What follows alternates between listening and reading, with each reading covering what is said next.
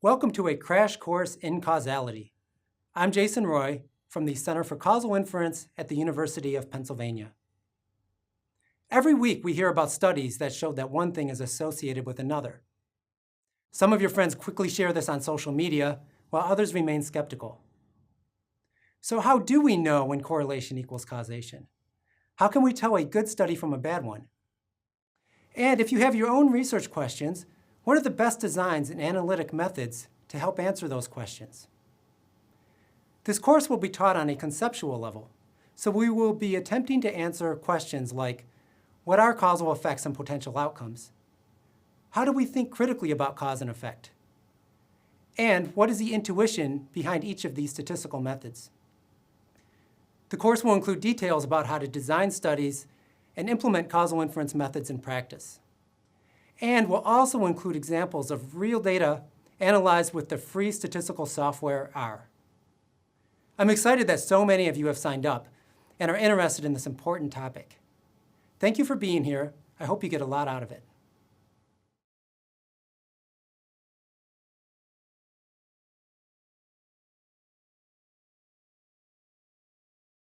Hi, welcome to a crash course in causality. I'm Dr. Jason Roy, Associate Professor of Biostatistics at the University of Pennsylvania. This video is on confusion over causality. We're going to focus on why causality is sometimes controversial or confusing. We're going to use that to motivate why causal inference is an important field of study, and also use it to motivate the rest of the course. So our first topic is spurious correlation, and we're going to use this as one of the examples of a reason that causal effects can be confusing, and it can be unclear whether one thing really does cause another. And what we mean by spurious correlation is that you could have unrelated variables that might just coincidentally be highly correlated over some period of time. There's a lot of examples of this, but one example of this is illustrated in this figure, where we have divorce rates in Maine, which is the red curve, and these are divorce rates from 2000 to 2009. And then we also have per capita consumption of margarine, which are the black curves here. And you see that they follow each other very closely. So if you didn't know what these variables were, you might assume that these variables are related to each other or affecting each other. But given that they're divorce rates in Maine and consumption of margarine, we suspect that these are actually causally unrelated. And so in this case, it's kind of obvious that this is spurious correlation. We don't really think that divorce is affecting consumption of margarine or the other way around. But you can imagine that these could be two variables where it's not quite as obvious. And then we would be left wondering, is it spurious correlation or is it actually causation? So identifying these kinds of spurious correlation examples that people see in practice, in the real world sometimes makes causality seem like something that we can't know. Because we see these kinds of curves and you say, well, if these look like they're correlated or causal and they're not, then what about these cases that you're presenting me with where you're claiming there's causation? How do we know it's not spurious? So the field of causal inference is going to help us answer that.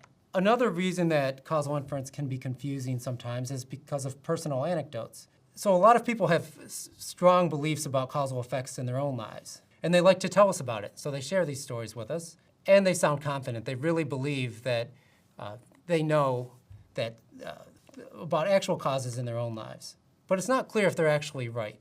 So somebody might tell you a story about, the last time I had this injury, I put this ointment on and it worked for me. But how do we know they're actually right? So this is one question that we have to answer. And I'll give you another example, which is a very common situation is that if somebody lives to be an old age, that will ask them, well, what was your secret? So here, Bill Smith lived to be 105 years old. One thing that he does unique that most people don't do is he has this habit of eating a turnip every day. And because he's one of the only people he knows that does that, and he's lived to be an old age, he believes that really helped with his longevity. But what do we actually know? We know two things. We know that he has lived to be 105 years old, and we know that he ate one turnip a day. So we know those two pieces of information, but we don't actually know if what he ate contributed to his lifespan. And you'll notice I say contributed because it also could be that his diet shortened his life, even though he lived to be an old age, He lived to be 105 years old. Maybe he would have lived longer had he eaten other things. But we don't know if it's causal at all. So we don't know if it increased his lifespan, decreased it, or had no impact. And in particular, we don't know what would happen if other people adopted this habit. And this is really the implication of these kinds of anecdotes, is that not only did it work for me, but I'm recommending that you do it because it would work for you. But we don't actually know if that would be the case. So another area that's controversial it leads to a lot of conversations and skepticism and debate about causality has to do with science reporting and headlines.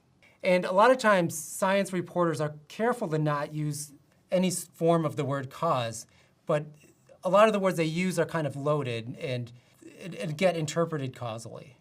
So this is an actual headline that I found in the last few years, and it says, diet high in red meat linked to inflammatory bowel condition. And so people who read that headline might think, okay, I shouldn't eat red meat.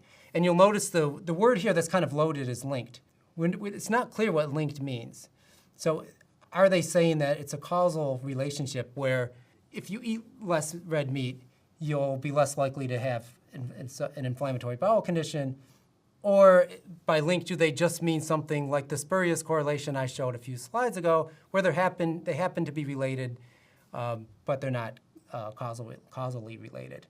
So it's unclear from the headline what it really means. You would have to dive into the study and read how the study was conducted before really making a decision on whether this is a causal relationship. So another example is that there was a headline that said, positive link between video games and academic performance, study suggests.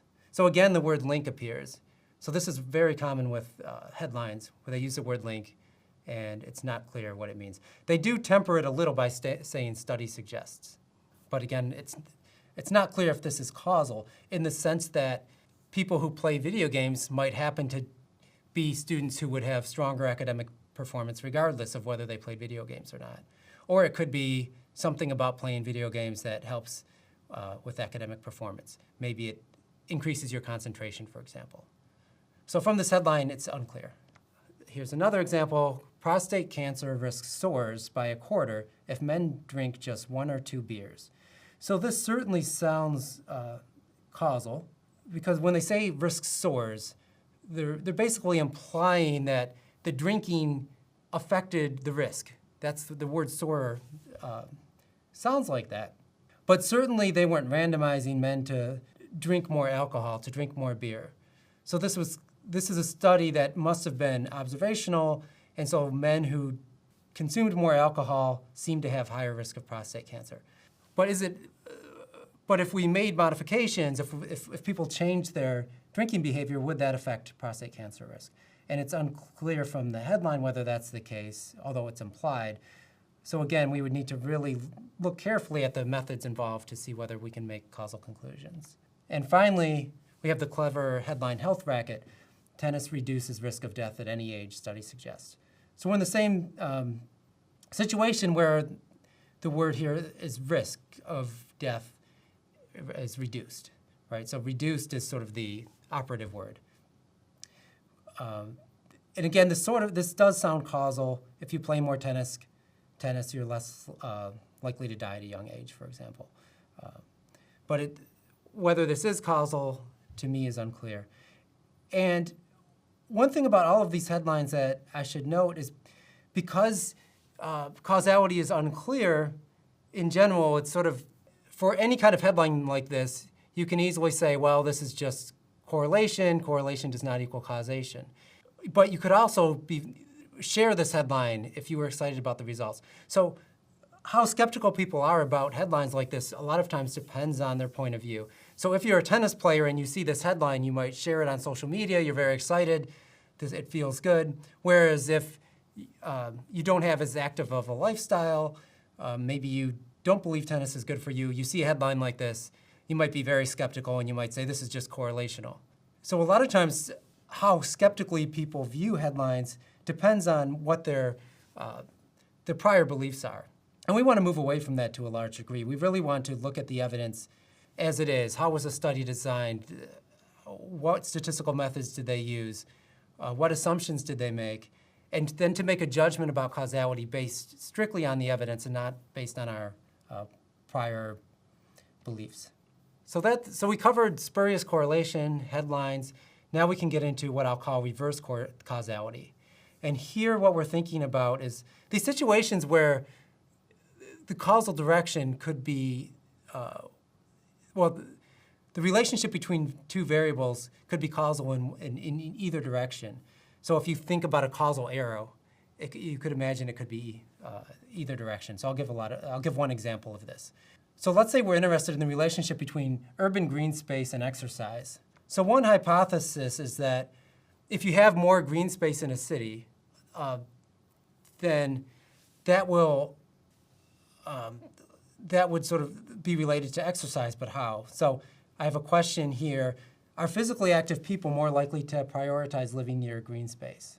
Okay, so if there's a nice park in a city, perhaps people who already exercise a lot would want to move there, right? So these people here say, because we like to exercise, we plan to move near this park. So it could be that a city with a lot of green space will attract people who exercise a lot. Alternatively, and this is probably the question that researchers would be more interested in, who are perhaps interested in motivating people to exercise more, they might prefer the question, does green space in urban environments cause people to exercise more?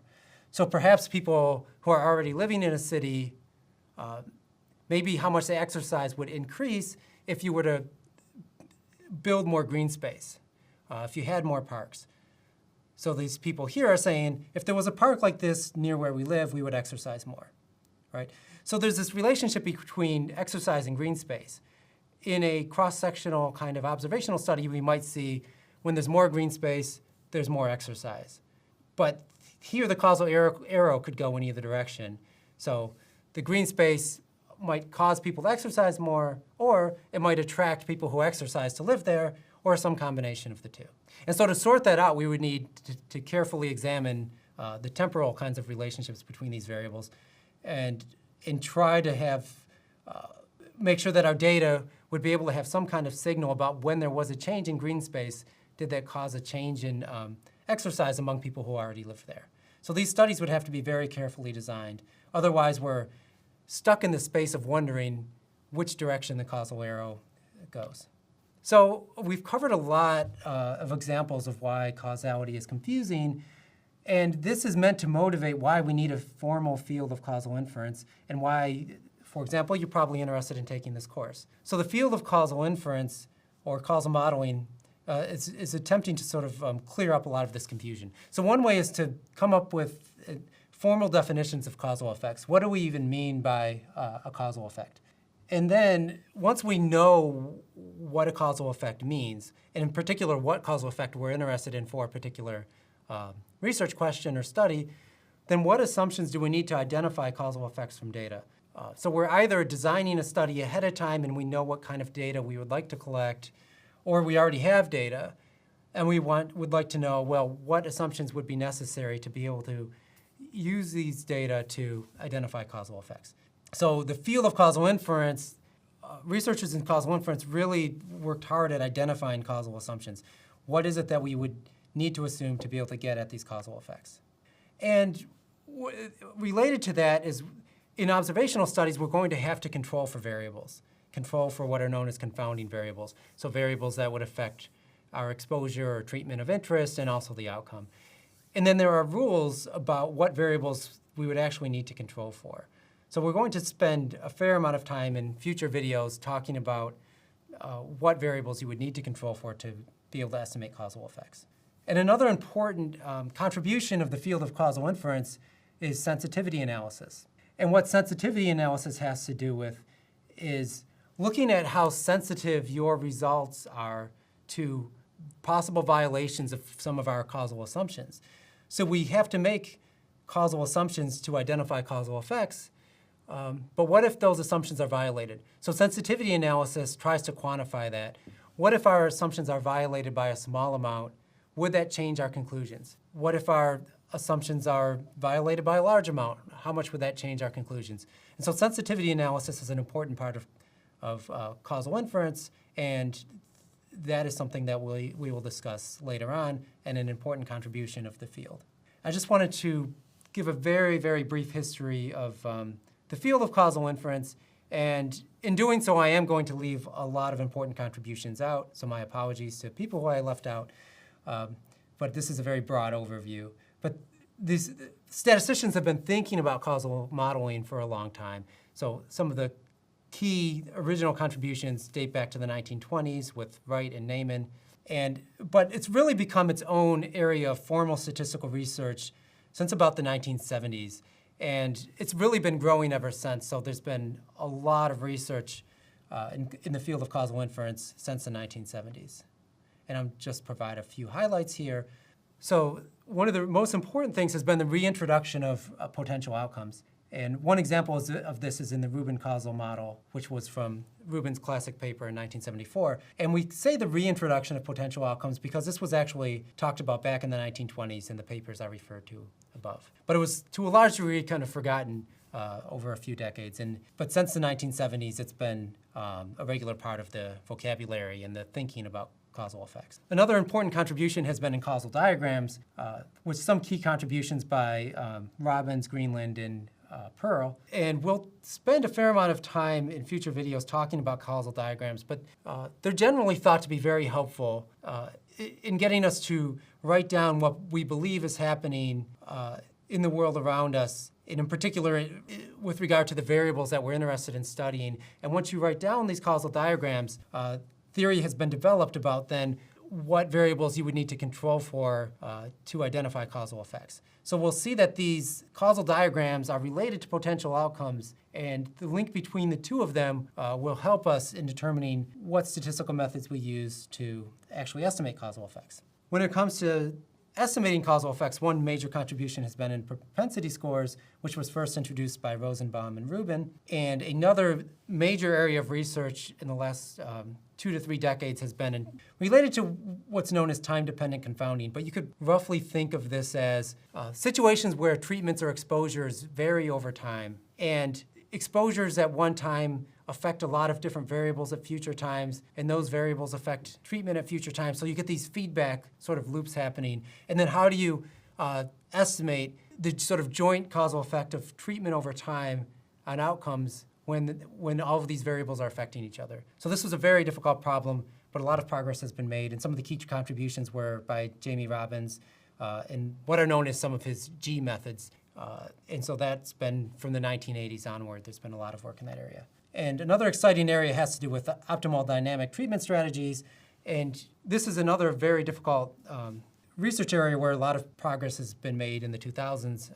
And this has to do with what we mean by dynamic treatment strategies is not just is treatment A better than treatment B, but for this patient that has these particular characteristics, which treatment should I give them? What's the optimal treatment for somebody as a function of some of their actual variables, which some of those variables might change over time? And how do you identify an optimal strategy as a function of some important clinical variables? And so there's been a lot of progress in that area. And then finally, in the machine learning area, there's this general method called targeted learning, which has become popular recently, which really is more of a machine learning type of approach based on semi-parametric theory and high-dimensional data, which I think has had a lot of promising results. And this was mostly developed by Mark Vanderlaan and his collaborators. So going forward, now we want to think about where do we go from here. So this video was meant to provide some background and motivation for the rest of the course. So what we're going to do from here on out is focus on causal inference from the perspective or for observational studies and what are known as natural experiments. To a large degree, we're going to ignore randomized trials, although randomized trials will be part of our causal reasoning. In randomized trials, you're actually randomizing the treatment or exposure. In observational studies, the treatment or exposure is just as it is in the real world. There was no direct manipulation. In natural experiments, we'll get into later, but there's sort of situations in the real world where something seems like it's randomized, even if we didn't formally randomize. But it's important as we dive deeper into causal modeling to remember a couple of things. So one is that we will have to make some untestable assumptions. those are referred to as causal assumptions. And what we mean by untestable is something that we can't really check from data to see if it's true. We're going to have some assumptions that are somewhat based on faith, but a lot of times based on faith also means not just blind faith, but we will be able to tell to a large degree whether these assumptions sound plausible or not. But because we can't test them, they are assumptions that we'll have to just trust is true, which is also why we carry out sensitivity analyses. And there was this classic paper by Cochrane, 1972, on observational studies. And he reminded us that observational studies require a good deal of humility because we can only claim to be groping toward the truth. So even though we're studying the field of causal inference and we believe we'll do a better job at getting at causality, we're not going to know for sure whether we're there. And so we need to have humility and sort of always keep that perspective in mind.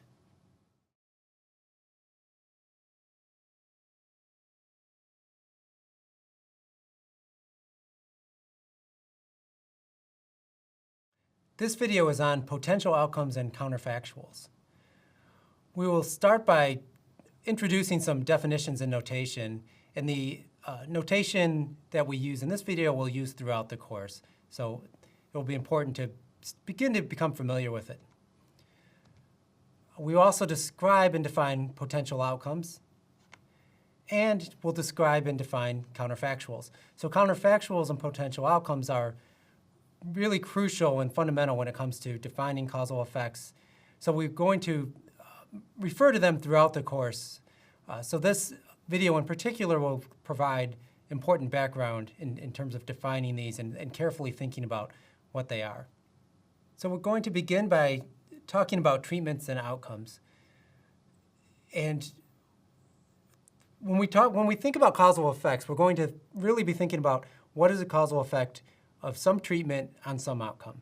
And there are a lot of names for treatments. Sometimes these are also called exposures. And an exposure or treatment we could use interchangeably. So it could be an environmental exposure, or it could be a medication. So when I say treatment, I really mean it generically as the kind of something that you might be exposed to, whether it happens to be in the environment or whether it is something that a clinician would give you as an actual formal treatment. But it's a thing that we want to know, how does it affect the outcome? So for now, I'm just going to call it treatment, but you could think about it as an exposure as well. And so we're interested in the causal effect of some treatment, A. So A is a variable name, and that's what we're going to refer to as a treatment. And then there's an outcome, Y. So our notation for the variable, that's the outcome, is Y. And I'll give a few examples. So most of the time in this course, we're going to think about situations where there's just two treatment options.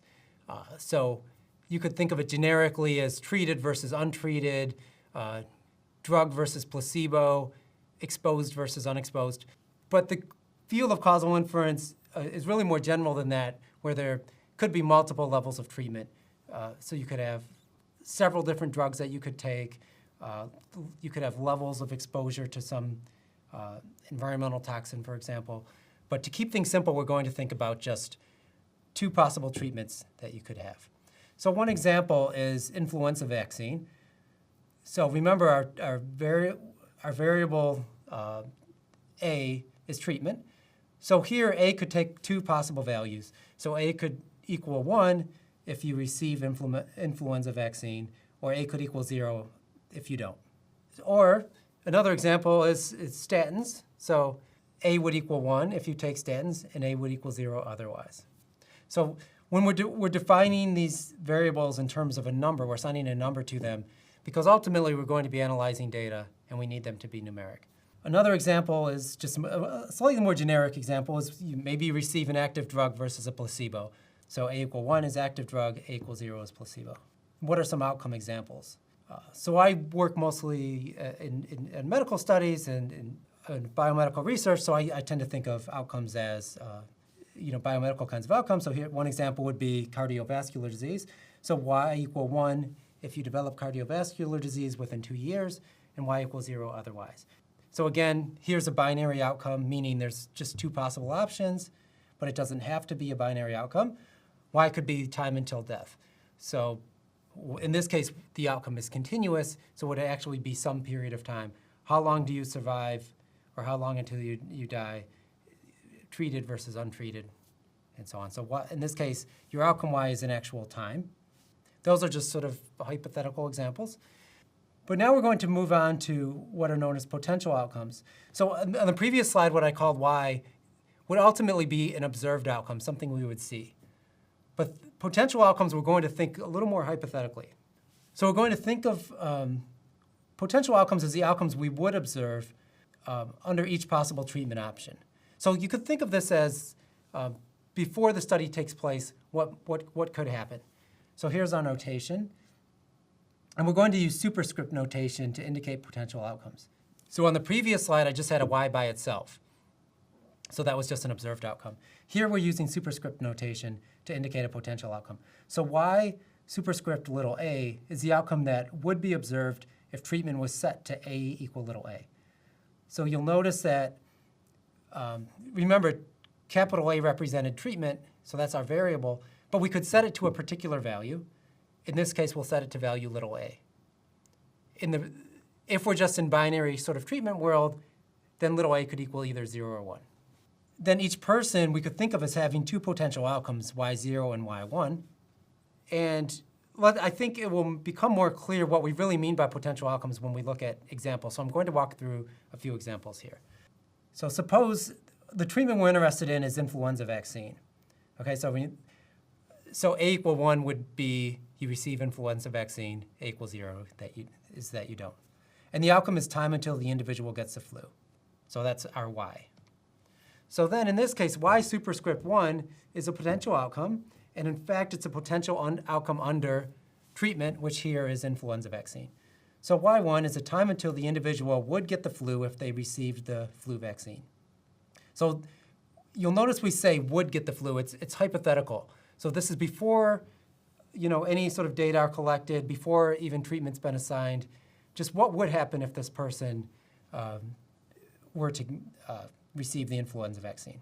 Alternatively, Y0 is the time until the individual would get the flu if they did not receive the flu vaccine, right? So Y superscript 0 is a potential outcome. It's an outcome we would see if the person does not get the vaccine. So this is what we mean by potential outcomes, and this is what we mean with the superscript notation. I'll give another example to hopefully help clarify. So imagine that treatment is regional anesthesia, A equal 1, versus general anesthesia, A equals 0. And this is among people who are getting hip fracture surgery. So our population is the population of people who are getting hip fracture surgery, and they could either be given regional or general anesthesia. Our outcome is major pulmonary complications, and the outcome again is Y, is denoted by Y. So we would be interested in, does regional anesthesia lead to either higher or lower risk of major pulmonary complications compared to general anesthesia? In terms of potential outcomes, then, we could think of Y1 as a potential outcome if you were given, in this case, regional anesthesia, because remember, we defined A equal 1 as regional. So Y1, then, we could define that as equal to 1 if major pulmonary complications occurred if given regional anesthesia.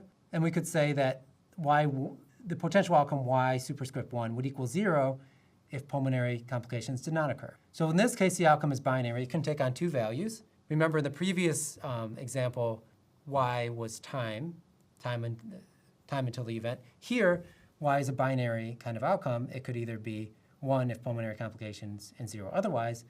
And then the potential outcome, Y superscript 1, is referring to pulmonary complications or not if the person was given regional anesthesia. Alternatively, if the person would be given general anesthesia, they would have an outcome, Y superscript 0. And again, that would take value 1 if major pulmonary complications occurred, and it would equal 0 otherwise. So the Y1 and Y0, those are the potential outcomes in this setting. So now we're going to move on to counterfactuals. And counterfactuals, as we'll see, are very related to potential outcomes, and you'll see these terms used interchangeably, but they're slightly different, and we'll now talk about what they are and how they're different. So counterfactual outcomes we could think of as outcomes that would have been observed had treatment been different. So now we're thinking of data have already been collected, things have already taken place, but what would have happened under some hypothetical alternative scenario. So if my treatment actually was A equal 1, then my counterfactual outcome is Y0, is Y superscript 0, right? Because that's the outcome that would have occurred had my treatment been A equals 0. But my treatment wasn't actually A equals 0, it was A equal 1. Alternatively, if my real treatment, my actual observed treatment was A equals 0, then my counterfactual outcome would be Y1, Y superscript 1. It would be the outcome I would see had my treatment been different, had my treatment been A equal 1. So let's get back to an example. Did influenza vaccine prevent me from getting the flu? So imagine that, and you can see by the way I worded that question that I'm implying that you did receive the influenza vaccine. So imagine that that's already known, A equal 1, A has value 1 for you. You did receive the influenza vaccine, but did it actually prevent you from getting the flu? So what actually happened? You received the vaccine and you did not get sick. Your actual exposure was A equal 1. Your observed outcome in this case, Y, is equal to Y superscript 1, right? That's the outcome that would have occurred if you were given the vaccine. And since you were given the vaccine, we can think of that as your observed outcome, right? So that's your observed outcome. It's the outcome that you would have seen if you were given the vaccine, and since you were given the vaccine, it is your observed outcome. But what would have happened is what is contrary to fact, right? What would have happened contrary to fact, and we could think of that in this case as, had I not gotten the vaccine, would I have gotten sick? So your counterfactual exposure in this case is A equals 0, and your counterfactual outcome is Y0. So hopefully here it's clear that the difference between an observed outcome and a counterfactual outcome. So an observed outcome is what we actually do see, given whatever your actual treatment is, and your counterfactual outcome is the one we would have seen under some hypothetical alternative scenario. So now we can think about the link between potential outcomes and counterfactuals. So before the treatment decision is made, any outcome is a potential outcome. So Y0 and Y1. So that's where the word potential is coming from. You have the potential for Y0 and you have the potential for Y1, and we don't see either of those until a treatment decision is actually made. So before a treatment decision is made, before you're given an influenza vaccine, you had these two hypothetical outcomes that we imagine could occur in the future. But after the study, there's an observed outcome, which is the one that corresponds with the treatment you did receive, and there's a counterfactual outcome. And you'll notice here I'm using this notation Y superscript capital A for the one we observe, and that's because we observed treatment capital A. And I'm using for counterfactual outcome Y superscript 1 minus A, and that's because here we're in binary treatment world is what we're thinking of. So if capital A is equal to 1, then 1 minus capital A is equal to 0. Whereas if capital A is equal to the other value, then you would get the opposite. So Y superscript capital A is the one you would always observe, and Y superscript 1 minus A is the one you don't observe, but we can think of it in a counterfactual sense. What would have happened? So counterfactual outcomes are typically assumed to be the same as potential outcomes, right? So they sort of have this different motivation behind them and different sort of reasoning about them.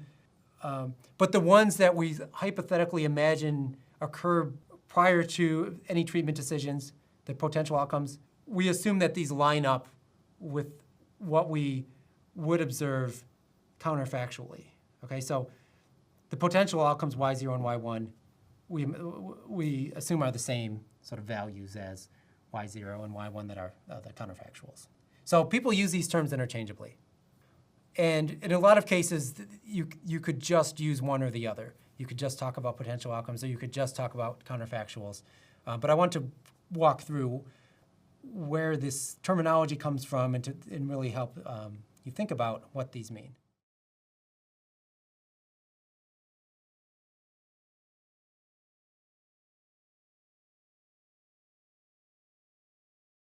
In this video, we're going to talk about hypothetical interventions, and we're going to think about what is meant by causal effects and what are well-defined causal effects versus those that are not so well-defined. We're going to discuss manipulable variables, what is meant by manipulable variables, and hypothetical interventions in general.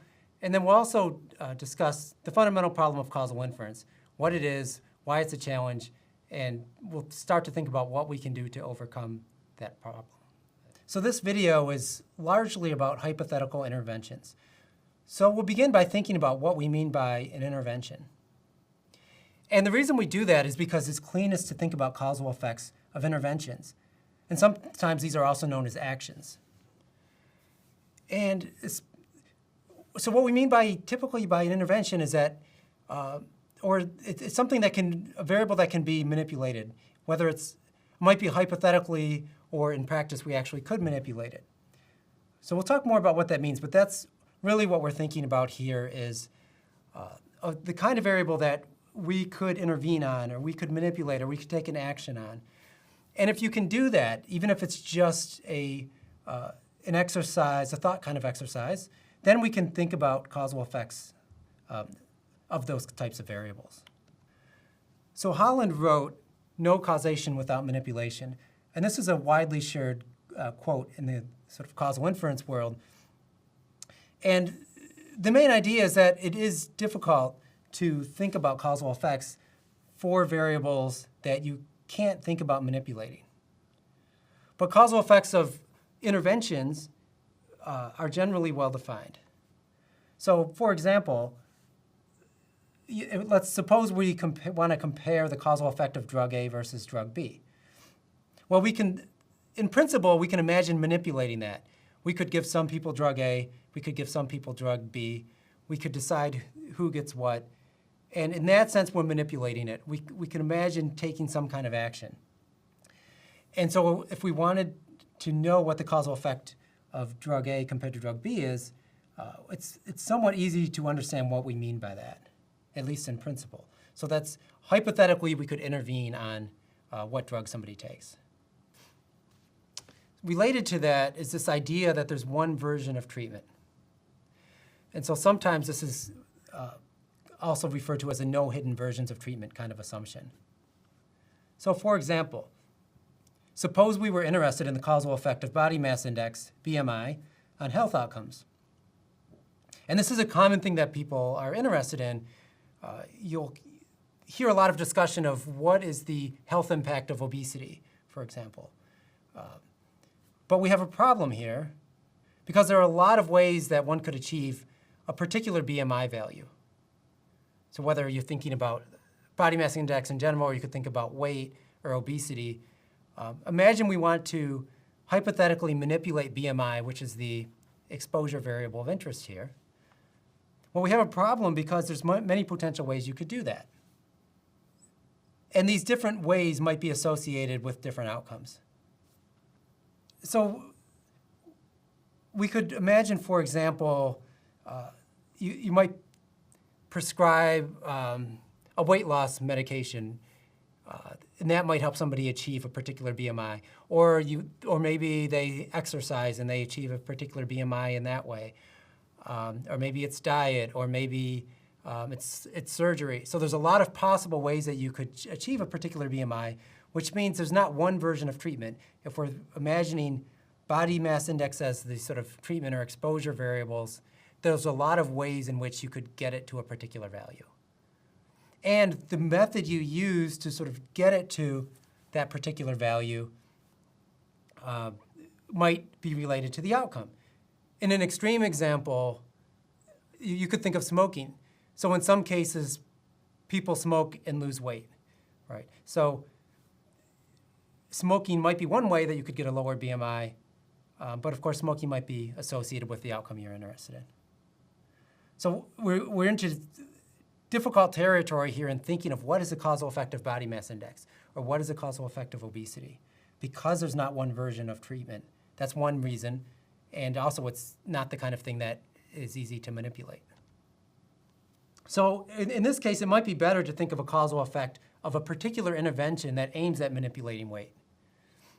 So if we're interested in the causal effect of weight or BMI or obesity on some outcome, rather than try to estimate what that is, because it's a difficult thing to define, instead you could think of what is the causal effect of some intervention that's aimed at affecting weight or body mass index.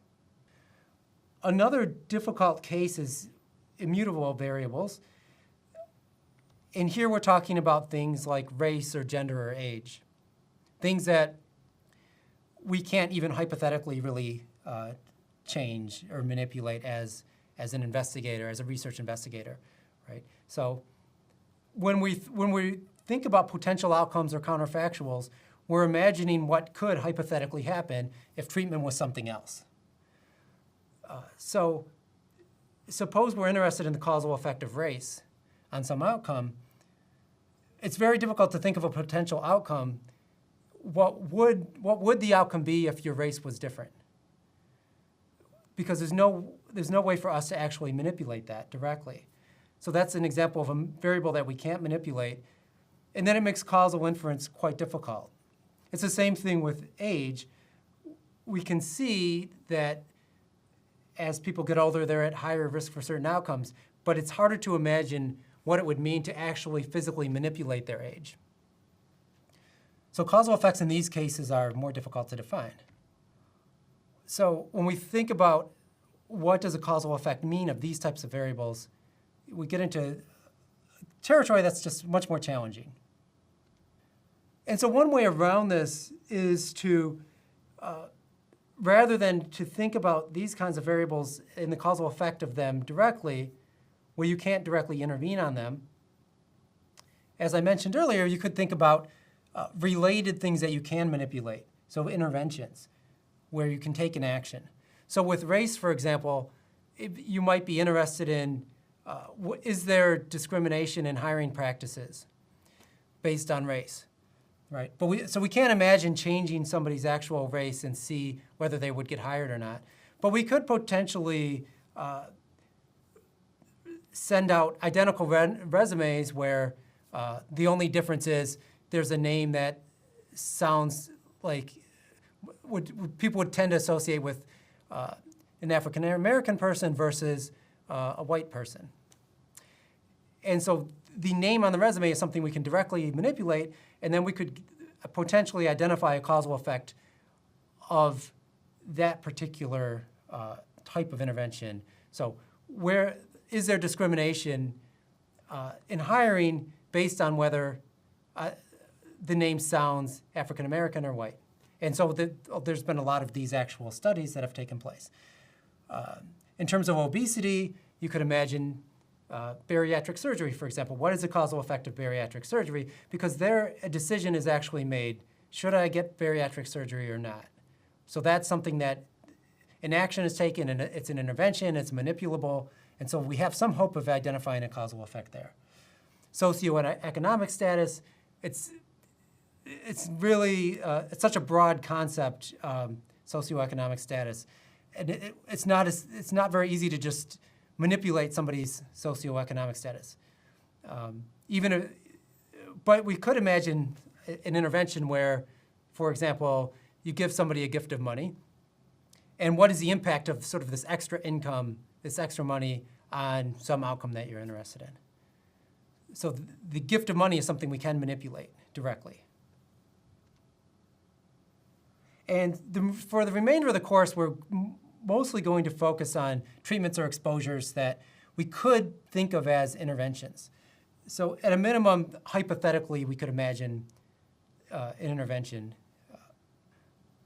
So one way to help sort of figure out, is this a manipulable type of variable? Is this a hypothetical intervention? Is, can we imagine a randomized trial?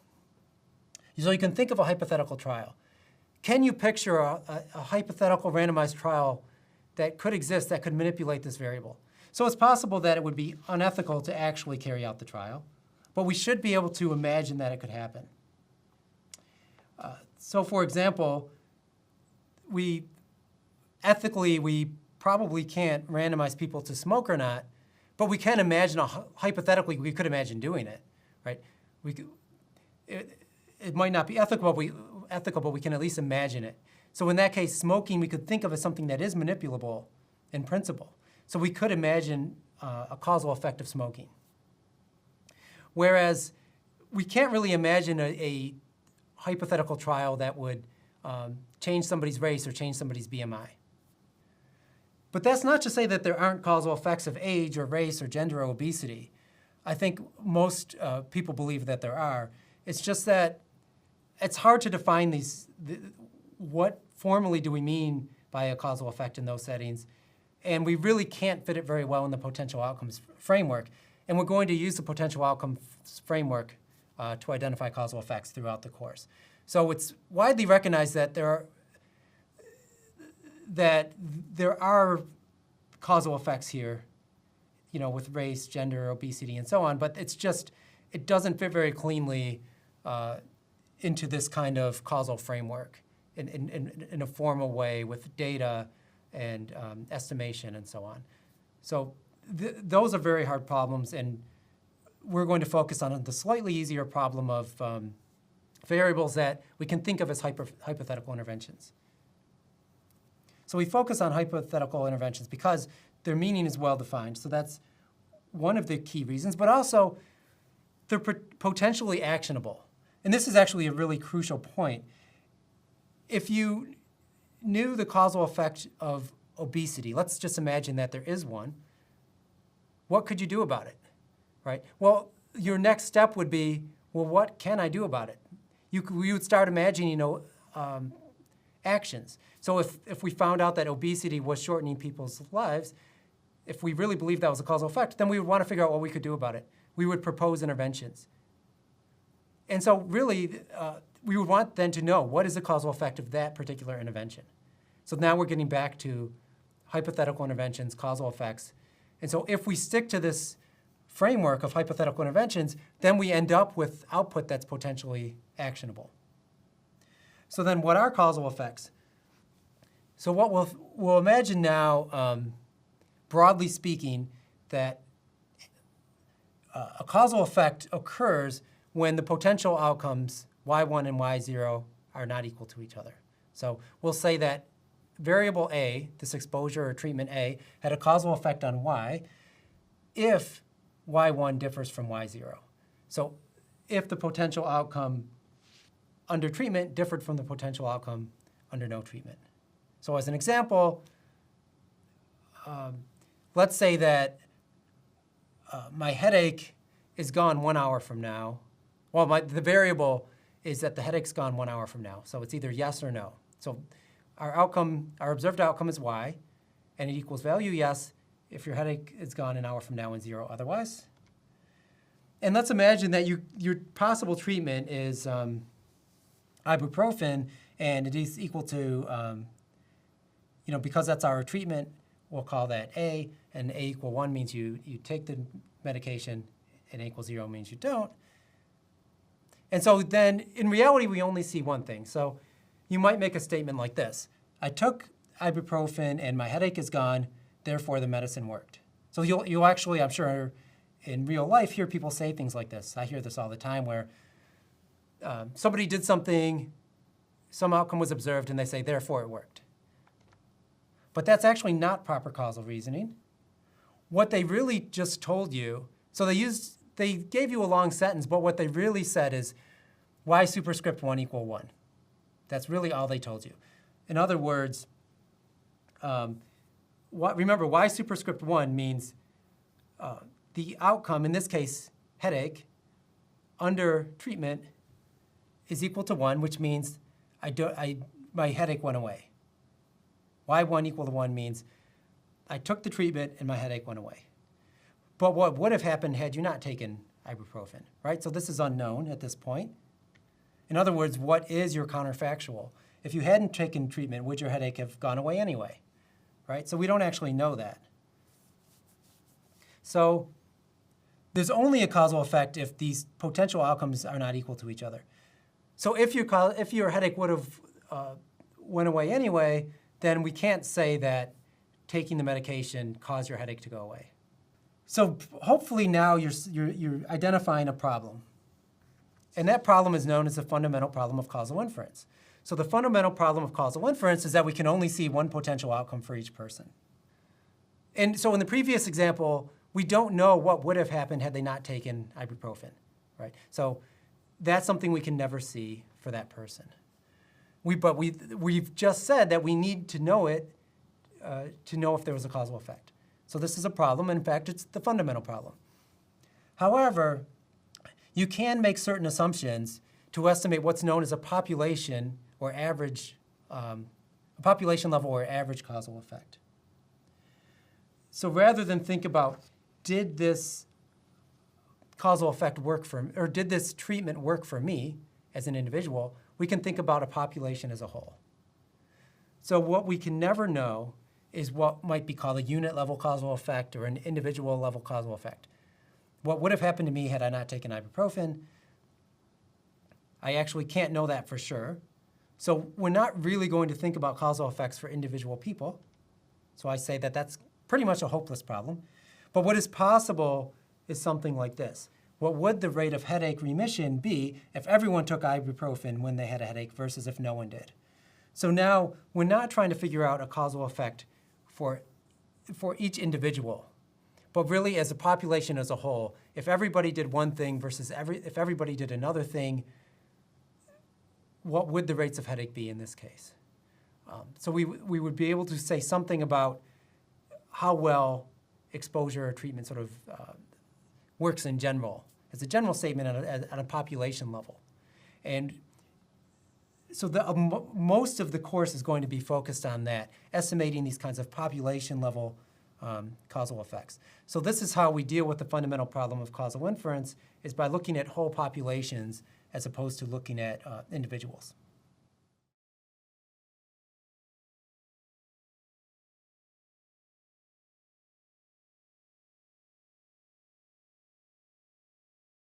This video is on causal effects. Here we're going to more formally define what we mean by causal effects. And in particular, we'll discuss two types of causal effects: average causal effects and the causal effect of treatment on the treated. So we're going to formally define them using statistical notation, potential outcomes. So this video is going to be a little more technical. And then we're also going to spend some time focusing on the difference between conditioning on a variable or variables versus manipulating or setting variables.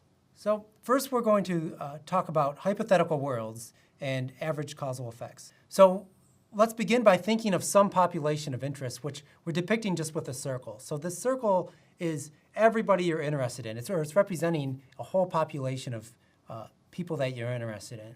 So it's sort of your target of interest.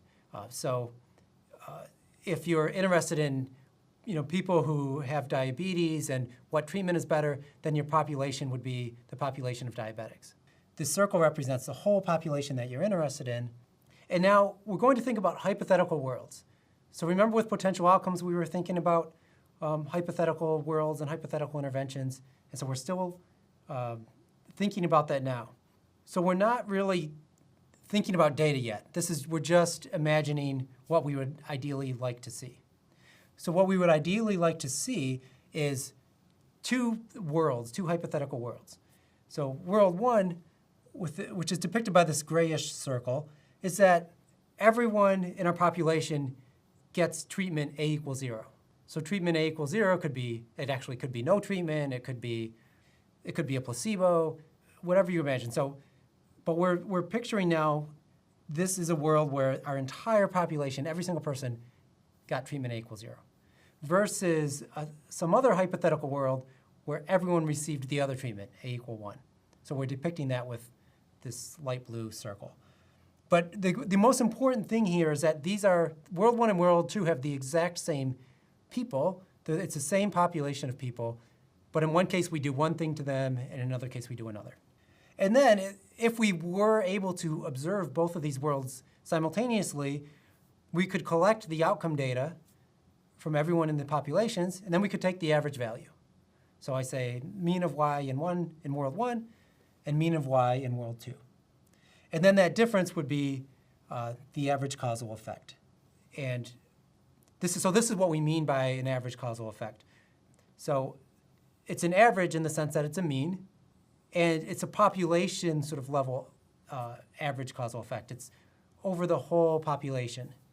We're saying what would the average outcome be if everybody got one treatment versus if everybody got another treatment? So of course, in reality, we're not going to see both of these worlds, but this is what we want. This is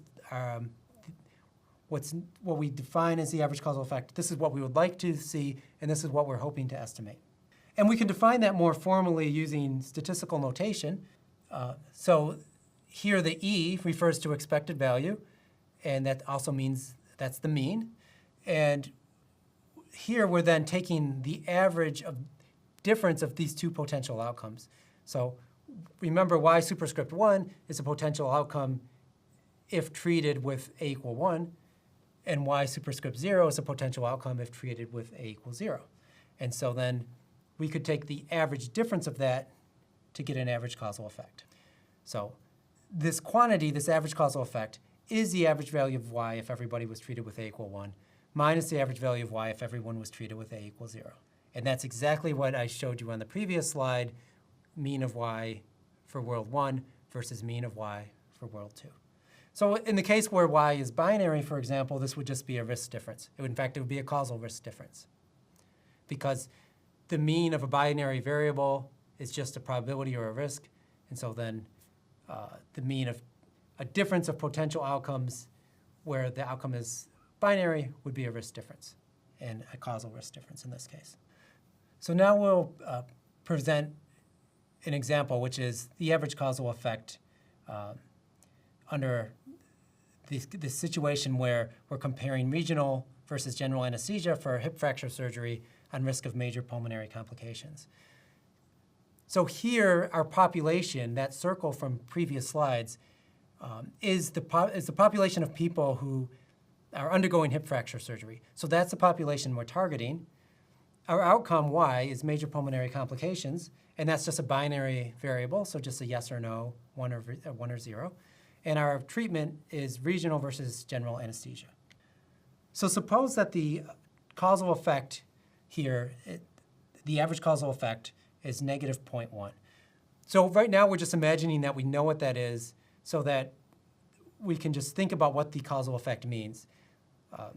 So at this point, we're not thinking about estimation or any of that. We're imagining that we just happen to know what this causal effect is, and we want to interpret it. So imagine that the causal effect is negative 0.1. What that means is the probability of major pulmonary complications is lower by 0.1 if given regional anesthesia compared with general anesthesia. But it's a little bit difficult to think about what a difference in probabilities means or a difference in risk means. So one thing that's helpful is to quantify that in terms of number of people. So we could imagine if 1,000 people were going to have hip fracture surgery, then if the causal effect is negative 0.1, we would expect about 100 fewer people to have pulmonary complications under regional anesthesia compared with general anesthesia. Now we can look at another example. Suppose treatment is thiazide diuretics versus no treatment among hypertensive patients. And our outcome y here is systolic blood pressure. So our population, that circle that we're interested in, is hypertensive patients, so patients with hypertension. And we're interested in, is it effective to treat with thiazide diuretics? And now imagine that the true causal effect, this population average causal effect, is a value of negative 20. So this is, again, the outcome systolic blood pressure. So what this would mean then is that if you think of the population of hypertensive patients that took thiazide diuretics, on average they would have a systolic blood pressure value that's about 20 units lower than if they did not take this particular medication. Next, we're going to focus a little bit on a very important topic, which has to do with conditioning versus setting. And in particular, we're thinking about treatment. And so some of this has to do with statistical notation, and some of this has to do with, is conceptual. And it's really crucial to get this distinction down. So first, what we mean by conditioning is in the usual sort of statistical sense, where we're, say, given or conditional on a particular variable. In this case, we're focused on treatment. So the main idea is that this average causal effect of the, which is the mean of this difference of potential outcomes, which is what we see on the left side of this inequality, the expected value of y1 minus y0, that's not in general going to be the same thing as the expected value of y, your observed y, given a equal 1, minus the expected value of y, given a equals 0. And this idea is really fundamental to causal inference. So let's think about what these different types of quantities mean. So whenever you see this vertical line in an expected value, one way you can read it is, the expected value of y given a equal 1. But I usually like to think of it as defining a subpopulation. So rather than say given a equal 1, you could read it as the expected value of y among people who have a equal 1, or among the subpopulation of people who have a equal 1. So this vertical line, this conditioning, is really restricting to a subpopulation of people. So the expected value of y given a equal 1 means what is the average value of y in the subpopulation of people defined by those who actually receive treatment equal to 1. But they might differ from the population as a whole in important ways. So for example, people at higher risk for flu might be more likely to choose to get a flu shot. So imagine that that's the case, that people at higher risk for the flu might be more likely to get the flu shot. Then if we take the expected value of y among people who actually got the flu shot, we're taking expected value of y among sort of a higher risk population. And that's different than the expected value of the potential outcome y superscript 1. Because y superscript 1 is the outcome if everyone in the whole population got treatment. It's not restricting to a subpopulation. So when I say setting treatment, I mean manipulating or in the potential outcome situation. And when I say conditioning on, I really mean restricting to subpopulations. We can see this pictorially. So again, imagine our population of interest is a circle, but in reality, some people get a equals 0. So that's this gray partial circle on the left.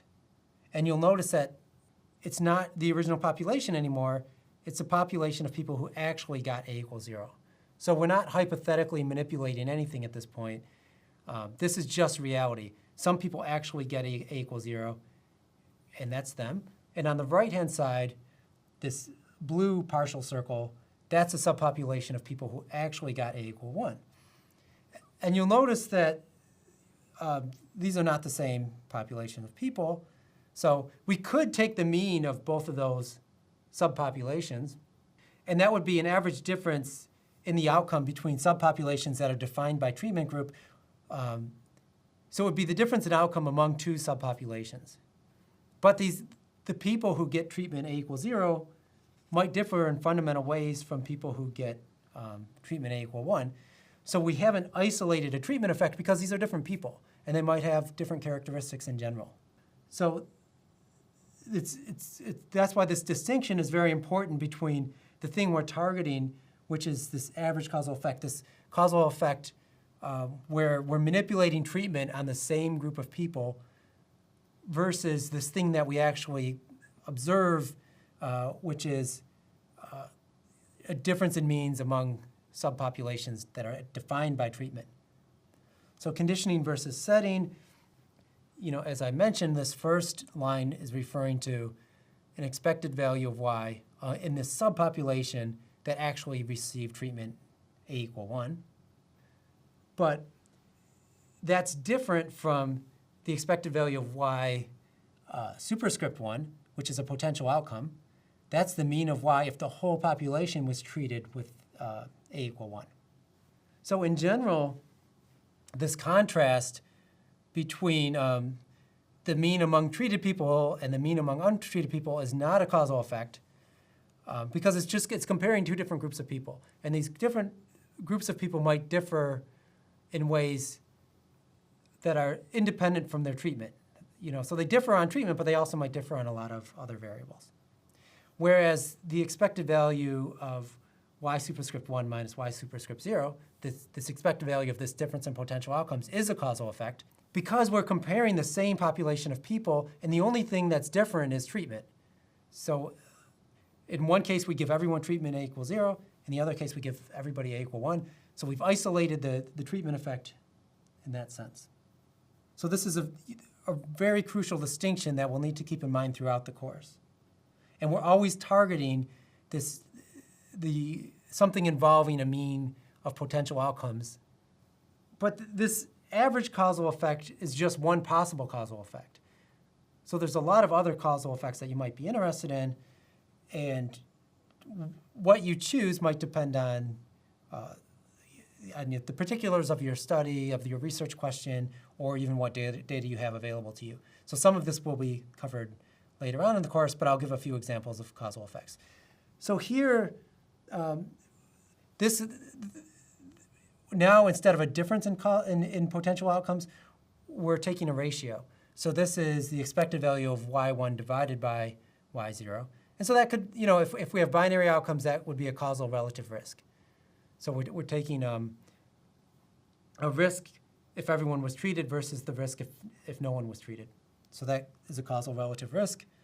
Another somewhat common example that people are interested in is the causal effect of treatment on the treated.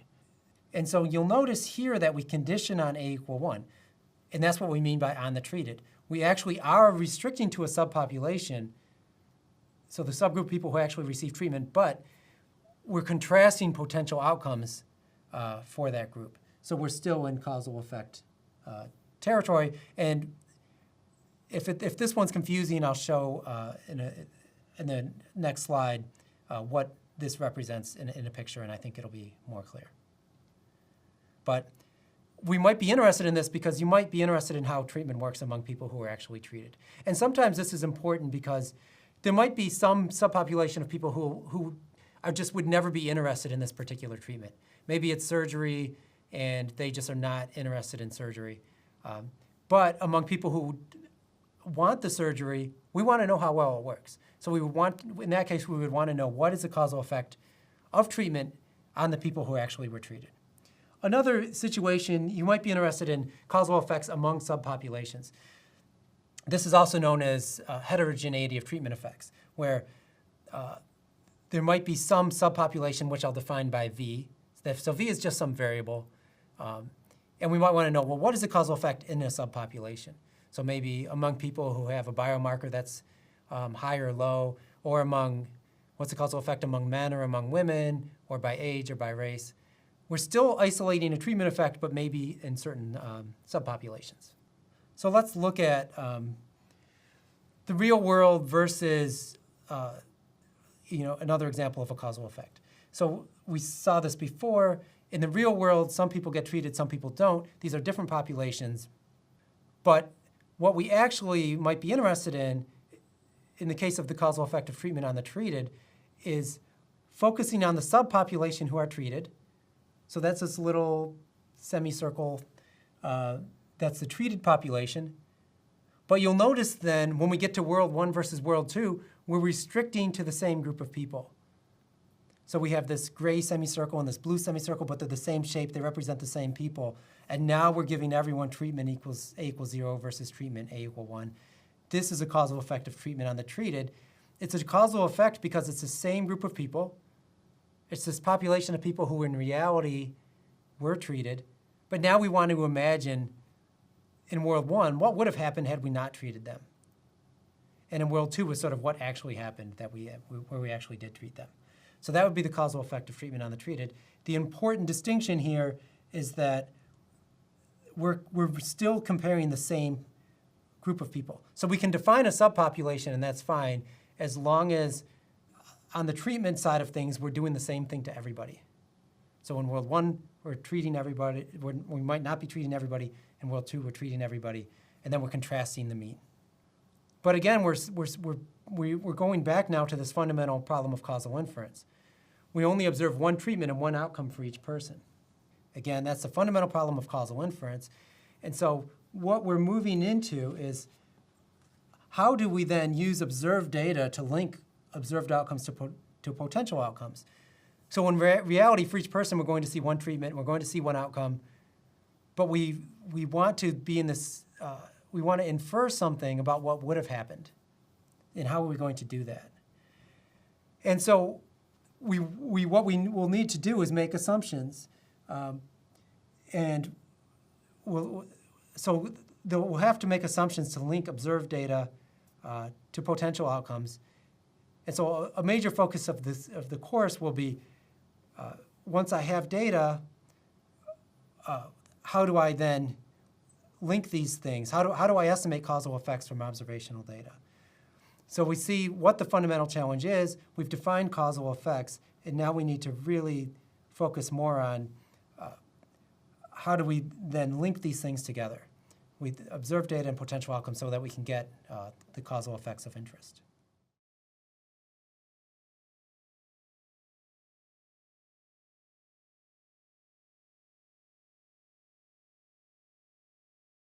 This video is on causal assumptions.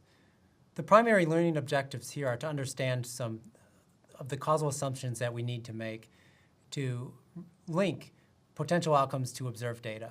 In particular, we aim to understand the following 4 assumptions: what's known as SUTVA, consistency, ignorability, and positivity. So identifiability. Identifiability of causal effects is going to require making some untestable assumptions. And statistical identifiability in general has to do with identifying some parameter from actual data. So a parameter is considered identifiable is if you're basically able to estimate it from data. And in the causal inference area, there's this fundamental problem of causal inference where we don't see both potential outcomes, and therefore we're going to have to make some assumptions if we want to identify causal effects. And in particular, in the causal inference world, some of the assumptions we have to make are untestable. And these untestable kinds of assumptions are called causal assumptions. And the most common assumptions are the following. So there's a stable unit treatment value assumption, which is also known as SUTVA. There's consistency, ignorability, positivity. And assumptions, these assumptions will have to do with the observed data. And we're going to assume, as we talk about these assumptions, that our observed data consists of an outcome Y, treatment variable A, and then some set of pretreatment covariates X. So X you could think of as the kinds of information you might want to collect for your particular study. So if you're in a medical setting, it could be demographics, age, race, and so on. It could be clinical variables, diagnoses, laboratory values, and so on. But just think of these as a collection of variables that you might want to control for example. So we have our data consists of Y, A, and X. So the first assumption, known as SUTVA, you could actually think of it as being 2 assumptions. The first one being no interference. What we mean by that is that units do not interfere with each other, and units here would refer to typically people, whatever your population is targeting. So typically in biomedical research, we're talking about patients. But what do we mean by interfere? So that would have to do with whether treatment assignment of one person affects the outcome or treatment assignment of another unit, or the treatment effectiveness of another person. And another word for this is either spillover or contagion. So you could imagine a couple of scenarios where there would be interference. So if you were maybe you were doing some behavioral intervention, so your treatment is some kind of behavioral intervention, but the people in your study interact with each other. So how effective the intervention is on one person might depend on what intervention the other people that they interact with got. So that would be an example where there is interference. So how effective a treatment is on one person might depend on what treatment other people got. You could also think of this in vaccine studies, where how effective a vaccine is for one person might depend on what proportion of the population received the vaccine. So typically we're going to assume no interference, that this isn't happening, that when we assign somebody a treatment, how effective that is isn't dependent on what is happening with other people. There are causal inference methods that can handle interference, but we're not covering those in this course. Another part of the SUTVA assumption is that there's one version of treatment. And this is important because it's going to have to do with having your potential outcomes be linked effectively to your observed data. If there's multiple versions of treatment, it becomes difficult to understand even what a causal effect means, and it causes a number of other problems. So we'll think of one version of treatment where there's one variable that we can hypothetically intervene on, and it's very well defined what we mean by treatment. So if you make the SUTVA assumption, the advantage of it is that you can write potential outcomes for the ith person in terms of only their own treatments. So when we defined potential outcomes, we talked about the potential outcome as an outcome if the person hypothetically received treatment, equal little a, for example. We didn't define it in terms of the outcome that would be observed given what everybody in the whole population received as treatment. So it's a SUTVA assumption that allows us to do that. We don't need to write potential outcomes in terms of the treatments of everybody else. We only need to write the potential outcomes in terms of this particular person's treatment. So this really simplifies the problem quite a bit, and that's the reason that that's usually made. And in many situations, this will be a reasonable assumption. The consistency assumption is the next one we'll talk about, and this is really, in principle, it's a pretty obvious or simple assumption, where here we're really directly linking potential outcomes and observed data. So we're saying that the potential outcome under treatment A equal little a, which we define as y superscript little a, that's just equal to the observed outcome if the actual treatment received was A equal little a. So when treatment is actually equal to little a, then our observed outcome is directly equal or corresponding to the potential outcome y superscript little a. So if you remember, for potential outcomes, what we imagine, y superscript little a is the outcome that would be observed if treatment actually took value little a. So then if treatment does actually take value little a, then we're saying that the observed outcome is equal to that potential outcome. So this is just directly linking potential outcomes and observed outcomes. So in other words, our observed outcome y is equal to potential outcome y superscript little a if treatment is equal to little a. And that's true for all a, for any possible treatment. Next, we'll get into the ignorability assumption, which is probably the most important assumption that we'll discuss and the one that people usually give the most attention to. And this is also sometimes referred to as a no unmeasured confounders assumption. So now we're going to have to involve these other kinds of variables, these pre-treatment covariates X. And the basic idea is that treatment assignment is assumed to be independent from potential outcomes, conditional on these pre-treatment variables. So these pre-treatment variables are a set of variables, and if we have the right ones and enough of them, then we're assuming that effectively treatment is randomly assigned. So this notation here, the symbol in the middle there it means independence. So it's saying that potential outcomes y0, y1 are independent of treatment variable A conditional on X. So conditional on these sort of baseline pretreatment variables.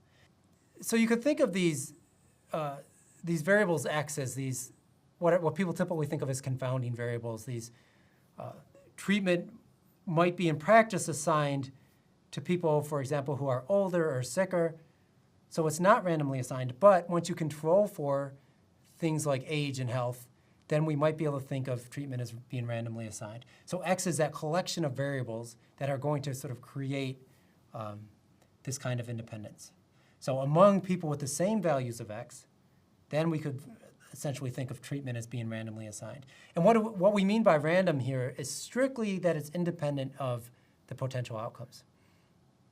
So it might not be random in some other sense. So if, for example, your outcome here is blood pressure, so let's say systolic blood pressure, if treatment was assigned completely independently from the expected response to treatment, if the clinician was making a determination on who should get treated, that's independent from sort of who would benefit from treatment, then it would be independent. But of course, that's unrealistic. But now imagine that they're basing the treatment decision on some variables that we observe. So they might be more likely to give treatment to people who are older or to people who have a history of higher blood pressure or those sorts of things that we can capture in our data set. Those are a collection of X's, and if we have enough of those, the idea is that now treatment is effectively randomized. So that's the important assumption known as ignorability, and it's called ignorability because what we mean is that treatment assignment itself becomes ignorable. It becomes a non-factor as long as we have enough of these X's, if we have the right covariates. Now treatment assignment we don't have to worry about anymore. It's effectively randomized. So this is again, the notation, and we'll consider a simple example. Suppose X is just a single variable, and we'll just say that it's age, and let's just say it's either younger or older. We're going to really simplify things. So let's just say older or younger is really the X variable that matters. And let's just say older people are more likely to get treatment A = 1, but older people might be more likely to have the outcome, let's say hip fracture, regardless of treatment. So in this case, age is related to treatment, who gets treatment, and also the age is related to the risk of the outcome, even regardless of treatment. So in that case, treatment is not randomly assigned, right? Because people who are older are more likely to get treated. It's not random. But, so this is what we mean by marginally. So Y0 and Y1 are not independent from A marginally, meaning not conditional on X. So it's not random in general. But within levels of X, we might have random treatment assignment. Imagine that X is the only variable like this, so that people who are older are more likely to get treated than people who are younger, and that's the only variable that's taken into account. In that case, we could say that within levels of X, in other words, among people who are younger and among people who are older, treatment is effectively randomly assigned at that point. So in that case, treatment assignment is ignorable given age. And so that's clearly an assumption. And one of the things that we will try to do is figure out what are these X variables that we need to collect to make the ignorability assumption hold. Next, we'll move on to the positivity assumption. So positivity is referring to this idea that everybody had some chance of getting either treatment. And that's sort of conditional on these X's. So at every level of X and for every treatment, people had a non-zero probability, a greater than zero chance of getting treatment. So in other words, treatment is not deterministic as a function of X, for example. So in the previous example, when we talked about older versus younger, it would be a violation of the positivity assumption if everybody who was older got treated. But it's not a violation of the positivity assumption if older people are just more likely to get treated, but everybody still could get treated. And hopefully the reason that we need this assumption is clear, because remember, we're going to need to have data where we can learn about what would happen under either treatment scenario. So if for a given value of x, everybody is treated, then there's really no way for us to learn what would have happened if they weren't treated. But as long as we have some people who are treated and some people who aren't within every level of x, then there's some hope of learning about these sort of causal effects of treatment within levels of x. So we need this positivity assumption just so we can have some data at every level of x among, for people who are treated and not treated. So this is just reiterating, we just need for it not to be deterministic. If it is deterministic, there's some cases where people with certain diseases might be ineligible in a sense for a particular treatment. Well, in that case, we don't want to make inference about that population, so we would probably exclude them from the study and make sure that when we have our inference, our causal effect results, that we're not thinking of them as part of this population, right? So positivity assumption is also helping us sort of define who our population of interest is. If there are people who could never get the treatment, then typically we would want to exclude them and only make inference about the population of people who have some chance of getting the treatment. And so in general, though, of course, we need variability in treatment assignment if we're going to have an identification. So if everything's deterministic, then we're just not going to have the data that we'll need to identify causal effects. So that's a positivity assumption that at every level of x, everybody has some chance of getting either treatment. Next, we're going to move away from just defining assumptions to then linking observed data and potential outcomes. We'll use assumptions to link observed data and potential outcomes. So here's one expected value that only involves observed data. So here we have the expected value of y given a equal little a and x equal little x. So this is the expected value of y among the subpopulation of people who have treatment equal to little a and whose covariates are equal to little x. So this is, we observe capital Y, capital A, and capital X. Those are all observed data. There's no potential outcomes there. So we can use some of these causal assumptions then to link the observed data to potential outcomes. So we started with this thing this expected value that only involves observed data. So that's on the left. But that is actually equal to the expected value of y superscript a, given a equal little a and x equal little x, by the consistency assumption.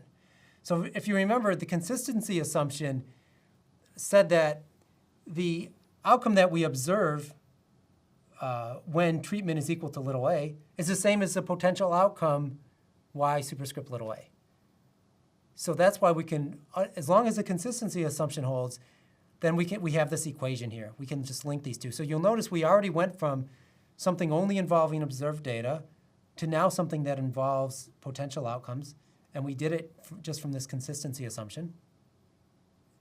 Next, we can think about the ignorability assumption, and what the ignorability assumption allows us to do is to drop this conditioning on treatment.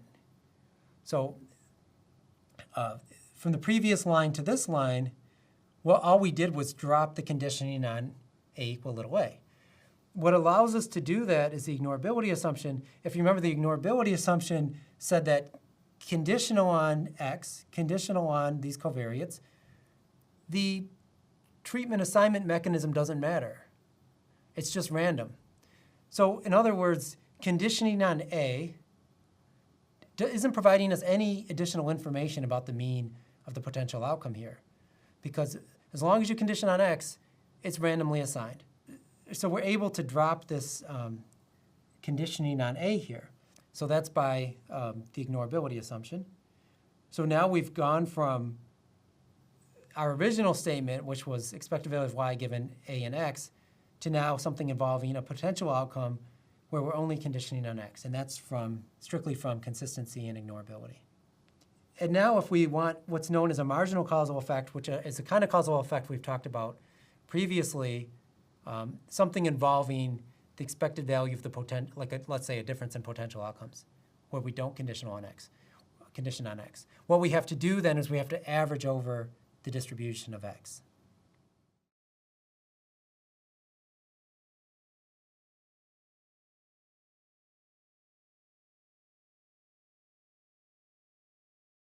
In this video, we're going to talk about stratification, which is one way that causal effects can be estimated or identified. Essentially, you would stratify on important variables and then average over the distribution of those variables, which is also known as standardization. So we're going to investigate that and see how it relates to causal effects. And then we're also going to talk about limitations with the standardization approach and why it's something we normally can't do and why we need additional causal inference methods. We're now going to talk about conditioning and marginalizing, which is also, the combination of the two is also known as standardization. Previously, we saw that if you make certain causal assumptions, that you're able to write the expected value of our observed y, given a and x, as an expected value of the potential outcome, y superscript a, given x. But recall that we're typically interested in a marginal causal effect, meaning one that does not involve conditioning on x. So previously we had defined, for example, the average causal effect as the expected value of y1 minus y0. And you'll notice in what I just said, I didn't say given x. So we really we needed to condition on x to be able to link the observed outcome to the potential outcome, but now we want to get rid of the x. And so in order to do that, we'll just average over the distribution of x. To make things simple, we'll just imagine for now that there's a single categorical x variable. So just one x variable, it can just take on a finite number of possible values. It could be binary, 0, 1, that sort of thing. And then what we'll do is we'll be able to get the thing that we want, which is this expected value of the potential outcome, so the expected value of y superscript a. And that's the thing we want, because remember, if we have that for every value of a, then we can contrast it and get causal effects, and in particular, marginal causal effects. So that's what we want. In order to get that, what we'll do is we'll take the expected value of y given a and x and average over the distribution of x. And so to see what that is here, first let's note that this notation here, this capital sigma, means summation. And you'll notice there's a subscript x. So that just means average or sum over all levels of x. Okay? Then we have this part here, which is the expected value of y given among people who were treated at a equal little a and among people who have their covariates equal to little x. So this is a subpopulation, and this is something, of course, we can observe in the sense that this is all observed data. We can restrict to the subpopulation of people who have values a and little x and take the expected value of y for them. But that's a conditional expectation, right? So that's the expected value of y among people who have x equal little x. And we can get that for every value of x. So we would have a whole bunch of those expectations of y, but then we need to average those. And we'll average those in particular over the marginal distribution of x. So that's what this probability of x equal little x means. That's the distribution of this covariate in our population of interest. So all this is, the thing that we want, this expected value of y superscript a, the expected value of the potential outcome, is just an expected value of the observed outcome in these subpopulations averaged over the distribution of the covariate. So this is known as standardization. And all we're doing is conditioning. Conditioning means stratify, and then marginalizing, averaging over. So what we end up with is just a standardized mean, and that happens to be the same as the average potential outcome. So as I mentioned, standardization involves stratifying and then averaging. So what we'll do is you could essentially think of it as obtaining a treatment effect within each stratum and then pooling across stratum where you're weighting by the probability of each stratum. If you actually had data, you could estimate a treatment effect then by just computing means for each treatment, within each stratum and then pooling across the stratum where we're weighting by the size of the stratum. To illustrate that, we'll look at a hypothetical example. And this will be kind of a simple example just to illustrate the main ideas. So what we'll focus on is our population is diabetics, so people with diabetes, and we'll look at two different treatments. So we'll look at saxagliptin, which is an oral anti-diabetic drug. It's a newer treatment for diabetes, versus sitagliptin. And so these are two alternative treatments for diabetes. And in fact, we'll focus on new initiators of either. So we'll look at people who are going to begin one treatment or the other. And we would like to know which of these treatments is better. Our outcome is major adverse cardiac event, which we'll call MACE. So we would like to know, is saxagliptin better than sitagliptin when it comes to MACE, or vice versa? One challenge here is that saxagliptin is a newer drug, and users of saxagliptin are more likely to have had some past use of other oral anti-diabetic drugs. And it also is the case that patients who have had past use of other oral anti-diabetic drugs, which we'll call OADs, are at higher risk for MACE in general. So these, for example, could be patients who have tried a number of different oral anti-diabetic drugs and maybe treatment hasn't been very effective for them. So maybe they might be sicker patients, or they might be patients that are just harder to help with medication. So you could imagine that if these patients are preferentially getting saxagliptin, this is something we're going to need to take into account if we want to decide how effective saxagliptin is relative to sitagliptin.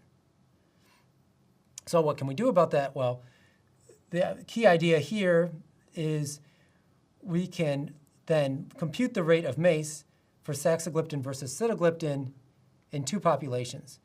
So one is patients who have had no prior OAD use. So they're new initiators of oral anti-diabetic drugs. So they're going to initiate saxagliptin or sitagliptin, but they don't have any past use of oral anti-diabetics. And then we'll also stratify on patients who have had prior OAD use. So we'll look at those two populations. That's our X variable, is this prior OAD use, yes or no. And then we can compute rates of MACE among saxagliptin and sitagliptin initiators. So if we do that, if we calculate those rates of MACE, the rates of MACE in these subpopulations, we could then average across these populations based on the size of each population. And then this will end up being a causal effect if it's true that within levels of prior OAD use, treatment can be thought of as randomized. In other words, the treatment assignment is ignorable given prior OAD use.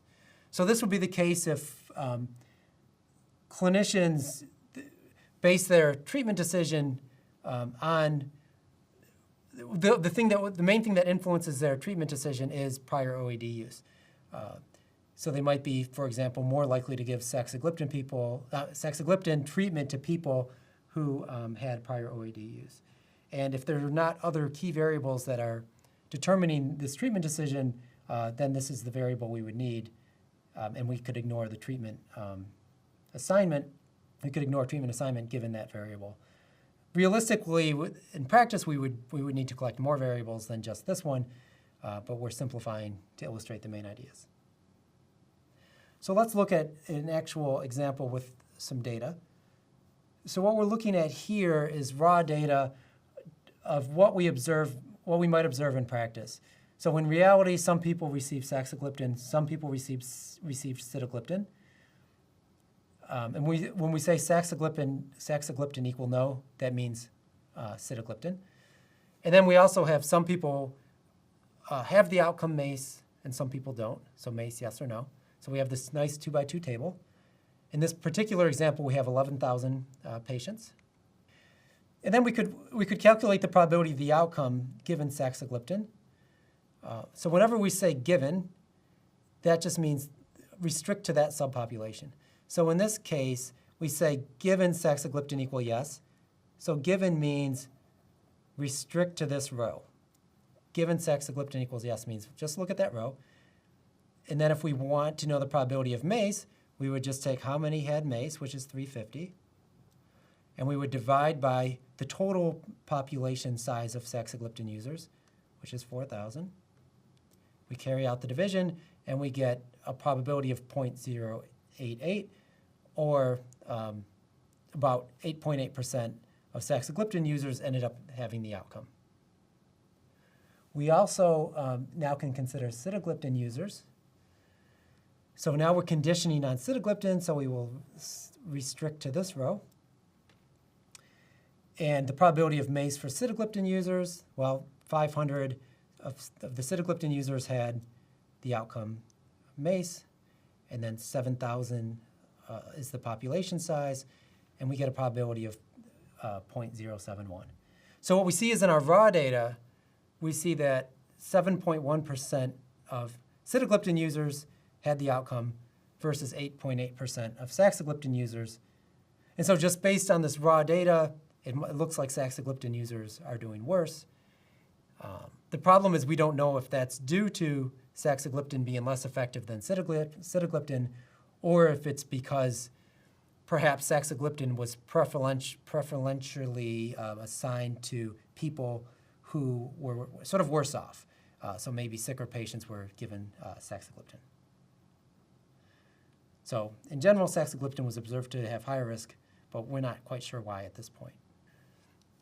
So what we would want to do then is stratify on our X variable.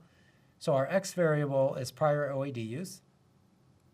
So we have our table on the right is the prior OAD use equal yes people.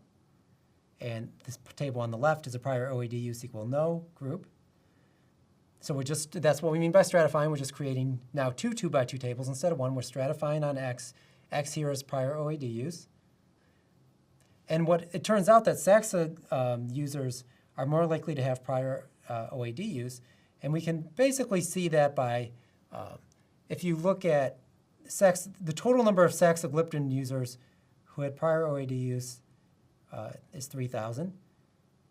The total number of saxagliptin users who did not have prior OAD use is 1,000, whereas for sitagliptin, it's 3,000 versus 4,000. So if you look at those ratios, what we see is that the majority of saxagliptin users had prior OAD use, whereas the majority of sitagliptin users did not have prior OAD use. Also, people with prior OAD use are at higher risk for MACE, regardless of treatment. So here, what we can see is that, so we're looking at people with prior OAD use, and we're looking at then the risk of MACE. And so we see that in general, if you had prior OAD use equal no, your risk of MACE was 250 out of 5,000, whereas if prior OAD use was equal to yes, it was 600 out of 6,000, and we see, in general, a higher rate of MACE if you were a prior OAD user. Next, we're going to actually carry out the first step that we would need to do if we're going to standardize, and that's to compute the probability of MACE within each group. So we can begin on our table on the left here, and we're interested in the probability of MACE if Saxa equal yes. So we're going to be focused here. So on this left-hand table, this is the group of people who had no prior OAD use, and we see that among Saxa users, saxagliptin users, there were 50 out of 1,000 that had the outcome. Similarly, if we restrict to the sitagliptin group, which is here, we get 200 out of 4,000, which is 5%. So what we see is, in this left-hand table, we see that the risk of MACE is 5%, regardless of if you use saxagliptin or sitagliptin. So once we stratify, we're actually on the left-hand table seeing no difference in the rate of the outcome. While we have a similar story on the right-hand table, now if we look at saxagliptin users, we have 300 out of 3,000 that have MACE, that have the outcome.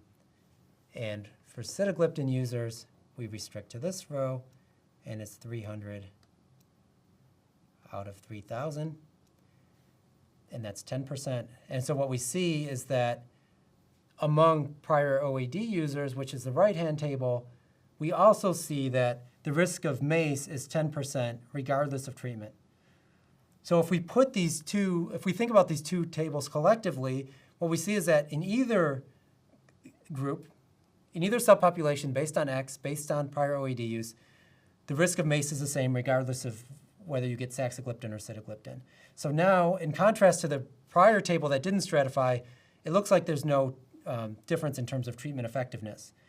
Whereas if you sort of naively didn't stratify on prior OAD use, it looked like saxagliptin was a less effective medication. Next, we're going to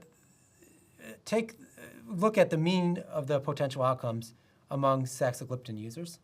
So on the previous slide, we were just looking at the rates of the outcome in these different subpopulations, but those were always conditional on X. And remember, we want to marginalize. We want to have a expected value of a potential outcome that's not conditional on X. So we're going to have to marginalize. And so next we'll go through how to do that. So our goal here is this potential outcome, which is the expected value of Y if everyone in our population had hypothetically been assigned saxagliptins. That's what we want to know. The way we're going to do that is by calculating the expected value of Y among saxagliptin users at each level of X, and then take a weighted average of those based on the size of those corresponding populations. So let's first, we'll walk through each component here. So first we're going to focus on saxagliptin users in the prior OAD equal yes group. So what we do is first we calculate the expected value here. We're just doing this component. And that's just 300 out of 3,000. That's what we've seen before. That's just your risk of the outcome.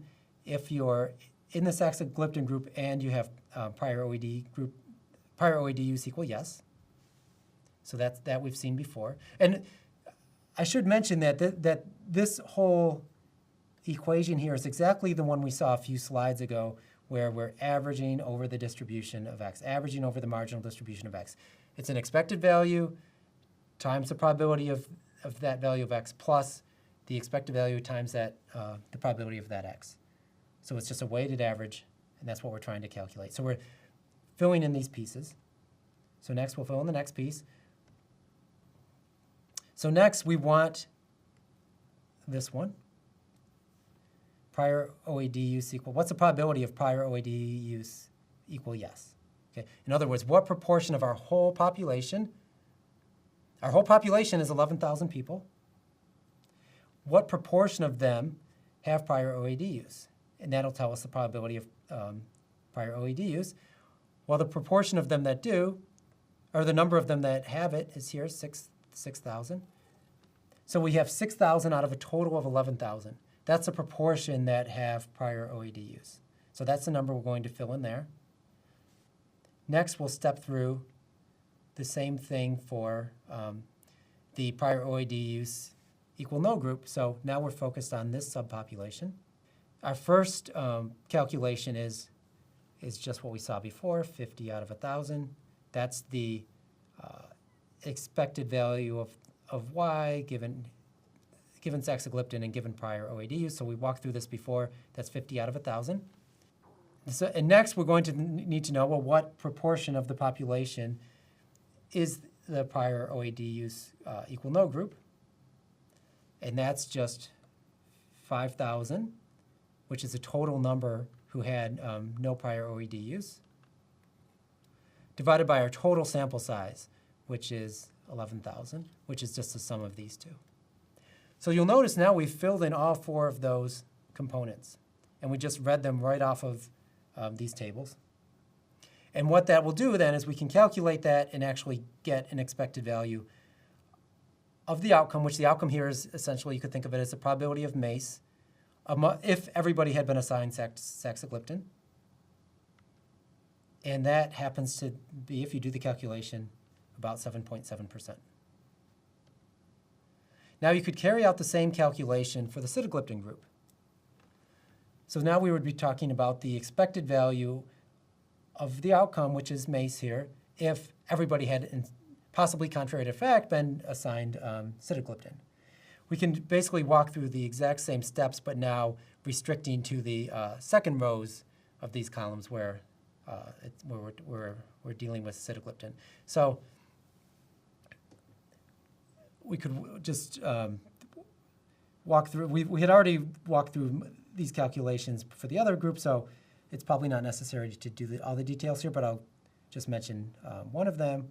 So for example, probability prior OAD use equal yes. Well, this is just the same as what we saw in the previous example, right? This hasn't changed. This is our population probability of being in the prior OAD group, and that's 6,000 divided by 6,000 plus 5,000.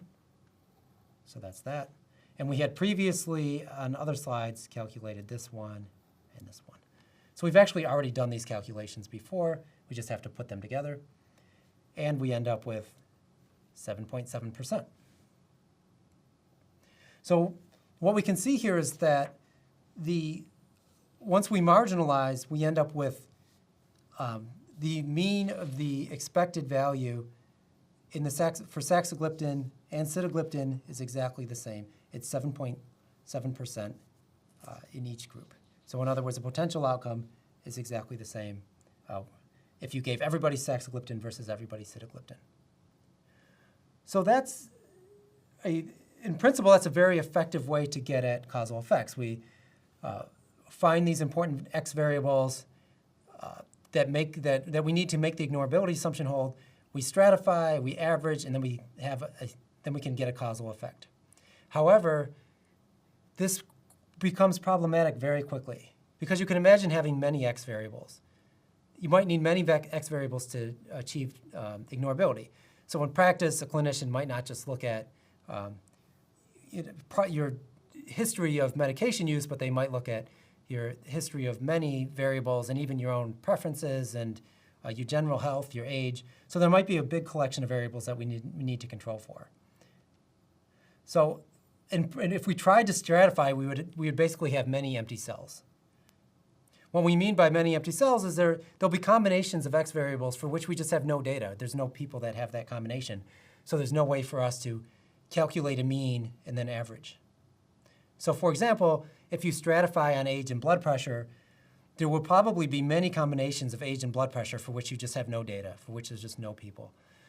So it becomes problematic very quickly. So we're going to need alternatives to standardization. The concept of standardization is extremely important because we're going to keep that concept throughout the course. We're always going to be doing something that's trying to get at standardization, but we're going to have to do something a little different. We're going to have to do things that are slightly different. So in much of the remainder of the course, we're going to explore different options. So with standardization as sort of the ideal situation, if hypothetically you could have that much data, we're going to think of alternatives. And in particular, we're going to focus on matching inverse probability of treatment weighting and propensity score methods when it comes to observational studies. And we'll also look at instrumental variable methods, which is getting at what to do if you might have natural experiments where there might be some variable that you could be thought of as a randomizer.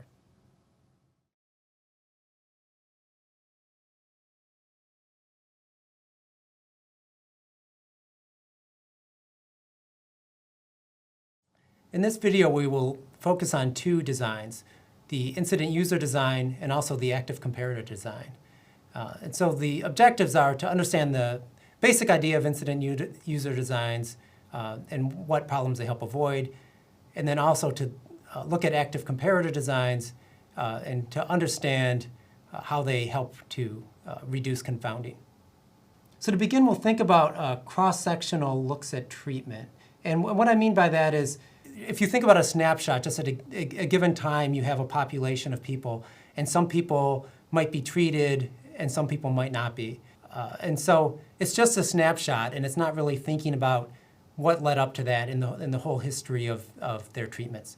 So as an example, let's suppose we were interested in the causal effect of practicing yoga, maybe on blood pressure. So blood pressure might be the outcome, and maybe you think that practicing yoga would reduce blood pressure. So imagine you want to study that. And so you might have a population of people, and some people are practicing yoga and some are not. So that's what I mean by cross-sectional. You're just sort of taking a snapshot and seeing who's practicing versus who's not. For people who are not currently practicing yoga, they might have in the past, right? So some might have practiced yoga in the past and some might not have. And also those who are currently practicing might have been practicing for a long time, or they might be beginners.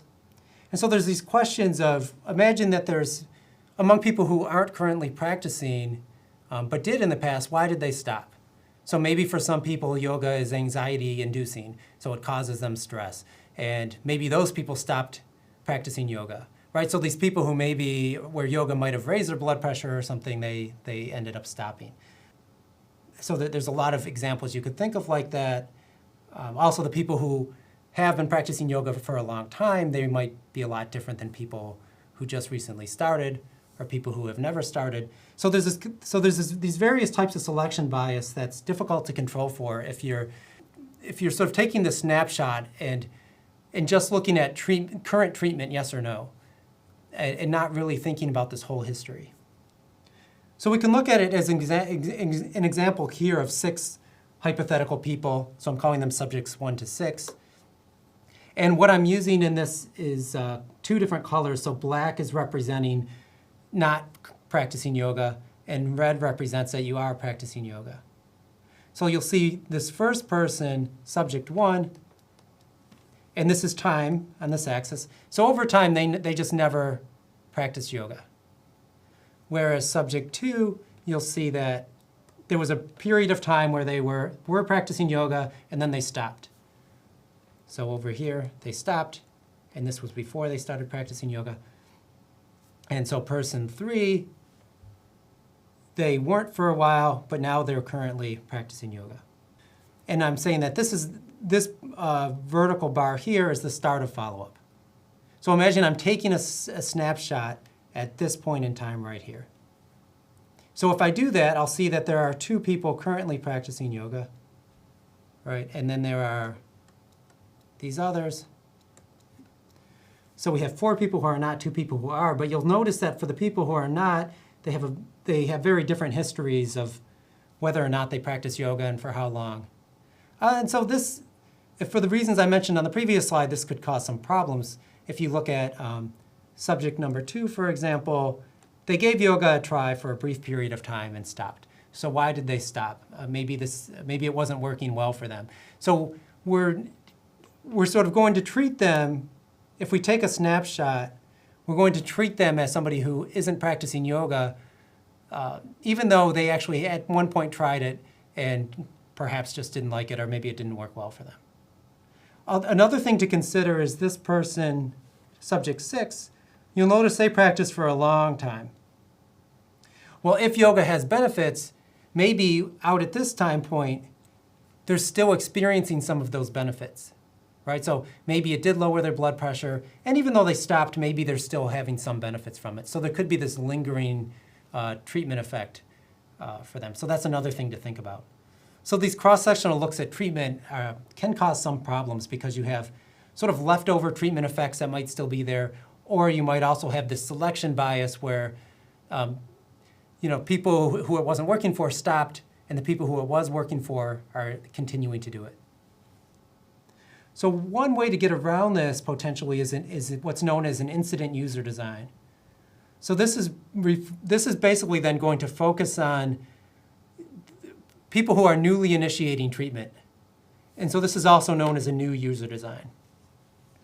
So rather than think of treated people as anybody who is currently treated, regardless of how long they've been doing it, we'll focus on just new initiators. So incident users or new users. So in the yoga example, we'll be interested in people who initiate yoga, and then we'll look at their outcomes, say blood pressure, at some sort of predetermined period of time after they initiate yoga. Then, in this case, the causal effect we might be interested in is among people who have not practiced yoga in the past, what is the causal effect of practicing yoga? So we've changed to some degree, we sort of changed the causal effect that we're interested in. We're now interested in the causal effect of initiation. But by doing this and changing the causal question slightly, we actually end up with a cleaner problem to some degree. So we are able to get rid of the issue we just previously talked about. And here's how this might look in a picture. So again, we have 6 subjects, and you'll notice that some of them, so subjects 1, 5, and 6, they're not practicing yoga. This is the start time of our study. And then there's subjects 2, 3, and 4. So we've basically aligned it. We've aligned their time 0, their start time of follow-up, at the time that they initiated yoga. And so you'll notice that this person, subject 2, they did eventually quit. They stopped practicing yoga, but that, for our purposes, that doesn't matter. This is more of an intention to treat kind of setting where we're just looking at what is the causal effect of initiating. And so that's what we're doing, but you'll notice that this is cleaner in the sense that none of the people who are in our sort of practicing yoga group have a history of yoga. This is all, we've aligned the start of follow-up at the time they initiate. So there's one challenge here, though, is that if your comparison group is no treatment, then it's not always clear what their time 0 should be. Like, when should you start following up time with them? So for the treated subjects, it's clear what the start of follow-up is. Their time 0, their start of follow-up is when they initiate treatment. But for the other subjects, it's not as clear. There are lots of ways you can do it, such as matching on various characteristics, but it's not quite as clear. An alternative is to have an active comparator. So as opposed to no treatment, which we'll think of as not an active comparator, it's definitely much cleaner to have some kind of active comparator. So in the yoga example, you might want to compare yoga to some other type of exercise or intervention. So I'm using an example of Zumba fitness. So some people might initiate yoga, some people might start taking a Zumba class, and then you might be interested in, well, which one's more beneficial? So it would be a direct comparison of the two. So this will be known as an active comparator design, where you're comparing 2 active interventions, 2 active treatments, or 2 exposures. And the one nice thing about active comparator designs is that there's typically going to be a lot less confounding. So if you're comparing people who practice yoga to people who don't do any exercise, or just to everybody else, they might be a lot different. But if you're comparing people who are taking 2 different types of fitness classes, they might be a lot more like each other. So that's one example. You also could think about the medication example. Let's say we're comparing 2 different medications. So let's say we're comparing loop diuretics to people who take ACE inhibitors. So these are both treatments for high blood pressure. Well, people who take loop diuretics and people who take ACE inhibitors are probably a lot more alike than people who don't take any blood pressure medications. So by having an active comparator, in a lot of cases, we're actually reducing the amount of confounding. These groups are going to tend to be a lot more alike. But we should note that we're also changing the causal question, or we're looking at a different causal question, and I'm saying that it's more narrow in some sense. So if we're comparing the effect of yoga to the effect of Zumba, that's a much different question than comparing the effect of yoga to everything else, or to no exercise. Comparing loop diuretics to ACE inhibitors is a much different question than comparing loop diuretics to no treatment. So it really depends on what you're interested in. Are you interested in these sort of direct comparisons of active types of treatments? So some of it is a question of what kind of causal question you want answered. But if you might be interested in comparing 2 active treatments, the active comparator design has a lot of benefits, especially in terms of reducing confounding. So you can combine an incident user design with an active comparator design, and I would argue that these are extremely useful for causal inference, and in practice, it's what I typically have done as far as real examples where I've worked on causal inference problems, we almost always use incident user designs with an active comparator. So this figure is basically showing two treatments where one treatment is green and one treatment is red. So this could be yoga versus Zumba, or it could be two different drugs. And so you'll notice here that everybody before we initiate treatment, so this is the treatment initiation time, everybody's time 0. Before that, sort of looking backwards, everybody was treatment-free. Meaning, by treatment-free, I mean they weren't taking either of the active treatments. So they weren't practicing yoga or Zumba in this, or they weren't taking loop diuretics or ACE inhibitors. Say where they were totally free of either of those types of treatments.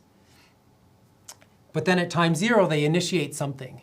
So they initiate green or red, Zumba or yoga, and then we follow them up. So at the time 0, at this baseline time here, where people are initiating treatment, what we're imagining is that, there's basically some kind of treatment decision. There might be confounding involved, but presumably, people could have chosen either one, and hopefully these people are somewhat similar now because they are choosing one or the other, and we can control for the confounding variables. And confounders would be variables that were measured up to this time 0. So I'll call this time 0. So the kinds of variables that we'll want to control for are variables that occurred prior to or up to that time point. So just some other things to think about. In some cases, you can't actually implement an incident user design. So sometimes there's just never a treatment-free or an exposure-free period. So imagine you're interested in the causal effect of some kind of air pollution.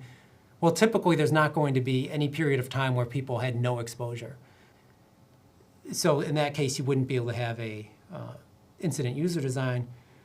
There's also, in terms of active comparators, you just might not be interested in comparing to some active treatment. You really might be interested in unexposed. So you might not be, interested in comparing, tobacco smoke to chewed tobacco. You might really be interested in tobacco smoke to no tobacco of any type. So your interest might be in the unexposed. So you're not always going to have an active comparator. And I also should mention that we focused entirely on sort of this decision to initiate a treatment so far. And throughout the course here, we'll be focused on these sort of point treatment settings where we're interested in exposed versus unexposed, or we're interested in comparing two treatments, more as an initiation of treatment kind of design, or intention to treat kind of design.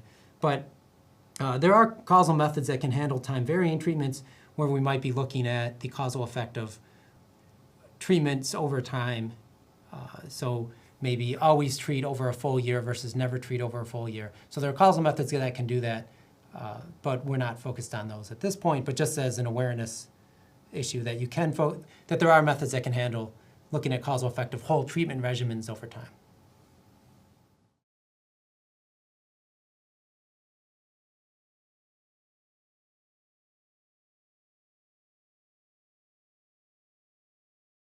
Hi, this video is on confounding.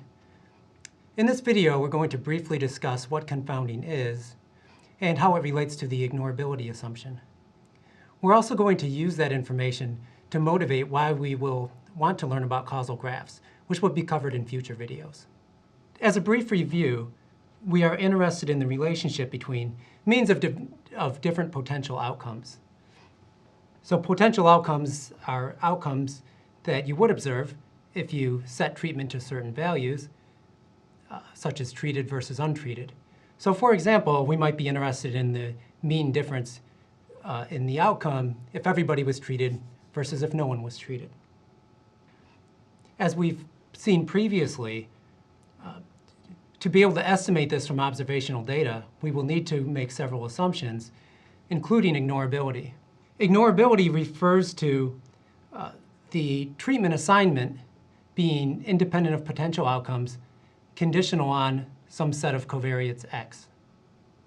As an example, suppose treatment assignment depends on the potential outcomes. So in this case, the ignorability assumption would be violated, so that sicker patients are more likely to be treated. It's also true that treated patients might be at higher risk of a bad outcome. We would therefore need to account for these pre-treatment differences in health. But now suppose X consisted of several measures of health: history of various diseases, age, weight, smoking, alcohol use, and so on. Imagine we've captured a large number of these measures of health, and we'll just call that collection of variables X. It then could be the case that within levels of X, in other words, people who are the same age, have the same history of comorbidities, are of the same weight, same smoking history, and so on, it might be the case that within those levels of X, the sicker patients are not actually more likely to get treatment. So that's what we would mean by ignorability, in that we cannot actually ignore treatment assignment in general. In this case, sicker patients are more likely to get treated and are more likely to have a bad outcome. But if we capture enough information, in this case about the health of the individuals, then as long as we condition on that, we're able to say that treatment assignment is random. So if we make the population of patients homogeneous enough, then we could think of treatment assignment as random. In that case, we would consider treatment assignment ignorable, meaning the ignorability assumption would hold. Now we should think about confounding.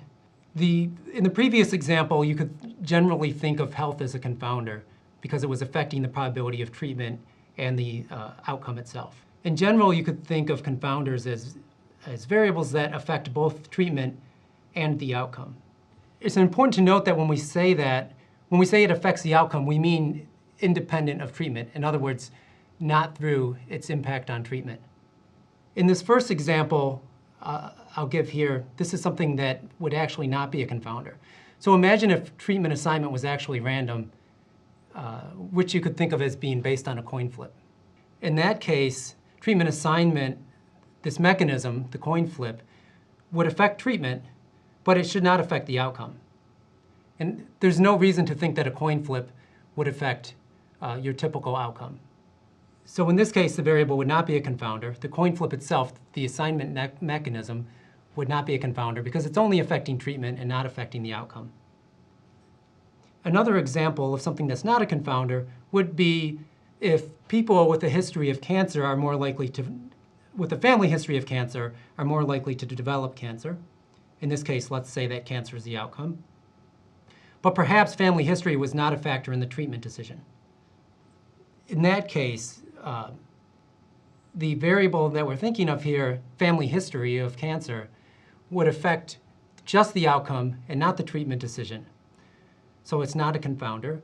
And in fact, a variable that only affects the outcome is sometimes referred to as a risk factor. So this is not a variable that we would need to worry about when it comes to the ignorability assumption. Finally, imagine that older people are at higher risk of cardiovascular disease, which here is the outcome, but are also more likely to receive statins, which here is the treatment. In that case, age would be a confounder. Age is affecting both the treatment decision, which here is whether or not to receive statins, and is also directly affecting the outcome, which is cardiovascular disease. So when it comes to confounder control, we are interested in first identifying a set of variables, X, that will make the ignorability assumption hold. So remember, the ignorability assumption is saying that treatment assignment is random given X, and X is a collection of variables. So the question is, what collection of variables? So we would need to identify what that collection of variables is. If we're able to find a set of variables like this, then that's sufficient to control for confounding. We're also interested in statistical methods. Imagine that we have these variables X. So the ignorability assumption would hold. Then we have hope of estimating causal effects.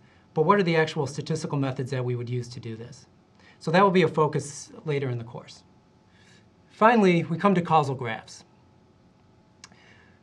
Causal graphs, which we'll introduce in a future video, will be used to help us identify which variables we will need to control for. So this is actually not an easy question. So what is the collection of variables that would make the ignorability assumption hold? And we will see that causal graphs will help us to answer that question. So again, the goal is to find a set of variables x that will achieve ignorability, which is equivalent to saying that we'll find a set of variables x that will be sufficient to control for confounding. Causal graphs are going to help us answer this question, and it will also help to formalize these key ideas.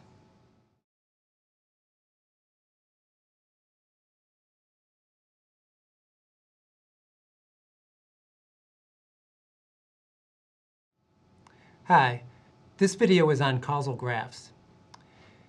In this video, we'll begin to learn about what causal graphs actually are. We'll become familiar with the terminology, and we'll also begin to identify what we mean by paths between variables. The motivation here is that causal graphs are useful for causal inference. Causal graphs are also referred to as directed acyclic graphs. At least in the causal inference literature, directed acyclic graphs are the ones that are most commonly used. So you could think of that as really a special case of causal graphs in general. These are going to be helpful for identifying which variables to control for.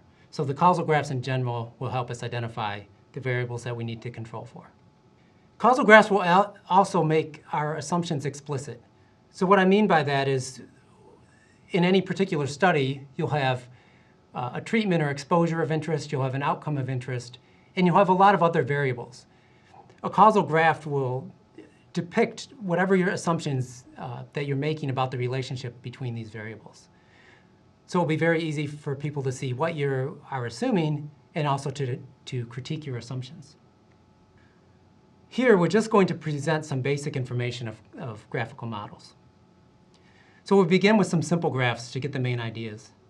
Here we're showing two variables or nodes, a and y, and you see that there's an arrow between them.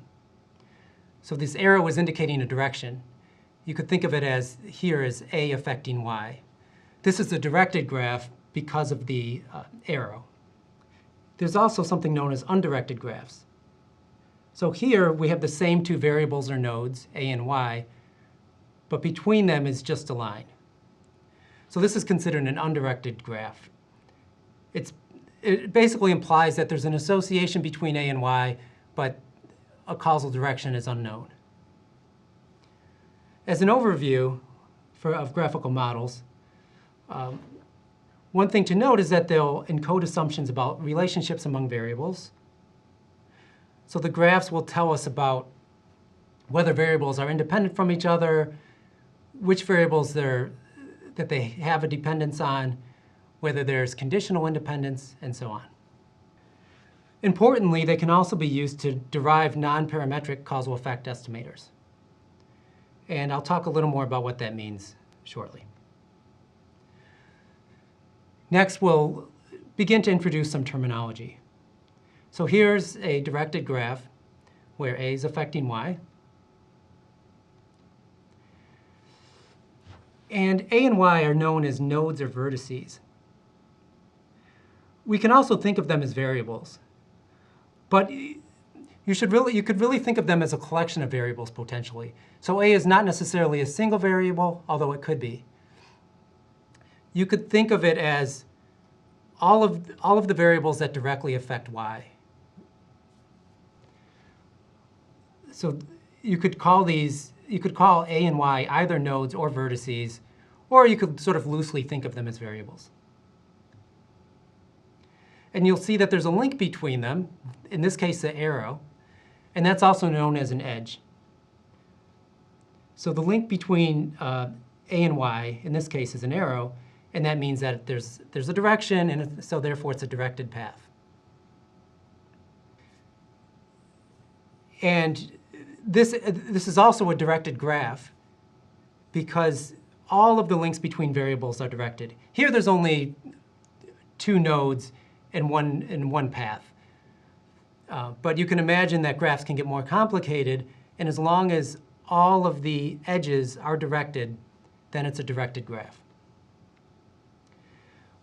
Also, variables connected by an edge are adjacent. So here, a and y are adjacent. Here's a slightly more complicated graph where we have 4 nodes or vertices, W, Z, B, and A. And you'll notice that there's arrows between them. So a path is a way to get from one vertex to another, traveling along edges. Imagine that we want to go from W to B. There are basically 2 ways you could do that. So one is you could go from W to Z to B. So you could go right along this path. But you could also take a different route where you go from W to Z and then over to A and then back to B. So there, basically here, there's 2 ways to get from W to B. But there's only one path from Z to W. And we could write that as we have here with Z arrow W. Now, what is a directed acyclic graph? So previously I was talking about causal graphs in general. But what is a directed acyclic graph? Well, the name kind of gives it away. So first it means that there's no undirected paths. So you'll see the graph I have depicted here shows an undirected path between A and Z, but that's not allowed. If this is going to be a DAG, or a directed acyclic graph, we can't have any undirected paths. We also can't have any cycles, so that's where the acyclic word comes from. No cycles. Here would be an example of a cycle where A affects B, B affects Z, and Z affects A, and it cycles around over and over. So we can't have that. And here would be an example of a DAG. You see that everything is directed. There's arrows everywhere. There's no cycles. So Z here affects A and B, A affects B, but nothing sort of cycles back to Z. So there's no cycles here. So this is a proper DAG. And I should note that I introduced DAGs because for the rest of the course, that is all we will consider when we talk about causal graphs. So from here on out, we're going to strictly think about DAGs. So next, I'll introduce some more terminology. So the terms that I'll introduce here are parents, children, ancestors, and descendants. And these should be pretty self-explanatory. So for example, in this DAG, A is Z's parent. So you see that there's an arrow from A to Z. You could think of A as causing Z or A is affecting Z. So we'll think of A as happening first, and it affects Z. So we'll think of A as Z's parent. Similarly, you could think of, in this case, B as being a child of Z. So Z is affecting B. You could think of Z as kind of happening first and affecting B. So we'll think of B as a child of Z. You could also use ancestor and descendant terminology. So in this example, you'll see that D is a descendant of A.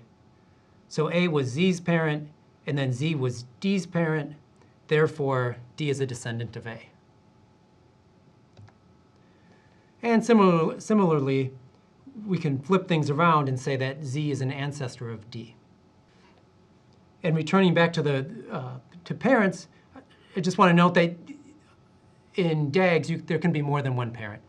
So in this case, D has 2 parents, B and Z. But you're not actually limited to 2 parents.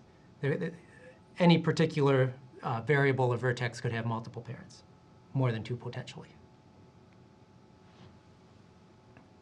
So as was mentioned previously, we're going to use DAGs to help us determine the set of variables that we need to control for confounding, which is also equivalent to saying that it's the variables that we would need to achieve ignorability. However, before we get there, we're going to have to think about the relationship between DAGs and probability distributions.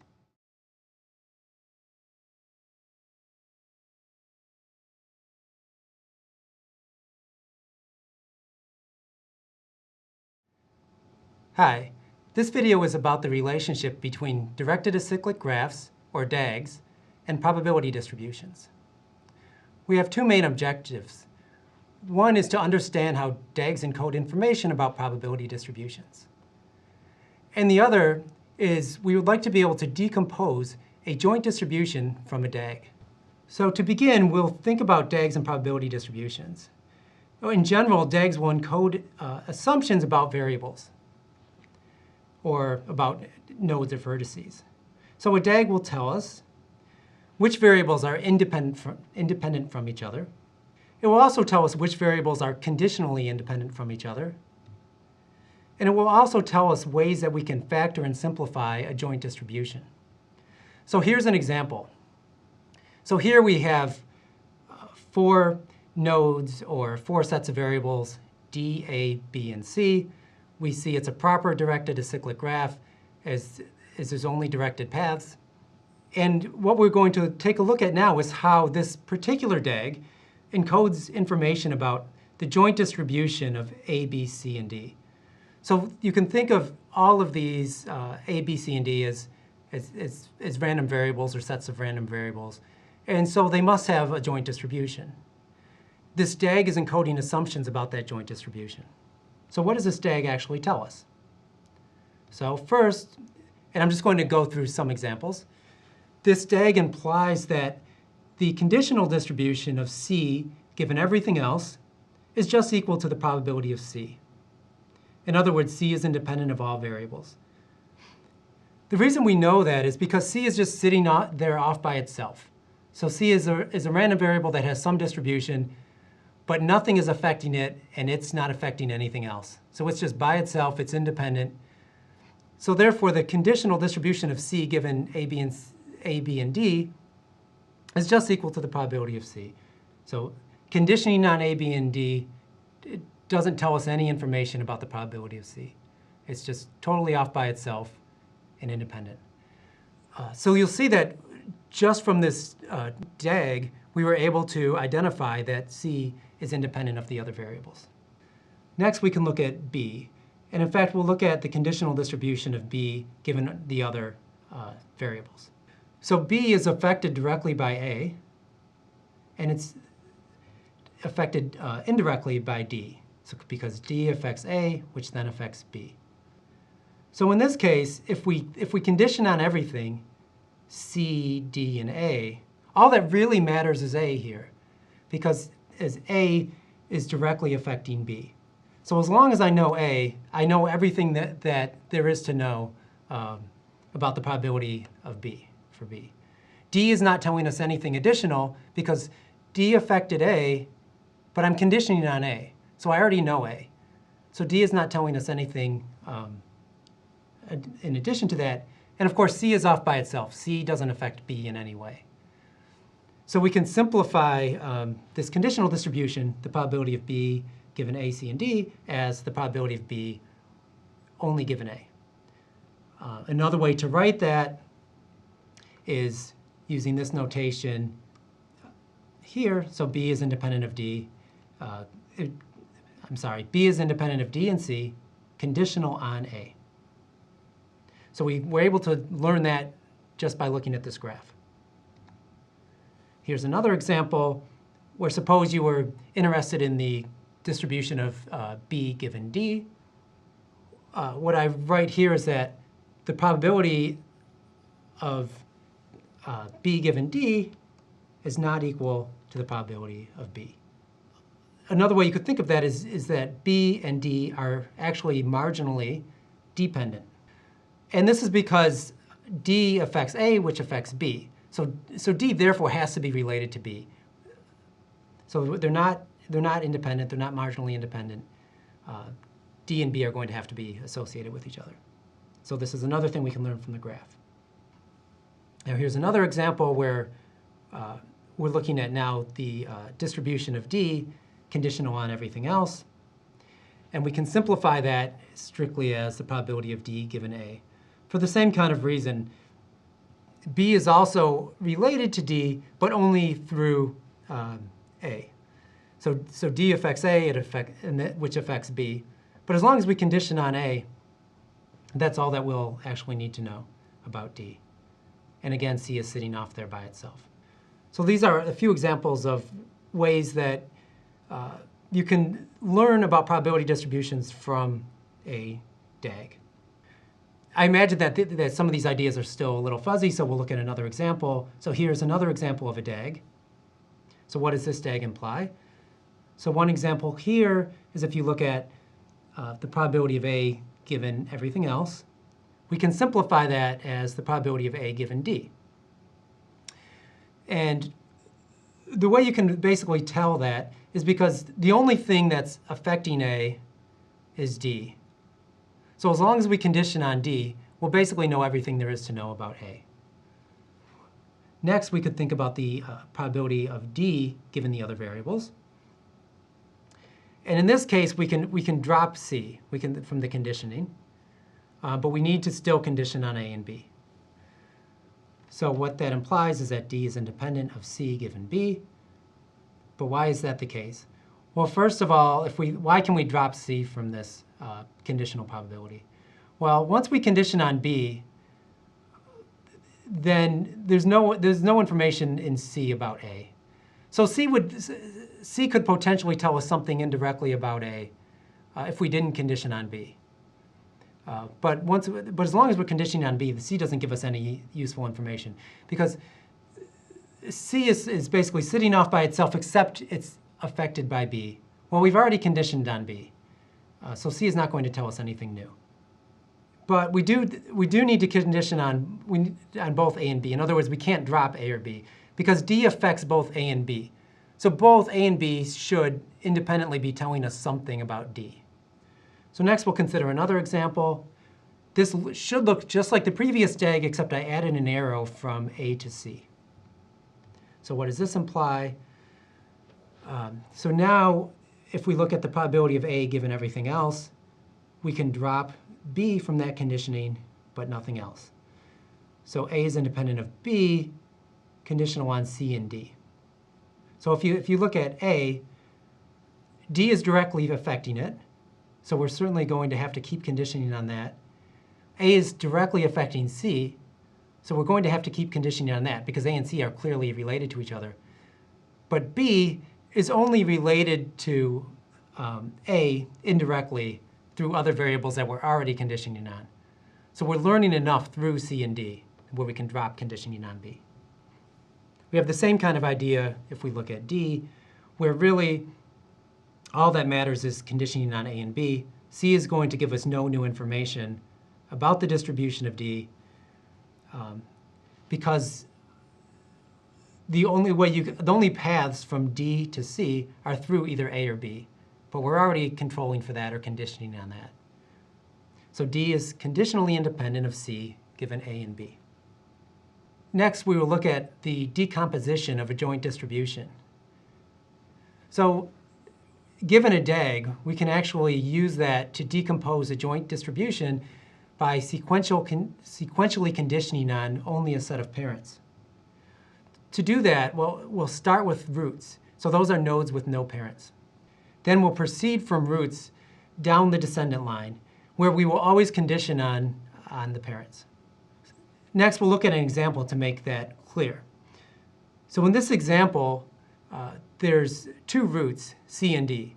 So remember, a root is a node that has no parents. So C and D have no parents. So we'll begin with those. Anytime you want to decompose a joint distribution, so the joint distribution in this case is here. It's a probability of A, B, C, and D.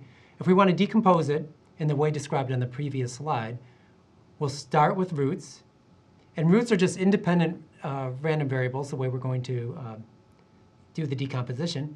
So we just have the probability of C times the probability of D. And next, what we'll do is we'll look for any children of these roots. So C doesn't have any children, so we're actually done with C. But D does have a child, which is A. So then we'll multiply by the probability of A given D.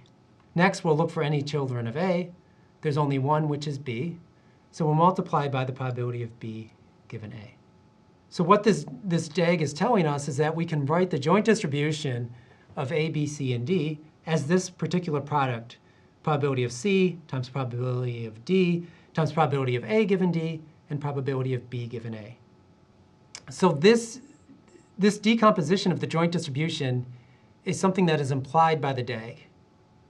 So of course this decomposition does not hold in general, but it does hold if your DAG is correct. So if this DAG is correct, this is a proper decomposition of the joint distribution. So to make it more clear, we'll work through another example. So you'll notice here that there's only one root, only one variable that has no parents, and that's D. So we'll begin there. So we'll begin with the probability of D, and that's just independent probability distribution off by itself. And next we'll look for its children. It happens to have two children, A and B. So then we'll multiply by the probability of A given D and the probability of B given D. Next, we'll look for children of A and B. A does not have any children, so we're actually done with that node or that variable.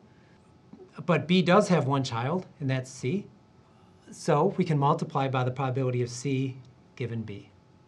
So again, we can, based on this DAG, we can decompose the joint distribution of A, B, C, and D as the probability of D times the probability of A given D times the probability of B given D times the probability of C given B.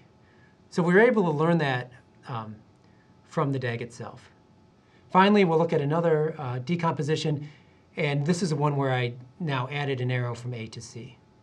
But again, there's only one root, and that's D, so we have the probability of D.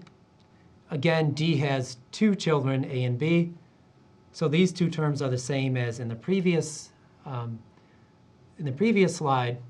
What's different now is that A and B are both parents of C. So now when we look at the probability of C, we need to condition on both of its parents, A and B. So that's how adding that arrow affected our decomposition of the joint distribution. So in the previous slide, there was no arrow from A to C.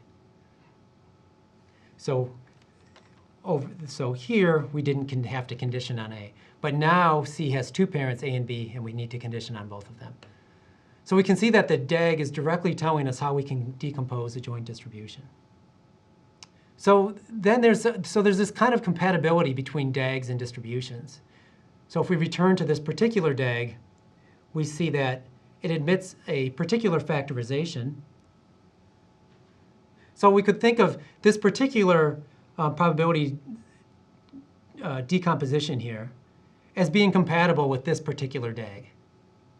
So if I started with this particular decomposition of the joint distribution, and then you showed me the DAG here, I would say that those are compatible. That joint distribution, that decomposition is compatible with that particular graph. So next, we're going to flip things around, and we'll see that particular probability functions do not necessarily imply a unique DAG. So here's a simple example of two DAGs. The first one involves two nodes, A and B, but there's an arrow from A to B. So A is affecting B. Whereas in DAG 2, there's the same two nodes, A and B, but B is affecting A. So the arrow in DAG 2 is going from B to A. So these convey different information. In the first case, they convey that A is affecting B. In the second case, they convey that B is affecting A. So they also are telling us that A and B are dependent. However, imagine that instead of starting with a DAG, I started with some kind of probability statement. So for example, suppose I told you that the probability of A and B does not equal the probability of A times the probability of B.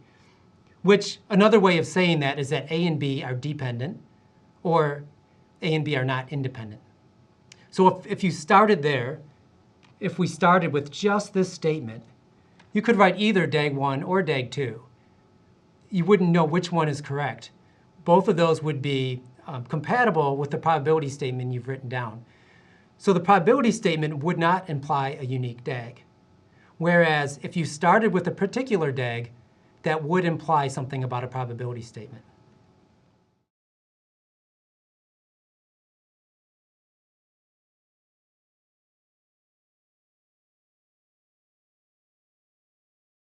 Hi, this video is on paths and associations. We have two main objectives.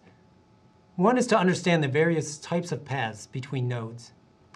And the other is to understand which types of paths induce association between nodes. So we'll begin by looking at different types of paths.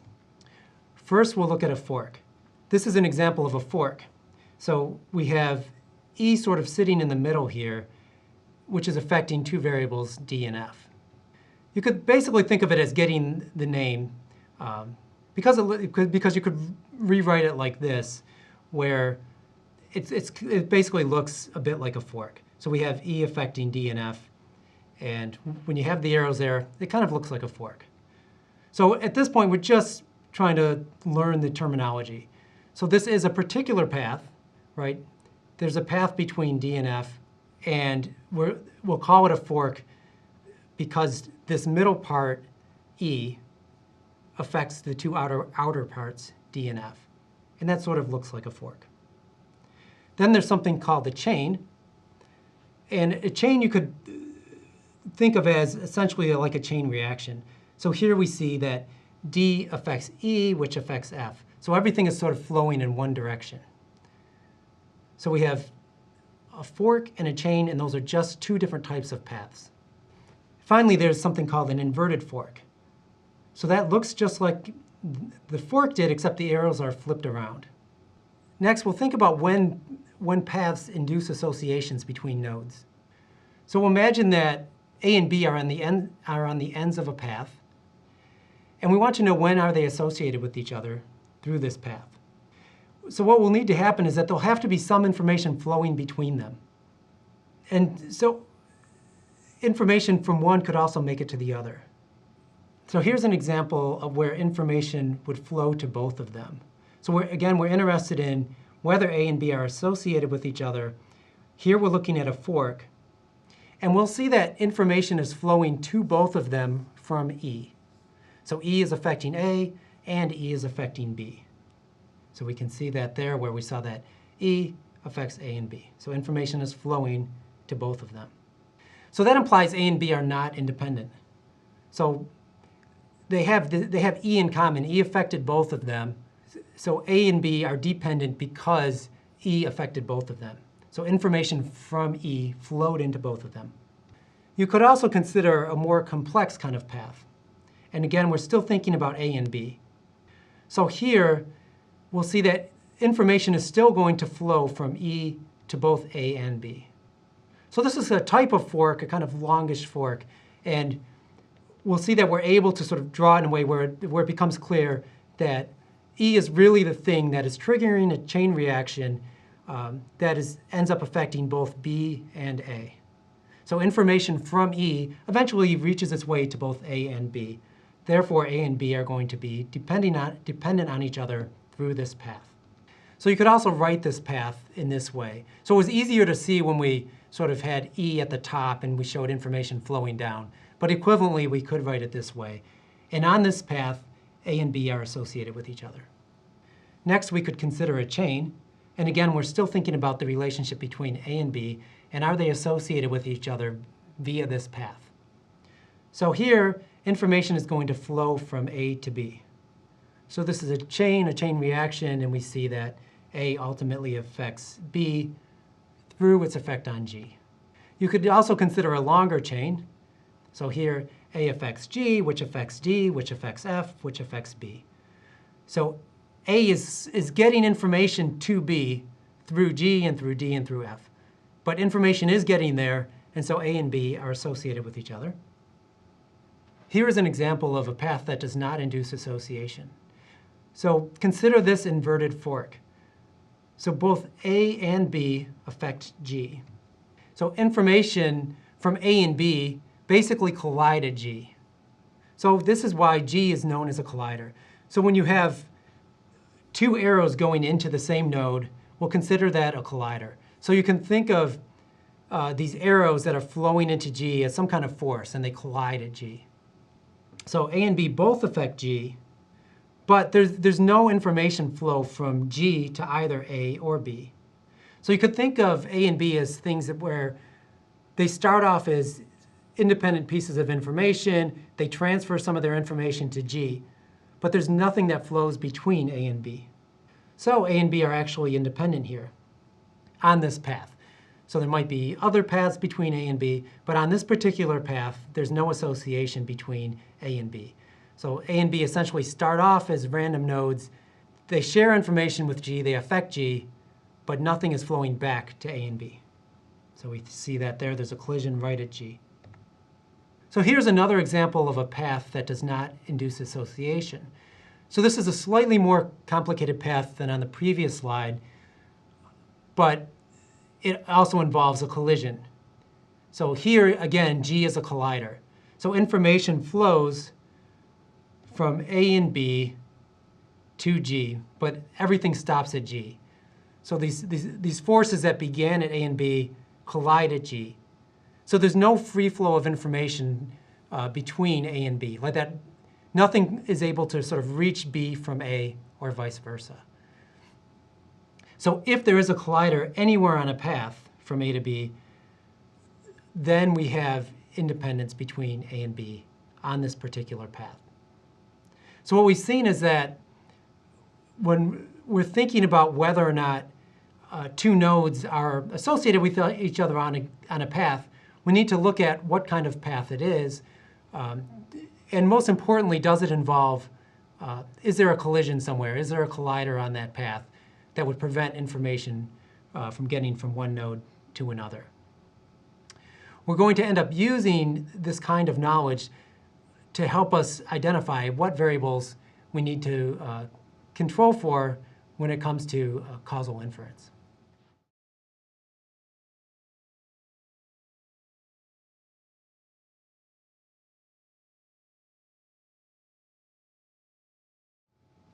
Hi, this video is about conditional independence and D-separation. We have three objectives here. So one is to just understand what is meant by blocking. Another is to understand what colliders are and what happens when you condition on them. Finally, our last goal is to understand what D-separation is and the rules that are associated with it. We will begin with blocking. So paths can be blocked by conditioning on nodes in the path. So consider the path A affecting G affecting B. Imagine now that we condition on G, right? So that's a node in the middle of this chain. In that case, we would block the path from A to B. So previously, we showed that in a chain like this, information does get from A to B, so A and B are dependent. But they're dependent through G. So A affects G, and then G ultimately affects B. So it's G that is really causing this association between A and B, in a sense. It's the thing that links the two together. So if we were to condition on G, conditioning on G is another way to say controlling for G. That's blocking it. That's blocking this path. So that's the main idea here is if G is sitting in the middle of this chain, if we blocked it, then we could get independence between A and B. So as a more concrete sort of hypothetical example, let's think of A as temperature. So the outside temperature, essentially. That's A. And let's imagine that G is whether or not sidewalks are icy. So clearly the outside temperature, A, will affect whether or not sidewalks are icy. And then B is whether or not someone falls. So clearly G would affect B, right? So whether or not the sidewalk is icy might affect whether or not somebody falls.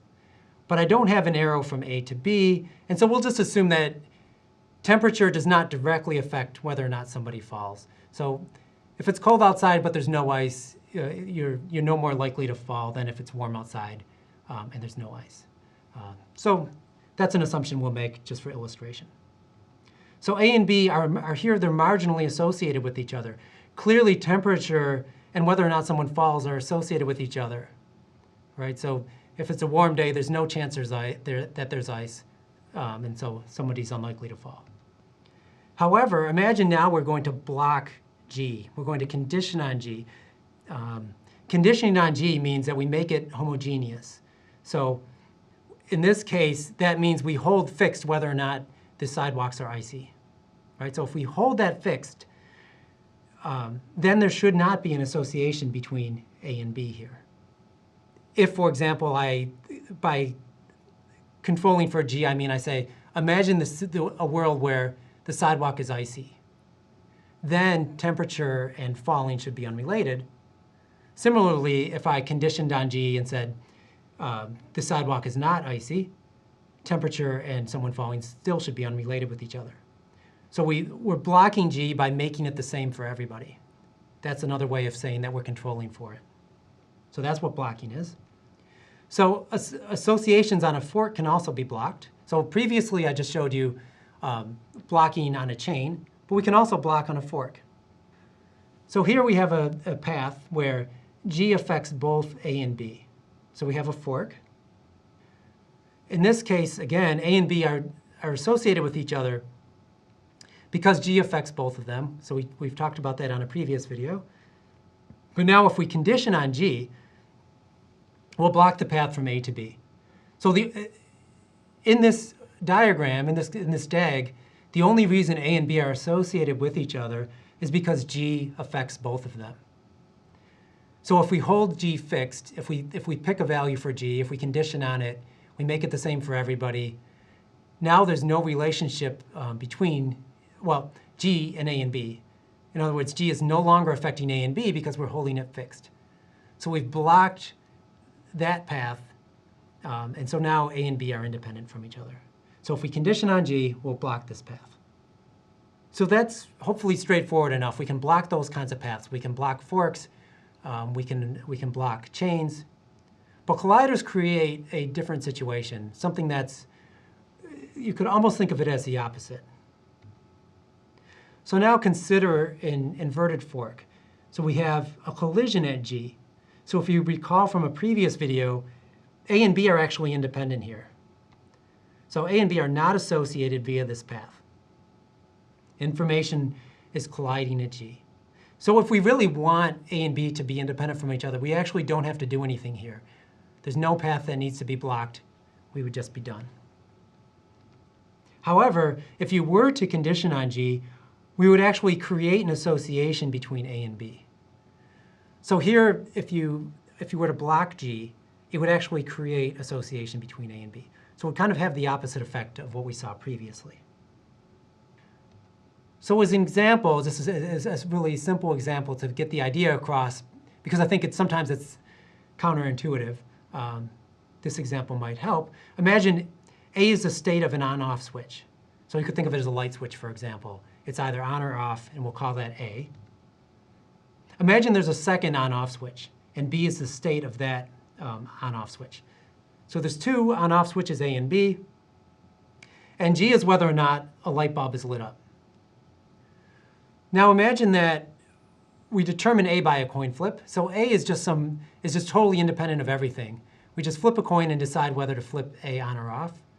Same thing with B. We have a separate coin, we flip it, and we use that to determine whether to have switch B turned on or off. And now imagine that G is only lit up if both A and B are in the on position, right? So clearly A and B are independent from each other because they were just based on two coin flips. So we could depict this with this DAG. So A and B both affect G, right? Because G can only be lit up if both A and B are on. So A and B affect G, but A and B are independent from each other. So as we said, A and B are independent. So for example, if I told you B is on, it's not telling you anything about A. However, A and B are actually dependent now given G. So if you block G or if you condition on G, you induce an association between A and B. So, and I'm going to depict blocking here with this rectangle around G. And then I'm putting this dashed curve between A and B to let you know that when you condition on G, you open up a path between A and B. So imagine I condition on G, which means that I tell you what G is or I fix G. Okay? So imagine that I told you that the light is off. Well then, A must be off if B is on, and vice versa. So we know something about the relationship between A and B when I tell you what G is.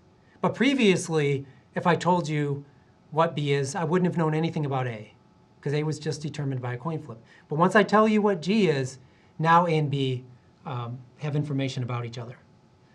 So we're depicting that in the DAG below with that dashed curve, just indicating that if you were to block G, you open up a new path between A and B. So now A and B are conditionally dependent given G. Next, we're going to discuss something called D-separation.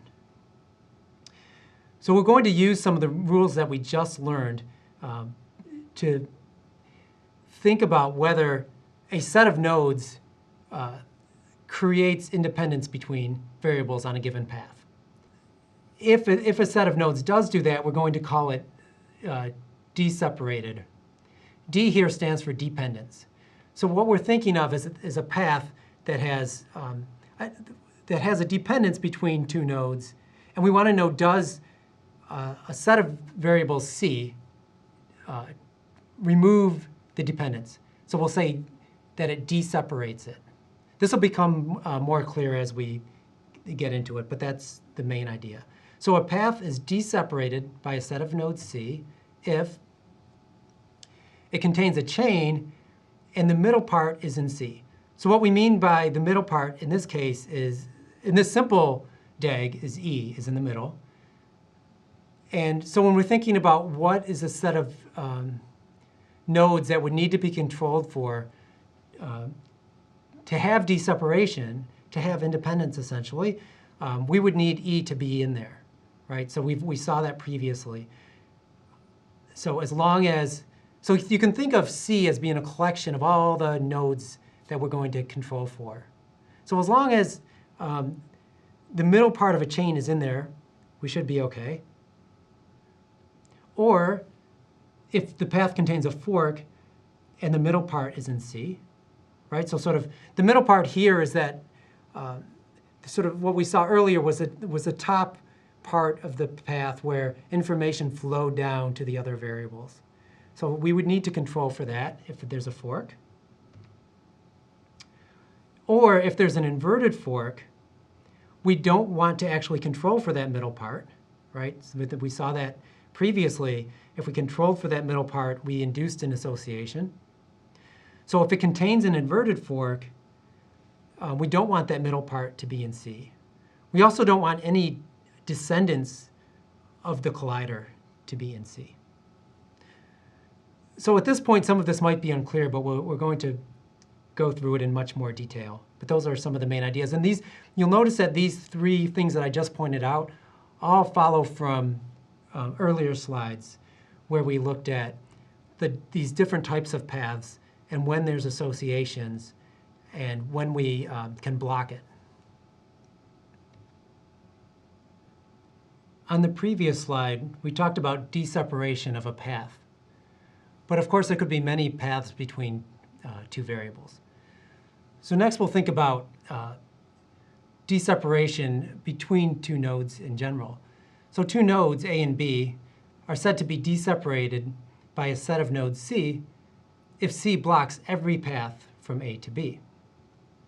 So you could imagine many paths from A to B, and we will attempt to create conditional independence between A and B by blocking using a set of nodes C. So we'll condition on C, we'll control for C, and if we're successful, if it's blocked all the paths, then it's D-separated, and we could say that A is independent from B, conditional on C.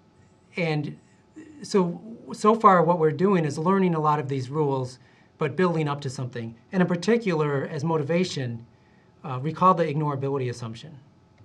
So the ignorability assumption had to do with treatment assignment A being independent of potential outcomes conditional on X. So hopefully you can see the relationship here is our long-term goal is to identify a set of variables X that will create conditional independence between A and the potential outcomes. In other words, we would have d-separation between A and the potential outcomes.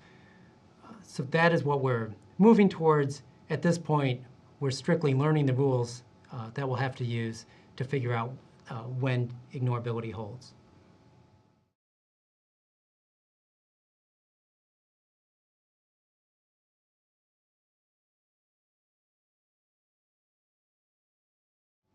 Hi, in this video we're going to revisit confounding.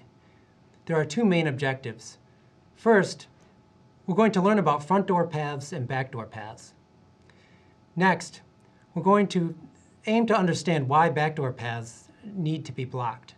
As a reminder of confounders, what they are, we'll think about an informal definition, which is a variable that affects both the treatment and the outcome. A simple DAG that depicts confounding is here. In particular, it's depicting confounding between A and Y. So again, we'll think about a treatment A, an outcome Y, and in this case, X is representing confounding.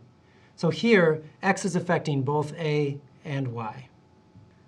In this DAG, the situation is a little more complicated. So we have, again, our interest is in the relationship between A and Y, so an exposure and an outcome. And we see that V affects A directly. So there's a direct path from V to A. So V affects A. But V affects Y indirectly. So V affects W, which affects Y. So V does affect Y, but indirectly through W. So in this case, it would be reasonable to argue that V is a confounder. It does affect treatment directly, and it also affects the outcome. It just does so indirectly through its effect on W. But you could argue that, in this case, V is a confounder. However, it doesn't necessarily matter whether we call a variable a confounder or not. What matters is that we've sufficiently controlled for confounding. In order to do that, we're going to need to block backdoor paths from treatment to outcome. And I'll explain what that means. But before we get there, let's first look at front door paths. So a front door path from A to Y, from exposure to treatment, that's one that begins with an arrow that's emanating out of A. So here are two examples. On the left, we see that A directly affects Y, so there's an arrow directly to Y. On the right, we see that A does get to Y, but indirectly through its effect on Z. So here, on the left, A directly affects Y, and that's called the front door path from A to Y. And the front door is essentially coming from, you could think of that information is flowing from A to Y, or you could think of swimming with the current. So you're going in the direction that you're being pushed in a sense. That's considered the front door. So A to Y is a front door path on the DAG on the left. On the right, we have another front door path from A to Y, and this one goes through Z. So A, Z, Y, that's also a front door path from A to Y. And again, the word front door is coming from strictly because of the direction of that arrow. So that's what makes it a front door path, is that it's coming out of A. So you could also think of it as something that A is affecting.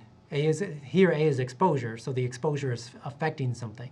So if you think of it from a time perspective, you could think of Z as occurring after A. A is affecting Z. So that's what we mean by a front door path. If we're interested in the causal relationship between A and Y, we're not typically going to worry about front door paths. And in fact, we actually would not want to block anything on a front door path. And that's because front door paths actually capture things we're interested in, which are effects of treatment. So in this first DAG, A directly affects Y, and that's fine. There's not anything else that needs to be said about that one. But let's look at the second case here. So DAG 2, A affects Y indirectly through its effect on Z. In this case, we would not want to block Z. We would not want to control for Z, because Z is actually an effect of treatment. It's part of the effect of treatment. So we would not want to control for part of the effect of treatment. Our interest is in the causal relationship between A and Y. And if some of that is through the causal effect that A has on Z, that's not something we're concerned about at this point. We're interested in just how does A affect Y regardless of what paths it takes to get there. So we don't want to control for anything on a front door path. So to reiterate, in this case, we would not want to control for Z. Z is capturing some of the effect of treatment. In general, what we're interested in is if we were to manipulate A, via treatment assignment, for example, if we were to assign treatment to people, what would the impact be on Y? Again, we don't want to control for an effect of treatment. However, it could be that you are interested in these pathways, and that would be known as a causal mediation analysis. So if you do care about how much of the effect of A on Y is through A's effect on Z, that would be a causal mediation analysis. In that case, you would care about front door paths, you would care about quantifying it, but you still wouldn't be controlling for Z. And that is a different type of analysis than we'll cover, but it still sort of falls under causal inference. But causal mediation analysis specifically focuses on quantifying how much of the effect of treatment is through intermediate variables. But our main goal is just how much does A affect Y in general, and we don't necessarily care about how it does it. What are the mechanisms by which it does it? Next, we'll move to backdoor paths. And backdoor paths are the ones I said that we need to worry about when it comes to controlling for confounding. So a backdoor path from treatment A to outcome Y are paths that travel from A to Y through arrows that are actually going into A. Right? So here's an arrow going into A. So in this case, a backdoor path from A to Y is as follows. So it's A to X to Y. So that's a backdoor path from A to Y. So in other words, there's one way you can get from A to Y is through the treatment effect, so A affecting Y. But there's this other path where you can get from A to Y, right? And so this is a path that has nothing to do with A causing Y, right? This backdoor path does not involve any arrows coming out of A. So there's no treatment effect involved there. But A and Y are still associated with each other through that path. So this is something we have to worry about. Because if we look at just marginal associations between A and Y, some of that association will be due to a causal effect of A on Y, but some of it also could be because X causes both A and Y. So we want to be able to separate out the actual treatment effect from this kind of confounding effect, which is happening through this kind of backdoor path. So there's basically the sneaky way to get from A to Y, and we want to get rid of that. So in general, backdoor paths confound the relationship between A and Y. So we want to make sure those backdoor paths are blocked so that there's no sneaky way to get from A to Y, and there's only this a front door path, which is a causal path. So we're going to focus on trying to block these paths. So our big picture goal then is to identify a set of variables that block all of the backdoor paths from treatment to outcome, from A to Y.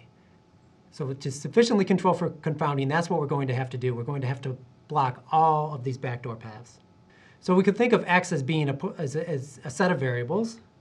And if we did block all of the backdoor paths from A to from A to Y, then we would have ignorability.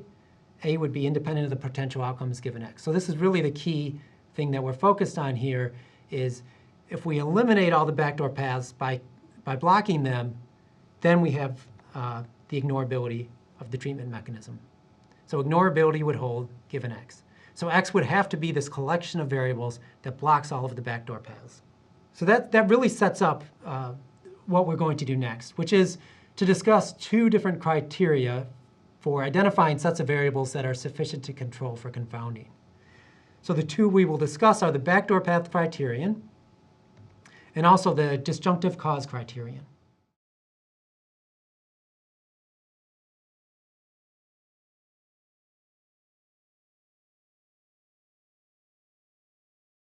Hi, this video is on the backdoor path criterion. The objective of this video is to understand what the backdoor path criterion is, how we'll recognize when it's met, and more generally, how to recognize when a set of variables is sufficient to control for confounding based on a given DAG. So we're going to think about when a set of variables is sufficient to control for confounding. So based on the backdoor path criterion, we'll say it's sufficient if it blocks all backdoor paths from treatment to outcome, and it does not include any descendants of treatment. So remember, a descendant of treatment would actually be part of the causal effect of treatment.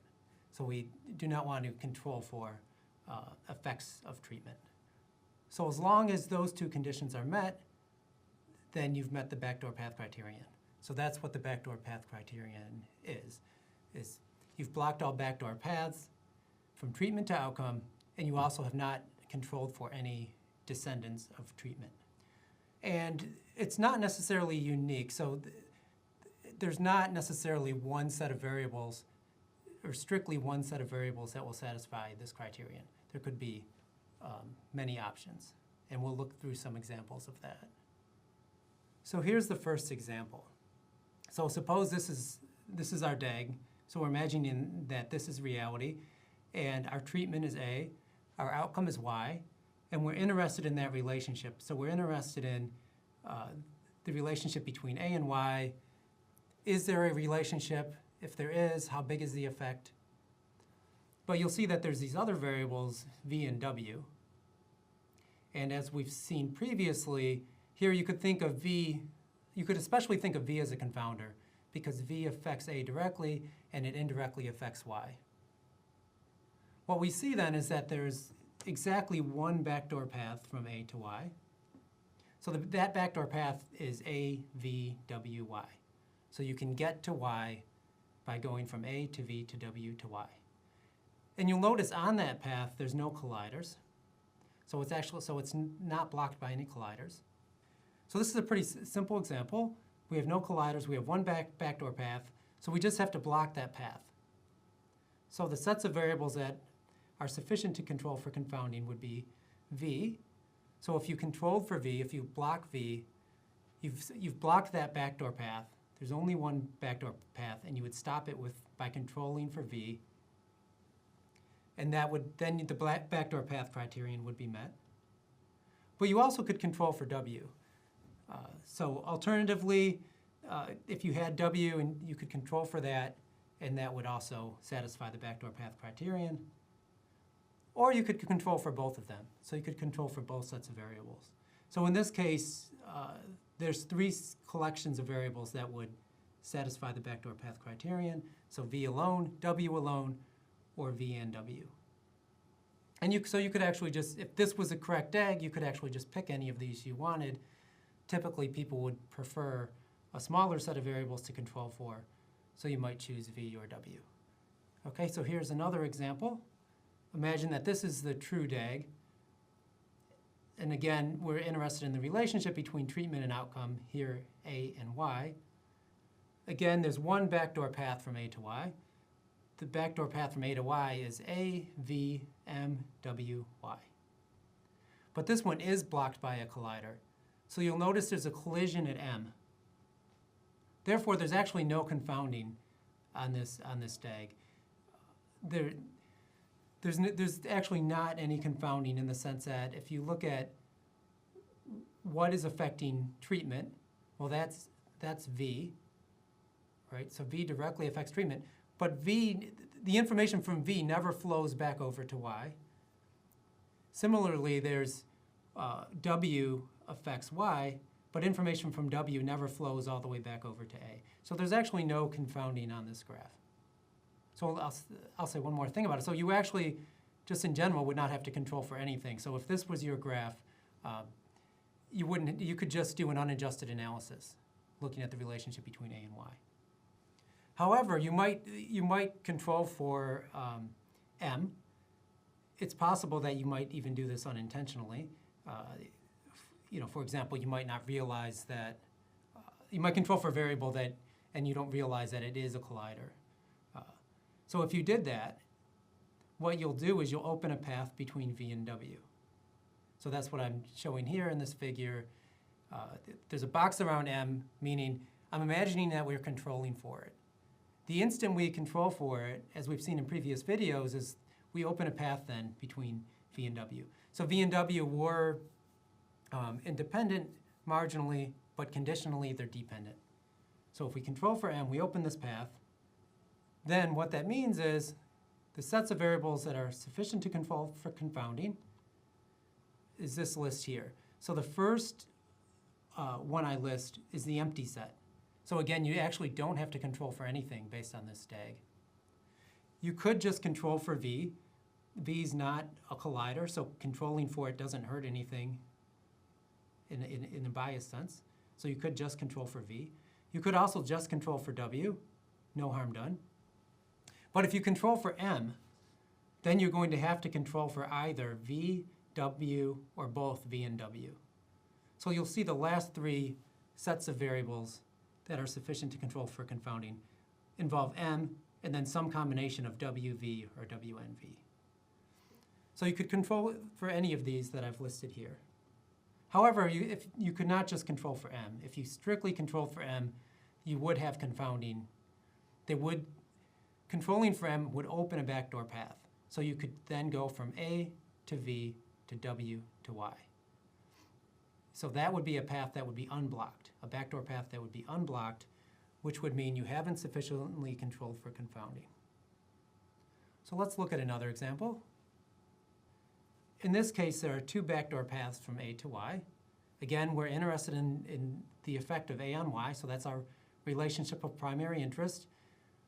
Because that's what we're interested in, we want to block backdoor paths from a to y. So the first backdoor path from a to y is azvy. The second one is awzvy. So there's two roundabout ways you can get from a to y, so two indirect ways through backdoors. So we'll look at these one at a time. So the first path, azvy. You'll notice there are no colliders on that particular path. If you just focus on the azvy path, there's no colliders. Therefore, on that path, you could either control for z or v if you wanted to block just that path. So to block that backdoor path, you could control for z or v or both. But you do have to control for at least one of them because there is an unblocked backdoor path. So you have to block it, and you could do so with either z, v, or both. There's the second path, awzvy, and you'll notice in this one there's a collision at z, right? So v and w are both parents of z, so their information collides at z. So that backdoor path is already blocked. However, if you were to control for z, then you would open a path between, in this case, w and v, right? Whenever you control for a collider, you open a path between their parents. So if you controlled for z, you would open a path between w and v, which would mean you would have to control for w or v. So in general, to block this particular path, you could actually control for nothing on this path, and you would be fine. Or you could control for v, you could control for w. If you control for z, then you also have to additionally control for v or w to block that new path that you opened up. So we looked at these two paths. There's two backdoor paths on the graph. We looked at them separately, but now we can put it all together. So the following sets of variables are sufficient to control for confounding. So you could just control for v. That would block the first backdoor path that we talked about. And the second backdoor path that we talked about, we don't actually need to block because there's a collider. You also could control for v and z. You could control for z and w, because remember, z blocks the first path. Or you could control for all three. But it wouldn't be enough to just control for z. If you just controlled for z, it would open a path between w and v, that would form a new backdoor path from which you could get from a to y. You also couldn't just control for w. If you just controlled for w, there's still an unblocked backdoor path. You could go a, z, v, y still. So in this case, the minimal set would be v. So the least you could control for and still and still block all the backdoor paths would be V. So that would be typically the ideal thing, would be to pick the smallest set if you can do it, if you know what it is. We'll look at one more example here. So this one's a little more complicated. Now there are 3 backdoor paths from A to Y. And we'll look at these separately, coloring them to make it easier to see since there's so many paths this time. So here's one that's AZVY. And you could block you'll notice there's no collisions on that one. We've already talked about this path, in fact. And you could block that with Z or V or both. Here's the next path, which is AWZVY. In this one, there's no colliders on this path. You could block it with WZV or any combination of them. Here's one more backdoor path where you could go from A to W to M to Y. You could block this path with either W or M or both. And then you could put all of that together, and you'll see that there's many options here as far as which sets of variables would be sufficient to control for confounding here. You just have to block all 3 of these backdoor paths. Next, I want to just quickly walk through a real example that was proposed in the literature. And the reason I'm doing this is because if we look back at this graph, for example, this looks kind of complicated, and you might be wondering, well, who's going to come up with graphs like this? Well, in practice, people really do come up with complicated graphs.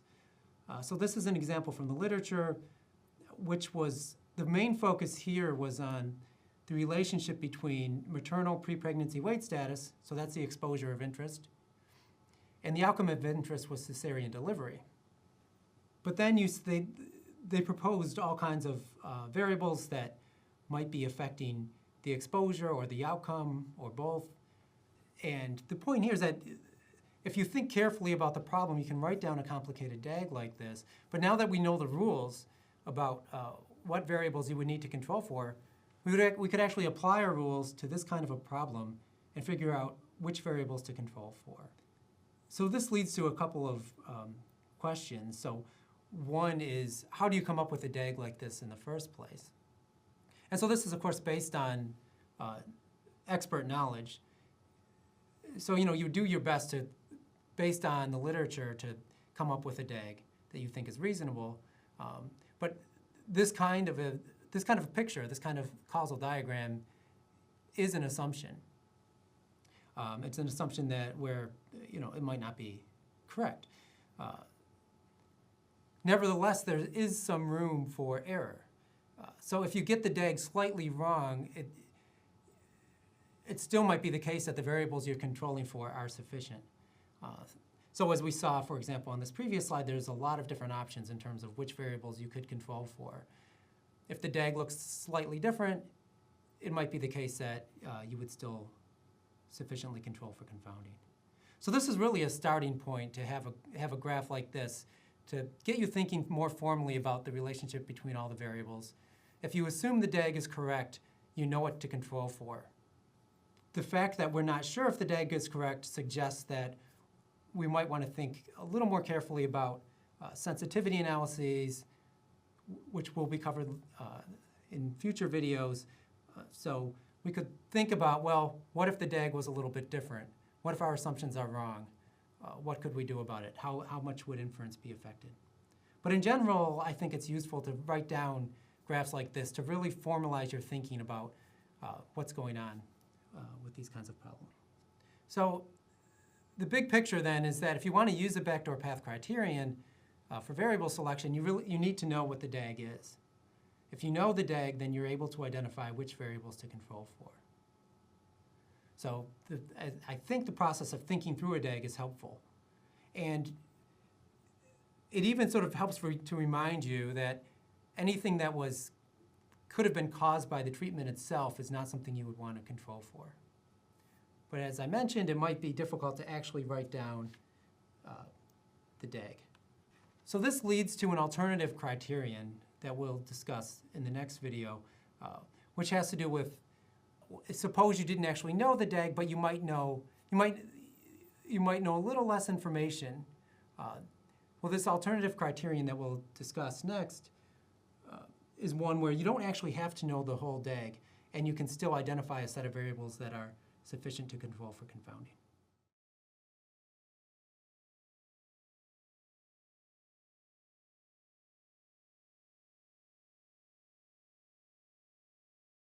Hi, in this video we're going to talk about an alternative criterion, the disjunctive cause criterion. So the objective is to understand what the criterion is, and given a DAG, how to use it to identify a set of variables to control for. Imagine that you're interested in selecting variables to control for in an analysis. So one method for doing that is what's known as the disjunctive cause criterion. There you'll select the set of variables that are causes of the exposure, the outcome, or both. And from the set of variables, what we really mean is all observed variables. So imagine that you have a lot of variables in your data set and you want to know which of these variables should you control for. So it's possible that there are unobserved variables that you, of course, cannot control for. So the advantage of this method is that you do not have to know the whole causal graph. You simply have to be able to identify which variables affect the exposure or the outcome. So one property of this criterion is that if there exists a set of observed variables that satisfy the backdoor path criterion, then the set of variables selected based on the disjunctive cause criterion will be sufficient to control for confounding. So as long as on a given DAG, there's a set of observed variables that you can use to control for confounding, then selecting the variables that are causes of exposure or the outcome or both will also be sufficient to control for confounding. So to illustrate, let's consider an example where we have 3 observed pretreatment variables that we'll call M, W, and V. And let's imagine that there's also some unobserved pretreatment variables, U1 and U2. So in practice, of course, there would be typically many more observed variables and far more than just 2 unobserved variables, but we're just going to keep things simple and say there are 3 observed variables and 2 unobserved variables. So of course, it's impossible to control for the unobserved variables directly in an analysis. Now suppose we also know that W and V are causes of either A, Y, or both. And let's assume that M is not a cause of either A or Y. There's a number of things you could do then to select variables to control for. You could draw a DAG and then use the backdoor path criterion to select some set of variables. But here we're going to imagine that we actually don't know what the DAG is, but we might have some information about the variables. So one thing you could do is just use all pretreatment covariates. So you could kind of, what some people might view as playing it safe, you could just decide, oh, I'm going to control for everything. So in this example, that would be controlling for M, W, and V. So you could think of this as one way to select variables, which is just use everything you have. Alternatively, you could use the disjunctive cause criterion, and in this case, that would be just W and V, because on the previous slide, we noted that we're assuming that W and V are causes of either the treatment or outcome or both. So what we're going to do in the next few slides is look at some hypothetical DAGs and see which of these criterion would be sufficient to control for confounding in those different situations. So here's one example where you see the true DAG. And in this DAG, you can see that V and W are causes of either A or Y or both. And you can also see that M does not affect either A or Y. So that meets the definitions we had on the previous slide. So we're imagining that this is a true DAG. And then if you used the criterion where you use all pretreatment covariates, in that case, we control for M, W, and V, you'll see that that does satisfy the backdoor path criterion, because there's only one backdoor path from A to Y, and that's through V and W, and we block that path. So that's fine, so those variables are sufficient to control for confounding. If you look at the second one here, where you use the disjunctive cause criterion, we simply control for W and V. We don't include M because that's not a cause of A or Y. Well, it turns out that also satisfies the backdoor path criterion, because we are blocking that one backdoor path from A to Y by controlling for W and V. So here's an alternative true DAG where there are, again, 3 variables that we might want to control for, V, M, and W. In this case, we actually don't need to control for any variables because there's no unblocked backdoor paths from A to Y because there's a collision at M. So technically, you wouldn't have to control for any variables here. But if you do control for all pretreatment covariates, which is M, W, and V, that's fine. It will satisfy the backdoor path criterion because even though when we condition on M, it opens a path between V and W, we're blocking that path by controlling for V and W. So there's no problem there. And similarly, the disjunctive cause criterion also is fine. It controls for W and V. It doesn't condition on the collider. It doesn't create any new confounding. And so either of these would work in this example.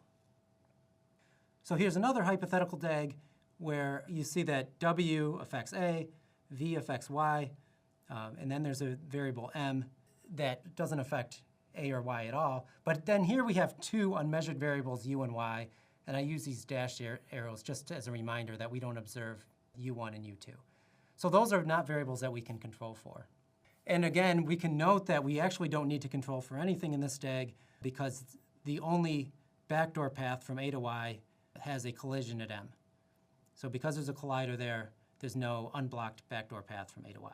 So we don't actually need to control for anything, but if you didn't know the DAG, then you wouldn't know that that's true. So suppose, because you don't know what the DAG is, you decide you're going to control for M, W, and V.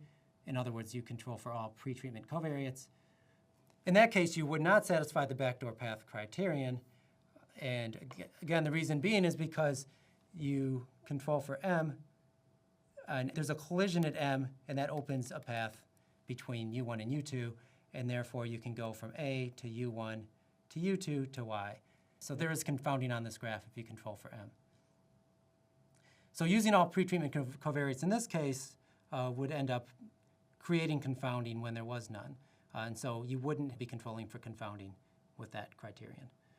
But if you use the disjunctive cause criterion, where you just control for W and V here, it does satisfy the backdoor path criterion. We didn't control for M, therefore we didn't open a path between the U's. In this example, the true DAG is one such that there is no way to satisfy the backdoor path criterion just by controlling for the observed variables. And so we'll illustrate that here where we have W and V both affect Y, and then there's two unmeasured variables, U1 and U2. And then there's also a variable M, but that doesn't affect anything. So M is just an independent variable. And so what we'll see here is that, in general, if you can only control for observed variables and not unobserved ones, you'll see that there's a path from A to Y that goes through W, but there's also a collision at W. And so because there's a collision at W, that opens a path from U1 to U2. So if we control for W, there's a path from U1 to U2. And then you could get from A to Y using that backdoor path. And so in this case, if you select all pretreatment covariates, M, W, and V, that won't satisfy the backdoor path criterion because, again, you open up this path from U1 to U2 that allows for A to be associated with Y in a non-causal way. And similarly, if you just control for W and V using the disjunctive cause criterion, you also won't satisfy the backdoor path criterion. So in this example, there's no set of variables that you could control for that would satisfy the backdoor path criterion. So in that case, there's nothing you could do. There's no set of observed variables that would solve the problem, and therefore the disjunctive cause criterion is also not going to work. So to summarize, the disjunctive cause criterion, it's not always going to select the smallest set of variables, as we saw earlier, where in some cases it would select variables in situations where you didn't even need to control for anything. But it's conceptually simple in that you're just listing variables that are causes of treatment or outcome or both.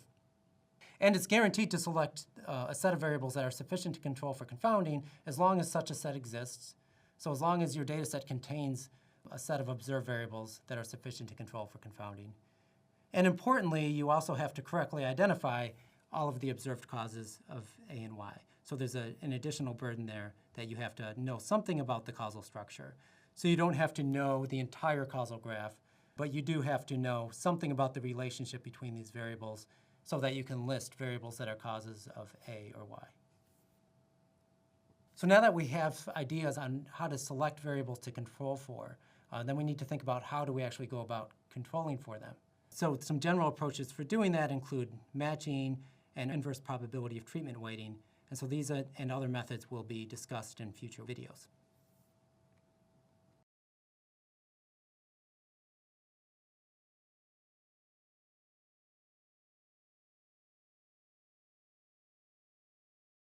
Hi, this video is on observational studies. We're first going to attempt to understand the difference between randomized trials and observational studies, and then we'll look at how matching, which is one method to control for confounding, attempts to make an observational study like a randomized trial. And then we're also going to discuss some of the advantages of matching. So it's more of a big picture kind of setup. We can just consider a simple DAG like this, which is sort of the classic confounding setting where you have a set of variables x and that affect both a and y. And therefore, controlling for x would be sufficient to control for confounding. But just really you can think of x as a set of variables that are sufficient to control for confounding. And this could be based on the disjunctive cause criterion or the backdoor path criterion. So it could come from a much more complicated DAG than this one. Here we're just simplifying. So just imagine in general, x is a set of variables that are sufficient to control for confounding. So you've already selected those. You've already selected the variables you want to control for. And so our key assumption here is the ignorability assumption, and this is just a reminder that what this is saying is that our potential outcomes are independent of treatment assignment conditional on these covariates. So essentially, we're imagining that treatment is effectively randomized given this set of confounders. So how do we deal with that in a randomized trial? Right, so we have this problem where in the real world that treatment assignment is partially determined by some variables x, and these variables x also affect the outcome. Well, in a randomized trial, the way that's dealt with is by actually randomizing treatment assignment. So what that effectively does is that erases an arrow from x to a.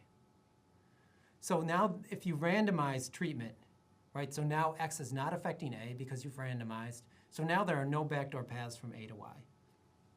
So that's what randomization tries to do, is basically erase that arrow from x to a by manipulating a directly via randomization. So you could think of it as a coin flip, for example. So what else happens with a randomized trial? Well, what this means is that the distribution of x will end up being the same in both treatment groups. So we have some population of interest, which I'll depict with a circle.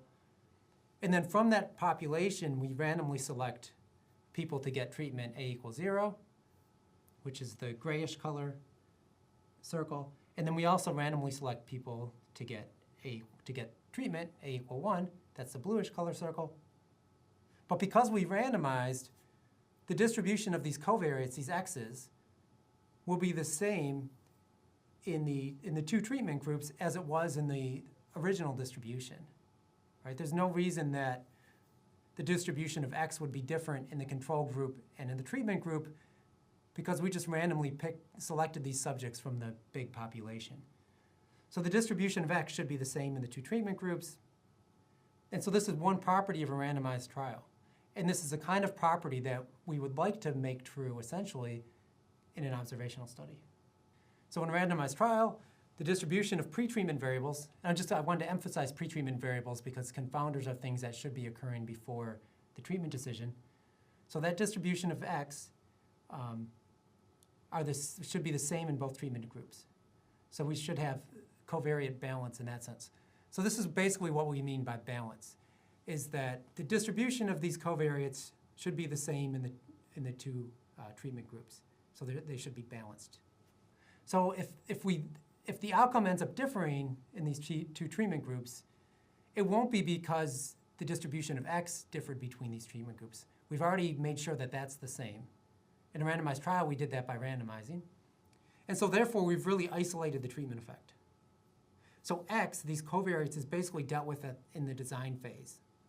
Right? So by design, through randomization, we're dealing with these confounders x. We're getting rid of them through randomization. So then you might be wondering why not always randomized then, because that seems like a straightforward way to get rid of confounding. Well, one issue is that randomized trials are expensive. For a number of reasons, they're much more expensive typically than observational studies, but you have to have it reviewed for ethics. So you also have to enroll people in the study. You have to follow them over some period of time. There's lots of protocols, lots of people involved, so it costs a lot of money. And sometimes randomizing treatment or exposure might be unethical. A classic example might be smoking. We want to know if smoking causes lung cancer, but it would be considered unethical to randomize people to smoke. And also, a lot of people will probably refuse to participate in a trial. So we might ask people, do you want to be randomized to receive an active treatment or placebo? And some people won't really want to be experimented on in that way. Or they just might not want to be bothered, because if you're in a trial, there's going to be follow-up, you're going to be contacted, maybe people don't want to bother. So the population that we'll end up being able to make inference about is kind of shrinking, right? It's shrinking in the sense that people who would refuse to participate in the trial, we can't make inference about. So it's a less general population, and they potentially take a lot of time. So you randomize people, and then you have to wait for outcomes. So maybe you're interested in the survival rate 5 years from now, or whatever the outcome is, typically some period of time will have to pass before you can see it, and so you have to wait. And in some cases, you might have to wait a long time. And it could even be the case that by the time you get your outcome data back, the question might no longer be relevant. Maybe you were interested in comparing drug A to drug B, you have to wait 7 years for outcomes, and maybe within that 7 years, a new drug is available that's even better. So there's many reasons why you might want to do an observational study, sort of counter arguments to the previous slide. So you can generally have a broader population, you can get results much faster, and so on. So we'll think about two different types of observational studies. So there's sort of more of a classical kind of observational study, which is really a planned prospective observational study where the research investigators are doing active data collection. So in this case, you would actually typically enroll people in the observational study and maybe meet with them periodically every 6 months or every year to collect data from them. So like trials, you would collect data on a common set of variables at planned times. You would measure outcomes carefully using set protocols. But unlike trials, the regulations would be quite a bit weaker because you're not typically actively intervening. So you're not manipulating treatment, you're not randomizing people to treatment. You're just sort of observing what happens in reality. And a broader population would typically be eligible for this kind of study. If you're randomizing people to treatment, there's a lot of rules about who you would have to exclude from a treatment, who you would have to exclude from the study, whereas if you're just observing people, it's a much larger group that is eligible. So that's one type of study, and those actually have some of the drawbacks of randomized trials in the sense that they're still expensive and they could be slow to carry out because you have to wait for outcomes. But they have some advantages over randomized trials. Because you're not randomizing, you don't have to deal with the ethical issues and things like that. So another type of observational study, which is becoming more common, has to do with databases. Just databases that exist for other purposes that we can use for research. So these involve retrospective data where there was passive data collection. So passive meaning the research investigators aren't actively collecting data. Data are already being collected for some other reason. So an example of that would be electronic medical records.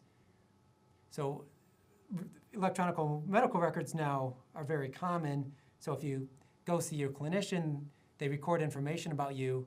There's a good chance of doing that electronically. But the purpose of that is not for research. It's for the clinician to have as much information as possible to make treatment decisions. However, those kinds of databases then can be used for research. Another example would be administrative data like insurance claims. There's registries like cancer registries. So advantages of these kinds of data are that you typically have large sample sizes. Electronic medical records, for example, you might have data from everybody in some health system. They can be quite inexpensive because the data already exists, so it's a matter of pulling the data. And there's a potential for very rapid analysis because the data already exists. We might already have information on treatments. We might already have information on outcomes. It's a matter of pulling the data, analyzing it, so it should be much faster. However, the data are typically lower quality. There's no uniform standard on data on collection. So for example, if you have laboratory measurements, the labs there might be actually different labs for different people in the study with different procedures and protocols and so on. Also, and even things like taking blood pressure, there might be variability in how somebody actually goes about getting blood pressure measurements. So that could vary within clinic, it could vary across clinics and so on. And another aspect of this is that research investigators don't have control over when data are collected. So there might be some people, when it comes to electronic medical records, for example, some people might have very frequent encounters with the health system. For example, somebody who's sick might show up, might see their physician very often, whereas somebody who's in good shape and healthy might not show up very often at all. So some people will have a lot of data on and some people not as much. So these are two sort of general types of observational studies that we could consider. But of course, we're not randomizing treatment, so that's the big challenge with these kinds of data. So in an observational study, typically, the distribution of these confounders, these variables that we are concerned about, will differ between the treatment groups.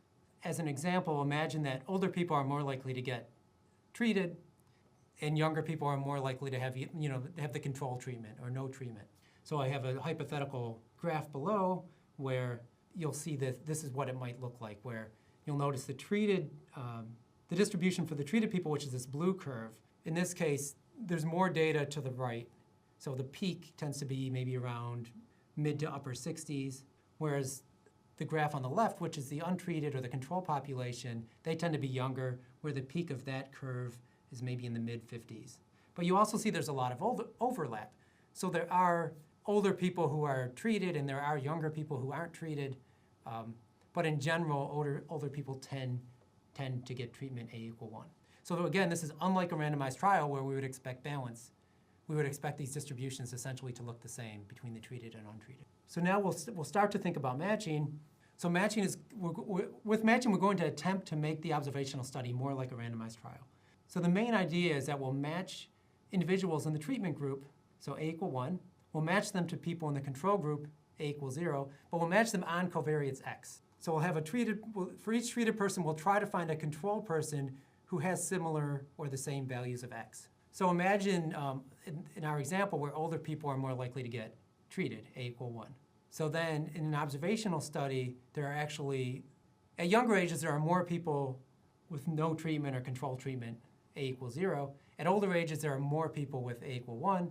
In a randomized trial, on the other hand, for any age, there should be about the same number of treated and untreated people. By matching, we'll try to accomplish the same thing, where at any particular age, there should be about the same number of treated and controls. So what are some advantages of matching? Well, here we're basically doing the hard work of dealing with confounding at what you could think of as roughly the design phase. And what I mean by that is without looking at the outcome. I'll call that the design phase. So imagine that we have the outcome separately and we're not going to deal with it at all. What we'll do then is using matching, we can control for confounding without using that outcome, just blinded to the outcome. So the hard work has to do with finding good matches. So we're going to match treated people to control people on these covariates X. And we're going to do that blinded to the outcome. So this is similar to randomizing in a trial where we're controlling for X without looking at the outcome. In a randomized trial, the outcome doesn't yet exist. In this case, in matching, the outcome exists, but we're going to be blinded to it. We're going to ignore it. Another advantage of matching over other methods for confounder control is it can reveal a lack of overlap in a covariate distribution. So there could be some treated people who are unlike any of the control people. So that would suggest that those treated people essentially had no chance of getting the control treatment. That's very useful because we really would like to exclude them from the study. And we don't want to make inference about people who had no chance of getting the other treatment because that would involve extrapolation. We couldn't have any information about the effect of treatment on people who had no chance for the other treatment. And if you remember the positivity assumption has to do with, for any set of covariates, there should be a non-zero probability of getting either treatment. So revealing this lack of overlap could help you identify a positivity assumption violation, but then you can exclude those people from the study and have the positivity assumption met. If you don't do matching, you might not notice this kind of lack of overlap. So now imagine we've already matched. Once the data are matched, we basically then can treat it like a randomized trial. So we should have balance in the covariate distribution between treated and controls. Now we can do an outcome analysis that could be relatively simple, just like in a randomized trial, where because you've randomized, you can typically do very simple, for example, comparing the mean of the outcome between the two groups. We should be able to do something very similar here. So it feels a lot like a randomized trial.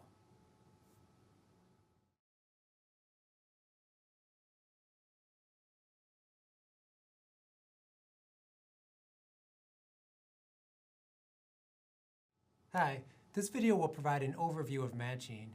The goals are to provide a better motivation for matching in general. So what is the motivation behind matching? We also want to understand what population is targeted.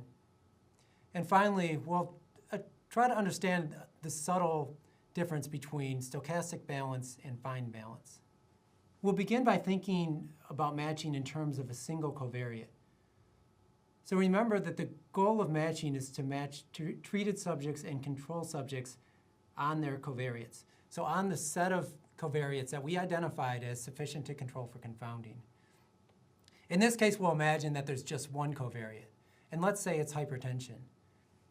So hypertensive patients we'll color with red, and patients without hypertension will color in blue. So the main idea here is that imagine that a hypertension diagnosis partially determines what treatment somebody gets, and also might be related to the outcome. So that's a variable we want to control for. And imagine that we have this small population here where we have these treated subjects on one side and the control subjects on the other.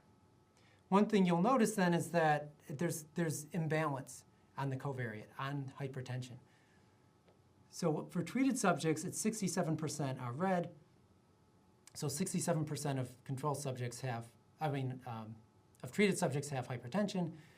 Whereas for control subjects, it's the opposite kind of situation where the majority are blue. So for control subjects, 20% are red, so only 20% have hypertension. So there's big imbalance on this covariate.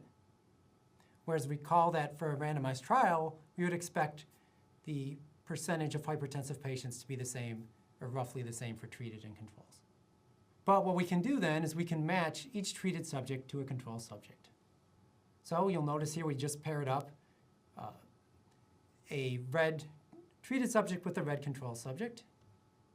Now we've matched a blue to a blue, a red to a red, another red to a red, a blue to a blue, and a red to a red.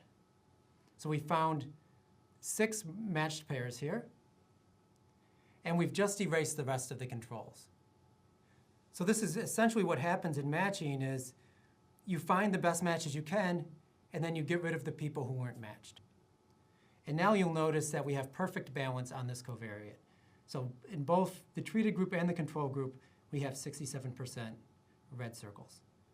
So this is not unlike what you would see in a randomized trial where you would have perfect balance on the covariate or covariates. But of course, it's going to become much more complicated when you have many covariates. So in the previous slide, we had a single variable that we wanted to control for, and it was just a yes or no binary kind of variable. But if you have many covariates, some of which might be continuous, it gets much more complicated. And in fact, we will probably not be able to exactly match on the full set of covariates. We almost certainly won't be able to. They're going to be treated subjects who don't have any control subjects who are exactly like them in terms of the covariates. However, in randomized trials, treated subjects and control subjects won't be perfect matches either. In a randomized trial, there might be, for a given treated subject, there might not be a single control subject who would be a perfect match. but the distribution of covariates will be balanced between the groups in a randomized trial. And we'll call that stochastic balance, that type of balance. So if we match closely on covariates, we'll be able to achieve the same kind of stochastic balance. So it doesn't mean that we match exactly, but we'll have close matches, and the distribution then of the covariates should be very similar in the two groups. So here's an example where we have two covariates now. So it's just sex, which is just M and F for male and female, and age, so age in years. And I'm just imagining a simple case where we have two treated subjects and then more controls. And typically, if you're going to do matching, you'll need one of the groups to be a lot bigger, so you have a lot to choose from to find a good match. And most often, that's going to be the control group, where there's more to choose from. So first, you could imagine one way you could try to find a good match here to this first treated subject is by looking at men. The first treated subject is a male, age 56. So in the control group, we could try to find another male who's about the same age.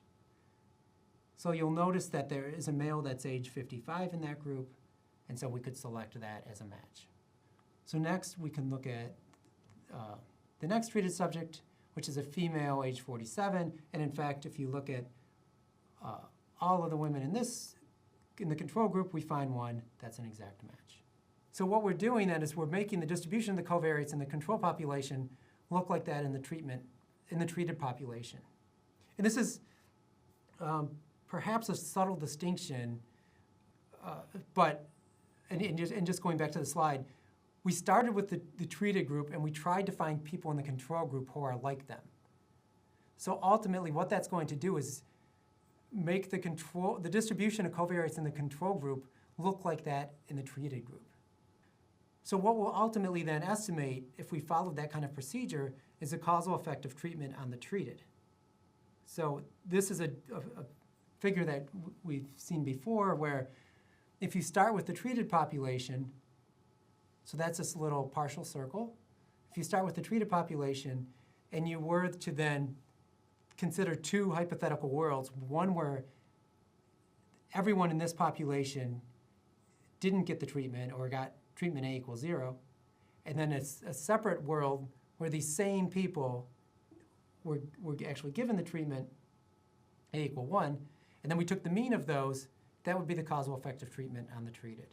So this is in contrast to the average causal effect in the whole population. So often in matching, we focus on the causal effect of treatment on the treated, and that would be the case if you start with the treatment group and find matches for each treated person from the control population, because then you're making the control population have the same distribution as the treated population. So therefore, who we are making inference about is the treated population. You can do matching where you try to make the treated and control populations not only look like each other, but look like the whole population as a whole. So that involves slightly more complicated techniques, but it can be done. But typically when people match, they focus on estimating the causal effect of treatment on the treated. So this is a valid causal effect, but we're making inference about the population who actually received treatment. So what that's doing, as a reminder, is you take the population who were treated, we're comparing their outcome to what their outcome would have been had none of them received treatment. So what is the impact of treatment on those who actually received treatment? So that is a causal effect on the population of people who received treatment. So as I mentioned, there are methods that can be used to target a different population, but we're not going to discuss that in this video. So just remember that typically in matching, if you begin with the treated group and then try to find controls that are good matches for them, you're essentially making inference about the treated population. So you're estimating the causal effect of treatment on the treated. So there's also this concept called find balance. So the idea here is that sometimes we might not be able to find great matches. So probably for a lot of subjects, we'll be able to find a very good match. but there might be some where we can't. However, we might be able to tolerate some non-ideal matches if we still end up with the same distribution, the same marginal distribution of covariates between treated and controls, and we'll call that fine balance. So to make it more clear, we'll look at a particular example where we have two matches. So the first match, we have a treated subject who's a male, age 40, and they're matched to a control that's female, that's age 45. So you'll notice here it's not really a great match. We have a male matched to a female, so that's not ideal, and they're not the same age, so it's not a great match. Match 2, we have a treated female, age 45, who's matched to a control, male, age 40. So again, that's not a great match. So in that case, we don't have great stochastic balance. But we actually have fine balance here, because now if you combine these two matches, now the treated population is 50% male. The average age in the treated population is 42.5. In the control population, it's 50% male, and the average age is 42.5. We have the same distribution on sex and age in the two populations, and the treated and control populations, even though these weren't great matches. So this would be considered fine balance. So we've achieved fine balance in this case, even though the matches aren't great. So this is something we might be willing to tolerate. So we might be willing to tolerate non-ideal matches if we still get fine balance. So there's a lot of software that can impose fine balance kinds of constraints on matches. So it's always going to look for the best pairwise kind of matches, but it will tolerate some bad matches as long as we get fine balance. So this is something that in software you could actually ask for. You could tell it, I want fine balance, and it would use that kind of a constraint as it's trying to find matches. So another issue has to do with the number of matches.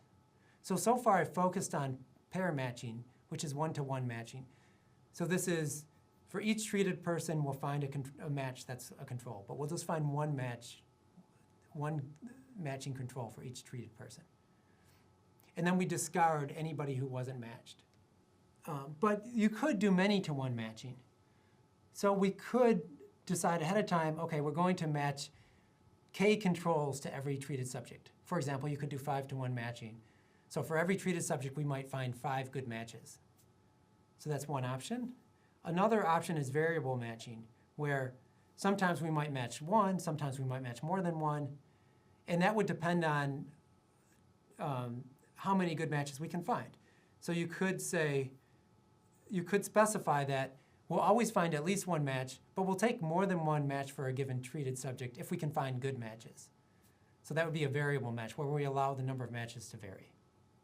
So we'll think about trade-offs between these various approaches, but in the big picture, one-to-one matching should result in better matches because you're not trying to match as many control subjects to a given treated subject. But you are discarding some data, so you might lose some efficiency.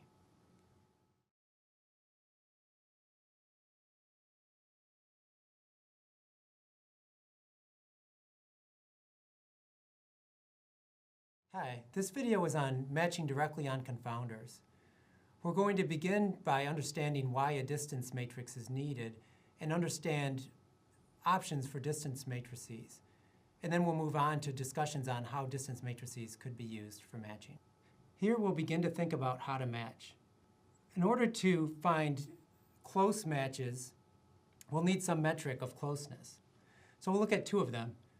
Mahalanobis distance, which I'll just call M distance for short, and robust M distance. And these are two distance measures that will look at how similar two sets of covariates are from each other. As a reminder, we won't be able to match exactly because we will typically have a lot of variables that we need to control for, and it's very likely that no treated person will have exactly the same set of variables or values of their variables as the control subject. So we'll look at these two different distance measures, which will look at how similar, it'll measure the degree to which these sets of variables are similar to each other. So now we'll look at M distance, And we'll begin with some notation. So first, X subscript J is just a vector of covariates for subject J. So J is a person in your data set, subject J is a person in your data set. So you could think of it as like one row in your data. And X is some collection of covariates that you decided ahead of time you needed to control for. So these are the set of variables that are sufficient to control for confounding. So just picture X as values of those variables. So it could be age, sex, blood pressure, and so on. So it's a set of values of those variables. So then the distance then between subject I and subject J on their covariates will denote with D. So D of xi, xj just means that we're going to, that's a function that's going to, as input, you submit the values of the covariates for subject I and subject J, and as output it'll give you a score, a single value, which is a distance. And so we can look at this formula. We'll try to break it down in some detail. So first, the inner part here, this is just a difference between the covariates, so xi and xj. So remember, it's a vector of covariates. So for each of the covariates, let's say, for example, blood pressure, we would take the difference in blood pressure between subject I and subject J. If the next variable is age, we would take the difference in age between subject I and subject J, and so on. We would run through the whole list.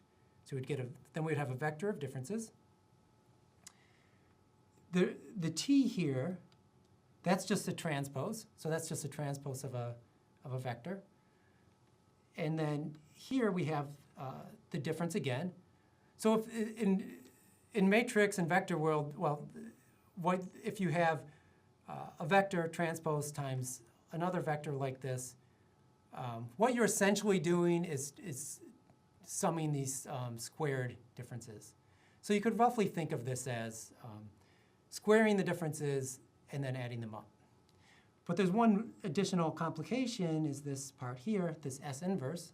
So S, that's just the covariance of X. So remember, X is a bunch of random variables. So X is a random vector. And those those will have some covariance. So that, of course, each of the X's has a variance, but they also might covary together. So S is just your standard kind of covariance matrix. And we're inverting it. So that's what S inverse is. So you could roughly think of that as just as a scaling kind of thing, where we're scaling by the unit of measure. And the reason we want to do that is because we have different kinds of variables here.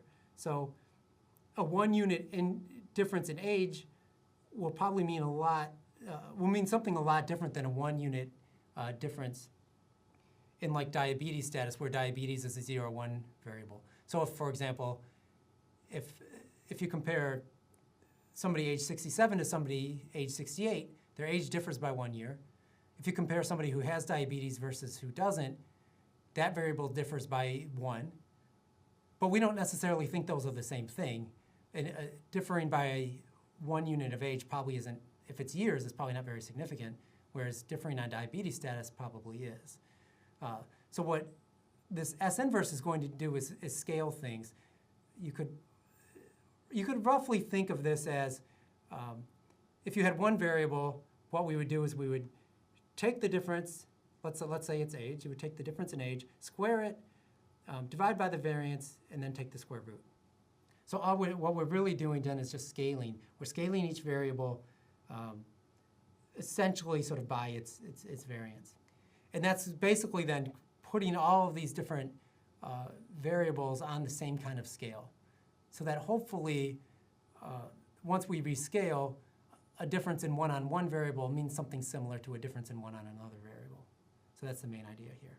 So that's what the formula is. You could roughly think of it as a sum of squared differences that are scaled, and then we take the square root. But the details maybe aren't quite as important as just the big picture is, if these collection of variables differ by a lot, this distance value will be bigger. If they don't differ by very much, this distance measure will be small. And so we'll get this value of D for any pair of subjects. In particular, we're going to get it for a given treated subject compared with all the different controls. So we'll have a list of distances, and then we can use that to help us find good matches. So we can walk through an example here where imagine that we just have 3 covariates. So we have age, COPD, which is just equal to 1 equals yes, 0 equals no. So that's chronic obstructive pulmonary disorder, COPD. And then female, which equals 1 if yes, 0 equals no. So imagine now we have this treated subject on the left, and we want to find a match for them in the controls. And imagine there's like 6 controls available just for simplicity. Okay, so this person is age 78.17. They don't have COPD, and they're female. So as a candidate match, we could look at this first person. So this person is fairly close in age. They're 70.25. But they have COP, whereas the treated person didn't. And they're male, whereas the treated person's female. So this is not really a great match overall. They differ on COPD and sex. And you'll see the distance, if you use that formula on the previous page, we would end up with a distance of a little over 4. Here's a different person. This person, they actually match on COPD and sex, but they differ on age by a lot. So this is an 18-year-old compared to a 78-year-old. So they're not a good match, and you see that reflected in the distance. The distance there is 3.6, so that wouldn't be a good match. Whereas this person, you'll see that they agree on COPD and sex, and on age, they don't differ by very much. So it's a 75-year-old compared to a 78-year-old. So it's a close match, and out of this list, you would probably say, okay, this is the best match. The distance between their sets of covariates is the smallest, and we would probably be pretty happy with this particular. So that distance, you can use a formula on the previous page. You can calculate it pretty easily with software such as R. So now we'll look at an alternative, which is this robust version of a distance. And the motivation here is that it has to do with outliers. So outliers could create a great distance between subjects, even if their covariates are otherwise similar. So imagine a treated subject and a control subject who maybe all of their covariates are very close, but maybe this control subject has one really extreme value of one of the covariates, unusually large value, for example. Well, then the distance would be very large here, even though they seem like otherwise they're a good match. So an outlier can create a great distance, maybe greater than we would want it to. So an alternative is to use ranks. So it's like robust statistics, like classical kind of robust statistics, where instead of using the original values, you use ranks. You can do the same kind of thing here, where we could replace, just for the purpose of matching, we could replace all of our variables with their ranks. So if we looked at age, for example, you would ask whatever software you use, you would ask it to rank the age variable. So a person who was the youngest in that data set might get a rank of 1.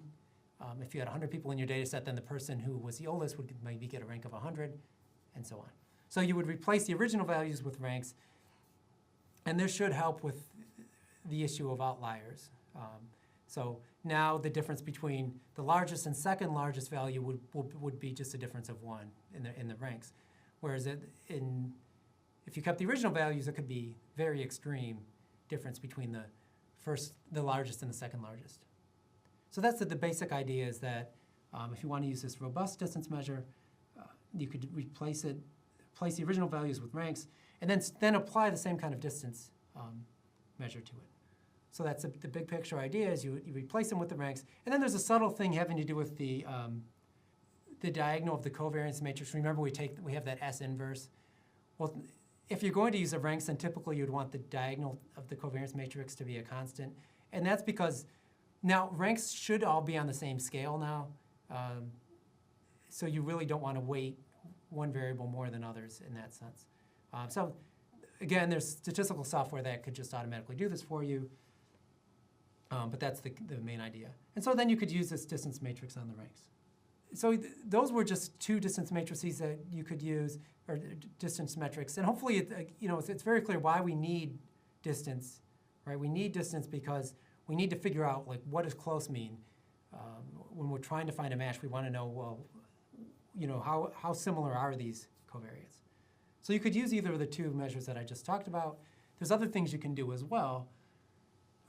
So one of the nice things about matching is you can do some kind of clever things to get exact matches on some variables and be more willing to tolerate inexact matches on others. So if you want an exact match on a few important covariates, what you could do then is you could just essentially set the distance to infinity if they don't match on those variables. So you could apply the m distance kind of formula, but then you could take an additional step which says, oh, if on these important variables they're not an exact match, replace the original distance with infinity, essentially, to make it impossible for them to match. So sometimes there's going to be, a couple of covariates that you think are the most critical, the biggest confounders, and you might want to do exact matching on those, and then tolerate inexact matching, but good matching on others. So that's one thing you could do. There's also a common approach is to use a propensity score and then do a distance match on the propensity score. So this is a topic for another video, but I just wanted to raise awareness of it here. So where are we going from here? So we figured out that we need to be able to calculate a distance between sets of covariates on different subjects. But then once you have that, how do you actually select matches? So we'll look at a couple of algorithms, and these aren't the only ones, but these are probably the most popular. So we'll look at greedy matching, which is also known as nearest neighbor. And this has the advantage of being very computationally fast. So this you can apply to large data sets without a problem typically. Then there's optimal matching, which should be better, but it's very computationally demanding. And so you might have more trouble with this on large data sets.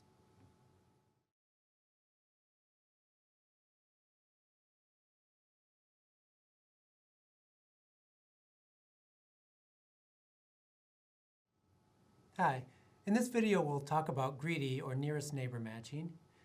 And our goals are to understand what greedy matching is, and how the algorithm works. We'll discuss advantages and disadvantages of greedy matching. We'll also look at many-to-one matching versus pair matching and discuss trade-offs with the two approaches. And finally, we'll introduce the idea of calipers. So just to begin as a setup here, again, we're going to imagine that you've already identified a set of variables that are sufficient to control for confounding. Again, these are pretreatment covariates. And in these variables, we believe will satisfy the ignorability assumption.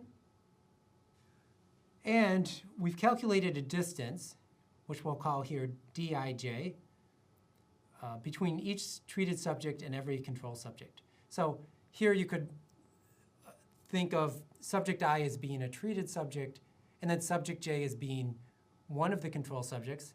We would have a distance between them, meaning between their covariates. But we would have a distance then between that same treated subject and every control subject. So for a given treated subject, imagine we have a distance score with it and every other and every control subject. So imagine we've already done that. We've already accomplished that. We have our distance measure, and we've already selected our covariates. And now, for this part of the talk, we'll imagine that we have more controls in treated subjects, and hopefully many more controls in treated subjects. We want to have a big pool of subjects to choose from for matching. And this is often the case, but it doesn't have to be the case, and you could potentially still do matching. But ideally, you have a lot more controls in treated subjects, and that gives you a lot of options in terms of selecting matches. So for now, we'll just assume that's the case. We're also going to focus on pair matching for now, which is also known as one-to-one matching. So now we'll introduce greedy matching. And so greedy matching is really relatively straightforward, and so we'll just kind of walk through the steps here on how you would actually, if you were going to program this yourself, what would you actually do? So the first thing would be to just randomly order your list of treated subjects and control subjects. You wouldn't actually have to do this necessarily, but it's probably good practice. It could be that maybe you've already sorted your data in some way, and you really don't want it sorted. You would rather have it randomly sorted. So you might as well just randomly order your data set.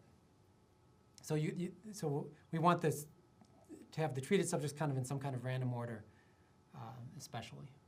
So you could do that first. Then what we'll do is we'll go to the top of that list. So now we have a list of treated subjects. We'll go right to the top of that list. And then what we'll do is we'll match it to the control that has the smallest distance. So we already have our distances. So we'll look through the whole list of distances, and we'll just find the one that's the smallest distance. Okay?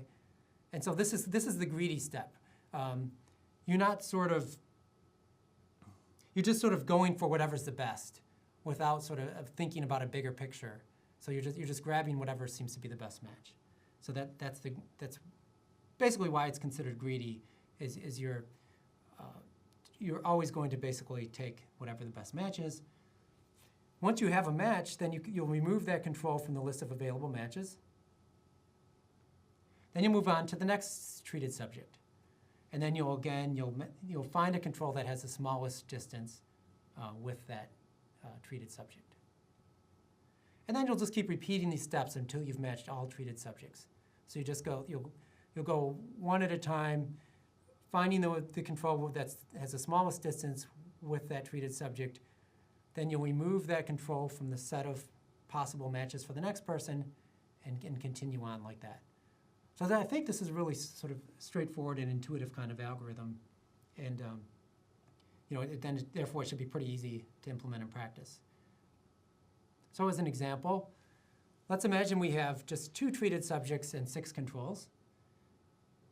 And we're going to use this greedy algorithm to try to find matches for these 2 treated subjects. And again, we'll have 3 variables: age, COPD, and female. So let's find the first match. So here's the first person is 78 years old. They don't have COPD, and they're female. And you'll see that we've calculated the distance between this treated subject's covariance and then in each available control's covariance. And so you see that distance on the far right, and we found a match. So the match is the one with the smallest distance. So we're just going to match this treated subject up with this control. And you'll see that they agree on COPD, they're both female, and they're pretty similar in age, 78 versus 75. So now that I found a match, I'll start creating my matched data set. So I have, you'll notice on the far left there, I have what I'm calling match_ID. So you can name it whatever you want, but you need some kind of identifying variable to identify a matched pair. So I'm going to call this match ID 1 for this first set. And then I also have a variable that I call treated. So treated can either equal yes or no, 1 or 0. So here's treated.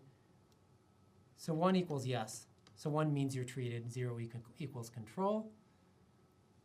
And if you recall from the previous slide, the treated person was 78 years old, didn't have COPD, and was female, and you'll see those values here. And then they were matched to a person who was untreated. So this is a control. They were age 75. We can see from the previous slide, they were age 75. They didn't have COPD, and they're female. And you'll notice they have the same match ID. So the match ID is what's going to tell us that this is a matched pair. We want to link these 2 together. So we found a matched pair, and then we are basically now adding them to our data set. And we're using an ID, identifying variable, to let us know that, yes, these 2 are linked together. So next, we're going to find a match for the second treated subject. So this person is about 68 years old, don't have COPD, and they're male. So female equals 0 means they're male. So again, we've already calculated a distance between that subject and all of the available controls. But you'll notice we're crossing out that second control there. That person's already been matched. So that person is not a candidate to be matched with the second treated subject. And we find a match here. So the smallest distance here is 0.78. If you look at it, you'll notice that the treated subject and the control subject here that we matched, they're both male, neither has COPD, and age-wise, they differ by a fair amount, but it's the best we could do. So one's 55 years old, the other's about 68 years old. So they're as close as we could get in age, but this was our best match. And of course, because we only have 6 available controls, we're probably not going to get great matches, but this is just a simple example to illustrate the main ideas. So we were greedy. We just went for the best match that we could find. And now we can add that to our data set. So you'll notice here that the key here is that I have a new match ID, which is 2. This is the second match. So I want to make sure to link these two subjects to each other. So they're paired up by this match ID. One is treated and one is not. And we saw from the previous slide, one's about 68 years old and one's about 55 years old, and so on. So you would just continue in this way until you have a big data set full of matched pairs.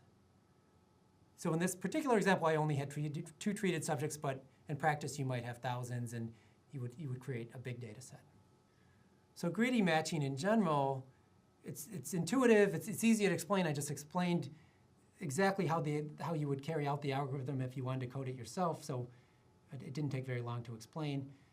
It's computationally very fast because it just involves a very simple series of steps. Imagine we already have these distances, so then we just go one by one through this, the treated group, and just then find the minimum distance and line them up. So any software should be able to do that very quickly. So even if you have a very large data set, this isn't very computationally demanding. There are R packages that can do it. For example, there's one called MatchIt. It's not invariant to the initial order of the list. So in other words, the order of the list actually does matter. So I said, let's initially randomize the order of the list. But whatever order that list happened to be, that it does matter. You're not going to get the exact same matches if the list was ordered differently. And that's actually, I would consider that a drawback of this approach. It would be nice if it wasn't dependent at all on randomization, on how you randomize the list. More importantly, it's not optimal. And really what I mean by that is globally optimal. So always taking the smallest distance for each match does not necessarily minimize the total distance. So let's imagine that by total distance, I mean, let's say we add all the distances up of all the matched pairs. What we might consider optimal would be something that minimized that total distance, and greedy matching is not guaranteed to do that. And it even could lead to some bad matches as a result. Now, let's imagine instead of pair matching, let's say we want to do many-to-one matching. Well, you could actually use this greedy algorithm to do many-to-one matching. As an example, suppose we wanted k-to-1 matching, where k is some integer greater than 1. So for example, we might want 3-to-1 matching. What you would do then, you would proceed with the algorithm just as before. So you would find one match for everybody. You would go through the whole list. But then what you would do is once you got to the end of the list, you would cycle back up to the first person again. You would find a match for them. That would end up being their second match. And you would go through and find a second match for every single person. And you would keep doing that until you had k matches for each person. So you would still use the same kind of greedy algorithm. You would just cycle through the list multiple times. So there are trade-offs between pair matching and many-to-one matching. So with pair matching, you'll find closer matches in general, because you're finding the best match you can for a treated subject with the control.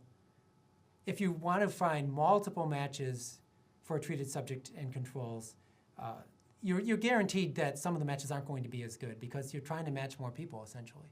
So you're going to have to accept some matches that aren't as good.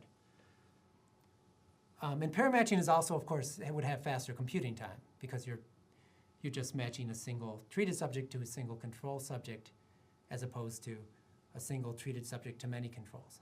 So it should be faster. An advantage of many-to-one matching, and probably the only advantage, is you get a larger sample size. So with pair matching, the second you have you found a match for everybody, then you discard all the rest of the controls and you won't use them. In many-to-one matching, you're going to end up using more of the controls. So we have a larger sample size, which should mean more efficient estimates of say, causal effects. However, there are a couple caveats there. So one is that even though you gain sample size, the gain isn't perhaps as much as you might think.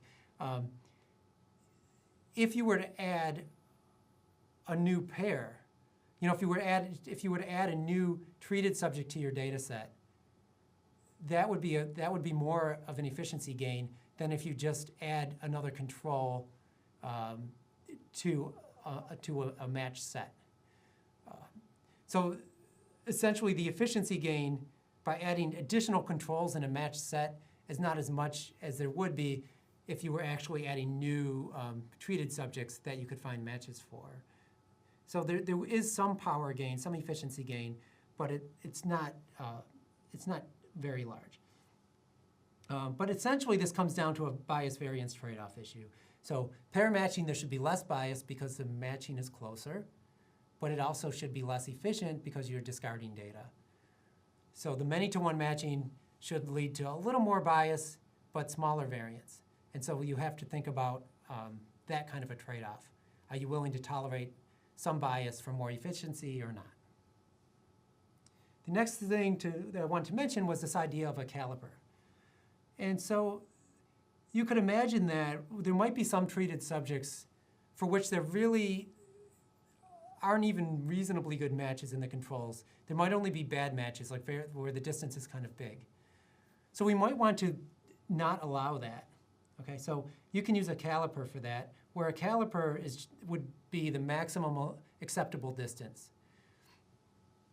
So the main idea would be we would go through this greedy matching algorithm, one treated subject at a time, finding the best match.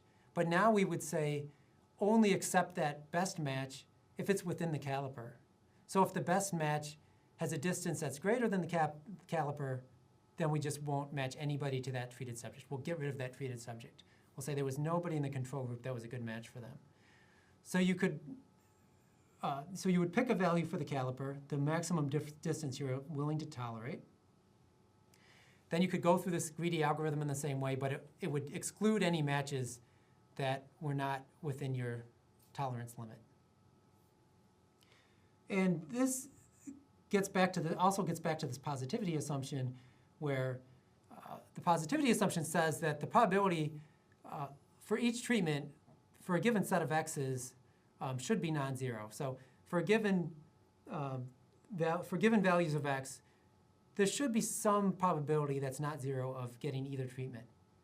But if there's nobody that's a good match for a given treated subject, and in fact, if there's only bad matches, that kind of suggests that this treated subject really didn't have much of a chance of being a control subject because there's nobody like them in the control group. So caliper matching will help make this positivity assumption more plausible. A drawback is the population becomes a little bit harder to define.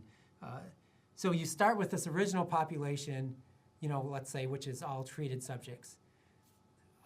But now we're saying, okay, it's all treated subjects except for those for which there's no match available.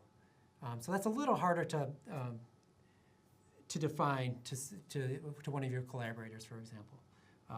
Nevertheless, it's probably a useful idea to use a caliper and not accept matches that are really bad. But there are trade-offs between the two.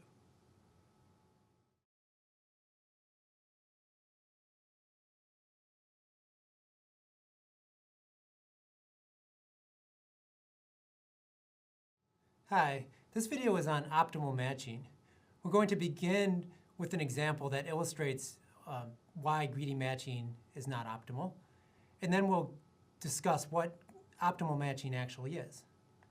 So we'll begin to think about why greedy matching is not optimal. And remember, by optimal, what we're really talking about here is in terms of a global distance measure. So for example, optimal would mean the smallest total distance. If you took the distance of all matched pairs and added them up, ideally, that would be as small as possible, and we'll call that globally optimal. and greedy matching is not globally optimal. So we'll look at an example where, suppose we want to match on age. So we'll just really simplify things and say there's one confounder, it's age.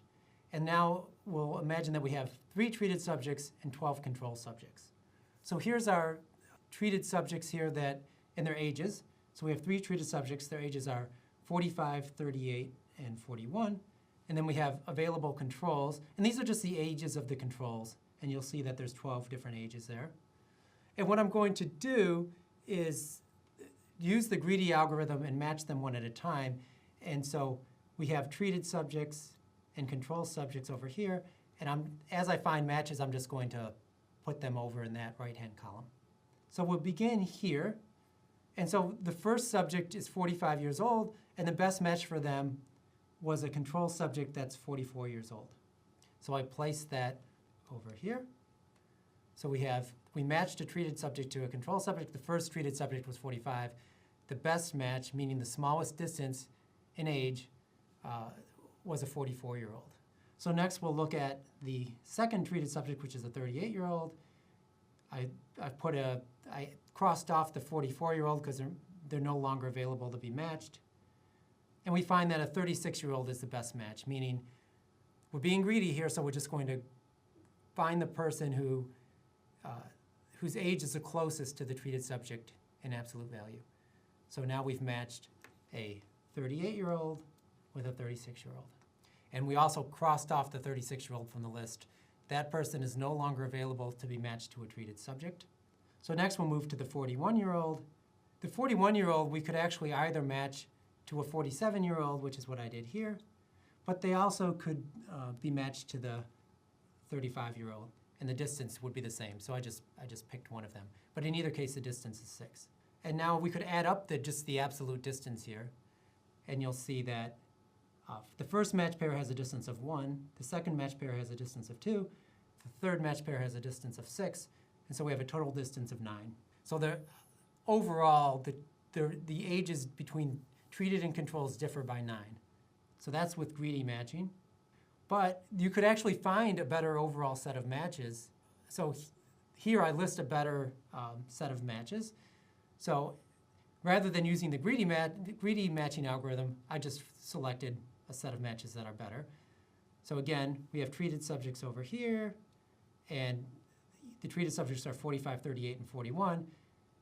And I matched this control with the first treated subject, this control with the second treated subject, and this control with the third treated subject. And we'll see, if you add up those distances, we have a difference of 2 for the first pair, a difference of 2 for the second pair, and a difference of 3 for the third pair. So the total distance here is 7, whereas if we go back, the total distance there was 9. So we have a smaller total distance here. So this just illustrates that with the greedy algorithm, by always taking whatever the smallest distance is, you aren't thinking about the big picture.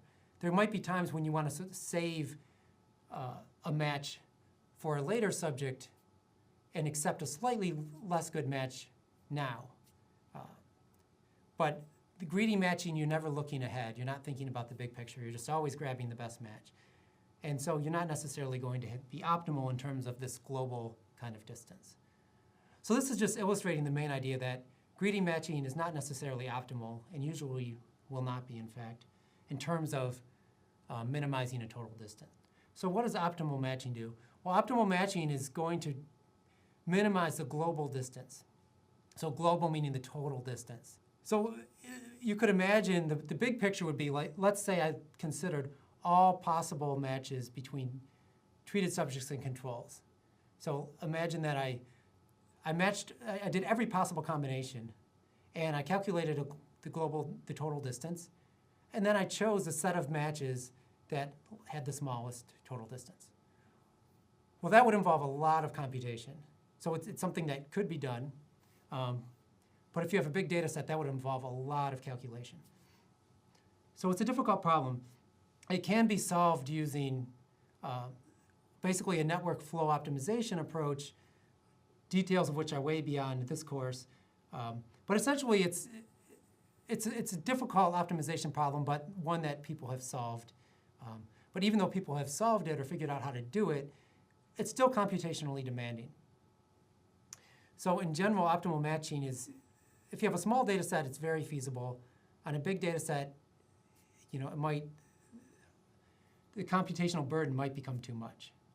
But the big picture idea is optimal matching is going to minimize this global distance.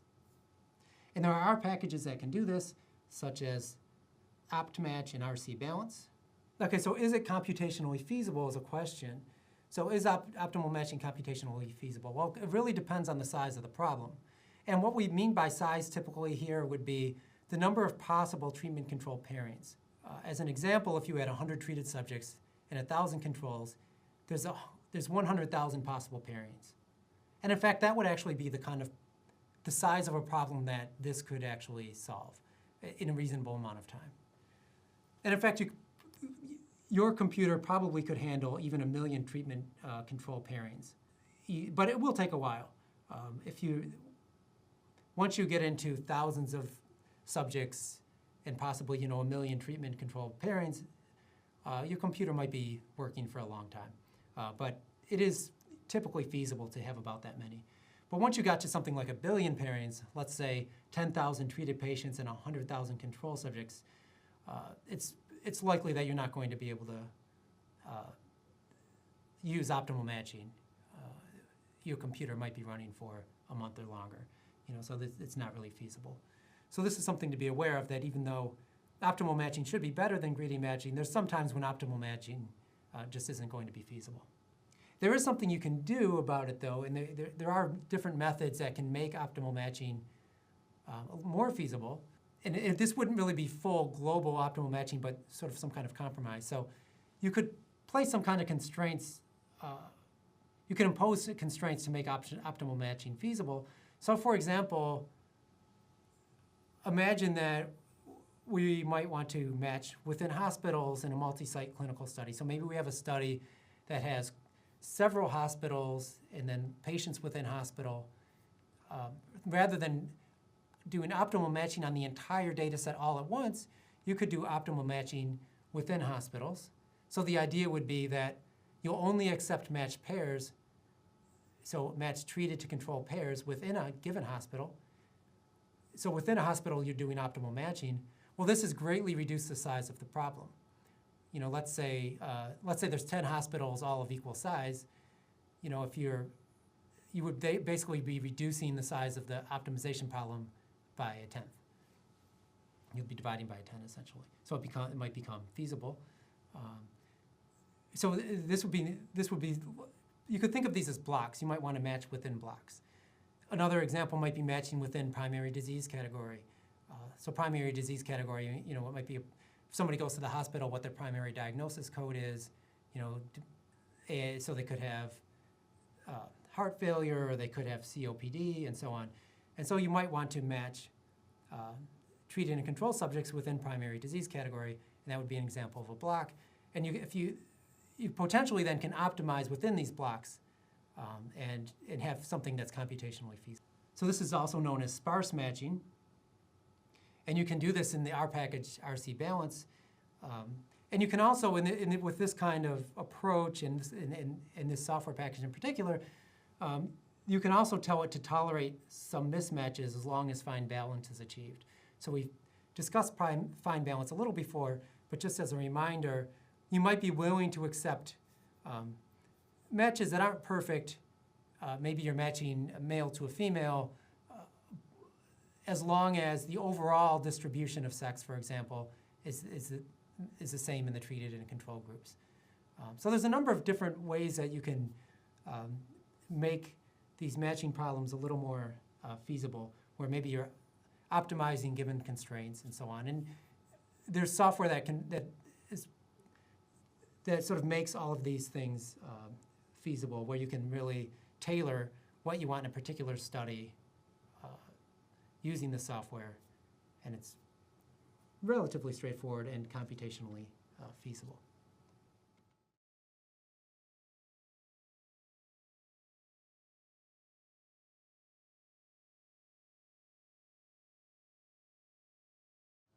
Hi, this video is on assessing balance. The main goal is to understand how to check covariate balance after matching. So we'll assume you've already matched and now you want to determine whether matching was successful. So in order to determine whether matching was successful, one thing we can do is we can check covariate balance. So remember, in a randomized trial, the covariates would automatically be balanced just due to randomization. And one of the goals of matching was to create a similar kind of situation where we'll achieve balance after we match. So to assess whether balance has been achieved, we can look at a couple of things. So one is something known as standardized differences. And so that has to do with whether the means are similar between the two groups. And you can do this, and you should do this without looking at the outcome. So at this point, we're still at the stage where we're not looking at our outcome yet.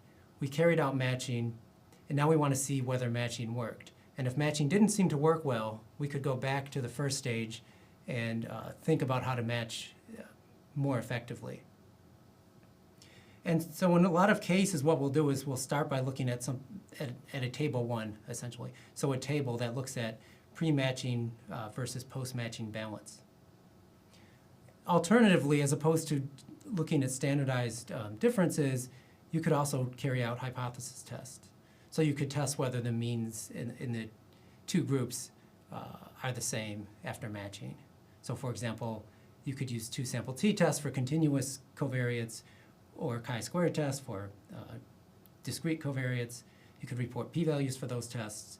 And the main drawback with that approach is that the p-values are dependent on sample size. So if you have a large study, there's a very good chance you're going to have some of the covariates will be significantly different in the sense of having a small p-value. But the actual difference in the means might be very small. In a lot of cases, people have large data sets. And so we don't necessarily want something that's an assessment of balance that's so dependent on sample size.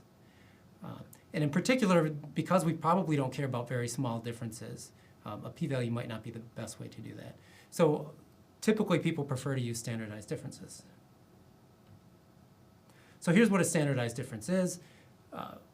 What you'll essentially do is for each covariate, say a given covariate X, we'll just take the sample mean in both groups. So sample mean in the treatment group, which I'm denoting with this here. So that's the sample mean in the treatment group. So that's, you've stratified, you just look at the matched pairs on the treated side, and you take their average value of their particular covariate that you're interested in. You do the same thing with the control. So you're just taking sample averages, taking the difference. But then we want to scale that. And so what we'll do then is we'll just take a pooled standard deviation. So S squared treatment, that is just the sample variance in the treatment group for that covariate. S squared control is just the sample variance in the control arm. We're just dividing by 2 because we're averaging it. So we're just taking basically the average variance between the two groups and then taking the square root to essentially get a pooled standard deviation. And so SMD stands for standardized mean difference.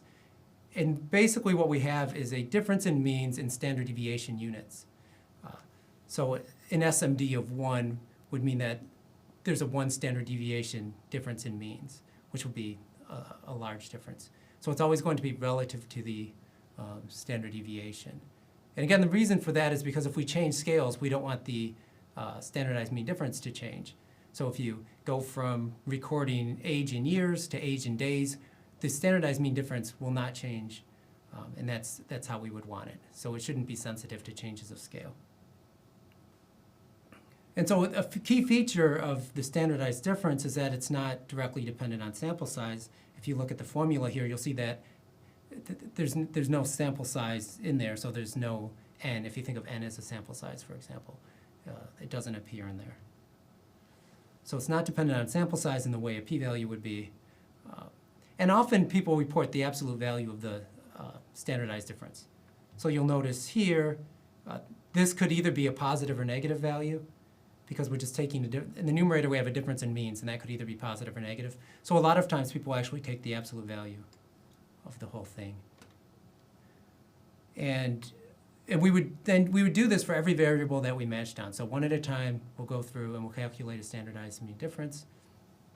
And then there's some rules of thumb that are commonly used. So a standardized mean difference of less than 0.1 in absolute value would typically indicate adequate balance.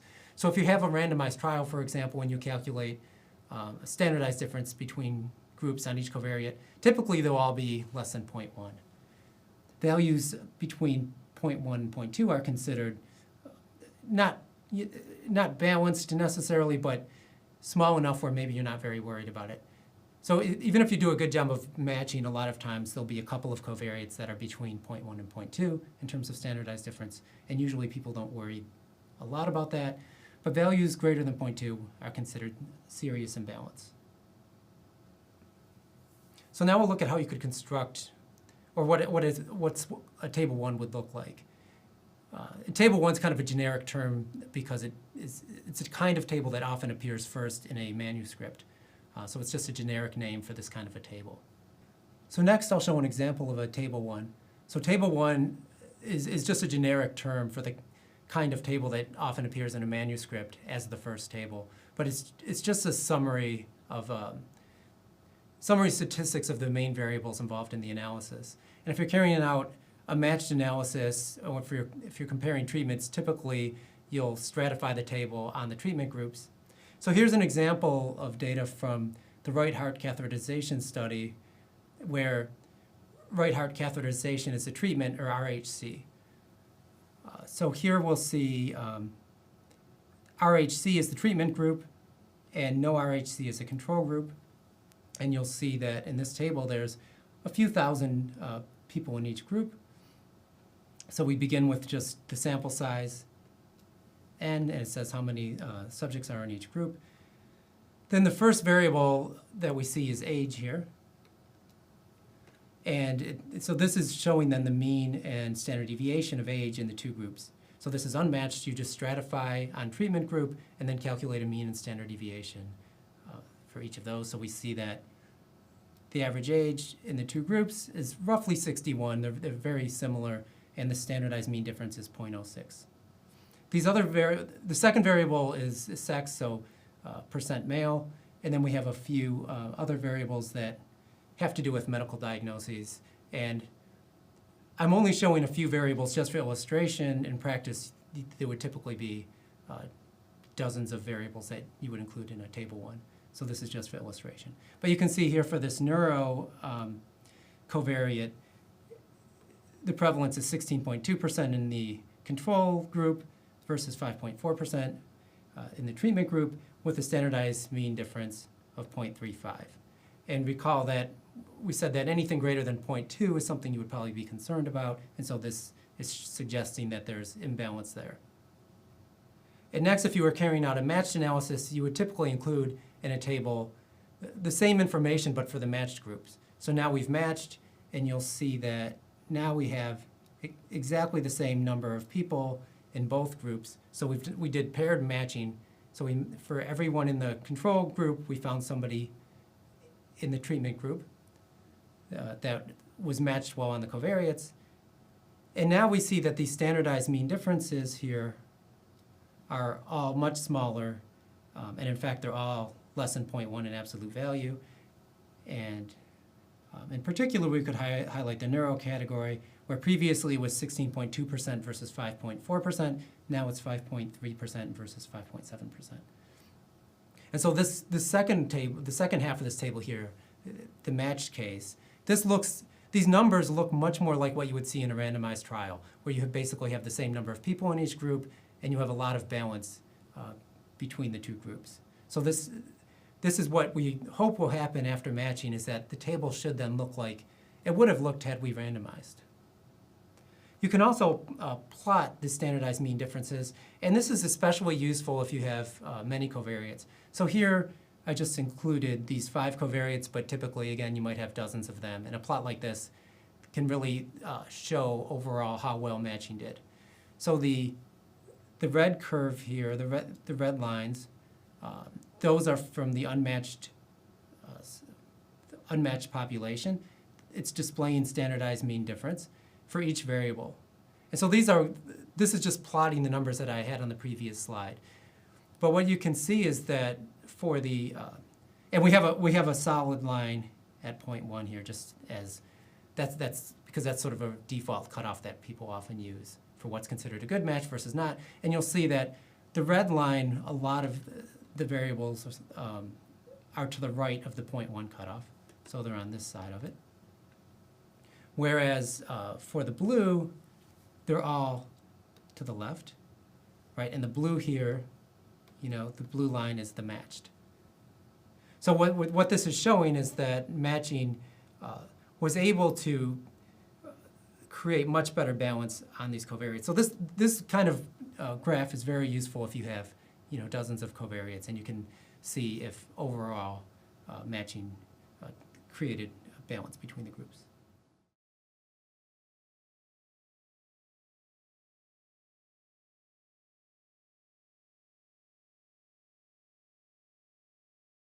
Hi, this video is about how to analyze your data, your outcome data after matching.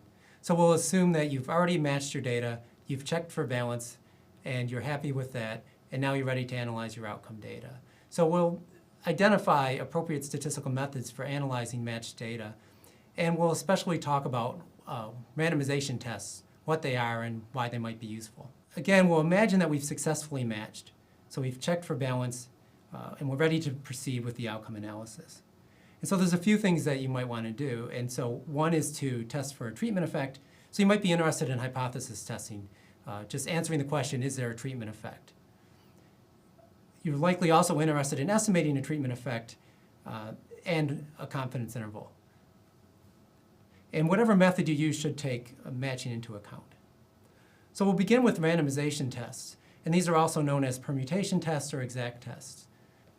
And these are the kinds of tests that you could use if you actually had randomized data from a randomized trial.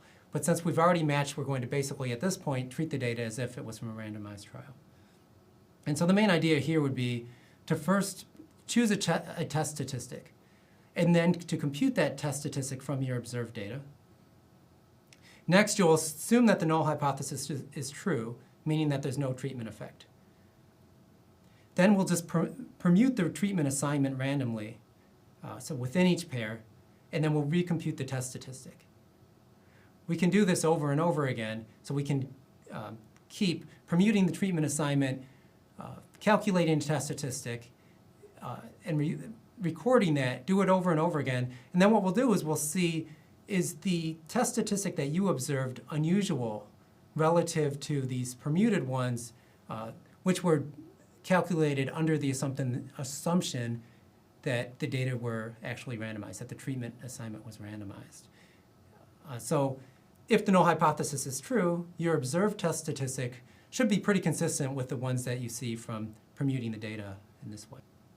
So we'll consider an example here to make the ideas more clear. So suppose we have a binary outcome, so just a yes or no kind of outcome, and 13 matched pairs. So we'll just consider 13 matched pairs so that we can see it, and it'll be easier to understand. And so what we'll choose as a test statistic here is just the number of events in the treated group. So we'll just count how many events there were, meaning how many times the outcome occurred in the treatment group. You could pick a different test statistic, and you should essentially get come to the same conclusion. But we'll just pick a count of the number of events in the treatment group. So here's some hypothetical data of 13 matched pairs. And what we have here is we have on the far left here, matched pair. This is just, you could think of this as just an identification variable saying which matched pair it is. So matched pair 1 is, you could think of that as the first matched pair. And in that case, and then what we're showing in the numbers in the table are the actual outcomes. So the first matched pair, the person in the treated group did not have the outcome, so their outcome was equal to 0. In the control group, they also had an outcome of 0. So these individuals were matched based on their covariates, and then we looked at their outcomes, and their outcomes happened to be the same, and they happened to both be 0. So that's a concordant pair. They agree with each other. You'll see matched pair 2, the second matched pair, the treated subject had the outcome, whereas the control did not. So the treated had the outcome of a value of 1, and for the control, the value was 0. So that's a discordant pair. Now, our test statistic, we said, was a count of the number of events in the treatment group.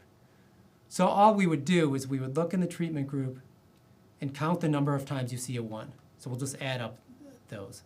And if this was done correctly, we should get a 6. So we should see that there's 6 ones in the treatment group. So that's our test statistic from the observed data. And what we want to know is that an unusual number? And what we mean by is that an unusual number is if the null hypothesis was actually true, where treatment didn't matter at all, so treatment doesn't do anything, then would we see a test statistic like 6? Or is it unusual? So the way we're going to tell whether 6 is an unusual number or not is by randomly permuting the values in each row.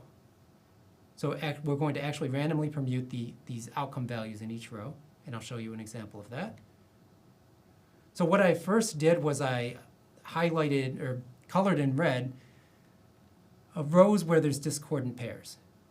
And this is important because in the concordant pairs, permuting isn't going to do anything, right? So for example, matched pair 1, there are always going to be a 0-0 pair, whether I change the label of who's treated and who's control or not. That's always going to be a 0-0 group. So there's nothing interesting happening there. So all of the information about a treatment effect should come from discordant pairs. And you'll see in this case, there's the ones that are in red. There's 7 of them. Those are the discordant pairs. And what we're going to do is just randomly shuffle those 0s and 1s. And what you could think of that as doing is just randomly relabeling who's a treatment and who's a control. And again, the reason we're doing this is that under the null hypothesis, it shouldn't matter who's a treatment and who's a control because treatment isn't doing anything. Treatment has no impact. So I should be able to just randomly permute these labels. And so you could do that just by randomly drawing from a binomial distribution with probability 0.5. And so I'll show you an example. Here's permutation 1, and if we kind of slide back and forth, you'll see that a couple of these changed. So here's the original data, here's the permuted data. So I did this at random. So basically, just to make clear, extra clear what we're doing here, let's take this one for example. Matched pair 13. You could think of it as I'm going to flip a coin, and if heads comes up, I keep them the same. If tails come up, I change, where now treatment is a 0 and control is a 1. So there's a 50% chance I'm going to flip, and there's a 50% chance I'll stay the same. And so I did that, and now a couple of them have changed. And what I do now is I recalculate the test statistic, so I count how many 1s appear in the treated arm, and that ends up being a 5 here. And now I'll just keep doing that. Here's a second permutation. This one I get a test statistic of 7. I permute again. I get a test statistic of 3. And I'll just keep doing this and recording the test statistic. Now, you could do this thousands of times and then see whether the value that you observed is unusual relative to all these permuted ones. So if we carry out the permutations 1,000 times and record the test statistic each time, then you could plot the distribution of the test statistic. And that's what we've done here. So what you'll see is that we have T is the test statistic, so that's just the count of the number of times the event occurred. And so we see here that this is an actual count, and there was 1,000 total times that I did this. And you'll see that, for example, a value of 1 is quite unusual. It probably only occurred about 10 times out of 1,000, whereas values of 4 and 5 are quite common. So this is, again, we're permuting under the assumption that there's no treatment effect. We record the test statistic each time, and then this is the distribution of that test statistic. And what we want to know is then, is the test statistic that we observed unusual. And so here's the one we observed was a value of 6. So our observed data test statistic was a 6, and you'll see that that is quite consistent with what we would see if there was no actual treatment effect. So it's kind of right towards the middle of that distribution. So what we've observed is not inconsistent with the null hypothesis of no treatment effect, and therefore we really don't have evidence that, in this case, that treatment is really doing anything. If you wanted to calculate a p-value, the intuition here is what we would really do is calculate the probability of something more extreme than our particular value, or as extreme or more extreme than our particular value. So we would, in this case, what that would mean is we would add up the probability of being a 6, a 7, or an 8. That's as extreme or more extreme than our value. But because this is symmetric, we would also need to add up the probability of being a 1, a 2, or a 3. Those are equally unusual in the sense of, remember, we're just counting number of events, but we also could have just counted as the number of non-events. So either of those are the same kind of statistic. So in other words, having a test statistic of a 1 is equally unusual to having a test statistic of an 8. So we want to count both tails. So if you were going to actually get a p-value, you could just add up the probabilities of being 1, 2, 3, 6, 7, or 8. And that would tell you how likely it was to have a test statistic as unusual or more unusual than ours. Another way you could get that, a p-value, is actually to use this McNamara test, which is a test that's often used for paired binomial data. And here I've created the kind of table that you would typically use for this type of test, where what we have is a count of treatment and control pairs based on the outcome. So here we have the treatment group, we have the control group, and then we have the outcome. And so, for example, this first cell here, it's a count of how many pairs were there where both the treated and untreated subject had a value of 1. And remember, from our original data, there was one person, one pair, where the value was 1 for both of them. And so that's where that count is coming from. The other concordant kind of pair is when both individuals have a 0 for the outcome, and there were 5 of those in our original data. And then there's discordant pairs. So our discordant pairs are here. This is when the treatment group had the outcome, but the control group didn't. There were 5 cases like that. And then there were 2 cases where the treatment group did not have the outcome, but the control group did. And so really all of the information about whether there's a treatment effect comes in those discordant pairs, and in fact comparing that 5 versus the 2. So if there's no treatment effect, you would expect those numbers to be about the same. In this off diagonal here, we would expect them to be about the same. But if they're very different, then that would be evidence of a treatment effect. And so you can actually test that in R using the following commands. So the first thing I do is I just create this matrix. So I have a matrix here, a 2 by 2 matrix, and I can enter that right into R as follows. So I just use the matrix command. I enter the numbers 1, 5, 2, and 5. I tell it it's a 2 by 2 matrix, and I name it X. So I just happen to name my matrix X. Now I can just use the McNamara.test package, and I tell it my matrix is this, and the output then is displayed below. And what we see is that we end up with a p-value here of about 0.45. So 0.45 it's very far from 0, so it's saying that we really don't have evidence of a treatment effect.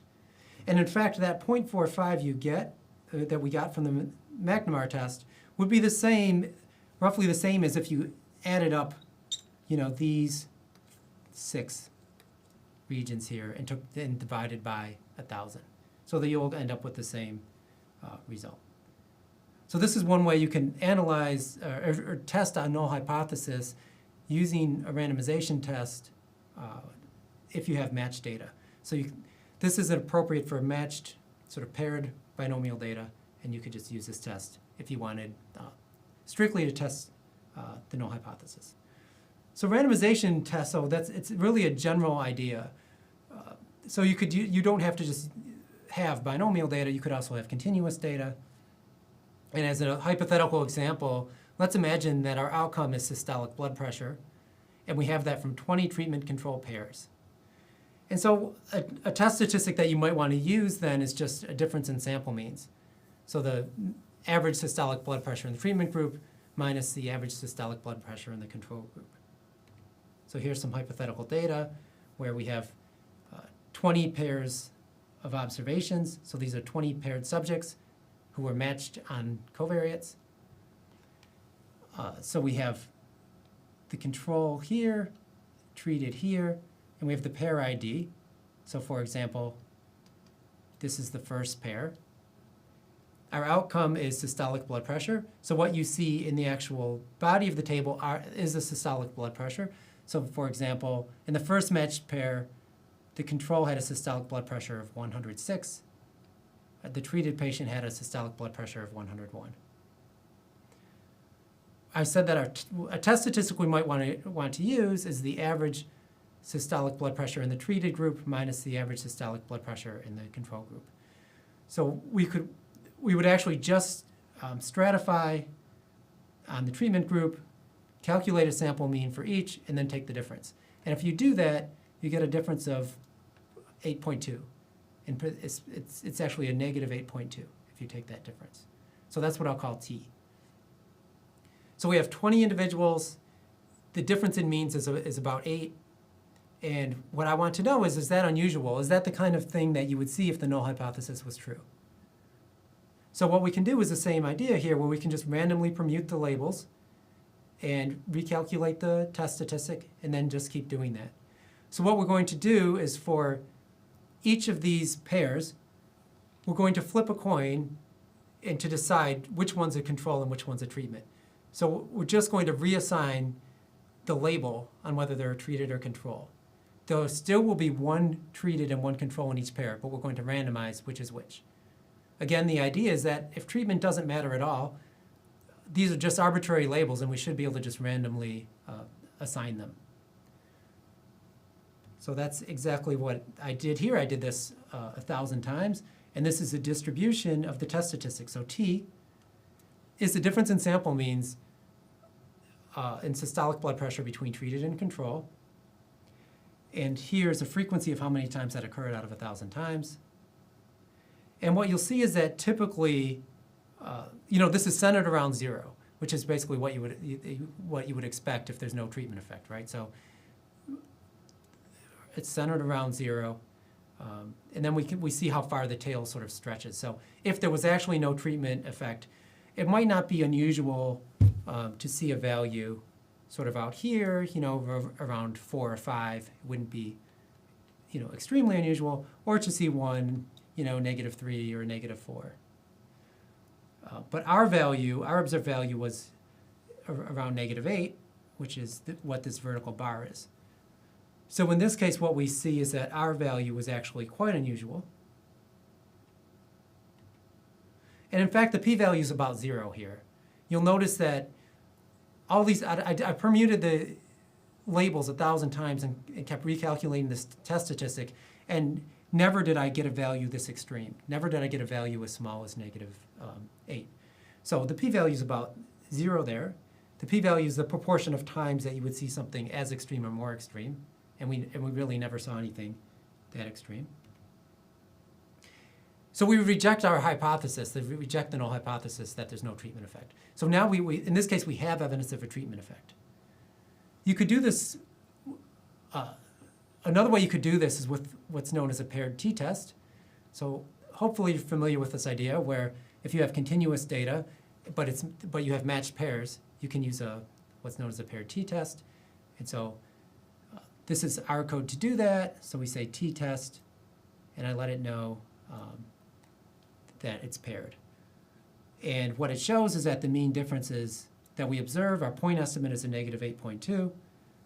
A 95% confidence interval is here. So it goes from -10.7 to about 5.7. and we have an extremely tiny p-value. So we have strong evidence that there is a treatment effect in the direction of a negative effect.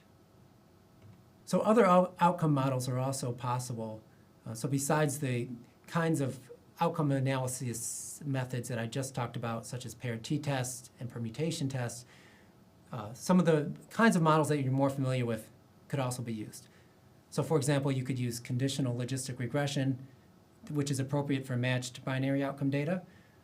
You could use a stratified Cox model if you have time to event or survival type of data. So this is exactly like the usual Cox model, except you would stratify the baseline hazard function on matched sets. So you would have in your data set a match ID variable, and you would let the software know to stratify on that match ID variable. You could also use generalized estimating equations, or GEE, and again, you would tell the software to cluster on match ID. And this is especially useful for binary outcomes because you could use GEE to estimate a causal risk difference, a causal risk ratio, or a causal odds ratio. And which one of those you want would sort of determine which link function you use. So if you wanted causal risk difference, you would use an identity link. If you wanted a causal risk ratio, you could use a log link.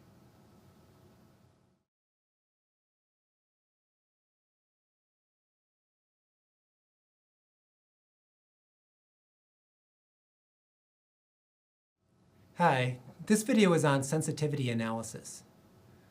The primary objective is to understand the concept of sensitivity analysis. In addition, we will look at one particular way that you could go about carrying out a sensitivity analysis in practice. So we'll begin the discussion of sensitivity analysis with the idea of hidden bias. So recall that when we're matching, the main goal is to achieve balance on observed covariates. So these are the covariates that you selected ahead of time that you decided that you needed to control for to achieve ignorability. So the set of covariates that you believe are sufficient to control for confounding. But these are all observed covariates. So overt bias would occur if there was imbalance on these observed covariates. In other words, if we did not fully control for these variables. So we would have hope of identifying this kind of overt bias. So after you match, you can check balance, and if you saw imbalance, we could identify that and try to rectify it. So that would be, overt bias would occur if you had imbalance, and carried out your outcome analysis anyway. So this is something that you could possibly identify.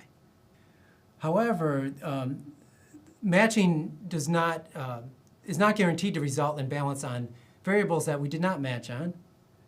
So there's going to be some unobserved variables not captured in your data set, or maybe variables that you chose to not match on.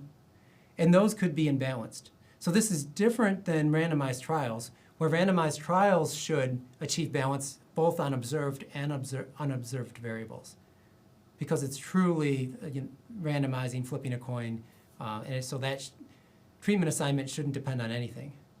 So in a randomized trial, you should have balance on all the variables. In a matched analysis, we really can only expect to achieve balance on observed variables. So hidden bias would occur if there's imbalance on unobserved variables, and these unobserved variables are actually confounders. So these variables are important. We don't have balance on them because we didn't match on them. But we can't see that, right, because we don't have those variables. So this would be known as hidden bias. And this would be a situation where the ignorability assumption is violated. You could also think of this as that there's unmeasured confounding in your analysis. So the main idea of sensitivity analysis. So what we want to think about this idea of if there is hidden bias, how severe would it have to be before conclusions changed? So what do we mean by conclusions changing? Well, for example, if you have a statistically significant result where we assume there's no hidden bias, well, how much hidden bias would there have to be before we would not have a significant result? Another example would be a change in the direction of effect. So maybe we see a positive treatment effect. Well, how much bias would there have to be before this sign actually changed? So where we'd have a different direction of the treatment effect. So this is a very useful kind of concept because we typically believe that there's likely to be some degree of unmeasured confounding, hopefully a small amount of unmeasured confounding, but it's likely that there's some. And so we want to know, well, are the conclusions we're making sensitive to just minor violations of our key assumption, or is it very sensitive to violations? In order to discuss sensitivity analysis in more detail, it'll be useful to introduce some notation. So let pi j be the probability that person j receives the treatment. Similarly, pi k is the probability that person k receives the treatment. So pi here is a probability, and then it's indexed by a particular person identifier. So let's imagine that person j and person k are perfectly matched on their observed covariates. In other words, xj is equal to xk. So the set of covariates for person j are exactly the same as person k.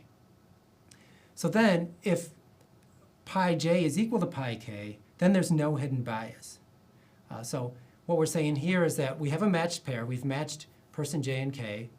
Their observed covariates agree. Now, if the probability of receiving treatment is actually the same, then there couldn't be any hidden bias. There couldn't be any variables that we're not capturing that are affecting the treatment decision.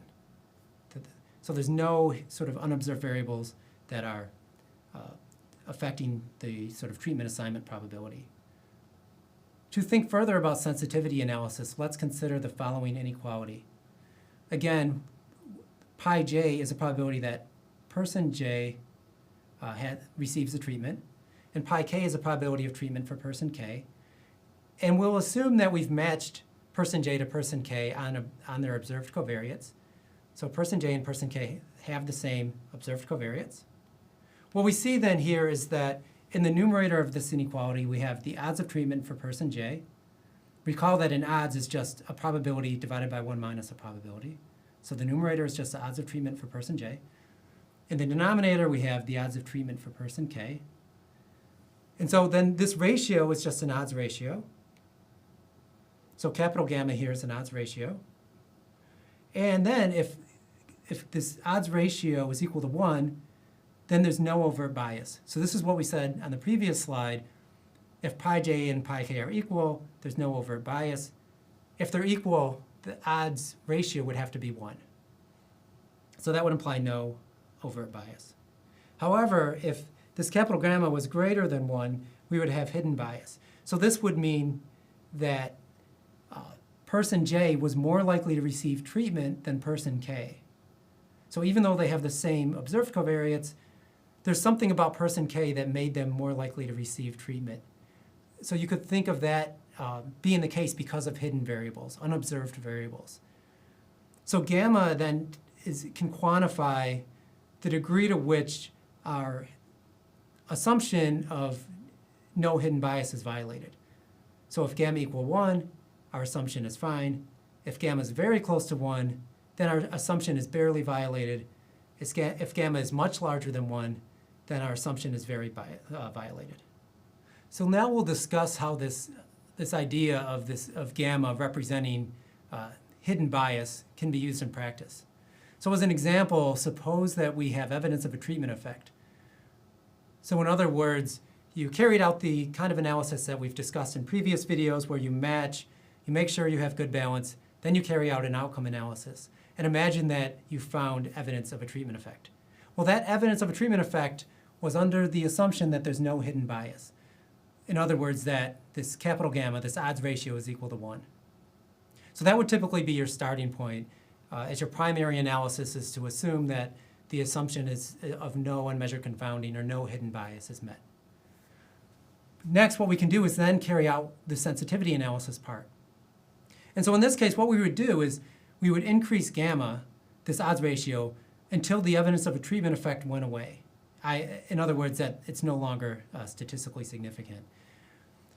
So how you would actually sort of redo the analysis at different values of gamma is really beyond the scope of this video. the actual ways in which you would do it. But there is an R package that can do this, and there's a couple of them, so I mentioned them down here. And also there's a lot of details on this in the Design of Observational Studies book by Paul Rosenbaum, which can give more details. But what we're shooting for here is just the main concept. Okay, so what we would do then is gradually increase gamma, and each time, for each gamma that you choose, you would reanalyze the data, assuming that that gamma is correct. And then what would happen is if you find out you don't have to increase gamma very much before you change your conclusions, then we would say that inference is very sensitive to unmeasured confounding. So I give an example of, let's say, you start with gamma is equal to 1, where there's no hidden bias, and let's say you increase it to 1.1, and then we change our conclusions. So 1.1 is a fairly small odds ratio. So that what we would say then is that inference is very sensitive to unmeasured confounding in that case. So the probability of treatment for one subject relative to another doesn't have to differ by very much in a matched pair before our conclusion is changed. So that would be very sensitive. Whereas if you don't see a difference in conclusions until, let's say, this odds ratio, this gamma is 5, then we would say it's not very sensitive to hidden bias. So an odds ratio of 5 is quite large. So if you're comparing two people in the same matched pair, and you say that one person's odds of treatment is 5 times higher than another, that's much higher, right? So, and if it needed to be that large, if hidden bias needed to be that large before we changed our conclusion, we would say that it's not, our conclusions are not very sensitive to hidden bias. So we would be more confident in our conclusions in that case.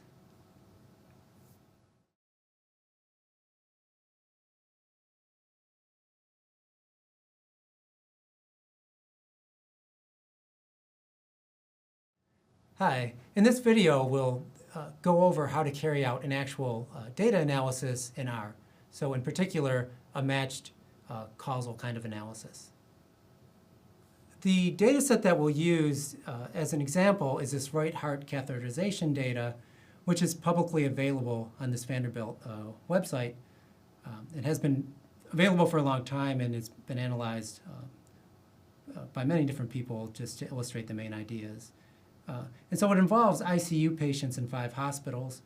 The main treatment is right heart catheterization, which we'll just call RHC. So RHC or not is the treatment. The outcome that we'll look at is death, so just died or not. And there's many confounding kinds of variables: demographics, insurance, disease diagnoses, and so on. This data set is fairly large, so there's over 2,000 treated subjects and about 3,500 controls. It's on the Coursera website, we have posted the actual R code, but here we'll kind of walk through some of the main points of the code. So to begin, we'll just load the data and load the packages that we'll use and view the data. So I'm going to start with just using 2 different packages. So the first one is this Table 1 package.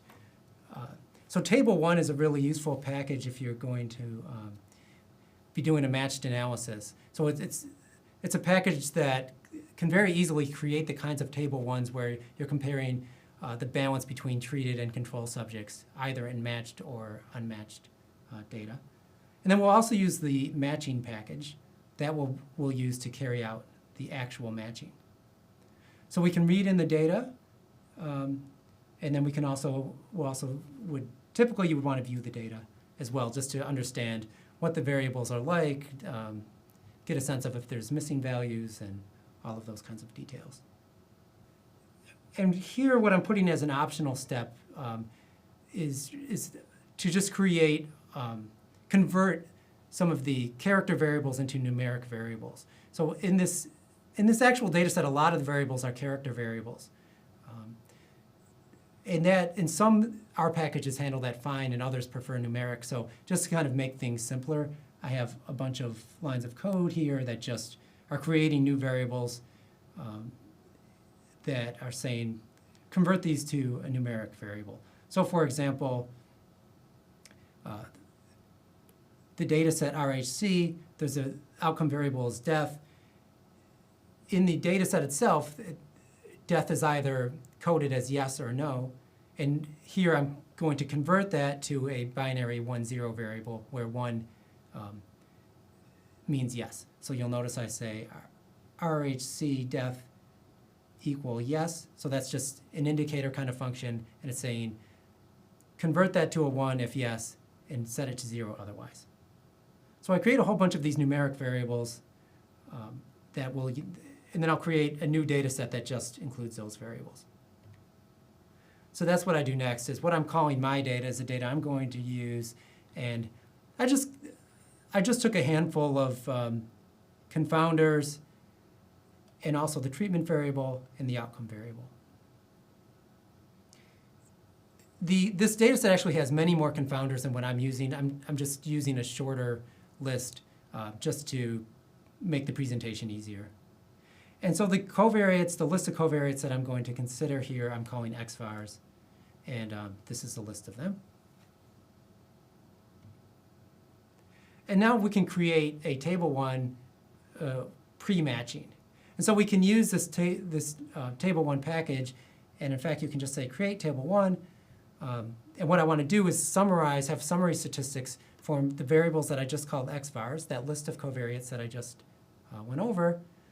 And I'm telling it then to stratify on treatment, because we want to compare, we want to look at the balance between the treated and control groups. So I tell it, use my data set, my data. And this part here is just saying, I don't actually want a significance test. Just give me the means and standard deviations and so on. And then I have it print the table. And here I say SMD equal true, which means standardized differences true. So that means print the standardized differences. So here you'll see what this table looks like. This is a table that I just copied directly from our, so this table 1 package will just create a table like this for you with just that simple line of code. And so here we have, these are all of our different covariates. Again, this is a shorter list than you would probably want to use in practice, just to illustrate the main ideas. And again, we see in the control group, 3,500 subjects, and in the treated group, about 2,100 subjects. And then we see the means and standard deviations of these different variables. And over here, we have the standardized mean differences. And remember that we're especially concerned about standardized mean differences that are greater than 0.1. So we see a few of those. So we see one there, we see one there, and so on. So there's a few of them that are showing some imbalance. So for example, this variable here is mean blood pressure, and that is an 85 roughly versus a 68.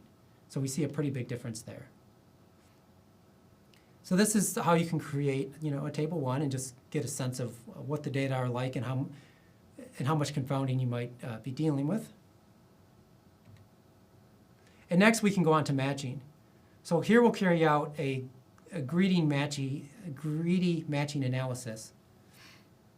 And here we're going to actually match on the whole set of covariates. So we're going to calculate the distance between the covariates and match on them. So we can use the actual match package.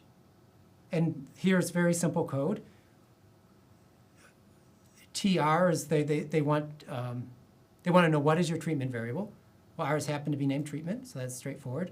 This m equal 1 has to do with whether you want pair matched or maybe you're interested in more than one control per treatment. So here I'm just doing pair matching, so I'm saying match one treated subject to one control subject. And now what I'm saying here is, these are the variables I want to match on. So what they're calling X is a set of variables you want to match on. So I say, in my data, just use what I called xvars. So it's going to match on those. So if you run that command, that will actually do the matching for you. And then what you can do is, what that'll do is, it'll end up, there'll end up being an index.treated and index.control, which will tell you sort of who the treated and controls are and what their actual ID variable is based on their sort of original ID. And if you unlist this, then you can end up looking at it, and I'll sort of show you how you can look at it here. So we can use, again, create table one is just this table one package. So this is going to look very similar to what we did before. We say create a table one using xvars, stratify on treatment, but now we're saying the data are the matched data. So if you look at the previous slide here, I called that new data set, that matched data set, I called it matched. So that's what I put here. Again, I'm not interested in a hypothesis test. I'm not interested in statistical testing. Now we can print this matched, what I'm calling matched table one. We can print that and also ask for the standardized mean difference. And here's what that looks like. So first thing you might notice is that we matched 2186 controls to 2186 treated patients. So these are exactly equal, which is what you would expect since we're doing paired matching. So here's the same list of variables. And if you look at standardized mean differences, now they're all very, very small. So we did a great job of matching here. This is a kind of table that you would expect to find if you actually randomized treatment. So that looks like there's great balance here on all of these variables. The standardized mean difference is never even close to a 0.1. If you remember previously, the mean blood pressure variable, there was a lot of difference in the unmatched, and now very, very similar. So this, we're not matching on very many variables here, but it seemed to do a really good job. And so at this stage, you would probably feel pretty happy about how the matching worked. Now that you're happy with the matching, you could actually carry out an outcome analysis, and there's a lot of different ways you could do that. Here I'm just going to show you how you could carry out a simple paired t-test. So all I'm doing is I'm defining two new variables, y for the treated and y for the control. Remember, our outcome variable is died, and for y treated, I'm saying only use the subset the data, subset this outcome for those who have treatment equal to 1. So I'm just removing from the whole died variable the died variable for those who were treated. I do the same thing with control. And now I have two outcome variables of equal size, one for the treated, one for the controls. And the rows of these correspond to the same matched pair. So the first row of y treat, the first observation of y treat, corresponds to a match with the first row, the first value of y control. So I can just take a pairwise difference then. I can actually just calculate a new variable, which just takes the difference between your two variables, your outcome under treated versus outcome under control. It's a pairwise difference, so that's preserving the matched pair. So you're taking a difference one pair at a time, essentially. And now a paired t-test is actually just a regular t-test on the difference in the outcome among matched pairs. So I can just use a standard t-test command now on this difference variable. And this is what the results look like. And so we see our point estimate is about a 0.045, and this is the 95% confidence interval, and we have a very small p-value here. And so this is actually estimating a causal risk difference. That's a causal risk difference, and the reason we know it's a risk difference is because we're taking a difference in outcomes and taking the mean. So that's just a risk difference. So to summarize, our point estimate is about 0.045. So that's the difference in probability of death if everyone received the treatment here, RHC, versus if no one received the treatment. So in other words, there's a higher risk of death in the treatment group. And the 95% confidence interval is here, and it's showing you, giving you a sense of sort of plausible range of sort of the true risk difference, and it's highly significant. I should just remind you that this is just an analysis to illustrate the main ideas. We haven't controlled for all of the confounders that are in the data set. In practice, you would match on a larger set of variables, and so your conclusions might end up being a little different if you did that. So here we're just trying to illustrate the main ideas. You could also carry out a McNamara test. So what I could do then is just ask for a table. Remember, these are paired up outcome observations. So I could just ask for a table, and it will show the counts of each type of pair.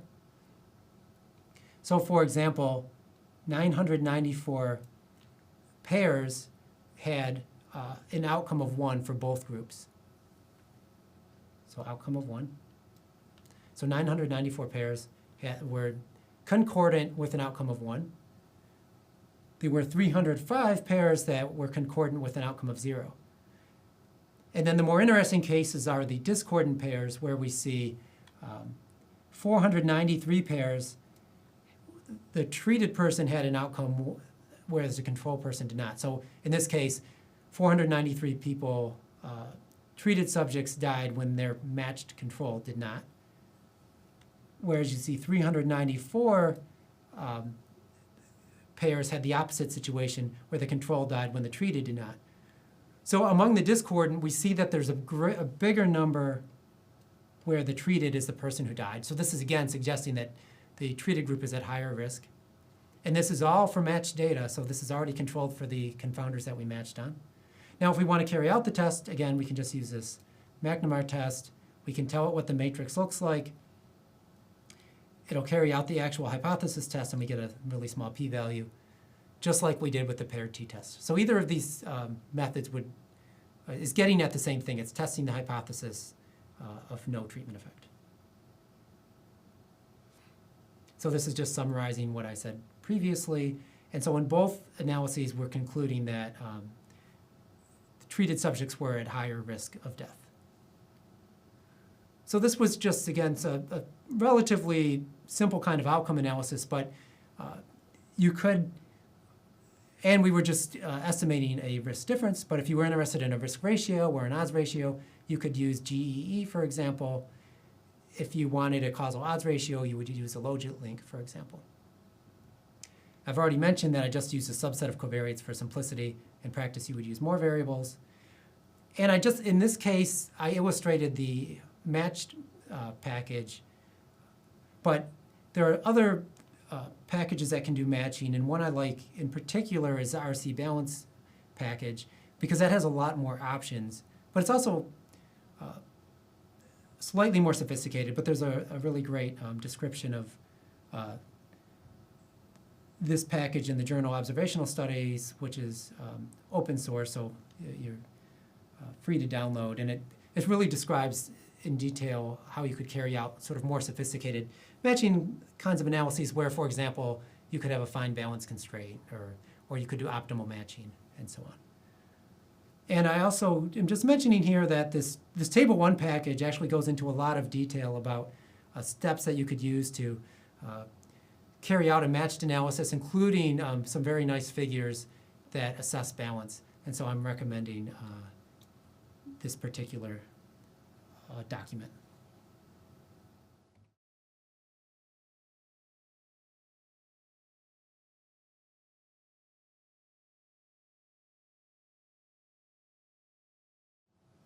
Hi. In this video, we will discuss propensity scores and also talk about the balancing property of propensity scores. So a propensity score is simply the probability of receiving treatment given covariates. So in particular, we're thinking about the probability of receiving treatment as opposed to the control condition. So we'll define treatment as A equal 1, and control will define as A equals 0, as we've done in the past. So then formally, the propensity score, which we'll denote by pi I, is just probability that A equal 1 given xi. So here the pi I is referring to, or it's just notation for the propensity score for person I. So it's really a function of x. So you can think of the propensity score as a function of x, but we're just indexing it by I because person I has a unique set of covariates, xi. So this is probability of treatment given that person's particular set of covariates. So that's what we mean by a propensity score. So as an example, just imagine that age is the only x variable, and that older people were more likely to receive treatment. So in that case, the propensity score would be larger for older subjects. I give an example where the probability of treatment among people who are 60 years old would have to be greater than the probability of treatment among people who were 30 years old in this case. Another way you could look at it is pi I would have to be greater than pi j if person I is older than person j. Another thing we should think about is how we interpret this propensity score.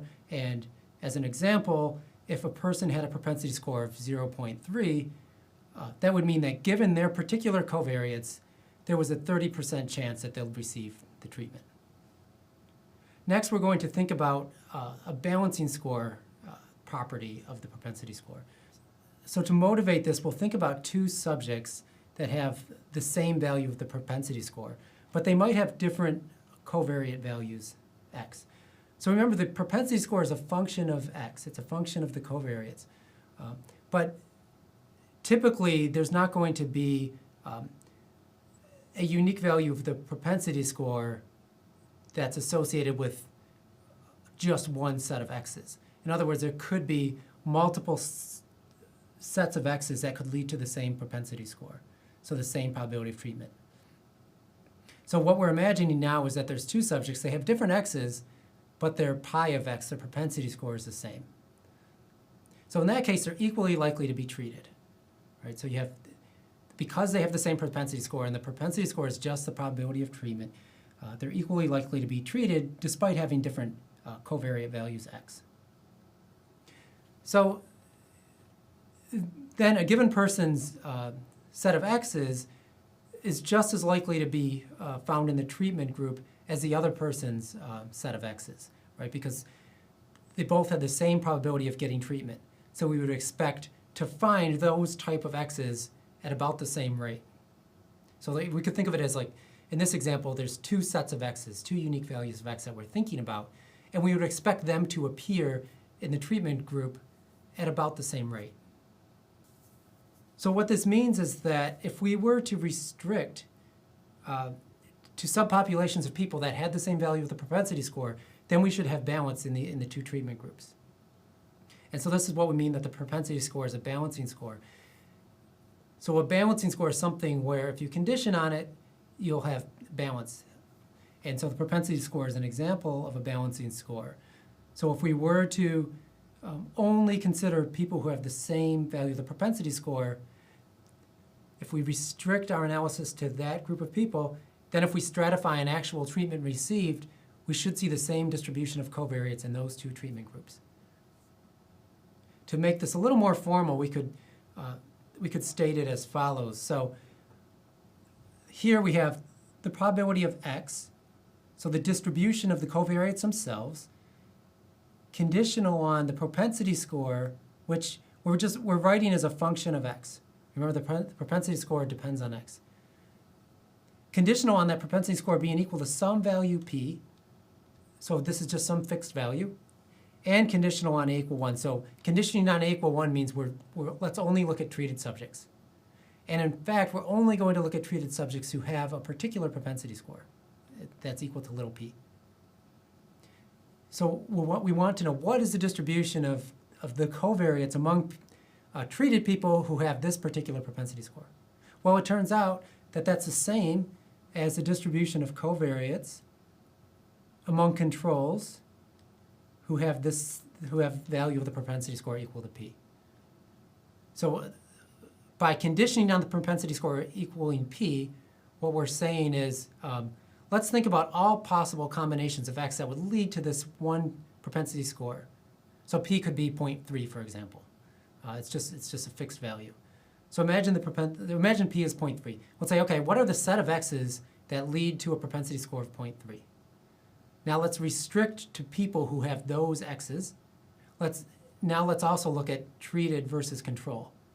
Then we'll see that the distribution of those X's is the same in the two groups. You could prove this with an application of Bayes' theorem, and it's not very many steps, but hopefully the intuition is clear as to why that would be the case. The main idea is really from the previous slide where a propensity score being the same for different sets of X's would mean that you would expect to see either type of X about as often in the treatment as in the control arm.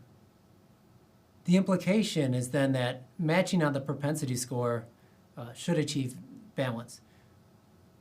So previously we had talked about matching on the full set of covariates by taking a distance between them, and that would achieve balance if we do that well. Well, the same thing would work here, where if we simply just match on the propensity score, if we do that well, we should have balance. And this makes sense because we assumed ignorability. So remember, ignorability essentially means that treatment assignment is random given X. So what we're really doing by conditioning on a propensity score is we're conditioning on an allocation probability. So all we're really doing by conditioning on a propensity score is conditioning on the rate at which treatment should be assigned. So if we condition on a propensity score that's equal to 0.3, we're really in a randomized trial world where the allocation probability is 0.3, where you're going to randomly assign treatment with probability 0.3 and the control with probability 0.7. But because at that point we're in randomized trial world, we expect to have covariate balance. Next, we'll talk about the propensity score itself and how we will actually need to estimate it.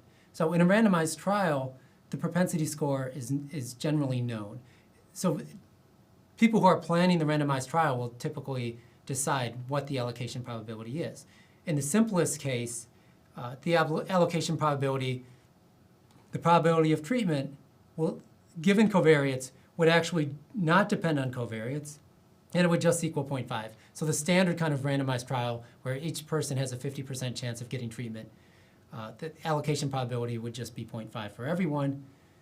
You, of course, could have some kind of stratified random sampling where you might be conditioning on X and so on. But regardless, the allocation probability would be known ahead of time, which means the propensity score is known ahead of time in a randomized trial. So it's known by design. But in an observational study, it's unknown. So we don't know the probability of treatment given X, because we haven't designed the study. We haven't been actually determining who gets treatment and who doesn't. However, it's important to note that the propensity score just involves observed data. So the propensity score, the probability of treatment given covariates, only involves observed data. It just involves A and X, both of which we observe together on all of our subjects. What that means is that we should be able to estimate it. So we observe which subjects are treated and which are not. We observe the values of X for each of those subjects. So we should be able to estimate the relationship between those. So most of the time when people actually talk about a propensity score, they're really referring to an estimated propensity score. So how do we actually go about estimating a propensity score? So here, what we'll do is we'll treat the treatment itself, A, as if it was the outcome. So just for the purpose of a propensity score model, we're going to treat the treatment itself as the outcome. So you'll see it appears at the left-hand side of the conditioning. And treatment is just binary, so you could use any kind of models that you would use if you want to predict a binary outcome given a set of variables. So the most popular approach for doing that is probably logistic regression. But I do note that you could use whatever you wanted. So this is really a classic kind of machine learning problem as well. So you could use any sort of machine learning kind of method as well. The importance isn't how you go about it at this point. It's just we need to estimate a probability of treatment given X's for every subject. So let's imagine we're going to use logistic regression. So we have outcome A, covariance X. So we'll just fit that model using standard logistic regression methods. But the difference between the usual kind of logistic regression approach and what we're doing here is that here our interest is not in the coefficients of the x's, but in actually getting a predicted probability.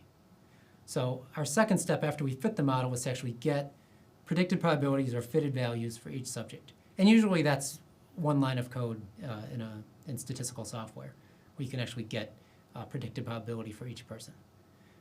So for every person, we'll have a predicted probability, so we'll have a number between 0 and 1, and that will be their propensity score. And in fact, it's an estimated propensity score, but from here on out, we'll just call it propensity score. So it'll be a value from 0 and 1, between 0 and 1 for every subject.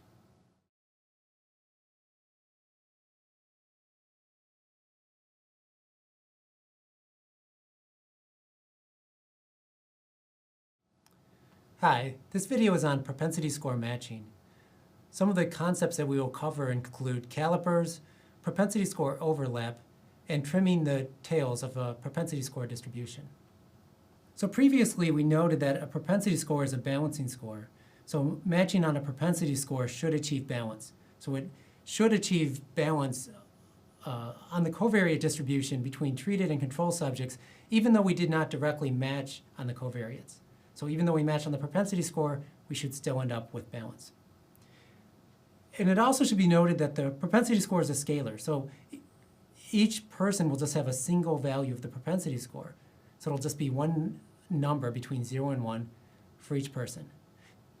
So this greatly simplifies the matching problem because we just have to match on one variable as opposed to a whole set of variables. So essentially the propensity score is summarizing all the x's, and then we can just match on that summary. So once we've estimated the propensity score, but before we actually carry out matching, one of the things that people typically do is look for overlap in the propensity score distribution. What we mean by this is comparing the distribution of the propensity scores for treated and control subjects. And we basically want to look for overlap between these distributions. So we're interested in whether all of the subjects had at least some non-zero or some positive probability of receiving either treatment. And this is typically done with a plot. So here's an example where of a propensity score distribution for the control and treated groups. And you'll notice that the propensity score is between 0 and 1, as it should be. So it's a probability of treatment. And you'll notice that the treated group here, which is in blue, that their propensity score is shifted over a little to the right relative to the control. So the propensities for the treated group, the peak of the propensity score distribution is about there. So they have a higher probability of receiving treatment compared to on average, compared to the control group, which has a peak that's a little lower. So this is what you would expect, right? Because the treated group, you would think on average would have a higher probability of receiving treatment. But in this case, what we see is that there's overlap everywhere. So this is actually the kind of plot you would like to see if you're going to do propensity score matching. So what we mean by overlap is that there's, no matter where you are, where you look in the propensity score, like let's say you look out here at one of the extremes, even though there's more blue than red, there's still some people in the control group that have a probability of getting treatment that high. So we're seeing overlap wherever you go. Same thing on the other tail is there's some people in both the treated and control group have a very, very small probability of getting treatment. So there's overlap everywhere. And what this means is that our positivity assumption is probably reasonable. Remember, positivity refers to the situation where all of the subjects in the study have at least some chance of receiving either treatment. And that appears to be the case here. So this would be a situation where you would feel good about doing propensity score matching. Here's an example of a propensity score distribution where there's poor overlap. So what we see, again, the control group is in blue, and I'm sorry, the treatment group is in blue and the control group is in red. And we would know that in part because the probability of treatment is much higher for the treatment group. But there's a major lack of overlap here in that at the high end of the propensity score, there's hardly anybody in the control group that had a propensity score like that. So out here, for example, it looks like there's possibly nobody in the control group who had a propensity score quite that high. So what we mean by positivity assumption being violated then is what it means if you have a set of covariates such that your propensity score is basically in this range, close to 1, then you essentially had no chance of getting the other treatment, getting the control treatment in this case. So really where all of the sort of interesting things that we could learn about are taking place is in this box here, is in this range of the propensity score. I marked off this area where there is overlap. So we really can't expect to learn about a treatment effect in the extremes. So we can't expect to learn about a treatment effect out here because these are people with covariates such that they were guaranteed to get the control condition, not the treated condition. So we can't learn anything about a treatment effect among people who had no chance of getting treated. And the same thing out here. We can't expect to learn about a treatment effect among people who have covariates such that they were guaranteed to get treatment. But in this box, these are a subpopulation of people who have covariates such that they really could have gotten either treatment, and so treatment is effectively random within that range. So one thing that, in this case, you might want to do is actually get rid of individuals who have extreme propensity scores and focus on that box. So we'll talk a bit more about that in a minute. And so this is what's known as trimming tails. So if you have a lack of overlap, trimming the tails is an option. And this really just means removing subjects from your data set that have extreme values of the propensity score. And what extreme means is a little bit up to the analyst, but one example would be the following. So one thing you could do is you could first remove any control subject whose propensity score is less than the minimum propensity score in the treatment group. So remember that we expect treated subjects to have higher propensity scores in general than the control group. So here, if we think about a control subject whose propensity score is less than the minimum of the treatment group, those are people where they would be out in this area, and we would want to remove them. That's one option. Another example is on the other tail, treated subjects whose propensity score is greater than the maximum of the control group. We could potentially remove from the study or chop off. So let's say the maximum propensity score in the control group is right about here. Then we could remove these people from consideration. So that would be one way to do it. You could think of other ways of trimming the tails, but that's the main idea. So you could do this step first, which makes the positivity assumption more plausible. And then you could carry out matching after you trim the tails.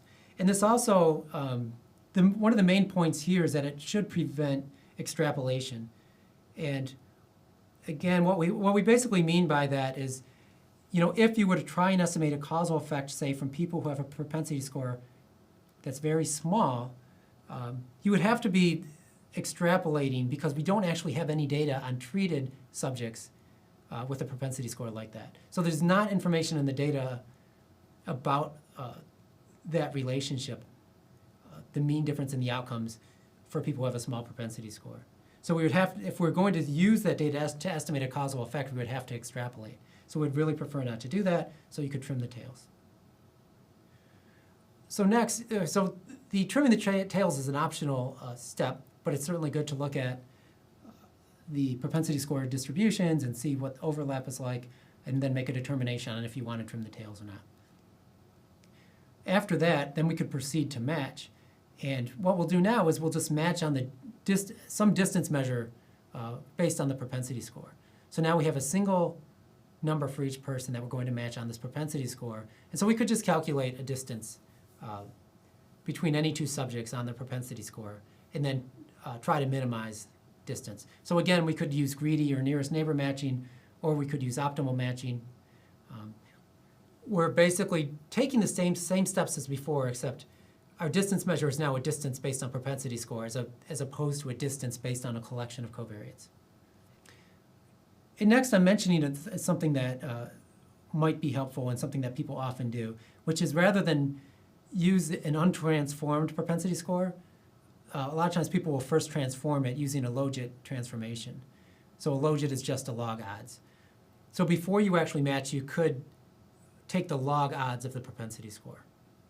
And the reason you would do that is basically to kind of stretch it out in a sense. So the propensity score is sort of between 0 and 1, and a lot of times, if you had, let's say you had a rare treatment, well, the propensity scores would tend to be very small for everybody. And so it would be sort of very bunched up in a small range.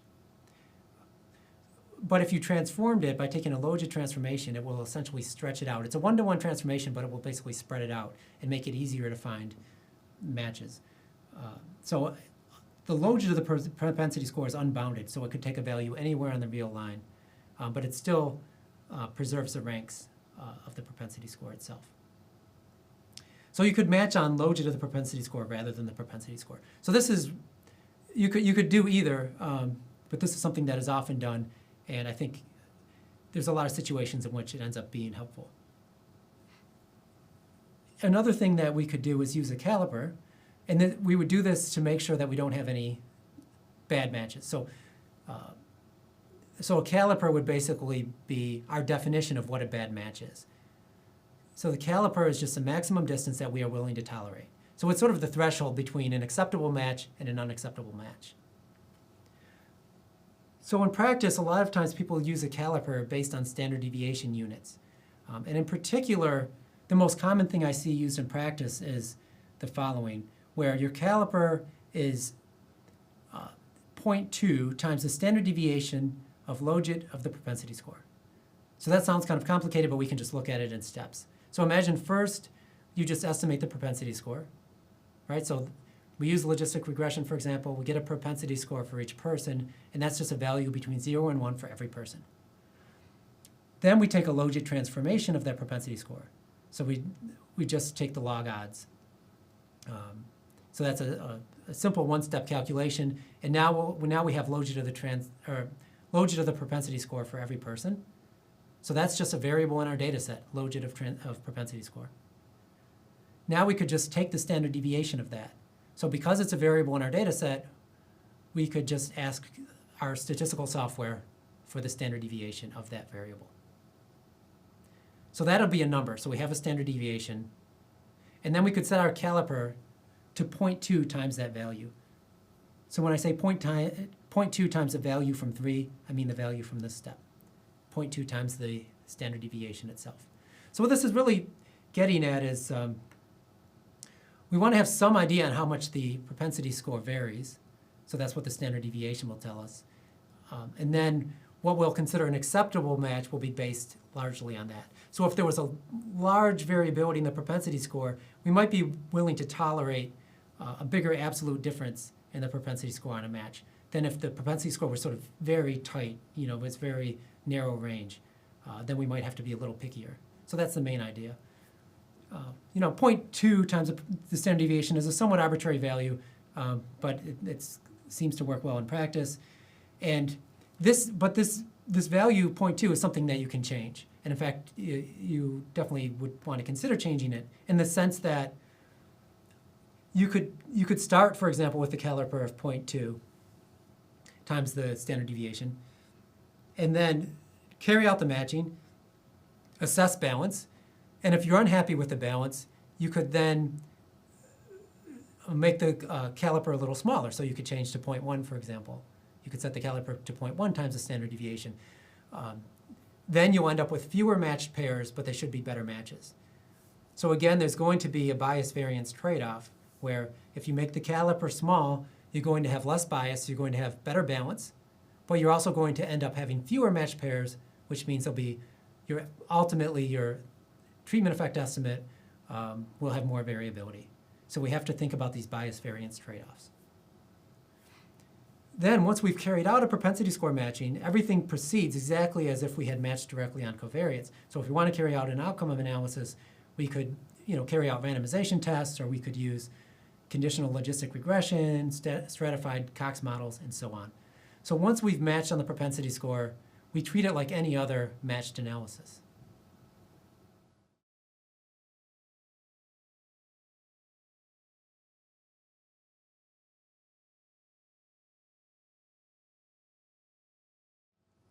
Hi, in this video we will discuss how to carry out a matched propensity score analysis in R. This will involve several steps, including how to fit a propensity score model in R, how to actually match on the propensity score, and then how to analyze the data after matching. For the example data, we'll use the right heart catheterization data, which is publicly available. So this involves ICU patients in 5 hospitals. The treatment is right heart catheterization, which we'll call RHC. The outcome is death, yes or no. The confounders involve demographics, disease diagnoses, and so on. And there's a couple thousand subjects in each group. And we've included on the website the actual R code that we'll discuss here. So you would begin by loading the packages that you'll want to use, reading in the data and viewing the data. And in this analysis, we'll use both the Table 1 package and the Match It package. The data itself has a lot of character variables, so this step just involves converting them to numeric variables. And then we'll create the data set that we'll use. So this is what I'm calling my data, is a collection of covariates along with treatment and outcome. So first we'll begin by fitting the propensity score model itself. So let's imagine that we're interested in a logistic regression propensity score kind of model. So we can use the GLM function here, where treatment is actually our outcome. So in a propensity score model, treatment is the outcome. And then we list all the covariates that we want to control for. We tell it family equal binomial. So this is telling in R that our outcome is binary, and by default it's going to use a logit link. So it's going to carry out a logistic regression. And I tell it to use my data. And you might be interested in just looking at some summary statistics from the model. So summary PS model, that will do is show us coefficients and p-values and so on. And this would just give you an idea about which variables were predictive of treatment. So this might be of interest to have a better sense of, well, who actually receives the treatment? What is different about them? It also can be used as a check to make sure that what you're doing is sensible, has face validity, that there's not any coding errors, for example, because you might have prior knowledge that certain variables will likely be associated with a much higher probability of treatment, and you would want to kind of confirm that that's the case. To actually create the propensity score, then, is one additional step. So we fitted the model, and I called that PS model.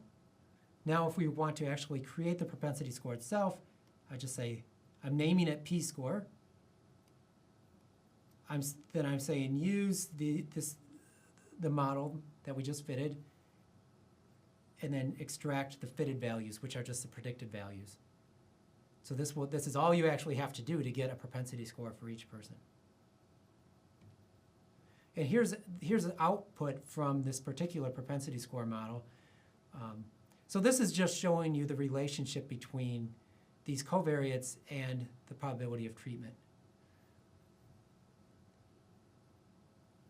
So as an example, if you look here for the variable female, so in this case, the coefficient is negative, so women are less likely to be treated than men, and significant p-value, and so on. So this is just something you might be interested to sort of understand better, who is more likely to get treated.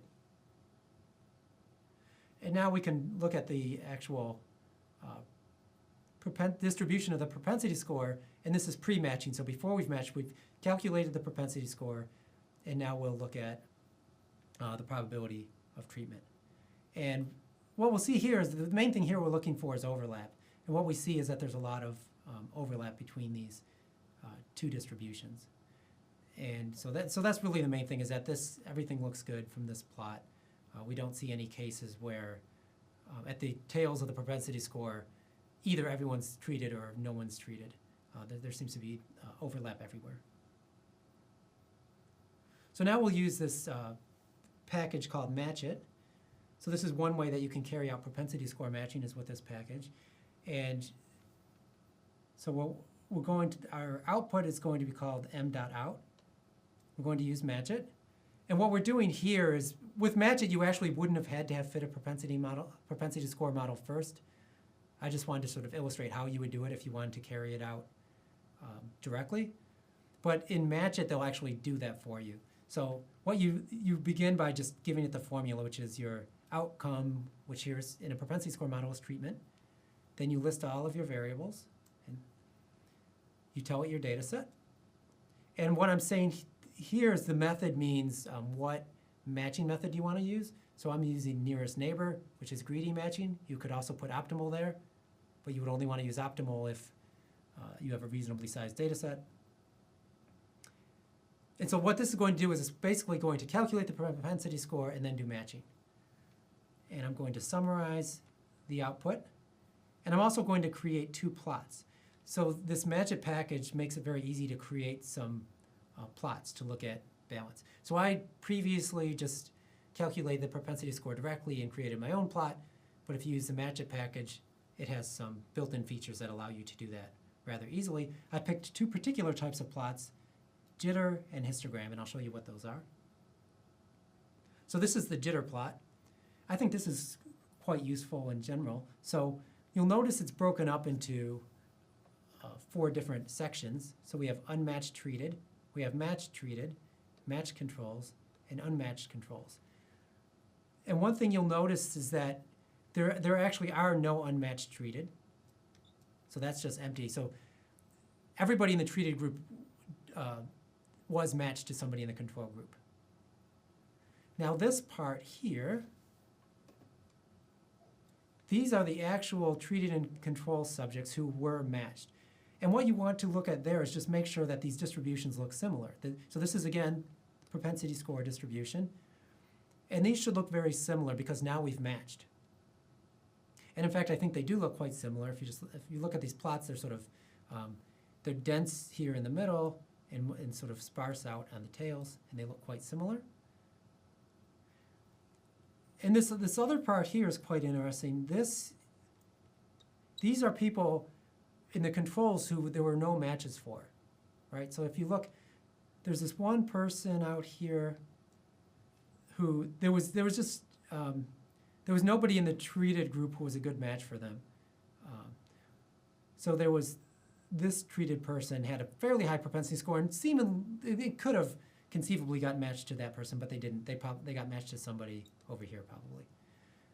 But what you'll see is the bulk of the people in the control group who didn't get matched were over here.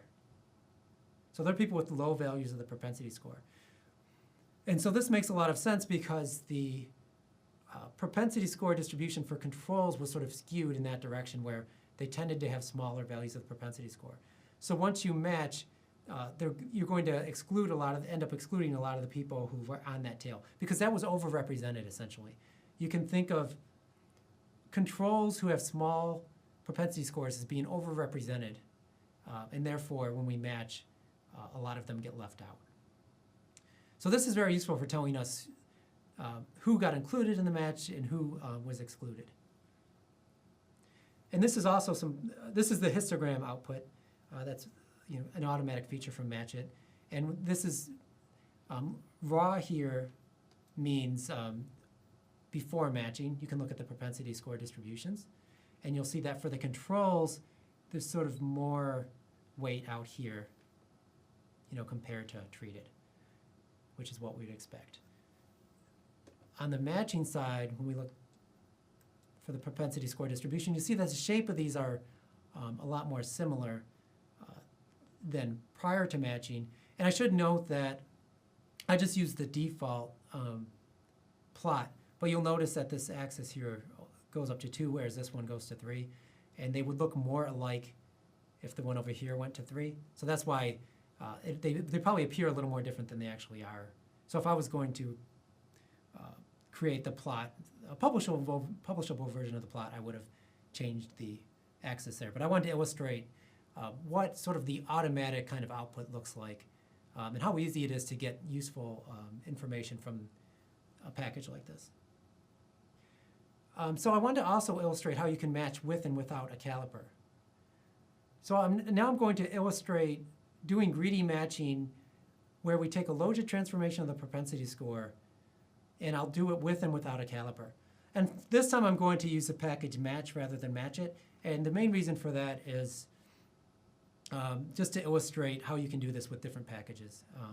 So you can see that a lot of these packages are fairly easy to use. So for the match package, I just tell it what the treatment is. I tell it we're doing one-to-one matching. And now in this case, it's not going to calculate the propensity score for me. I'm going to have to tell it what the propensity score is. So I say match on logit of the propensity score. So p-score is something I've already created. And I say take logit transformation. So it's just going to do the logit transformation of the propensity score. Replace equals false means that I'm not going to allow people to be rematched. Once they're matched, they're removed from the data set. And now what I'm going to do is, so it's propensity score matching. I haven't told it a caliper, so it's not going to use a caliper. And then I'm going to create a table 1 using the table 1 package. So this is matching on logit of the propensity score without a caliper. And you'll see that we've matched 2184 controls and 2184 treated subjects. And we can look at standardized differences, and we see that some of the standardized differences are a little bigger than what we would like. Some of them are greater than 0.1. They're not bad, but they're a little greater than 0.1. So at this point, you might be not totally satisfied with matching, because we would really like all of these to be less than 0.1. So, but just one additional step, we could also carry out an outcome analysis on that matched data set. And if you did that, you would get a point estimate and a confidence interval using a paired t-test. But as I mentioned, maybe we're not happy with that previous match because some of those standardized differences were a little larger than we would like. So here I'm going to use a caliper. So I'm going to use the match package again. I'm going to tell it to match on logit of the propensity score, but now I'm saying use a caliper. And the important thing to note here is that this value 0.2, this means 0.2 standard deviation units. And so because I told it to match on logit of the propensity score, a 0.2 means 0.2 times the standard deviation of logit of the propensity score. So the caliper isn't actually 0.2, it's 0.2 times standard deviation of logit of the propensity score. All the other steps are the same. So so using a caliper is relatively straightforward. You just tell it the value. And now what we see is that on our table, the first thing you might notice is that there's fewer subjects who were matched. So we have 1,900 matched pairs. So that means there were some subjects that we were not able to match, and that's because of the caliper. So previously we matched them because we didn't use a caliper.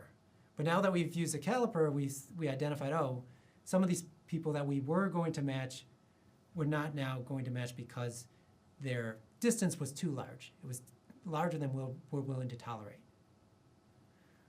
So these should be better matches now because we are forcing good matches in a sense. We're not allowing bad matches. And so what you see now is if you look at the standardized differences, everything is less than 0.1. So just by having this caliper and preventing a relatively small number of matches, we're able to have much better balance here. So this is what the caliper should accomplish. You'll notice that there's better matches, meaning standardized differences are smaller, but the trade-off is there's fewer matched pairs. So our data set is smaller. So we would expect to lose a little bit of efficiency by having a smaller sample size, but we should have less bias because we have better matches. We could then again carry out a outcome analysis. I'm just doing a simple paired t-test, point estimate, 95% confidence interval, p-value. And we can summarize that without the caliper, we found 2184 matched pairs, and this was the estimated causal effect and confidence interval. And without the caliper, we had 1900 matched pairs, and this was the risk difference in confidence interval. So in this case, the actual outcome analysis looks pretty similar. The general conclusion would be the same. It didn't end up making a big difference on the outcome analysis. But this is something that you could do is, change the caliper to enforce better matching, and then see if your conclusions change. So here we see that even when we get a little pickier about who we match and end up matching fewer people, the conclusion basically would stay the same.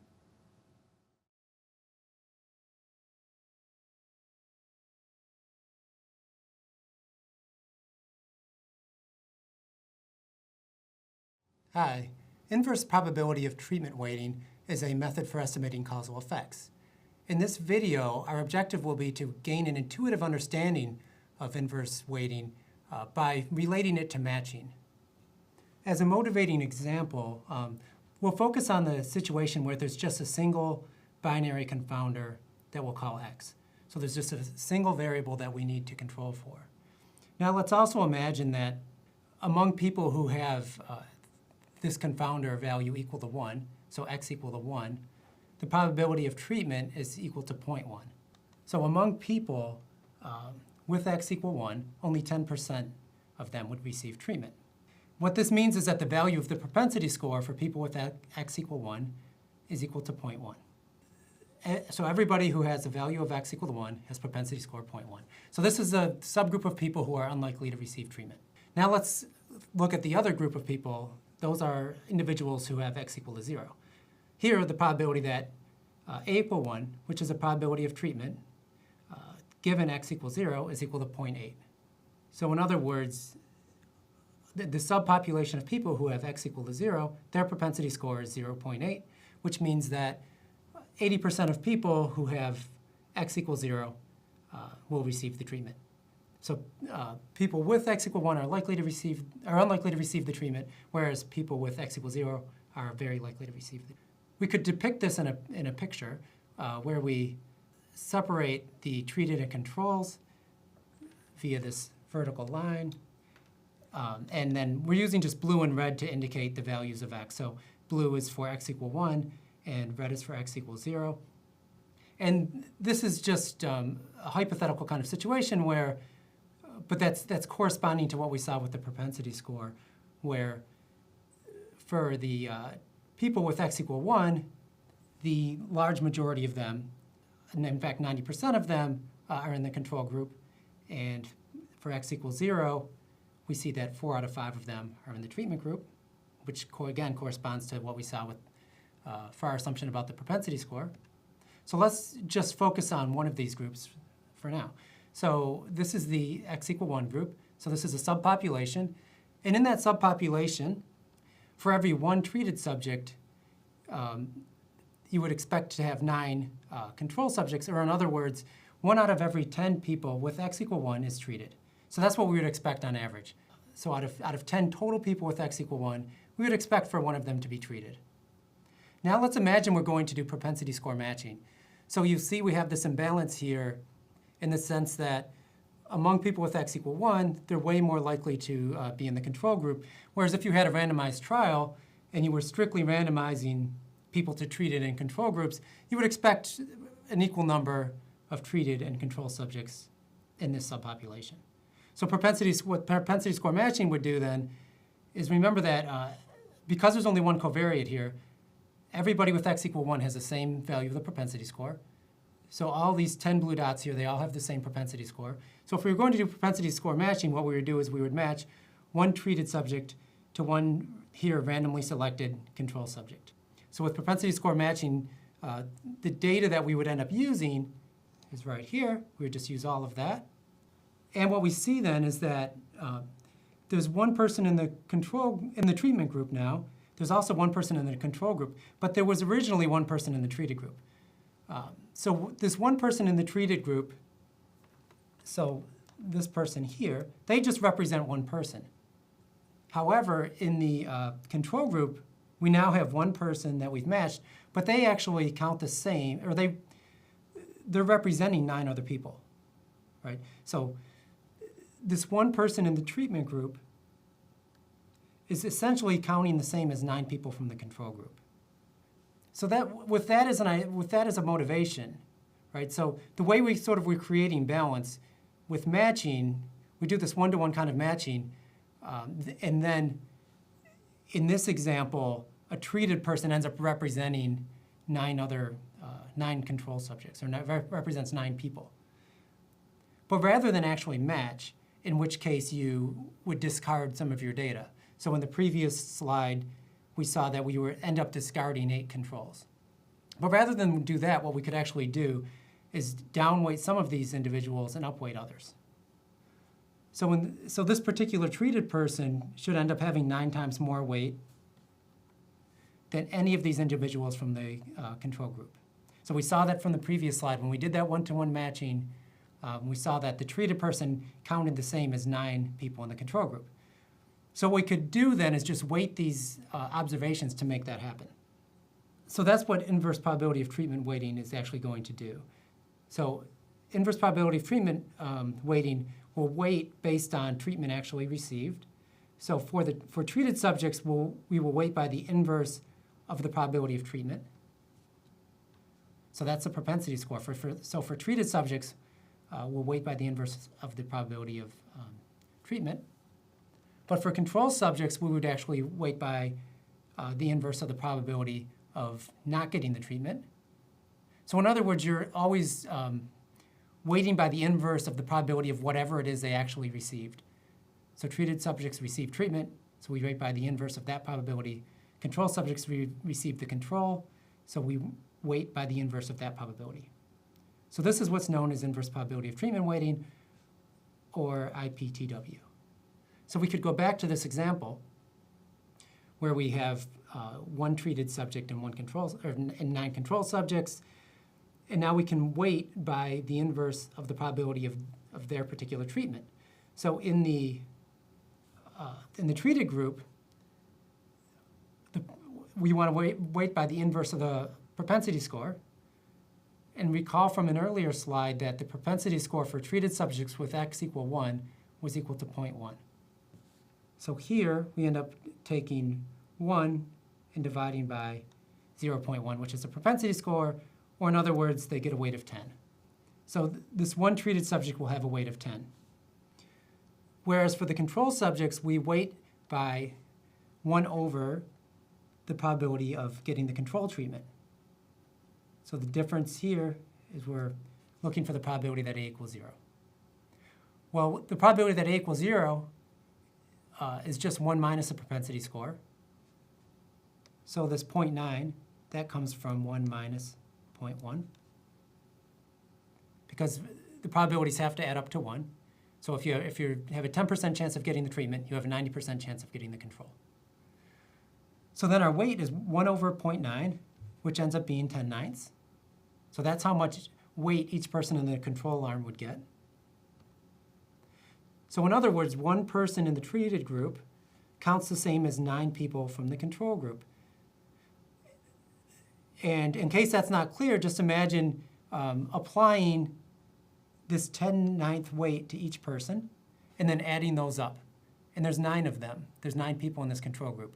So in other words, we'd have 10/9 times 9, which would equal 10, which is the same as what we see in the treated group. So by weighting in this way, we end up counting the collection of treated subjects the same as a collection of control subjects. So among people who have the same value of the propensity score, they'll all, treated and controls, will end up getting collectively sort of counting the same. Even though there might be more control subjects, the amount they'll contribute in the data analysis will be equal. So there was this other group of people which had x equals 0. So let's focus on them for a minute. And remember, for that group, the propensity score was 0.8.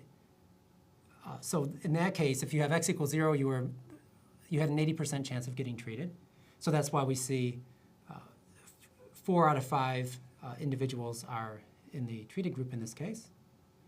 Now imagine we wanted to do propensity score matching.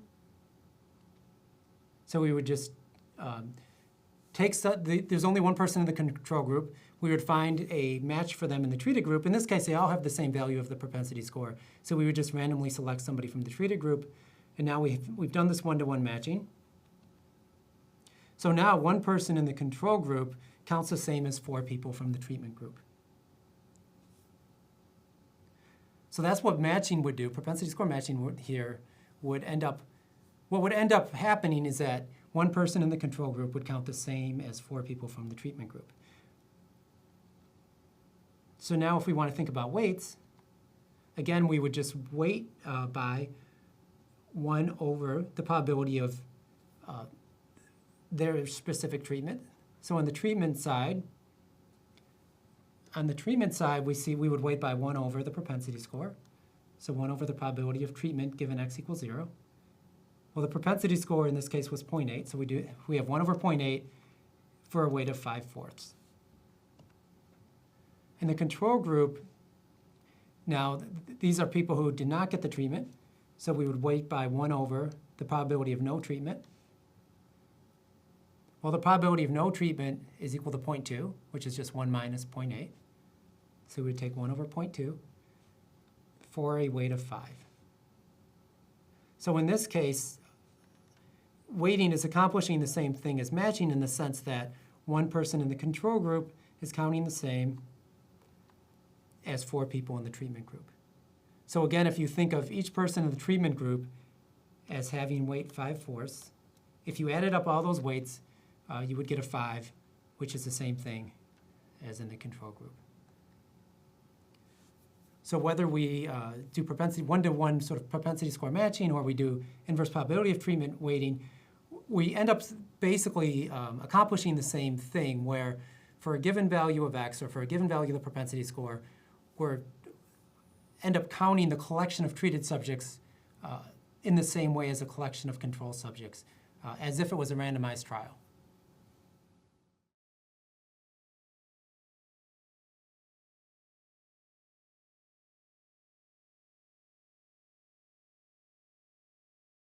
Hi. In this video, we're going to further build intuition for inverse probability of treatment weighting.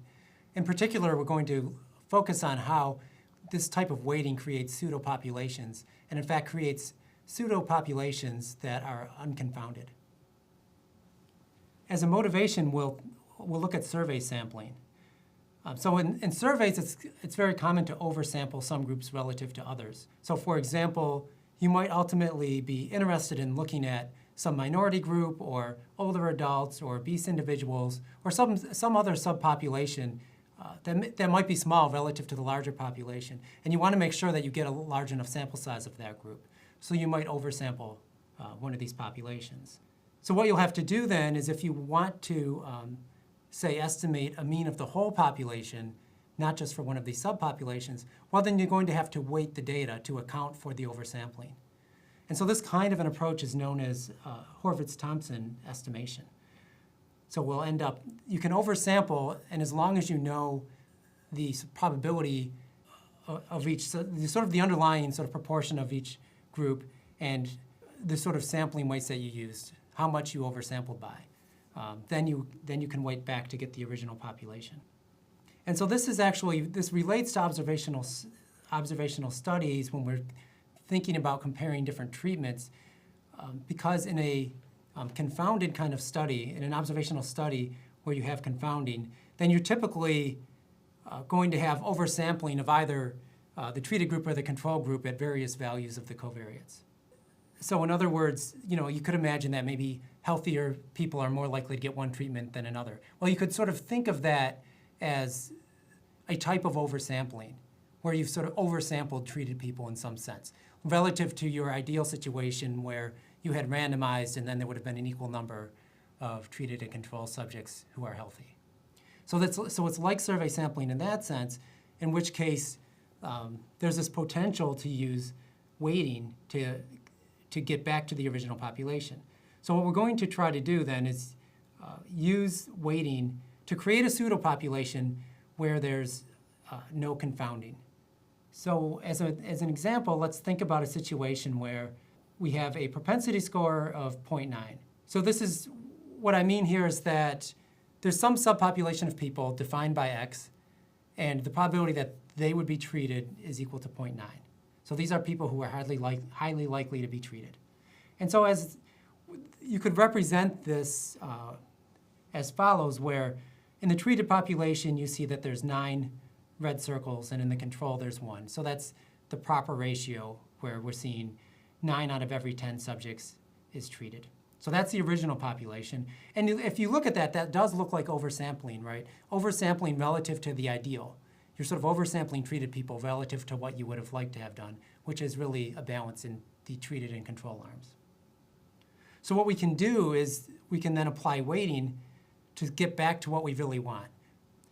So for the treated group, we'll apply weights 1 over 0.9, so 1 over the probability of treatment, and that corresponds to a weight of 10/9. So each treated subject will get weight 10/9. For the control arm, we'll apply a weight of 1 over 0.1. That's 1 over the probability of being in the control arm, essentially, given X. So that's 1 over 0.1, which is equal to 10. So if you apply those weights, what you would end up with is 10 circles in the treated group and 10 circles in the control group, right? Because in the treatment group, each one counts as 10/9 of a person. There's 9 people, so if you multiply 10/9 times 9, you would get 10 people. In the control arm, they each count as 10 people, where there was 1 person originally in the control arm, but they count as 10 people. So we'll think of this as a pseudo-population where we apply the weights and now we have this new population. And in this new population, we'll see that there's no oversampling. It's perfectly balanced in the way that we would like, as if it was a randomized trial. So just to reiterate, in the original population, some people were more likely to get treated than others, and that was based on their covariates. But in this pseudo-population, everyone's equally likely to be treated, regardless of their X values. And this is, of course, what you would like if you were doing a randomized trial. That would be the situation where everyone would be equally likely to be treated, and it wouldn't depend on X because we're essentially flipping a coin. So now let's imagine we actually want to carry out estimation. So recall that if we want to estimate a causal effect, we're typically going to want to estimate something like this, which here is the expected value of a potential outcome. So this, and I just chose one of the potential outcomes. So this is the potential outcome under treatment. So the expected value of Y1 is the average value of Y if everyone in the whole population had been treated. So hypothetically, if we were able to treat everybody, this would be the average value. So that's one of the things we're interested in. We also would want the expected value of Y superscript 0. So we would also want the mean of the other potential outcome. You would estimate that in a similar way, but I'm just going to illustrate how you would estimate the mean for this one potential outcome. So I'll walk through this particular formula, which will hopefully make it more clear what's going on. But the first thing to notice is that we have these 2 indicator functions, here and here, and we're also summing to n. So n, let's imagine n is a total number of people in your population, in your data. You've randomly sampled n people, so you have n data points. This indicator function is going to pick off the ones that were treated. So this indicator ai equal 1 is just a binary dummy kind of variable. So it takes value 1 if treated, 0 if not. So it's just a on-off switch If you're treated, it's flipped on, and that means you keep that value. If it's equal to 0, we're going to ignore it. Okay, so this is just a sort of fancy way to say we only want the treated subjects. Okay, so now if you didn't have any confounding, right, we could just take the usual kind of sample mean if we wanted to estimate the mean of y among treated subjects. We would just take the sample mean among treated subjects. But here we have confounding, right? So we actually want to take the sample mean of the pseudo population, not the original population, because the original population has confounding. So this is all we're doing here is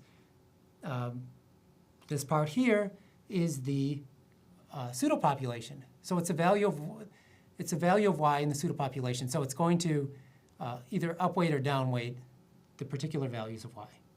So if you add that up, so we have a summation symbol here. So we're adding. So in the numerator here, we're just adding all of the y's in the treated pseudo population.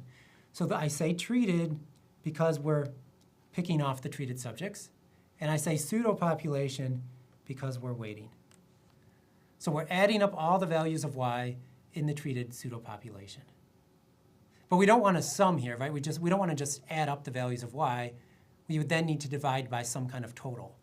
Just like if you were taking a sample mean, you would add all the values of y and divide by n. Well, here we need to divide by something. Well, what we need to divide by is the number of subjects in the treated pseudo population. So that's just essentially the sum of the weights. So we still have to say only treated subjects, but then we're just going to add up their weights. So then if you do that division, we'll end up with a valid estimate of the mean of the potential outcome, and that's all assuming that our typical kinds of assumptions are met. So exchangeability, which is also known as ignorability, so that our x's have fully captured confounding, so therefore treatment assignment is random given x, and also positivity, which says that the propensity score essentially is going to be strictly between 0 and 1, so it's never going to be exactly 0 or exactly 1. Everyone has some non-zero probability of getting either treatment. And these pi's here, just as a reminder, these are the propensity score. I'll make one additional comment about this, which is you can also kind of see why positivity is so important, because you'll notice we're dividing by a propensity score itself. So if the propensity score is actually 0, you would be dividing by 0, and we would have a problem. So that's just sort of to further reiterate the importance of the positivity assumption.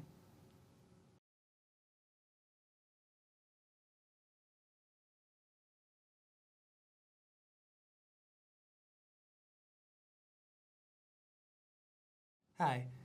This video is about a particular type of causal model, which are known as marginal structural models. And our objective is to understand what these models are, and especially how they differ from ordinary regression models. So previously we talked about inverse probability of treatment weighting estimation for just simple kinds of causal effects, such as an average causal effect. How could you estimate the mean of a potential outcome?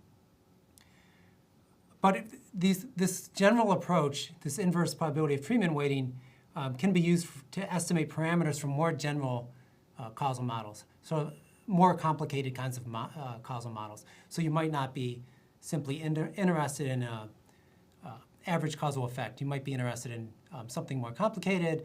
It could involve treatment effect modification or other things of that type. So a marginal structural model is a model for the mean of potential outcomes. And so the word marginal is coming from the fact that it's not going to be conditional on confounders. So ultimately, we're interested in a population average causal effect. So an expected value of the potential outcomes for the whole population, not conditional on x's, not given some subpopulation. We really want a causal effect for some whole population. So that's what marginal means. So population average, marginal. Marginal, typically, you could think of it as averaging over some whole population. And then the structural part of the phrase here has to do with the fact that we're modeling potential outcomes as opposed to observed outcomes. So to begin, we'll look at a linear marginal structural model. So the first thing to notice is that our model is for an expected value of a potential outcome. And in particular, it's a model for a potential outcome at some value little a, and we'll say that it's linear in A itself. So psi 0 and psi 1 are parameters, so these are things we would want to estimate, so they're unknown parameters. And let's imagine that A can just take value 0 or 1 for now, so this could be like control versus treatment. And so in this case, the expected value of y0, in other words, the mean of the potential outcome would just be psi 0, because A would equal 0, so this part here would just go away. Whereas the expected value of y1, the expected value of the potential outcome, if everybody was treated, is equal to psi 0 plus psi 1. So then you could take the difference of that and get an average causal effect. So psi 1 here would have a causal interpretation. It would be this average causal effect, which is this difference in potential outcomes. So this is one example of a marginal structural model. It's a very simple linear marginal structural model. You would typically use a model like this if you had a continuous outcome. So this should look similar to a linear regression model with some key differences, which we'll get into in a moment. But in general, the primary key difference is that we're modeling potential outcomes as opposed to observed outcomes. So here's a logistic marginal structural model, which you might use for if you had a binary outcome. So now we have logit of the expected value of this potential outcome. So this is just a log odds of the expected value of this potential outcome. But since it's binary, you could also think of it as, you could think of the expected value of YA as the probability that YA is equal to 1. So we have this logistic model, and we'll say that the logit of that propensity, I think we should redo this one. So the key difference between a regular regression model and a marginal structure model is that we're modeling the potential outcomes. So to further cement that idea, we'll look at a logistic marginal structural model. So this should look similar to a logistic regression model, with the key difference being that you'll see the potential outcome there. So we have logit of the mean of y, but here we're talking about the YA, the potential outcome. So logit of that potential outcome, of the mean of that potential outcome, is just linear in A. So this is sort of like a linear logistic kind of model. And I should note as a reminder that if you take the mean of a binary outcome, that's just a probability. So it's a probability that is equal to 1. So the expected value of YA here, that's just probability YA equal 1. So those are equivalent. So we have log odds that Y equal 1 is linear in A. And what that says is that if we were to exponentiate this psi 1 parameter, that's a causal odds ratio. It's a causal odds ratio. And so we can, just to clarify what we mean by a causal odds ratio, we have the odds that y1 is equal to 1. That's this part. And remember, an odds is just a probability over 1 minus that same probability. So we have the odds that y1 equal 1. And then we divide by the odds that y0 equals 1. And so that's what we mean by a causal odds ratio. So in the numerator is the odds that y is equal to 1 if everybody in the entire population had been treated.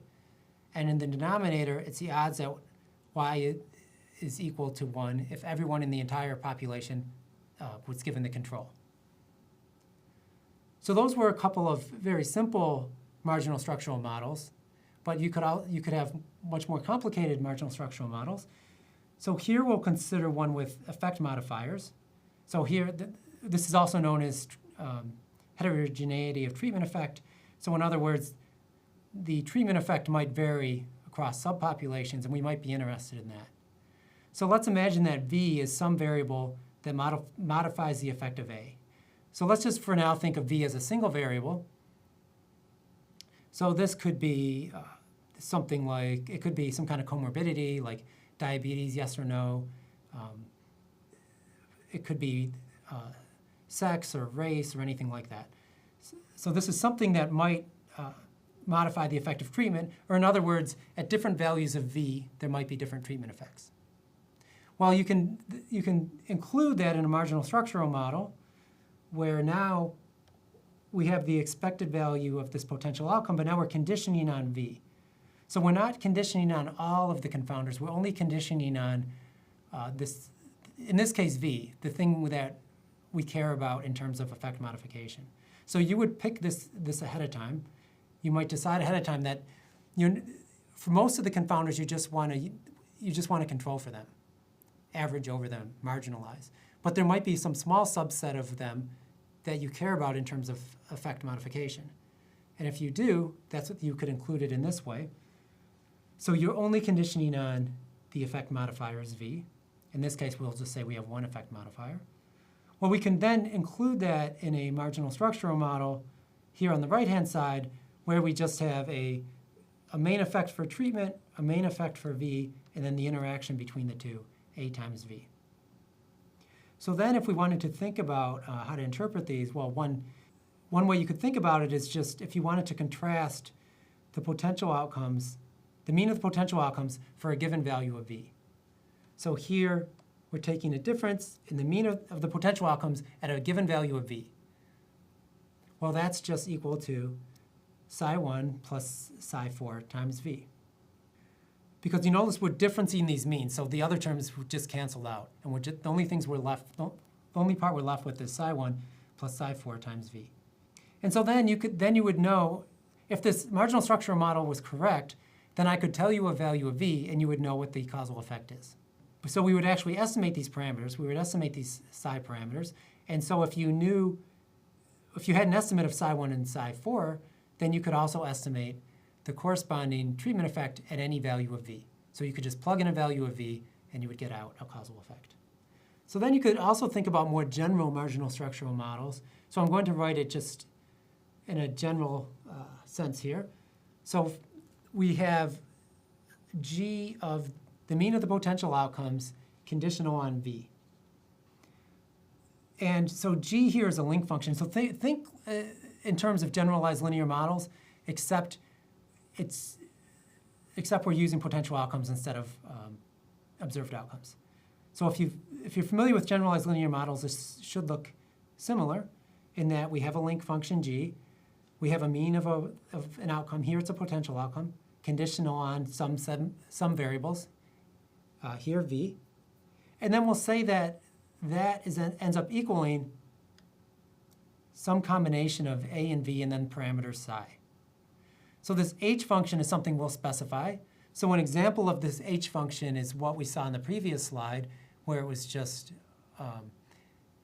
it was an intercept plus a main effect for A plus a main effect for V plus an interaction between the two. So that would be one example of this kind of an H function. But you could also imagine, let's say V is a continuous variable. You might want to have a quadratic term or something. So this right-hand side should be familiar in terms of, it's the kind of thing you would specify in a regression model. So it's usually some kind of additive linear thing, but you could have a quadratic term in there, anything like that. But the key is that here we're modeling the potential outcomes.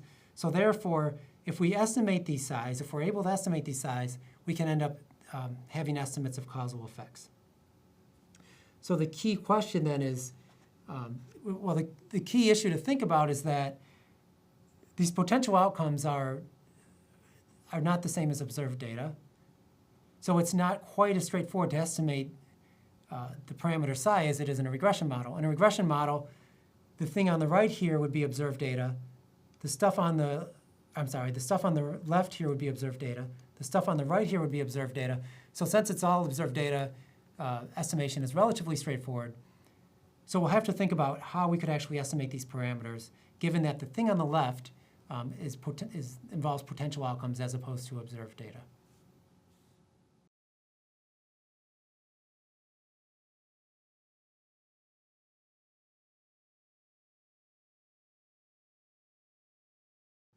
This video is about inverse probability of treatment weighting, and in particular, using that methodology to estimate parameters from a marginal structural model, and we'll focus on how to do that on a conceptual level.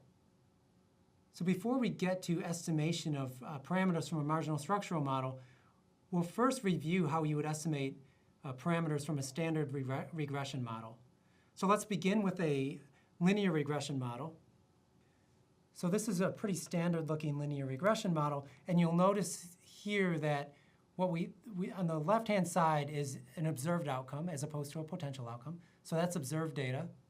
And we'll say that the observed outcome is related to, say, covariance x in a linear fashion, plus some error term, which is typically mean zero, constant variance, kind of assumption about that. So the error term is just random noise. X beta means it's linear in x. The mean is linear in x. And so then if you wanted to estimate beta, then you would typically, you could use a least squares approach. And what that ends up, so basically you would minimize least squares. So you would have y and you would subtract x beta. You would square that, add it up, and minimize it. So in other words, you want to sort of minimize the distance between y and x beta. What value of beta, what beta hat would minimize that distance? Well, estimation, that kind of least squares estimation you end up having to solve something like this. So this would be after a couple steps of sort of a calculus/algebra step where you're trying to minimize least squares. You'll end up having to solve something like this. And so you'll see that this is an estimating equation because we have something on the left involving data and the parameter, and on the right it's equal to 0, and you can solve that to get the parameter. So this is a standard kind of equation for estimating parameters from a linear regression model. And so this value of beta, which we'll call beta hat, minimizes the sum of squared deviations. So it's really trying to minimize, the distance between y. Now, if we could also think about generalized linear models. So in a generalized linear model, it would look like this, where you have the expected value of y given x. We'll call that mu, so that's the mean. And then that would be equal to some linear part, x beta, but wrapped up in this function, this g inverse, where g is a link function. So g inverse is the inverse of the link function. So for example, if you had a logistic regression model, g inverse would be inverse of the logit function. So examples of generalized linear models include linear regression, logistic regression, Poisson regression. Well, you can end up estimating beta by solving an estimating equation. And so that is what we're showing here. So this is an estimating equation. So you have the derivative of the mean with respect to beta, some variance term, and then y minus the mean. And you can end up solving this for beta, and that would give you the usual kind of estimate of beta in this case from a generalized linear model. So now we want to think about how to do that kind of an approach except for marginal structural models. So remember, for marginal structural models, we're modeling the mean of potential outcomes as opposed to the mean of observed data. But you'll also notice that a marginal structural model looks a lot like a generalized linear model. So for example, we would have the mean of the potential outcomes. One example of a marginal structural model is this one, where we have the inverse of the link function and then some linear term here, which is just involving treatment. So it's just a linear function of treatment. So it looks like a generalized linear model, except for it's a potential outcome. So this is not equivalent to a regression model, so I'm emphasizing that here. And you'll notice there's two things actually here to pay attention to. One is that in a regression model, we would be conditioning on the observed random variable treatment, capital A, and you'll see capital A over here. We're not setting A to whatever we want. We're conditioning on it. So in other words, it's restricting to the subpopulation of people who have treatment capital A. Whereas up here, we're setting A. So there's little a, there's little a. We can set that to be whatever we want. This is a model for potential outcomes. So we're imagining some world where we were able to set everybody's treatment to little a. So we're not conditioning on capital A here. We're setting treatment to little a. So in previous videos, we talked about the important distinction between conditioning and setting. So for the marginal structural model. We're setting for the regression model your condition unit. And these two things are generally not going to be the same because of confounding. So if you had a randomized trial, then fitting this regression model should be fine because there's no confounding, and parameters from this regression model should represent a causal effect. But otherwise, they shouldn't because of confounding. However, the situation isn't hopeless because we have learned that you can create a pseudopopulation using inverse probability of treatment weighting that's free from confounding. So as long as we assume ignorability and positivity, as long as those assumptions are met, we can create a pseudopopulation where there's no confounding. And so that's the idea for estimating parameters from a marginal structural model, is if we use these weights, then we can apply those weights to the observed data. We can create this pseudopopulation. Now the pseudopopulation doesn't have confounding, and we can just use then standard estimating equations that you would use for a generalized linear model. So in fact, we can estimate these causal parameters psi using this estimating equation here. And you'll notice the key difference between this and the generalized linear model one from a couple slides ago is that we've stuck in this W. These are the weights. So this is 1 over your probability of your observed treatment. And all this is going to do is then, rather than analyze the original outcome data, we're going to analyze the pseudopopulation outcome data.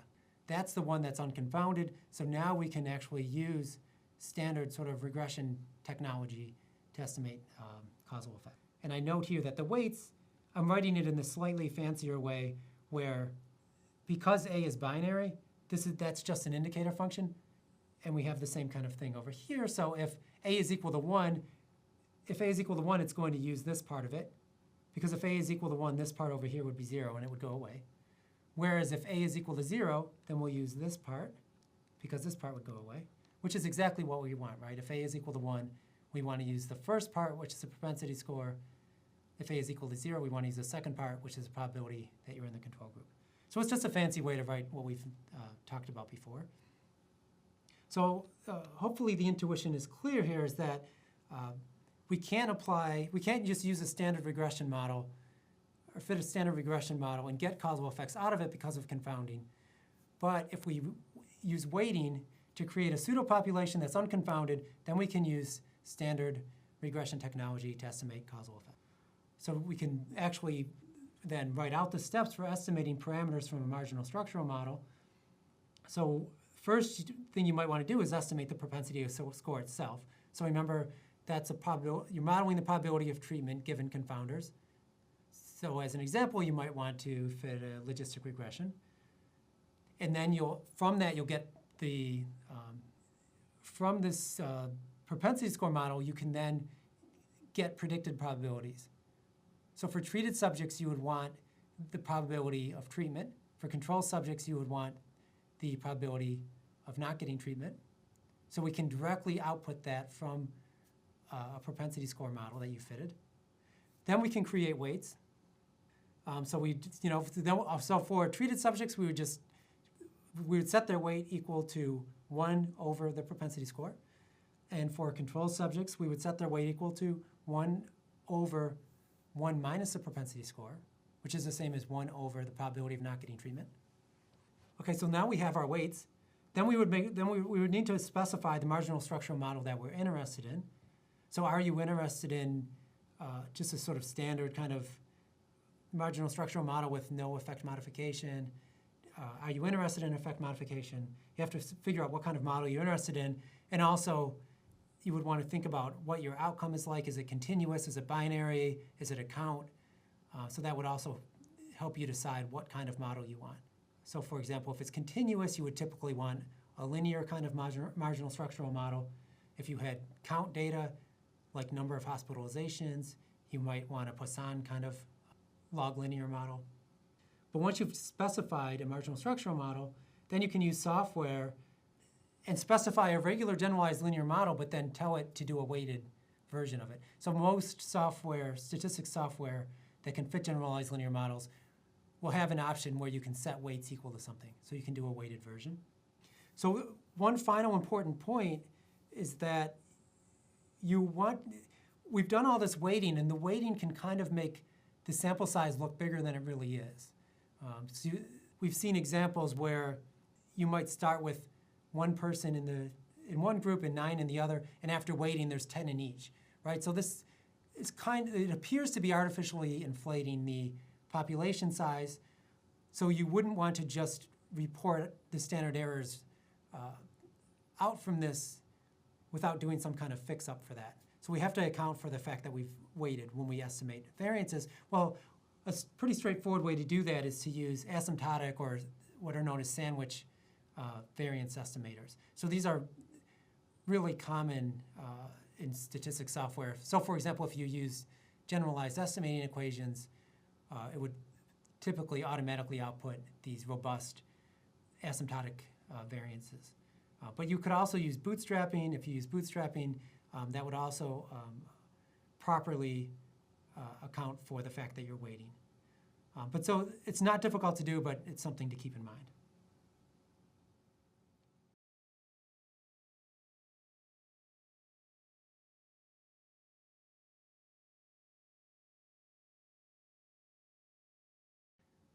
This video is on assessing balance, and in particular, assessing balance when you use inverse probability of treatment weighting.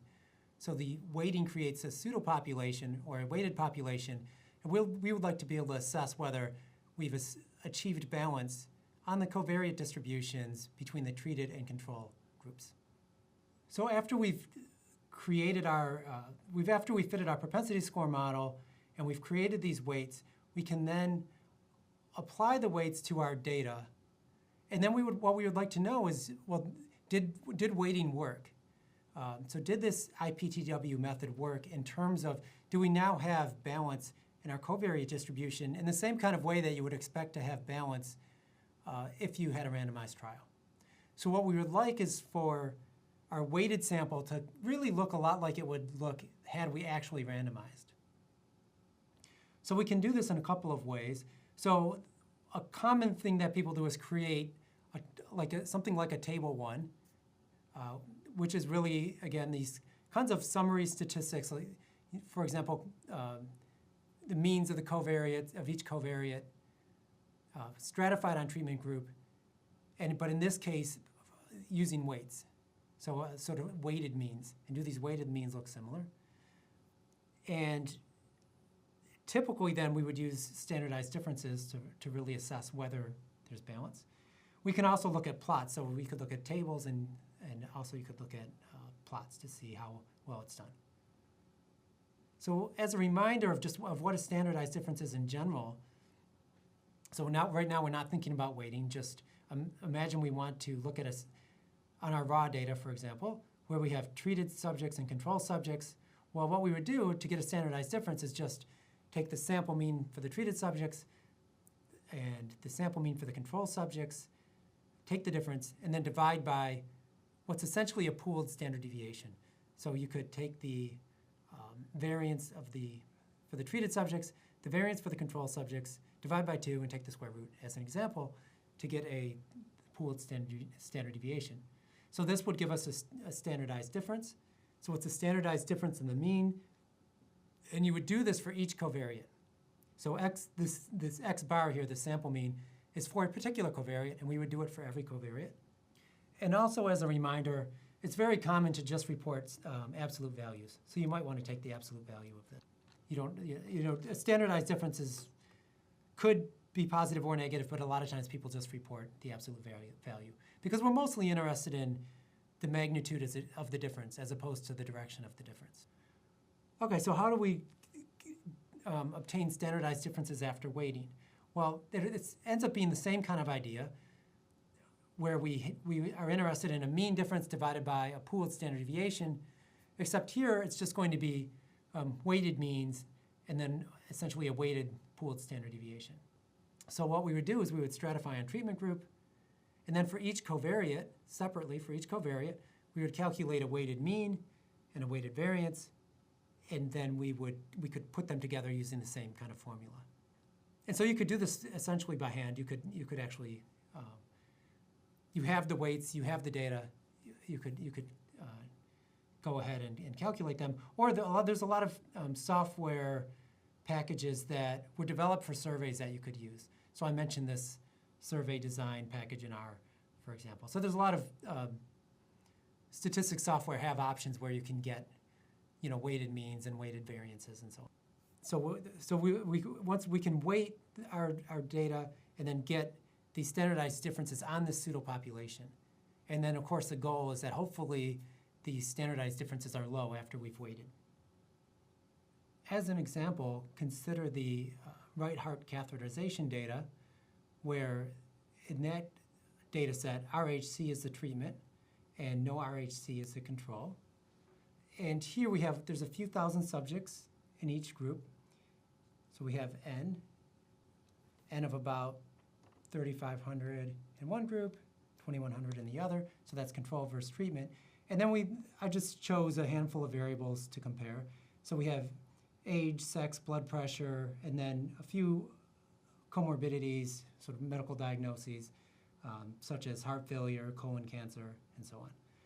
And then to the far right here, we have SMD, which is a standardized mean difference. So and this is all on the raw data, unweighted data.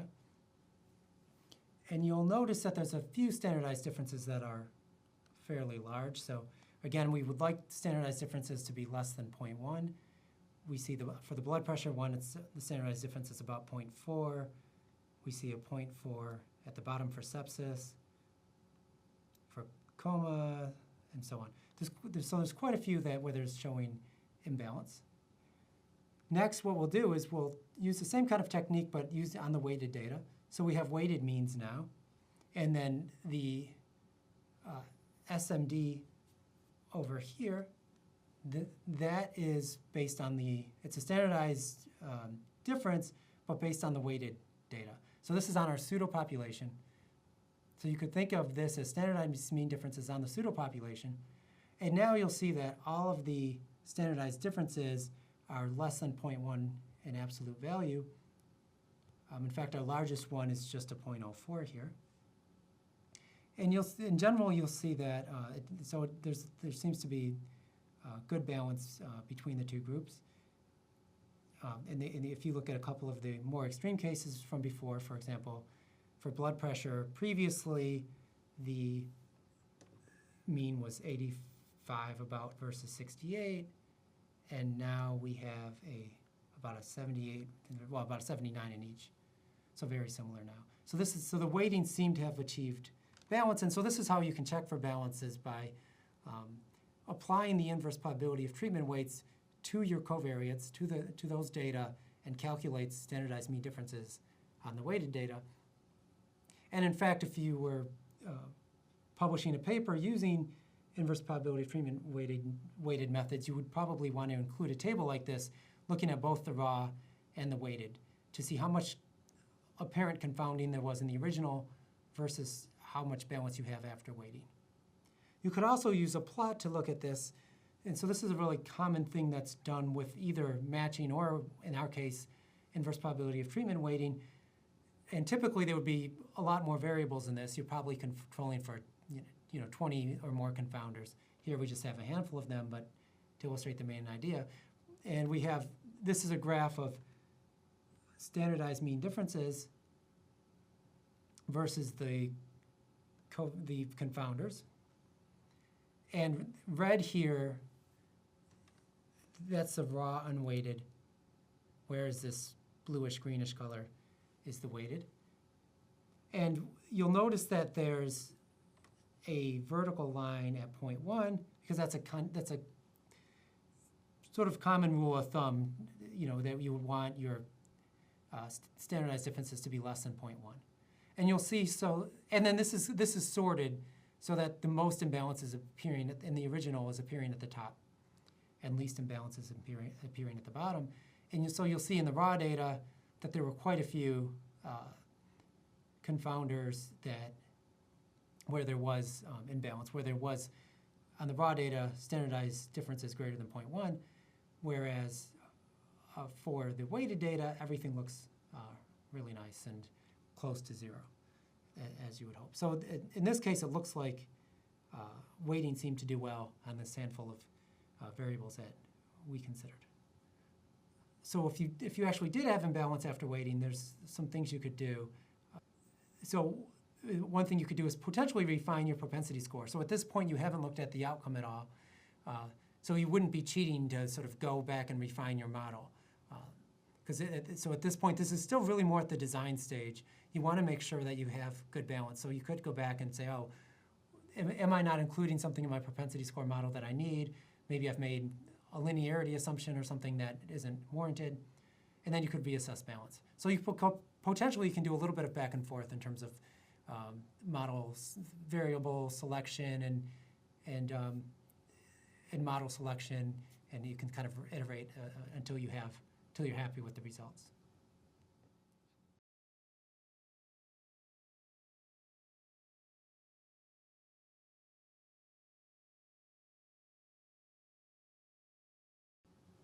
This video is about the distribution of weights.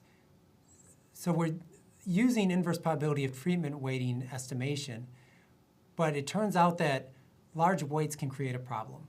So in fact, large weights can lead to large standard errors. So we're going to look at that, why that is the case, and also we'll look at how to check the distribution of weights. So to begin, we'll think about why do weights matter at all. And what I mean by that is the actual size of the weights, the actual values of them. Why does that matter?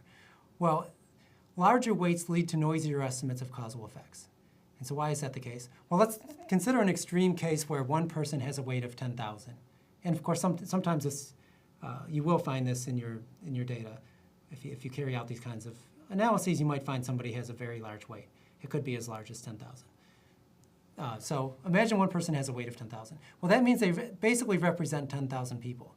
So imagine that our outcome is binary, just for simplicity. So it's just a yes or no kind of variable. So this one person, if they happen to have the outcome, if their outcome is yes, that's basically counting as if 10,000 people had this outcome equal to yes. Whereas if they had the outcome equal to no, if they didn't have the outcome, that would be like 10,000 people having a no. So much is riding on this one person that creates noise, in a sense. If one person's data can greatly affect the estimate, then you have highly variable kind of estimate. So in general, we would prefer for people to not have very large weights relative to everybody else. So let's think about just some intuition here about why you get large standard errors if you have large weights. And I think one really great way to think about it is with this idea of bootstrapping. So one way to estimate standard errors is with bootstrapping. And so in case you're not familiar with it, the idea is as follows. So you randomly sample with replacement from the original population. So originally you have n people in your population. So your data has, let's say, n rows. You have n observations. Well, you can now randomly sample from that original sample with replacement. So now some people will appear in your new data set, possibly multiple times. Some people won't appear at all. But you're creating a new data set of the same size, bootstrapped from the original. And so you'll have, some people will appear in both. Some people will appear multiple times in the second one. Some people won't appear at all in the second one. But this should represent a random sample from your original population. You can then estimate the parameters in this bootstrap data set. Okay, so now I have a parameter estimate from a bootstrap population. Well, I can repeat this process. I can do it again. From my original population, I can bootstrap again. I can estimate the parameter. I can record it, and I can keep doing that. And so each bootstrap sample is like a random sample from the original population. And then if I keep recording parameter estimates, I'll be capturing the variability of the parameter estimate. So I'll record the parameter estimate a whole bunch of times, and then if I take the variance of that, that's like the variance of the estimator. If I take the standard deviation of that, you could think of that as an estimate of the standard error. So now imagine we're doing bootstrapping, but there's one person, let's say, in our sample that has a very large weight. So it could be 10,000 or something. Well, in some bootstrap samples, they're going to appear in there. They might appear more than once, but in some of our bootstrap data sets, they'll be in there. And in some of them, they won't. Just by chance, they won't be in there. And so you can imagine that the value of our estimate in each of these bootstrap samples is going to depend a great deal on this one person, whether they're in or out. So if somebody has a lot of weight, it's going to greatly increase the variability of your estimator. So I just want you to picture this one person who is extremely valuable they count for a lot of weight. They represent, say, 10,000 people. And sometimes they're in your data set and sometimes you're not. So you could imagine that when they're in it, it's very influential. They're going to pull the parameter estimate towards them. And when they're out, that's not going to happen. So then from sample to sample, the parameter estimate's going to vary a lot, in large part due to this one person. So that's just sort of trying to capture the intuition behind why having large weights for some individuals can lead to a really noisy estimator of, let's say, a causal effect. And I also want to just point out the relationship with the positivity assumption. So remember, the positivity assumption says that everybody should have some non-zero probability of getting either treatment. Well, what a large weight means, remember, is that it's 1 over the probability of the observed treatment. So if that weight is very large, it means the denominator is very small, so the probability of that particular treatment was very close to 0. It's not exactly 0, so it's not necessarily a violation of the positivity assumption, but it might be close to 0, which means you're close to having a violation of that assumption. So it means that there's certain values of your covariates for which it's very unlikely that people will get a particular treatment. So it might not be, the probability might not be 0, but it might be very close to 0. So we're sort of flirting with violations of the positivity assumption when you have extremely large weights. So it's a kind of thing that, it's another reason why you would want to be concerned about people with very large weights, because it would make you start to question your positivity assumption. As far as actually checking the weights, one of the easiest things to do is just to actually plot the weights on a graph. So I show 2 examples. These are both trying to get at the same kinds of information. So these are both plots of the weights. On the left-hand side here is just a density plot. So I have my weights. I have 1 weight per person. And I could just ask for a density plot. And that's what this is. And I also have, I put these tick marks on the bottom, which represent the actual values. So, for example, that means that there was somebody who had a value exactly that, which is a weight of, maybe roughly 17 or so. So that represents one person's actual weight. And you'll see that most of the weights are occurring over here. You can see that, this curve, it goes very high over there. And you can also see that's very thick over here. So there's a lot of people with weights that are between 0 and 5, and especially between 0 and 10. Most of the weights are between 0 and 10. But then we do see some larger ones with an upper limit of over 20, but it's not so extreme that I'm probably very alarmed, but we have some people who have quite a bit more weight than others. Another way you could display this is with this plot on the right here, where all I did was I sorted the weights from smallest to largest, and then I asked for a plot. And what it then naturally does is it just plots it in order. So index here just means, it's really like an order statistic. It's saying 1 is the smallest, 2 is the second smallest, and so on, and then out here, these are the largest. And I kind of like this plot because it's pretty easy to see sort of how many and when the values get large and how many there are and stuff. So you can see that the large majority are under 5. So here's a line at 5. So almost everybody's, or the large majority are below 5. And then if you get out to say 15, there's only a few people above 15. And in fact, 4 people above 15. So this kind of plot makes it pretty easy to see, to look at your weights. But you could use either one of these. You could also just ask for some summary statistics of the weights. So this is some R code where I first use the summary command, which gives you some quartiles, min and max, median. And so you'll see the third quartile, the 75th percentile is 2.28, so 75% of people have a weight below that, and the maximum value is at 21. I also use this tail and head command, which is just saying, show me this, smallest, in this case, 6 values, and also show me the 6 largest values. So here, these are the 6 largest values. And it's also telling you the observation number or the ID of the person in some. The 795th observation in my data set had the largest weight. So if I was interested in looking closer at that individual, I would sort of know where to find it. And I could look at their data a little more carefully. So these are just a couple of ways that you could go about investigating whether you have weights that are so large that you're worried.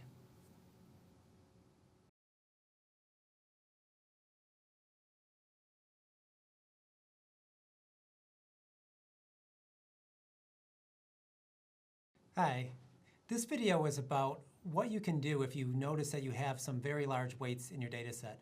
So you're using inverse probability of treatment weighting, and you notice there's some very large weights, you're concerned about it, and so what can you do about it? So we're going to discuss various options, and also, in particular, we'll discuss weight truncation and the sort of trade-offs that are associated with it.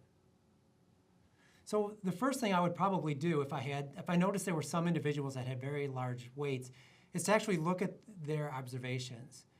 So I would identify the people with the highest weights. I would sort of pull out their data separately, and I would look at them.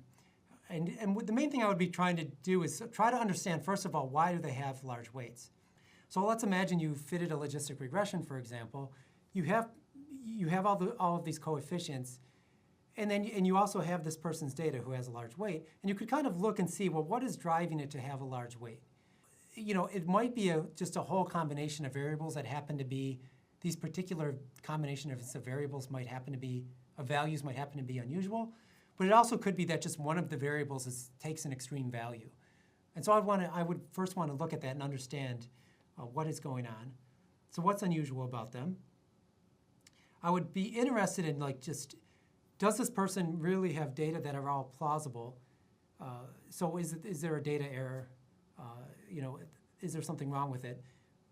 And then I would also want to know, well, maybe there's something wrong with my propensity score. So it actually could be that there's nothing wrong. It could be that your model's correctly specified and this person really just does happen to have a large weight. But I would first want to make sure that that's the case. So I would investigate these various aspects of it. So I'm just going to give you one example where, let's imagine to motivate this that we have just a single confounder, and let's say it's continuous. So we have a single continuous confounder, X. And let's imagine our propensity score model looks like this, where it's logit of the probability of treatment is this linear function in X. And so let's imagine that it looks like this, where these tick marks here, these red marks correspond to actual observations. And this is sort of what the fitted curve would look like. So you'll notice on the left side here, we have probability of treatment. So that's all between 0 and 1. And our horizontal axis is the actual covariate. And we'll see that almost all of our data are in this small range, let's say between roughly negative 0.4 and positive 0.4. So most of our data are right in here. So we're estimating those betas from the previous slide from the logistic regression model, and it's almost entirely going to be based on how well our data would correspond to this curve just within this narrow range. So we would really want a particular set of betas that sort of fit well in that narrow range. However, we have this one outlier value. So one person has a very unusual value of X. So there's going to be that person isn't going to provide very much information about the fit of this logistic regression model, about the estimation of betas, because almost all of the data are in this narrow range. So there's this one outlier observation, and you'll see that for this person, if you believe this logistic regression curve, their value is here, which is extremely close to 1. So there's somebody who is very likely to get treated according to our model. So if they actually didn't get treated, they would have an extremely large weight. However, we really don't know much about, there's a lot of extrapolation that is actually taking place outside of the range. So like in this direction, in this direction. We really don't know what the true propensity score curve as a function of X should look like outside of that sort of narrow range defined by those two vertical bars, because the data really inform the stuff inside of those vertical bars. But outside, there just really wasn't much data to tell us anything about it. So that actual shape is determined by an assumption that we had that it's linear on the logit scale. So that was an assumption we made. We don't know if it's true or not. And so much of our sort of inference, there's a lot of extrapolation here, essentially. So I'm drawing a hypothetical sort of alternative curve that you'll notice that this red curve, this is just a hypothetical kind of curve that I drew in, that inside this range again, it seems like it probably fits just as well as the black curve does. You know, they're practically agreeing with each other, but it doesn't sort of rise as high as quickly. So out here, we now would have a value that would be quite a bit lower. It wouldn't be, the probability of treatment isn't 1 anymore, it's more like, you know, a little above 0.8. So then that person, if they weren't actually treated, if this person wasn't treated, they would have a much lower weight. And then, so the point is that there's a whole bunch of possible curves that would fit really well potentially in this area. And the only reason we ended up with this particular black curve isn't, well, the main reason is because we imposed this sort of linear on the logit scale kind of assumption. And that might be fine if we weren't doing such extreme extrapolating, but we have this outlier person. So we have this outlier person here, and so we might end up with a large weight because our model doesn't fit well out there, and we don't have enough information in our data to tell us anything about that. So it could be that we've just made a bad assumption in our model, and that could be why we have the high weight. Alternatively, you know, it could also be, as I mentioned, that this value just isn't a real value. It could be a typo. You know, sometimes we'll see this with laboratory values. If you use in clinical kind of research, where sometimes we'll just get a value that isn't plausible. So hopefully you've done data cleaning ahead of time, range checks to make sure your data are all plausible. But those are two possibilities, two of several possibilities as to why you might have an extreme weight. So this is really something to think about, and ways in which you might want to refine your propensity score model. So those were just a couple of thoughts about some things that you should consider. Another thing that could help is really before you do any inverse probability of treatment weighting is you might want to trim the tails based on the propensity score distribution. And this is because there's a couple things. So remember that trimming the tails helps make the positivity assumption more plausible, because it's getting rid of really the extremes where people who were very unlikely to be treated, or people who are very likely to be treated, these sort of the extremes in this propensity score distribution, we can sort of trim them off. And then what we're left with are just strictly people who had a reasonable chance of getting either treatment. Okay? So one way, so what you're actually trimming the tails really means just getting rid of subjects from your data set, removing them. So I mentioned a common trimming strategy. And so what you would do, and this is just one thing that I've seen people do, is let's say we're interested in the 2nd and 98th percentiles. Yeah, this is somewhat arbitrary, but you know, we're talking about the extremes. So imagine we are looking at treated subjects. Well, what we could do then is treated subjects are going to tend to have higher values of the propensity scores than control subjects. So people with the very highest, treated subjects who have very high values of the propensity score, there might be nobody in the control group like them, and we want to trim them off.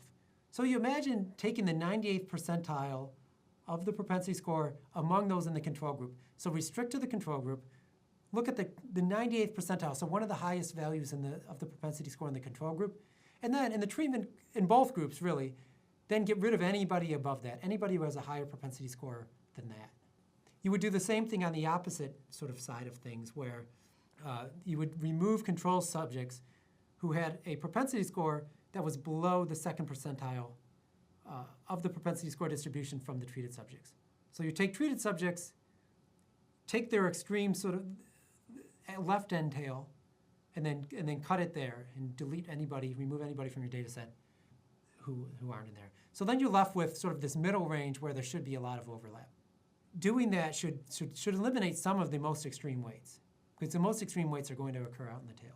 So this is a reasonable strategy in the sense of A, it makes the positivity assumption more plausible, and B, it should eliminate some of the extreme weights. But just as a reminder, that does involve changing our population of interest, our target population. Who are we making inference about? So if we don't trim the tails, we're focusing on the population as a whole.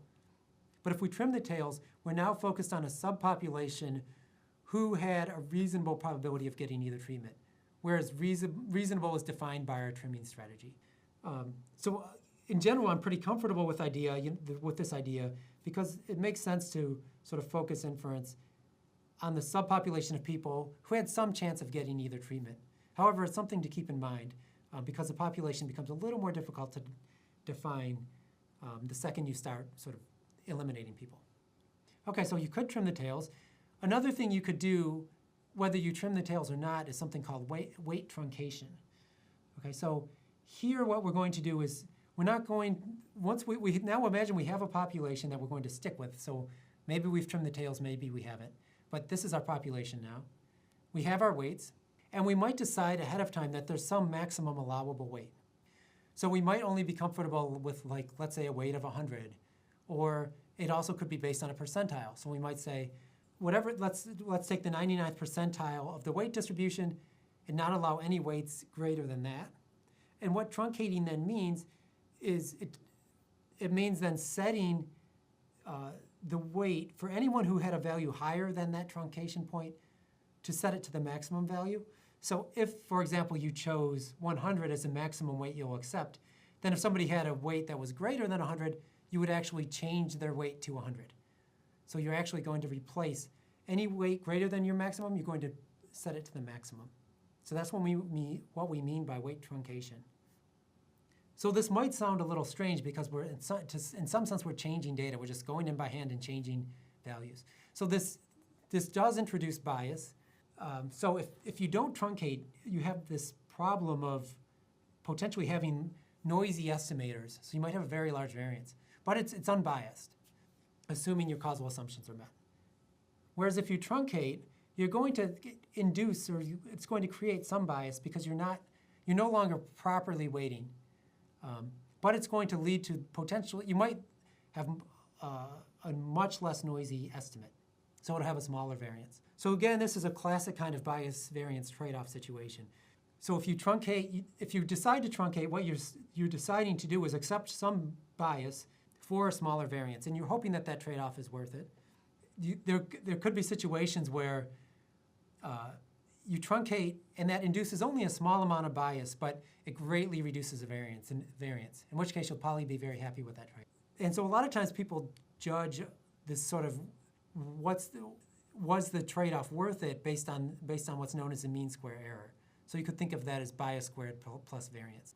And so it's been shown, at least in some simulation studies, that if you do truncate the weights, you can improve the mean square error. So you can end up with a trade-off that's acceptable. But of course, if you truncate, to an extreme degree, you'll end up creating probably too much bias. So there's some question about, should you truncate, and if so, where's the right place to truncate? So typically, what people are really trying to do is get rid of, very extreme values. So it's not unusual, for example, to just truncate at like the 98th or 99th percentile.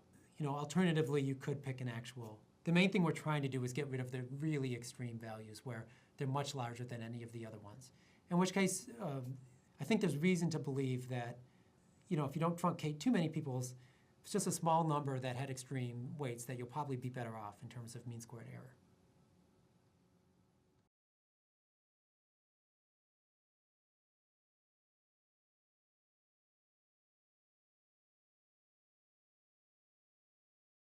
This video is on doubly robust estimation, also known as augmented inverse probability of treatment weighting. And so we're going to focus a lot on the intuition behind these kinds of estimators and talk a little bit about some of the properties. As background, let's first revisit inverse probability of treatment weighted estimation. And so here we'll think about just estimating the expected value of the potential outcome among treated subjects, meaning if everybody was treated. So we're just going to focus on this one potential outcome just for illustration, but if you wanted to estimate the other potential outcome, the equation would look very similar, except the weights would be different. So as a reminder, if we wanted to estimate this mean of the potential outcomes, if everybody had been treated, we could do it as follows, where first, I want to note that the denominator involves the propensity score. So we're looking at treated subjects, and so our denominator is going to involve the propensity score because we weight by 1 over the probability of that group's treatment, and that group happens to be the treated group. And I wrote it as a function of x, so pi of x, just to sort of reiterate or remind you of the idea that the propensity score does depend on the x's. A here is just an indicator variable. It's just treatment, and it's what we're thinking of it as binary, yes or no. So A equals 1 if treatment, 0 otherwise. And so putting that right next to the y is just sort of guaranteeing that it's going to only include values in the sum that among treated people. So control people are going to have A equals 0, and so their values aren't going to get counted. And remember, we're trying to estimate the mean of y if everybody had been treated. So we sum over all n subjects, but we pick off only the treated, but then we weight by inverse of the propensity score. So we are just, essentially you could think of this as a sample mean of y in the pseudo population. So this weighted population where there's no confounding. And so that's the standard sort of IPTW estimator for the mean of the potential outcome for treatment. And so if the propensity score is correctly specified, then this estimator is unbiased. So correctly specified means we got this model right so that the probability of treatment, the true probability of treatment given x is actually equal to pi of x. Okay, so that's what we mean by correctly specified. If we get the model right, then this is an unbiased estimator. Now let's imagine a different approach to estimating this mean of the potential outcome. So again, we're going to just focus on estimating the mean of this one potential outcome, but the same kind of idea would apply if you were going to try to estimate the other one. So you could use some kind of outcome regression model. So we haven't yet actually done that in this course, but this is something you could do. And so what we'll do is we'll specify a model that we'll call M1 of x. The 1 here is just indicating that it's among treated subjects. So it's an outcome model restricting to the subset of patients who were actually treated. So you'll notice that this model, it looks like a standard kind of regression model. It's expected value of y, conditional on A equal 1, so among treated subjects, and also your confounders x. So this is just some model, right? It's some model for the mean given A and x. But if we actually wanted the mean of the potential outcomes, what you would have to do is you would have to take this conditional mean, M1 of x, and basically average over the distribution of the confounders. You'll have to kind of integrate out the x's, or in this case, what we're doing is we're averaging over an empirical distribution. But I can give you some intuition. So here's an estimator, the expected value of y1, but I'll give you some intuition. So this first part of this is really just, if you are in the treated group, then it's saying, okay, we'll use your value of y. So we're taking a sum over n subjects. We're going to take an average, so we're dividing by n. Well, if you're in the treated group, we're just going to use your value of y, because remember, by our consistency assumption, if you're treated, y is actually equal to your y1, to the potential outcome. So if you're in the A equal 1 group, we're just going to use your value of y. However, if you are in the control group, and this 1 minus A here is going to pick off those control group members, right? Because if you're in the control group, A is equal to 0, which means 1 minus A will be equal to 1. So it's identifying those individuals. And then what we have here is the regression kind of model, or this mean model for y, conditional on x. But remember, what I have here is M1 of x. So these are people who were not actually treated, right? Because I've picked them off here. So these are people who weren't actually treated. But now I'm going to apply this regression model from those who were treated to this other population. What I'm trying to do essentially is predict what their value of y would have been had they been in the treatment group. So that's what this is doing. So if you combine these two, what we're doing is we're either, if you're in the treatment group, we use your value of y. If you're in the control group, we use the value of y that we think you would have had, in other words, our best guess at it, the mean from this model, if you had actually been treated contrary to fact. Add those up, divide by n, that's a valid estimate of the mean potential outcome as long as you have unconfoundedness. Given x, you've controlled for confounding. So if the outcome model is correctly specified, this is an unbiased estimator. the outcome model being correctly specified again means that the expected value of y given a equal 1 and x is actually equal to whatever our model is, m1 of x. So we have some model there. Maybe it's a regression model or something. We have to get that model right. But if we do, then this is a valid estimator. So we've seen two different ways that you could estimate this mean potential outcome. So one using kind of like a regression model, but then where you actually average over the distribution of the x's, or this inverse probability of treatment weighting. Doubly robust estimators are going to essentially try to use both of those.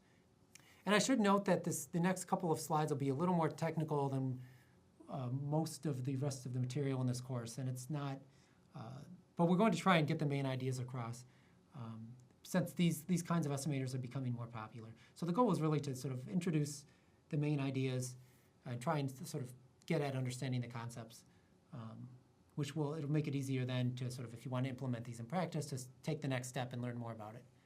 So a doubly robust estimator is an estimator that would be unbiased if either this propensity score model is correct or the outcome regression model is correct. But you don't actually have to get both of them right. So you can get one wrong. It doesn't matter which one as long as one of them is right. So I'll show you one example of a doubly robust estimator. And what we'll see here is that there's one part that looks like the standard IPTW kind of estimator. And then there's this other part that I'm going to call an augmentation, but this involves a regression type model here. And then there's some other stuff that we need to just kind of make it work, and I'll show you how it works in a minute. But you see there's this regression kind of part on the right-hand side, this IPTW part on the left-hand side, and if you put these all together, you'll end up with something that has this double robustness kind of property. And we're going to explore that in a minute and see how it works. So let's imagine first that the propensity score is correctly specified, but the outcome model is not. So our outcome model is wrong. So this M1 is wrong. And by being wrong, what we mean is that the expected value of y given a equal 1 and x does not equal m1 of x. So m1 of x is some model. We got it wrong. And so the expectation doesn't line up with m1. But the propensity score is correctly specified, we'll assume for now, which means that the expected value of a given x, or in other words, the probability that a equals 1 given x is equal to pi of x. And this is our one version of a doubly robust estimator. So because we got the propensity score right, and what I'm going to do now is just kind of walk through the intuition. This is not a formal proof, but just trying to sort of give you the intuition as why this does actually work. So the thing that this is estimating, so we have a sum over n. What this is estimating is really the expected value of the stuff that's inside these curly brackets. So out here we have an average, a sum that we divide, and then we divide by n. So that's a sample average. So if as the sample size grows, that becomes an expectation. So what we really are interested in is the expectation on the inside there equal to the thing we want? And remember, the thing we want is the expected value of y1. Okay? So what we want to know is the stuff inside the curly bracket, does it have expectation equal to that expected value of y1?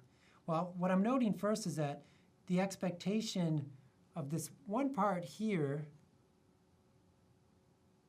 the expectation of this is equal to the propensity score, which means that you could think of this as this whole part here as having expectation of 0. So essentially, you would expect the part that I'm putting in brackets here, that part should go away in expectation. So if you imagine you were averaging this over a large sample size, the expected value of a should be equal to pi. And so you would expect that difference, if you averaged it, to get very small and in fact become 0. So you expect this part on the right to go away if the propensity score model is correctly specified. Let me say one more thing about that. And if that goes away, what are you left with? Well, you're left with this part. And if the propensity score model was right, we already said that part is a valid estimator. That's just our standard IPTW. So if we get the regression model wrong, we're still going to be fine as far as this estimator goes, because this part will go away. That'll get small. That'll be 0. And this part is a valid estimator of the expected value of y1. So now let's kind of flip things around and say, what if the propensity score model was wrong, but the outcome model was correct? So remember, we don't know, we have models, which means we're sort of doing the best we can to get them right, but we don't really know if either of them is right or if both are right. So it would be nice if we had robustness where we could get one of them wrong, potentially. So here we're going to imagine the propensity score is wrong and the outcome model is correct.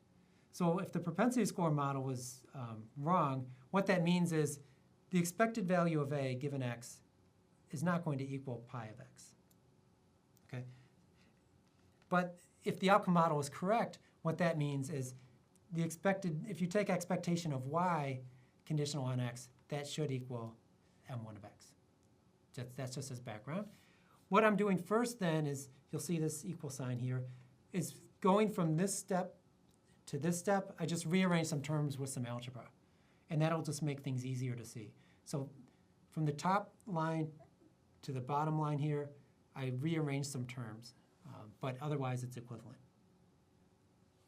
So now I want to look at this lower equation. So I rearrange things for a reason, because it makes it a little easier to see. So the first thing to note is that now, if the outcome model is correctly specified, then the part that I bracketed here should go to 0, right? Because the expected value of y, conditional on x, should be m1 of x. So that difference should go to 0. Now it's being multiplied by, something, and there's something in the denominator, but those things are just going to converge to some constant, essentially. Like that's not going to blow up or something and make the product not go to 0. So this is not a formal proof, but just giving you with the intuition. So if we got the outcome model right, the part in brackets there should go to 0. And so what are you left with then? Well, you're just left with this part. And this part here is just an average of this regression model over all n subjects. This is just the expected value of y given a equal 1 and x averaged over the distribution of x, marginalizing out x. That is just what the expected value of y1 is. So if we get the regression model right, then this estimator should be fine as well. So as I said, this part goes to expected value of y1. So these kinds of estimators are also known as augmented IPTW estimators. So it's a kind of standard inverse probability of treatment weighted approach with this augmentation kind of approach that typically, does involve an outcome model. So you might see these kinds of terms, augmented IPTW or AIPTW, and that's what the estimator I just showed you is an example of one of them, and there are a lot of these kinds of estimators. So a lot of this comes from semi-parametric theory, and you can use that to identify the best kinds of these estimators, meaning most efficient. So there's theory that says what the sort of most efficient versions of these would be. So that that's beyond the sort of scope of this video, but just to make you aware. And in general, besides having this doubly robust property, which is obviously a nice property because you get to specify 2 models and only have to get one right. They also tend to be more efficient than regular IPTW estimators. So they give you an extra bonus that they tend to be more efficient, meaning they have a smaller variance associated with them. So these are a little more complicated to implement in practice, but they tend to perform better.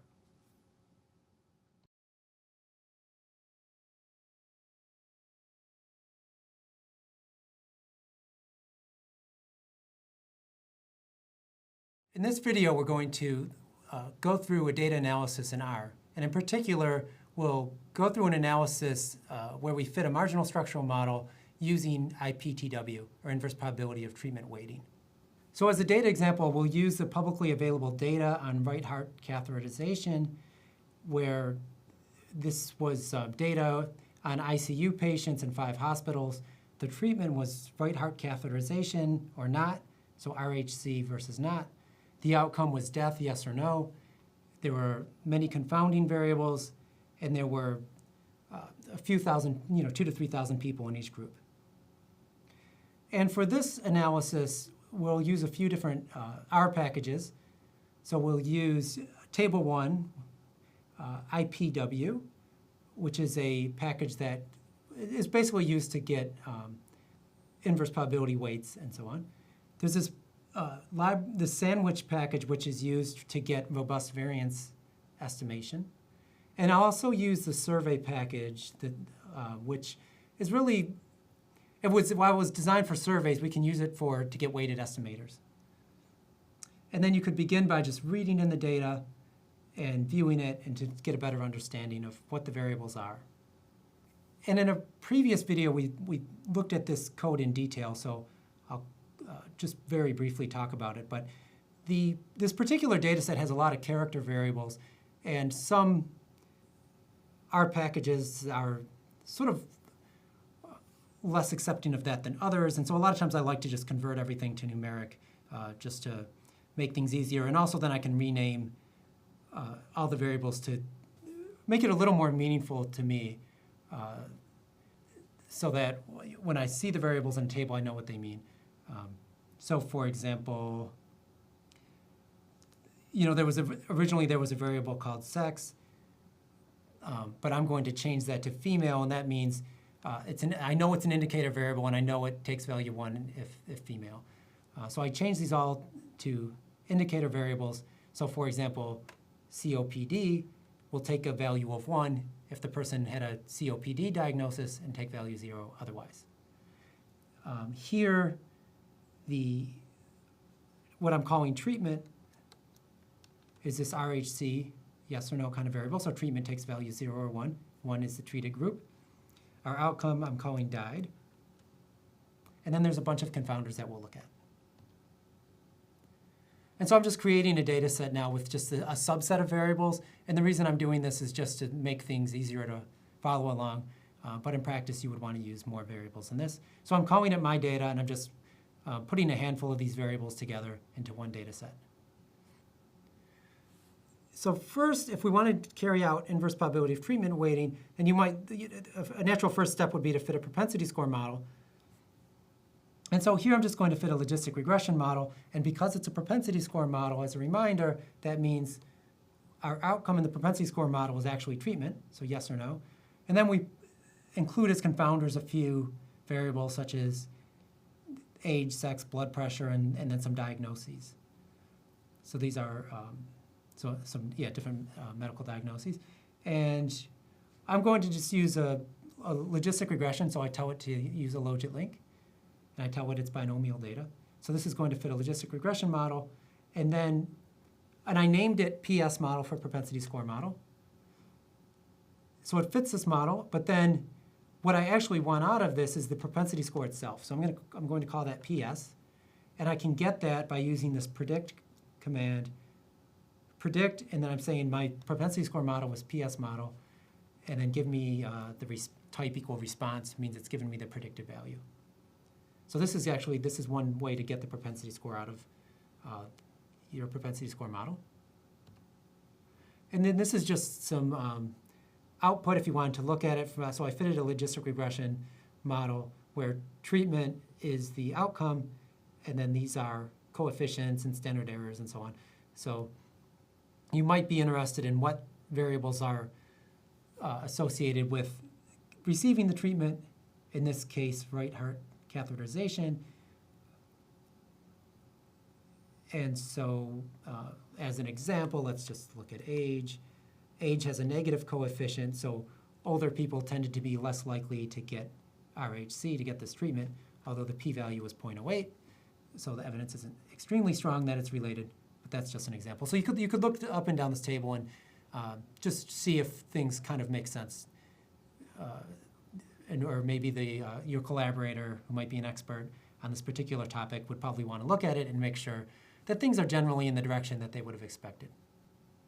And you could also then look at a plot of the propensity score. This one is I say pre-matching or pre-weighting, like this is just raw, the raw propensity score distribution. And so this would be for the treated group, and this would be for the control. And you see a lot of overlap, and so, it doesn't look like there's anything too concerning here. But now I want to move on to the thing that's more specific to IPTW. So far the previous slides were things that you could do if you wanted to do propensity score matching, for example. But now we're doing something a little different. Now we're going to get into weights. So the first thing I'll do is create weights. So I'm calling it weight. And I'm using this if-else command. There's a lot of different ways you could do it. But I'm saying if treatment equals 1, then the weight is 1 over the propensity score. If it's not, else make the weight 1 minus the propensity score. Because remember, treated subjects, the weight is 1 over the propensity score. Control subjects, it's 1 over 1 minus the propensity score. And remember, PS is my propensity score. So with one additional line, I'm able to get a weight for everybody. So there's a few ways that you could actually apply the weight to your data. So one thing I'll first show you is the survey design function. And all this is going to do here is I'm saying apply it to my, basically the big picture is apply weight, this particular weight to my data. That's essentially all it's doing. And and then my new, what it's outputting is something called weighted data. And now I can use weighted data to get a weighted table. Remember, we're interested in a table 1 type of thing where we can look at standardized differences. Well, now I have a weighted sort of version of the data set. And now I can use the table 1 R package. And so this is a command I could use. And I'm telling it stratify on treatment. And I'm telling it to use weighted data. And test equals false again just means I'm not interested in significance testing here. I'm really more interested in standardized differences. So then when I print the weighted table, I tell it, yes, print the standardized differences. And then you'll see output that looks something like this. So we have treated versus control. We have standardized mean differences. In the actual table itself will be means and standard deviations. This is just automatic output from R. I would actually just ignore the standard deviations here to a large degree because we're not, this is from weighted data, and so it's really based on these weighted sample sizes, which aren't your real sample sizes. So I would actually ignore the sample sizes, and I would ignore the what they're calling standard deviations. And I really did, the means are right though. These are weighted means. These are means of the pseudo population, and so this is what I care about. And what you'll see is that there's very good balance here.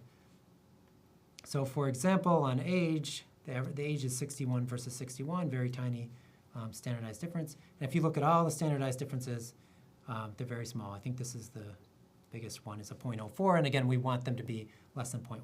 So this weighting seemed to do really well, and it was pretty easy to have R just output a table like this for me. But you could also sort of get a weighted mean directly using more brute force in a sense, where you could actually just do the calculation yourself. So I'm just kind of reminding you here what a weighted mean formula would look like. So let's say I was interested in fact, what I'm going to do is I'm going to try to get this value here. I'm going to try to get the weighted value of age in the treatment group. Okay, I'm going to try to get that with brute force as opposed to using this survey command. So let's imagine that X is age here, and I want it for the treated group. So I say restrict to the treated group. So this indicator function is just saying restrict to the treated group, and then I'm weighting by the propensity score. So this is just the sum. This is like the sum of these weighted versions of age in the numerator. And in the denominator is basically the weighted sample size. So we need to sort of account for the fact that we might be inflating our sample size using these pi's, but our denominator here is going to add all that up and do the proper kind of division. So what you could really just think of this as, I've created a pseudo population that's bigger than my original one. Now I'm going to just take the average of age in that pseudo population. So how do I do that in practice in R? Well, so here's the division symbol. So to the right of that is what appears here. So let's look at that first. So all I'm saying is take the mean of weight, which is 1 over pi, among those who are treated. You also could have said take the sum, because in fact, to make this really, to make these two things align, you would probably want to take the sum. But what's going to happen is you could also just take the mean, because I'm also going to take the mean in the numerator, and those 1 over n's will just cancel out. So I could have said sum, I also could say mean. So that's all it is, but the key is that I'm saying what I want is the weight among the treated, because weight is 1 over propensity score. Now in the numerator, it's the same kind of idea. I also have weight for the treated group, but I also am multiplying by the age in the treated group. And so then if you do that and do the division, what we end up with here is a 61, I'll just erase that so you can see it, a 61.4, and hopefully that is what we saw, and I'll just circle it in green. So we get the same answer. So I use kind of more of a brute force, like I just calculate it directly myself, and I get the same answer. So that's all the survey, that survey kind of command is doing, is the same kind of thing. We're just taking this average of, in this case, of age in the treated population, but weighted, so it's the pseudo population. Now let's get to marginal structural models, and let's imagine that we're interested in fitting a simple marginal structural model where it's just going to be this linear function of treatment. So here, treatment is right heart catheterization, yes or no.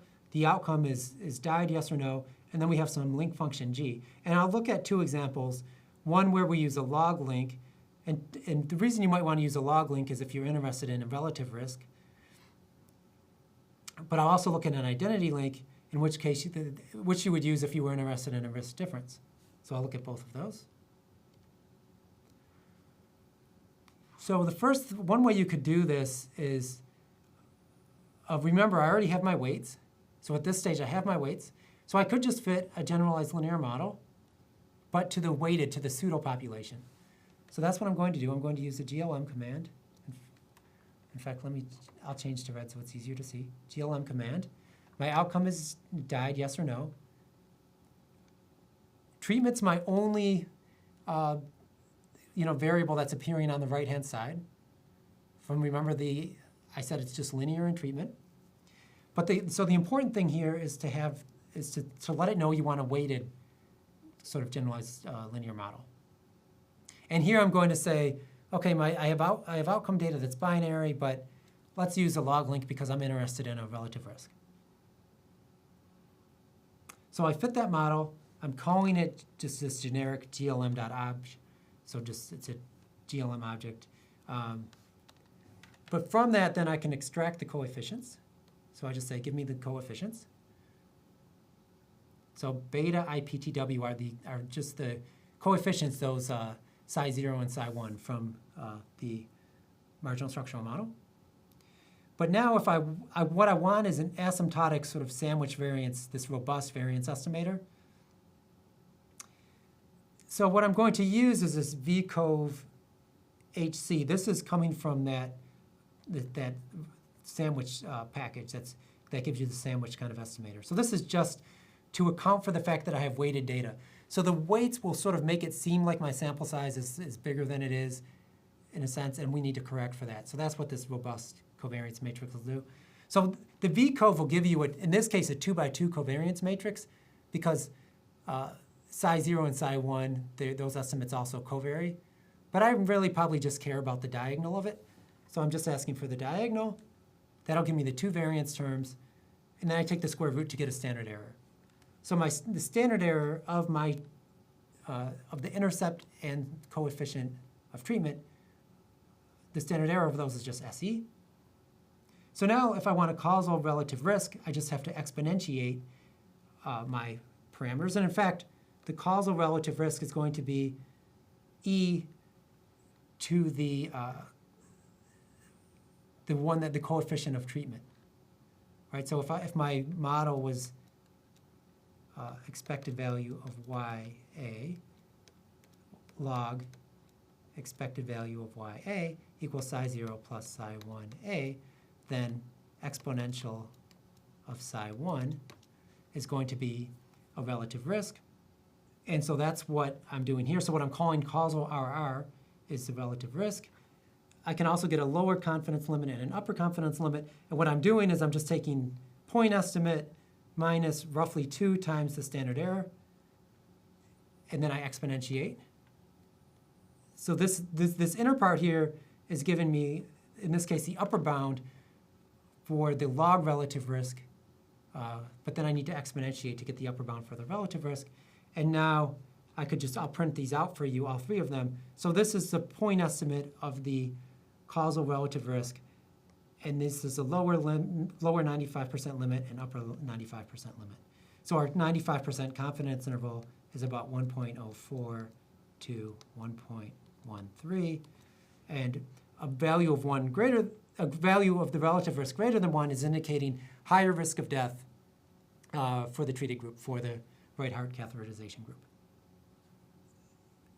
So I can also quickly show you how to get a risk difference. So I just showed you a relative risk, but you might be more interested in a risk difference. So we'll do the same thing as before, except now I'll say link equal identity. So now the model I'm fitting is expected value of YA equal psi 0 plus psi 1A. There's no log in front. So it's just this. That's what identity link means. I also, again, I'm telling it it's a weighted situation, so do it on the pseudo population. I can output the coefficient, I can get the standard error again, and then using the same kind of method, I can get a confidence interval. And now we see that for the risk difference, the point estimate is about 0.05. The confidence interval goes from about 0.02 to 0.07. And since this is a risk difference, a value greater than 1 is saying that there's a greater risk of death in the treated group. So it's the same message, but as a risk difference as opposed to a ratio. But we can do the same thing now using this IPW package. So I showed you how if you have a generalized linear model kind of package, you can just do a weighted approach. But then you have to do this extra thing where you're asking it for the robust variance and so on. But we could also use this IPW package. So I'm going to show you that quickly. So the first thing you would do is I'm going to use this IPW point function. And the point part of it means, it refers to point treatment, which just means we don't have longitudinal kind of data. You don't have a bunch of treatments over time. So it's a one-time kind of treatment situation. So we use IPW point, and we let it know our exposure is called treatment.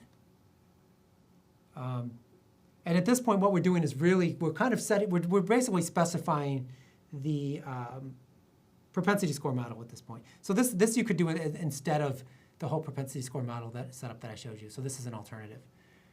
So you tell it link equal logit, and then when it says denominator, what it means is the denominator of your weights, which is really this propensity score model. And then you tell it the variables that go in your propensity score model. And what this is going to do is it's going to then get the weights for you. And so then I ask it to summarize, and what they call IPW.weights are the actual weights. And so we see the maximum weight here is a 21.6. One nice thing about this package is that you can pretty easily get out plots. So for example, IPW plot is going to just plot the weights for you. So you tell it what the weights are. And I told it to restrict to 0 to 22 because I already know the maximum is 21.6. And then that's what it'll do for you. So it's basically like a density kind of plot. and it's showing you the distribution of weights. And now you can fit the marginal structural model, and the way you could do that, another way you could do that as opposed to the GLM function that I used with weights previously is you could use the survey GLM command. And the main advantage of this is it's basically going to automatically give you the right variance estimator. It's going to do the robust sandwich estimator for you. So that's the main advantage of using survey GLM. But again, you specify the marginal structural model here. And now you have to use this design command, and this is really where you're going to tell it about your weights. And so it doesn't end up being very complicated. You say survey design, and you tell it what your weights are. So from that, you can extract coefficients. So we named this MSM. So I could say, okay, tell me what the coefficients are. And those are the two coefficients. And this one is fitting, and this is for a identity link kind of situation. So this 0.052 should be the same as what I had on the previous slide. Let's take a look. Thankfully, it is the same. So these are just two different ways to get the same answer. And then if you wanted a 95% confidence interval for the treatment effect, it's right here. So this is maybe a little easier in that there's fewer steps. So you could use this IPW package along with survey GLM and get the same kind of answer. And as one additional point, I just wanted to quickly show you how you could truncate the weights if you wanted to. So in this particular example, I'm not very worried because the largest weight was just over 20. So I probably wouldn't be very worried about weights that are too large, but I want to at least show you how to do it. So I'll show you two quick ways you could do it. So one way is, I remember earlier I created a variable called weight. Well, what I can do is I'm going to name a new variable trunk weight, which means truncated weight. And I'm just going to say replace, use the replace function, replace weight if weight is greater than 10. So I'm going to truncate at 10. I just picked a value. I'm going to truncate at 10. If it's greater than 10, replace it with 10. So what that's going to do is anytime it sees a weight greater than 10, it's going to replace it with 10. So then my new maximum weight will be. And now, once I have the truncated weights, I could do the same thing as I did before. I could use GLM, but in this time I'll tell it use truncated weights. So that's all there is to it. So if you wanted to fit a marginal structural model with using truncated weights for your weights, you could do that. Finally, I'll show you how you can do that in the IPW package. So if in the IPW package, they have a built-in truncation option. So again, we have IPW point. So most of this code should be the same as before. The thing that's new is right here. So you can use this trunk option, which means truncate, but you don't put in an actual value of the weight. You have to put in a percentile. So in this case, I'm putting in 0.01, and what that means is it's going to truncate at the first and the 99th percentile. So it's going to truncate the smallest weights, and it's also going to truncate the very largest weights. So it doesn't really want any observations to have too tiny of an influence, so it'll truncate at the first percentile, and it also doesn't want any to have a huge influence, so it'll truncate at the 99th percentile. To be extra clear, had I put like 0.02, then that would have been the second and 98th percentile that it would have truncated at. So it's going to truncate at a percentile that you pick. If you wanted to truncate it at a specific value, you would have to look at your weights and see what percentile corresponds to that value that you want to truncate at. But this is the thing that people commonly do, is truncate at a percentile. So now we could summarize our weights, but now it's called weights.trun, for truncated weights. And you'll notice the max is 6.4 about. So the 99th percentile was even smaller than the 10, the truncation of 10 that I did a minute ago. So it's truncating at about a 6.4. And now if we wanted to, we could fit the model, same model as before, but using the truncated weights. So we can use the survey GLM again, and we can use truncated weights this time. And then what should happen is we should end up with a slightly different answer this time than we got previously. So we end up with a point estimate of about a 0.05, 95% confidence interval that goes from about a 0.03 to a 0.082. If we look back, you'll see that it is different if you just look at the confidence interval. For example, this upper limit, when we didn't truncate, was about a 0.0797, and now it's 0.0816. So it didn't make a very big difference in this case, and which we didn't expect it to because we didn't have any extremely large weights. But at the same time, you might find that reassuring that we're getting a pretty consistent answer whether we truncate or not. So you could also view this as a sensitivity analysis of sorts, where we did things two different ways and we want to make sure we're coming to the same conclusion. But this is how you could go about truncating weights if you were interested in doing so.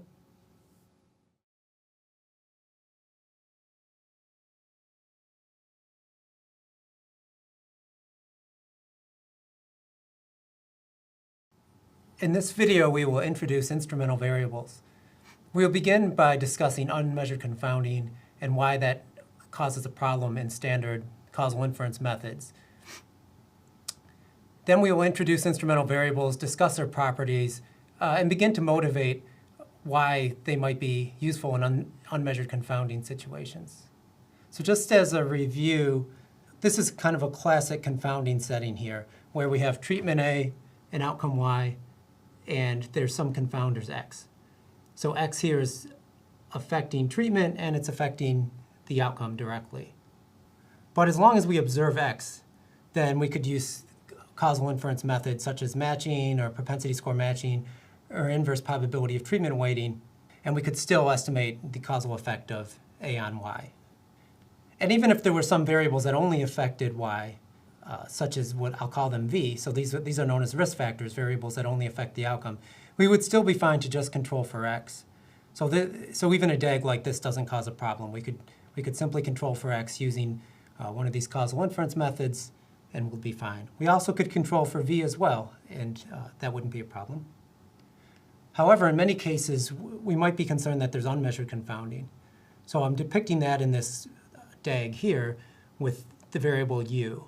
So we'll think of X as something that we observe. So there's some set of variables that we observe. But there also might be some variables that we don't observe. I'll call that U, and I'm using these dashed arrows just to sort of extra emphasize that this is different than the X's in the sense that we don't observe them. So if you had unmeasured variables that affect both treatment assignment and the outcome, then we would have a problem. The ignorability assumption would be violated. So conditional on X, treatment still couldn't be thought of as randomized. In that case, we would have biased estimates of causal effects, because remember, for causal inference methods that control for confounding, what we really do is we essentially condition on the confounders and then average over them. So if you're matching, you're pairing up people based on X, and then we estimate treatment effects within those pairs of X and average over the distribution of X. Or an inverse probability of treatment weighting, we create this pseudo-population where there's balance on X in the treated and control subjects. But we couldn't create that kind of balance on the unmeasured confounders just by conditioning on X. Same thing with matching. We can't match on U directly since we don't observe it. So we couldn't actually get an average causal effect. So that's motivating the need for different statistical methods. So imagine that we're pretty sure in our study that there's unmeasured confounding. So we know that these sort of standard methods that control for confounding are not going to be good enough. Well, it's not completely hopeless as long as you can identify an instrumental variable. So an instrumental variable is, I'm going to use Z as the notation. So Z is our instrument. So that's the instrumental variable. And the main idea here is that the instrumental variable Z is going to affect treatment. So you could think of it as affecting treatment assignment. But it's not going to directly affect the outcome. So you'll notice that there's no arrow from Z, direct arrow from Z to Y. You could think of Z as just as being a sort of a randomizer, but it's randomizing to encouragement. So So for higher values of Z, for example, you might be more encouraged to get the treatment. Lower values of Z, less encouraged. And we'll think of it as randomized. So imagine that we're randomly either more aggressively motivating people or less aggressively to receive some treatment. But this motivation, we'll imagine, does not directly affect the outcome. Okay, so this is what we mean by an instrumental variable. So there's some kind of, even though there's confounding and maybe unmeasured confounding, there's this one part that's sort of where there is randomization. So some part of treatment is being explained by something that's random. And so that gives us hope in being able to estimate a causal effect, even if there's unmeasured confounding. So as an example, imagine that we're interested in whether smoking during pregnancy affects birth weight. Okay, so our treatment, if you want to call it that, you could also think of it as an exposure, would be smoking during pregnancy. So just a yes or no. And then our outcome is birth weight. And then you could imagine there might be all kinds of confounders. So variables that might be related to the decision to smoke or not, and also related to birth weight. So it could be the mother's age, for example. There's, whether she's given birth before, her weight, and so on. But there also could be unmeasured confounders. So it's possible that we haven't collected enough variables to really explain this, why the decision is made to smoke or not, and also to sort of capture variables that would affect birth weight. So we might be worried about unmeasured confounding. And we also have this problem of if we want to do a randomized trial, we wouldn't really be able to randomize pregnant women to smoke or not. So there would be obviously ethical problems there with sort of asking people to smoke or asking them not to smoke. So what we could do, though, is have what's known as an encouragement design. So we could actually carry out a randomized trial. And what could be done here is to actually enroll women who are smokers into the study. So imagine a population of people who smoke. And then once they're pregnant, you could basically either randomize them to one of two groups. And one is this usual care group where they just get whatever they normally would. So they get the same amount of prenatal care that they normally would. If their physician would normally discourage them from smoking, they would. Just whatever usually happens. So that's the Z equals 0 group. But they also could be randomized to the intervention arm, which would be an arm where there's sort of extra encouragement to stop smoking. So there'll be some kind of active intervention aimed at preventing smoking. And so this actually was done in this 1984 paper where they actually did carry out an encouragement trial like this. And so we're not actually directly randomizing people to smoke or not. We're just randomizing them in terms of encouragement to stop smoking. So some people get a big dose of encouragement to stop smoking, and others get usual care. So in that previous example, we could think of Z as an instrument because the encouragement to stop smoking should not affect birth weight directly. So if I just encourage you to not smoke, that should not affect the birth weight of your child other than through the impact it might have had on you to stop smoking. So it should only affect the outcome through its effect on the exposure. So then, now we'll start to think about what we could estimate from this kind of design. So one thing you could do is what's known as an intention to treat kind of analysis, where we just compare the outcomes under the two intervention arms. So in other words, we could focus on the causal effect of encouragement. So here I'm writing that as a contrast of potential outcomes, and you'll notice these potential outcomes are indexed by Z here.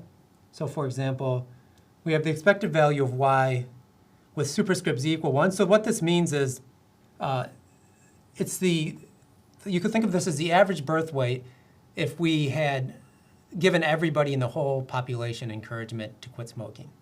Okay, so imagine everybody had actually been in the encouragement arm.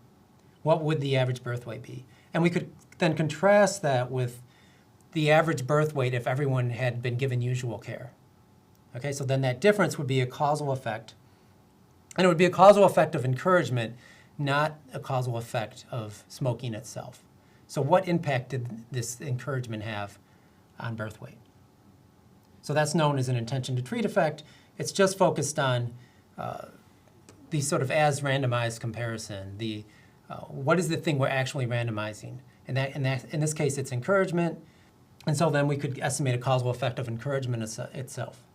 So that's potentially of some interest, especially if you want to know, well, what impact would this kind of active intervention have on outcomes? However, it's not directly getting at the causal effect of smoking itself. So we're not contrasting potential outcomes where the index of these potential outcomes is treatment itself, is smoking itself. Okay? But so instrumental variable methods are going to try and use the instrument, this randomization, this encouragement, to get at the actual causal effect of treatment itself. So in this case, the actual causal effect of smoking.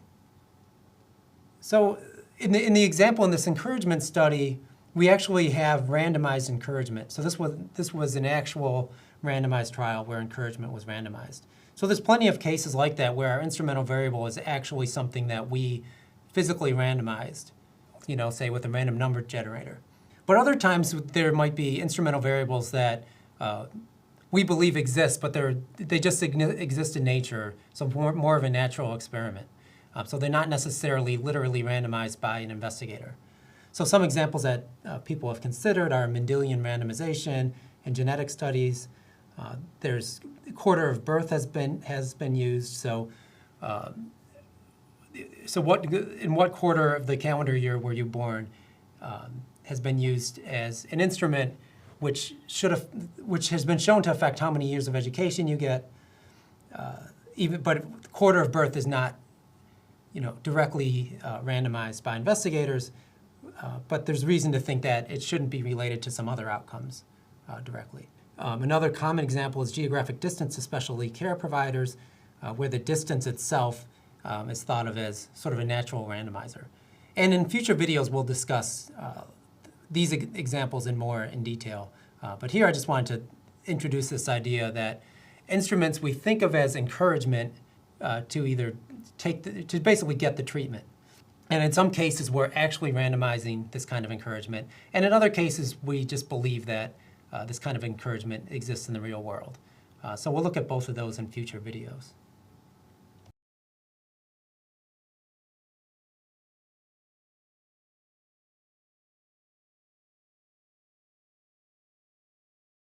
This video will focus on randomized trials with noncompliance. So we'll begin by discussing the difference between the assigned treatment, which we'll think of as an instrument, and treatment received, which we'll think of as the observed treatment in a randomized trial. We'll also discuss what potential treatments are, and we'll think about the causal effects of treatment assignment. So we'll begin by thinking about randomized trials, and here Z will end up being the thing that we actually randomized. So Z is randomization to treatment, or you could think of it as randomization to some kind of treatment assignment. So for example, Z could take value 1 if you're randomized to treatment, and could take 0 if you're randomized to, say, placebo or no treatment or the control condition. So essentially, we're thinking of Z as something that we'll randomize and then we'll hope that the person will do. So if somebody's randomized to treatment, then we'll basically ask them to take the treatment. So that's what Z is, whereas A is what people actually receive, so it's treatment received. So it's 1 if you receive the treatment and 0 otherwise. And then we'll have some outcome we're interested in, Y. And so in practice in randomized trials, Z and A will not always be equal to each other. So sometimes people will be randomized to treatment, but then not actually take the treatment. So for example, if you were in a drug trial, you might be randomized to take some drug, and then you might just not take it, right? So sometimes there's noncompliance. And so we want to distinguish between this treatment received, which is A, which is really the thing we're interested in, is the effects of actual treatment, versus treatment assignment, which is where the randomization happens.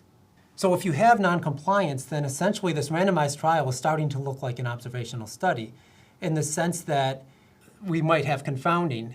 And here what we mean by that is confounding in terms of actual treatment received. So there could be variables that both affect what treatment you receive and the outcome. So we'll call those variables X. So X here are confounders, and so you'll be assigned some treatment based on Z, right? So Z is the thing that we randomize, and we're hoping that if you're randomized to treatment, that you'll take it. But whether or not you actually do might depend on other variables. So X are these confounders. It could be, your age or how healthy you are. And for example, maybe people who are less healthy might be more likely to take the treatment, hypothetically. So that's the kind of thing we have to worry about. So the part of this DAG over to the right looks very familiar, where this sort of classic confounding kind of situation. What makes this setup different is we have this randomization Z that's also affecting treatment.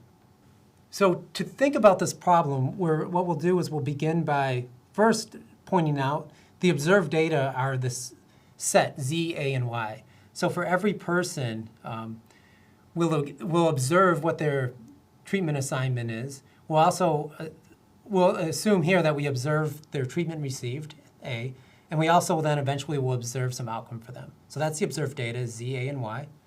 So essentially, for a given subject, they're assigned treatment Z and they receive treatment A. But of course, their treatment might be different their observed treatment might be different than the one they were actually assigned. But what we can do now is, just like we define potential outcomes in a separate video, we can also define potential values of treatment here. It's the same kind of idea. So we could imagine that each person has two potential values of treatment. So the first one is A with superscript Z equal 1. And so you can think of this as a sort of happening before the study even begins. So you have, there's some patient or some subject in your study, and if you happen to assign them, you randomize them to receive the treatment, so Z equal 1, then they would end up actually receiving some value of the treatment, which is what we're calling A1. So that could be either the treatment or no treatment, right? So A here, A superscript 1 just means it's the value of the treatment that would occur if they were prescribed or assigned to the Z equal 1 group. So A1 here could end up being treatment or no treatment. It's just the value of that variable if they happen to get randomized to Z equal 1. And so also we could think of potential treatment under the control condition. So if somebody, if the same person instead had been assigned to Z equals 0, what would their treatment be? Well, we'll call that A superscript 0. So that's the value of their treatment if they're randomized to Z equals 0. So we'll basically think of each person as having a value for A0 and A1 even before the study begins. We'll imagine that exists. We'll never see them both simultaneously, but we still imagine that they exist. So now we could actually, if using this sort of potential treatment idea, we could actually then think of a causal effect of treatment assignment on treatment received. Okay, so this is going to look familiar when we were looking at potential outcomes and causal effects, but now we're just thinking of the causal effect on treatment received. So here we have a causal effect we're just contrasting the treatment that you would have received if you were assigned Z equal 1 versus the treatment you would have received if you were assigned treatment Z equals 0. And then we take the mean, so we average over the whole population. So this, in words, it's a proportion treated if everyone in the whole population had been assigned to receive treatment, which is Z equal 1, minus a proportion who would have received treatment if no one had been assigned to receive the treatment, or Z equals 0. So this contrast, if there was perfect compliance, if everybody did what they were told, would be equal to 1. So A1 would equal 1 for everybody, and A0 would equal 0 for everybody. So in the world of perfect compliance, that would be what you would get. So this is a causal effect, right? Because we're contrasting potential outcomes on a common population. So that's all a causal effect ever is a contrast of potential outcomes on a common population. So this is a population level causal effect because we're not conditioning on anything. So we're looking at the population as a whole. Now it turns out we can actually estimate this from observed data. Since we've randomized Z, and as long as we can assume consistency, again, where consistency just means, for example, that A1 would just be equal to your value of A if you happen to be assigned Z equal 1. So the potential outcome that you would receive if you were assigned Z equal 1 corresponds to your treatment received if you did happen to be randomized to Z equal 1. Okay, so that's a pretty basic assumption there. And we also have randomized, so assuming that we've actually randomized, then we can estimate this from observed data. So for example, the expected value of the potential treatment under z equal 1 would just be equal to the expected value of treatment given z equal 1. So if we restrict to the subpopulation of people who are actually assigned z equal 1, then we just take the mean of A for that group, and that should be the same as the expected value of A1 in the whole population, and that's because of randomization. So if I stratify, if I only look at the subpopulation who were assigned treatment, that subpopulation should have the same characteristics as the whole population because we randomized. And I say it's estimable because you'll notice this expectation only involves observed data. So we observe A, we observe Z. So a simple way to estimate this, for example, would just be to look at the subpopulation that has Z equal 1 and take the sample mean of A. So this is something we can estimate. Same kind of thing for A0. We could just look at the subpopulation that we're assigned the control condition and take the expected value of A. Okay, so that's the causal effect of assignment on receipt of treatment, and this is observable from the data, so you can estimate this, you can identify it. We also can think of the causal effect of treatment assignment on the outcome itself, and this would be known as an intention to treat effect. So we could contrast the outcomes had everyone been prescribed or assigned z equal 1 versus the outcome had everyone been assigned z equal 0. So this is an intention to treat effect because it's basically contrasting outcomes based on what you intended to do. So our intention was for people assigned z equal 1 to get treatment. So whether they did or not, that was our intention. So that's what's meant by intention to treat effect.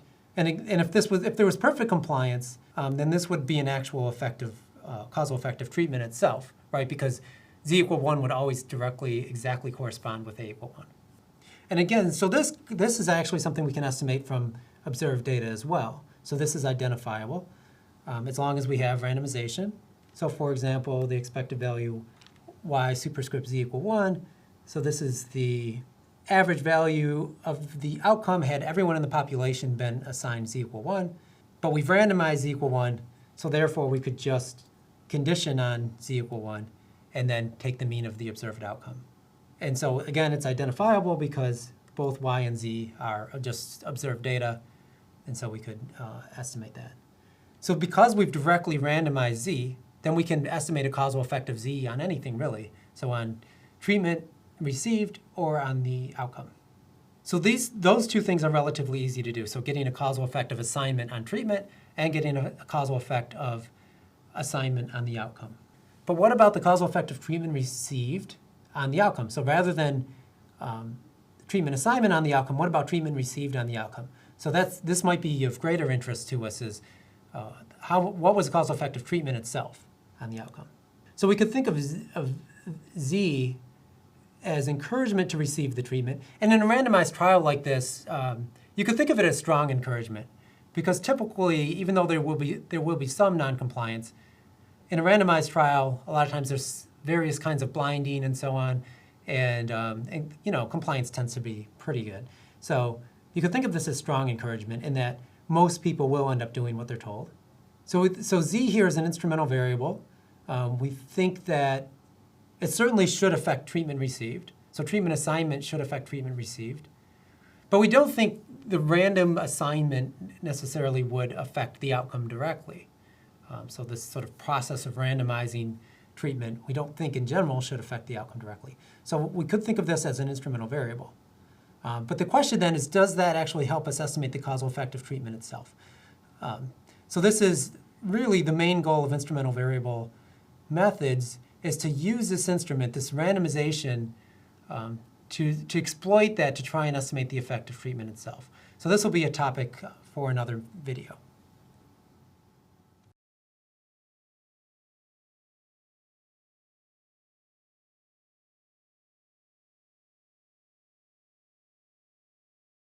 This video is on compliance classes.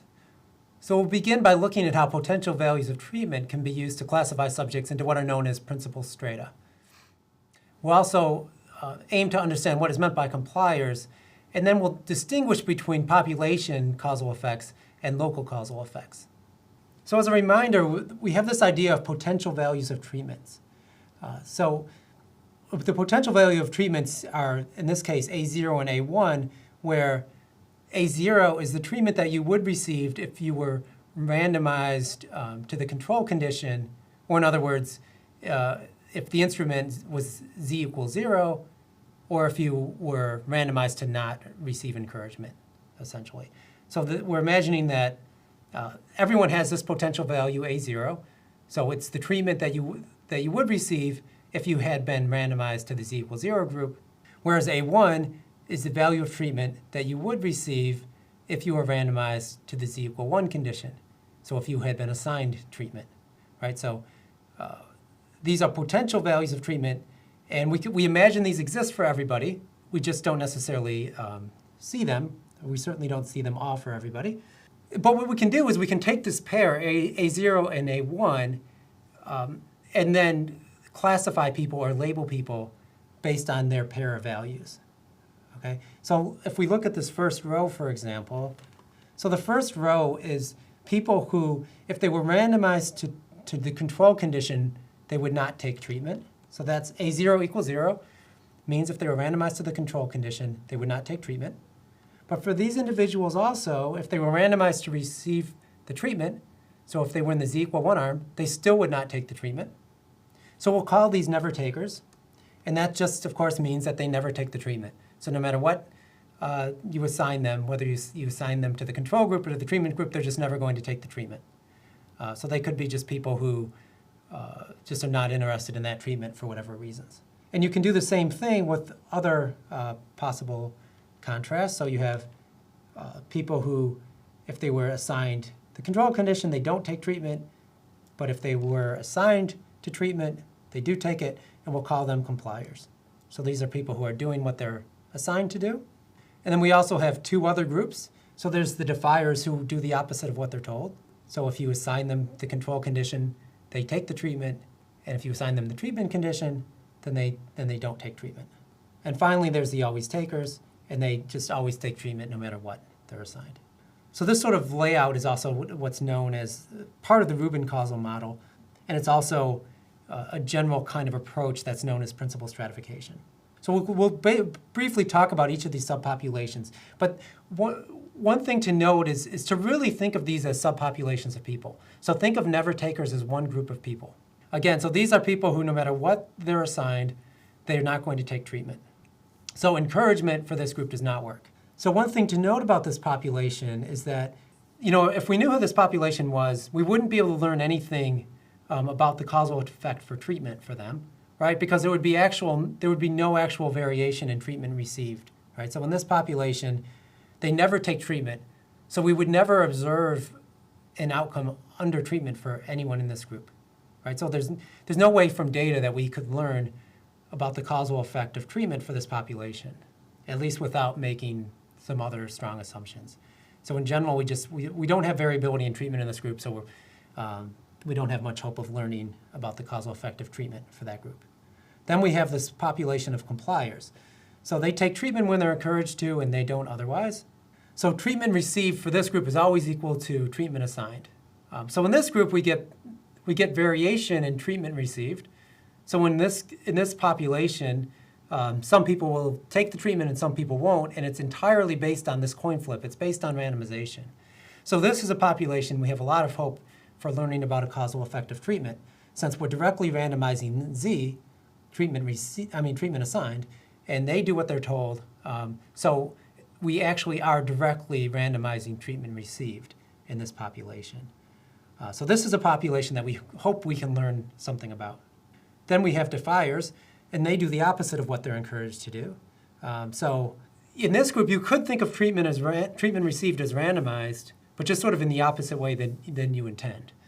So there's still sort of randomization happening here, but they're just doing the opposite of what they were told.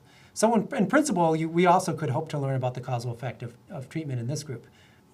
As we'll see later, that this is a group that we tend to think would either be very small or not exist. In some cases, in randomized trials, the group assigned to no treatment or to the control condition might not even have access to the treatment. So it could be some new drug and they might not even have access to it, for example. Or it could be some specific intervention that they wouldn't have access to. So in some cases that we will imagine this population doesn't exist. But if it does exist, typically we'll think it's pretty small. Because if Z is encouragement, we wouldn't think there's very many people who will sort of do the opposite of what they're told. So, you know, if you're a parent and you have teenagers, perhaps your encouragement would cause them to do the opposite. But in general, we think these are probably pretty unusual. Then there are the always takers, so they always take treatment. So no matter what, whether you encourage or not, they take treatment. And again, this is a group that there's no variation in treatment received. All right, so we don't expect to have information about the causal effect in this population. So one of the motivations for using instrumental variable methods is there's this concern about unmeasured confounding. And just as a reminder, if there is unmeasured confounding, then we can't average or marginalize over all the confounders, right? Because some of the confounders are unobserved, right? So we can't sort of condition or match on these confounders and then average over it because we don't observe them all. So and I'm emphasizing this here because the causal methods that we focused on in other videos really does focus on causal effects in the whole population, right? But if you have unmeasured confounding, it would be very difficult to actually obtain causal effects for the whole population, considering really the way to do that is to average over all confounders. So instrumental variable methods are not going to focus on the average causal effect for the whole population. So remember, instrumental variable methods, we're hoping that they can still be used to estimate a valid causal effect even if there's unmeasured confounding. But as I just mentioned, if you have unmeasured confounding, it's really, you shouldn't expect to be able to estimate a causal effect for the whole population. So instrumental variable methods are not going to do that. Instrumental variable methods are going to try to estimate a causal effect locally. So what we'll call a local average treatment effect. And I'll define what we mean by that. So here's what's meant by a local average treatment effect. So in instrumental variable methods, our target of inference is going to be this. So first thing to note is we're contrasting means of potential outcomes. So the potential outcomes are here under either z equal 1 or z equal 0. So what you're assigned to or what you're prescribed, what you're randomized to. And it's a valid causal effect because we're comparing the same subpopulations. So you'll notice what we're conditioning on here and here are exactly the same. So it's the same subpopulation of people. So anytime you contrast a potential outcome in the same subpopulation of people, you have a valid causal effect. So now what we need to do, though, is think about who is the subpopulation of people. So I'll just clear this off a little bit so you can see better. So what you'll notice is that A0 equals 0 and A1 equal 1, that's actually just the population of compliers, right? So we're looking at the subpopulation of people who, if they were prescribed treatment or assigned treatment, they would take it, so that's A1 equal 1. But if they were assigned to the control condition, then they wouldn't take it, that's A0 equals 0. We're conditioning on that, so we're saying restrict to the subpopulation of people that if assigned treatment, take it. If not assigned treatment, don't take it. Well, that's the subpopulation of compliers. So what we're really looking at here is the average causal effect of treatment assigned on the population of compliers. So this is what we mean by local. It's local in the sense that it's an inference about a subpopulation. So that's what we mean by local is a subpopulation. The subpopulation happens to be compliers. And it actually turns out if you restrict to the subpopulation of compliers, I can do this little thing here where I go from indexing by Z to indexing by A. So now I'm actually comparing potential outcomes based on treatment received as opposed to treatment assigned. And so as a thought experiment or just something to think about, I'm asking why. Why was I able to just swap what I'm indexing the potential outcomes by? So I went from Z equal 1 to A equal 1 and from Z equal 0 to A equal 0. So now this would be a good place to pause the video and think about it for a minute or two and have your answer. I'll assume you've done that. Well, so now remember that we're restricting to the subpopulation of compliers. So compliers are people who do what they told. So Z equal 1 for compliers is always going to correspond exactly to A equal 1. And for compliers, z equals 0 is always going to correspond exactly to a equals 0, meaning z equals 0 implies a equals 0 for compliers. Z equal 1 implies a equal 1 for compliers. So as long as I'm restricting to the subpopulation of compliers, I can use z and a interchangeably. So as I mentioned, this is a causal effect. It's contrasting counterfactuals in a common population. And in fact, it's a causal effect of treatment received now, right? Because you see that I have potential outcomes indexed by treatment received. So it is a causal effect of treatment received, but it's in a subpopulation, so it's local. It's only looking at compliers. And this is sometimes referred to as a complier average causal effect. So sometimes it's referred to as a local average treatment effect. That's kind of the general term for causal effects in subpopulations. But in the specific situation where you are in a randomized trial with noncompliance, then this is referred to as the complier average causal effect, or sometimes abbreviated CACE. So you'll notice that what I'm saying in an instrumental variable analysis, the target of inference is the causal effect of treatment received among compliers. So you'll notice that we're not talking about defiers, always takers, or never takers. So we're not actually, in instrumental variable analysis, going to make inference about those populations. And we'll discuss that more in other videos, but hopefully it's especially clear why we won't be making inference about always takers and never takers. And that's because for those groups, there's no variation in treatment received. And so we shouldn't expect to learn anything about the causal effect in those subpopulations. Okay, so now we want to think about, that was a concept. We have a target of inference, but that target of inference involves potential outcomes. So we need to start thinking about observed data because we're going to somehow, or at some point, go from observed data to potential outcomes. We're going to have to estimate this. So it would be good to sort of think about observed data here. So what I'm writing down here is what we observe, and then also these sort of potential treatments. So we have one thing we observe is Z, so that's treatment assigned. Another thing we observe is treatment received. And so you'll notice what I've done in these two columns is I put all 4 possible combinations of those two variables. So it could be 0, 0, 0, 1, 1, 0, or 1, 1. So think of these as, these are the 4 combinations that you could observe in your data.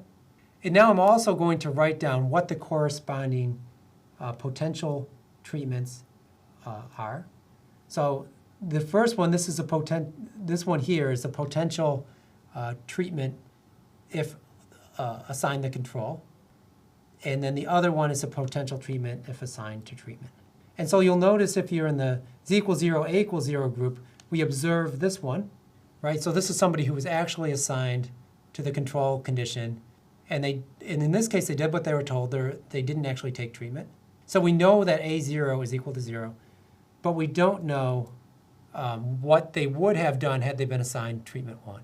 So all we know about this group of people is that they're either never takers, right? They might be people who just would never take the treatment regardless of what they were assigned, or they might be compliers. They might always do what they're told.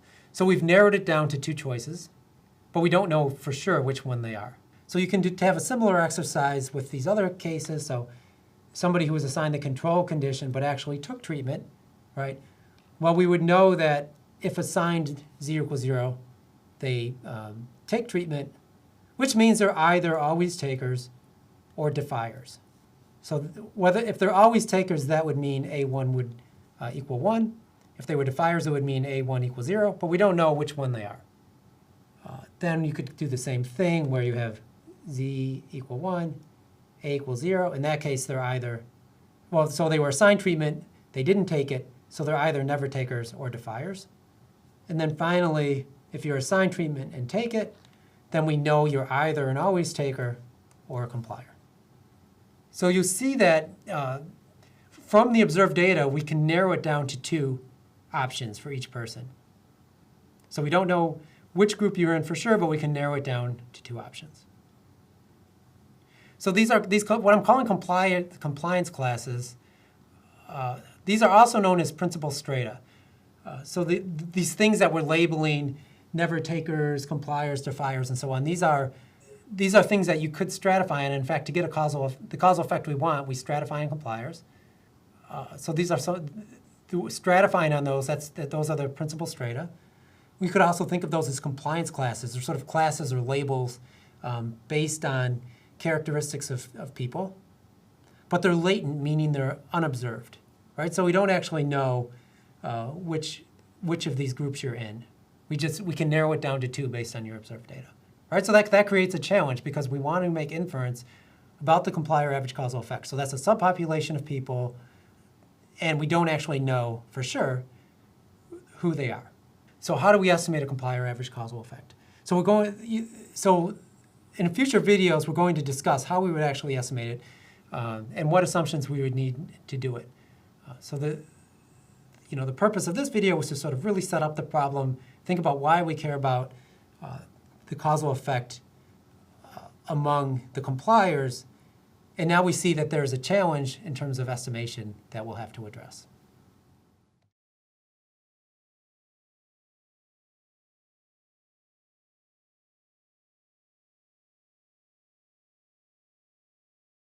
In this video, we'll discuss assumptions related to instrumental variables. So we'll begin with assumptions about what defines an instrumental variable. How do you know if it's a valid instrument? What assumptions do you have to make? And then we'll also introduce the monotonicity assumption, discuss what it is, and why it's helpful for identifying causal effects. So we'll look in some detail here at assumptions about instrumental variables, meaning what makes a variable a valid instrumental variable. So what is the definition of an instrumental variable? And so it has to be associated with the treatment, and it has to affect the outcome. I mean, it can only affect the outcome through the effect that it has on treatment. So it cannot directly affect the outcome. So the second assumption is known as the exclusion restriction. So here's this kind of common picture that or kind of DAG that you might look at if you, when you think about instrumental variable problems. So here Z is the instrument, A is treatment, Y is the outcome, and X could be, you could think of X as confounders, confounding the relationship between A and Y. So the first assumption was that Z must be associated with treatment. So you'll see that there's this arrow from Z to A. So Z is affecting treatment. So that's our first assumption. So if you were trying to decide if a variable is an instrument, one of the first things you would want to do is think about, well, does it affect treatment? And hopefully it strongly affects treatment. And then it cannot directly affect Y. So you'll see that I have the X through this arrow. So you can't have a direct arrow from Z to Y. So we're excluding that as an option. This is the exclusion restriction. Okay, so if we think about a randomized trial, for example, where we're randomizing treatment and then A is treatment received, randomization should not be affecting the outcome except possibly through the impact that randomization had on what treatment somebody received. So that's an assumption that we have to make, is this exclusion restriction. This exclusion restriction can also take another form, or can be sort of viewed in another way. So imagine we have some unmeasured confounders U. So part of the reason we're interested in an instrumental variable analysis is because we think there might be unmeasured confounders U. Well, an exclusion restriction also says that Z cannot be directly affecting U. Okay, so you'll notice here that there's an arrow from U to Y. And if there was also an arrow from Z to U, what that would mean is that Z is affecting Y through some path that's not A, right? So we could go from Z to U to Y. So Z could be then affecting Y not through its effect on treatment. And that we're saying cannot happen if it's a valid instrument. So you could think of the exclusion restriction as satisfying both of the two, from the two slides that I just showed you. So there's no direct arrow from Z to Y, so I had an X through that. And also, if you have unmeasured confounding, there can't be an arrow from Z to U in this case. So Z cannot be directly affecting Y, and it also can't be indirectly affecting it through its impact on some unmeasured confounders. So basically think of, if Z is a valid instrument, that it's affecting treatment, and if it is affecting the outcome, it's only affecting it through its effect on treatment, not through some other path. So that's the exclusion restriction. And so one of the things, if you're going to do an instrumental variable analysis, you'll need to think carefully about is whether the assumptions are reasonable. And most of the debate about whether they're reasonable sort of centers around the exclusion restriction. That's the one that takes more justification. But let's think about the case where we're in a randomized trial. So imagine Z is random treatment assignment. Well, in that case, we should be really confident that it affects treatment received. It would be a pretty terrible randomized trial if treatment assignment did not have any impact on treatment received. But this is also something that you can check with data. You can see if treatment assignment is associated with treatment received. So one nice thing about this assumption is it's checkable. So you can use your observed data and really see if it's true or not. But let's think about the exclusion restriction. This is one that people worry about more in general. So one argument that it would be valid is if you think of randomization as just a coin flip, well, there's no reason a coin flip should affect the outcome or affect unmeasured confounders or anything like that, right? We're just flipping a coin. We're just randomly generating a number. So in general, we don't see why this would impact the outcome, other than through maybe the impact it had on treatment. However, you can imagine that in some randomized trials, maybe there's not blinding. So blinding would mean that, so if there's blinding in a randomized trial, like for example, the subjects or the patients wouldn't know which treatment they're receiving. So in a placebo-controlled trial, hopefully the people don't even know what treatment they're receiving. So in that case, there's no reason to think that whether they're getting the active treatment or a placebo would be, that sort of treatment decision itself would be affecting an outcome. But imagine that they're not blinded. So they participate in a randomized trial, but they're told what treatment they're receiving. Well, perhaps that knowledge could affect them in some way. So maybe it affects their behavior, maybe it affects other things they do. So it's possible then that it could impact the outcome in ways that aren't because of the treatment itself. Or if you're in a clinical kind of setting where the clinician is sort of administering the treatment, if they're not blinded, knowledge of what they're sort of giving the patient might affect other ways in which they treat this patient. So it's possible that the exclusion restriction could be blinded in that case. So whether or not this assumption holds really just needs to be examined within the context of any given study. So you need to think about what is the exclusion restriction, and are there reasons to think that it might be violated? So unfortunately, this one, it's not something that is technically checkable from data. There are there's some ideas that people have come up with to kind of get at whether the assumption is met, but it's really more of the kind of assumption that you just have to use sort of your subject matter knowledge and then have a degree of faith about it. So this is one of the kinds of assumptions, just like unmeasured confounding, where you never can know for sure if you have captured all of the confounders. This is the same kind of thing with the exclusion restriction. You can't know for sure if it's met. So how confident you are about the results will depend on how confident you are about the assumption being met. So you have to think very carefully about it, whether it sort of makes sense in your particular case.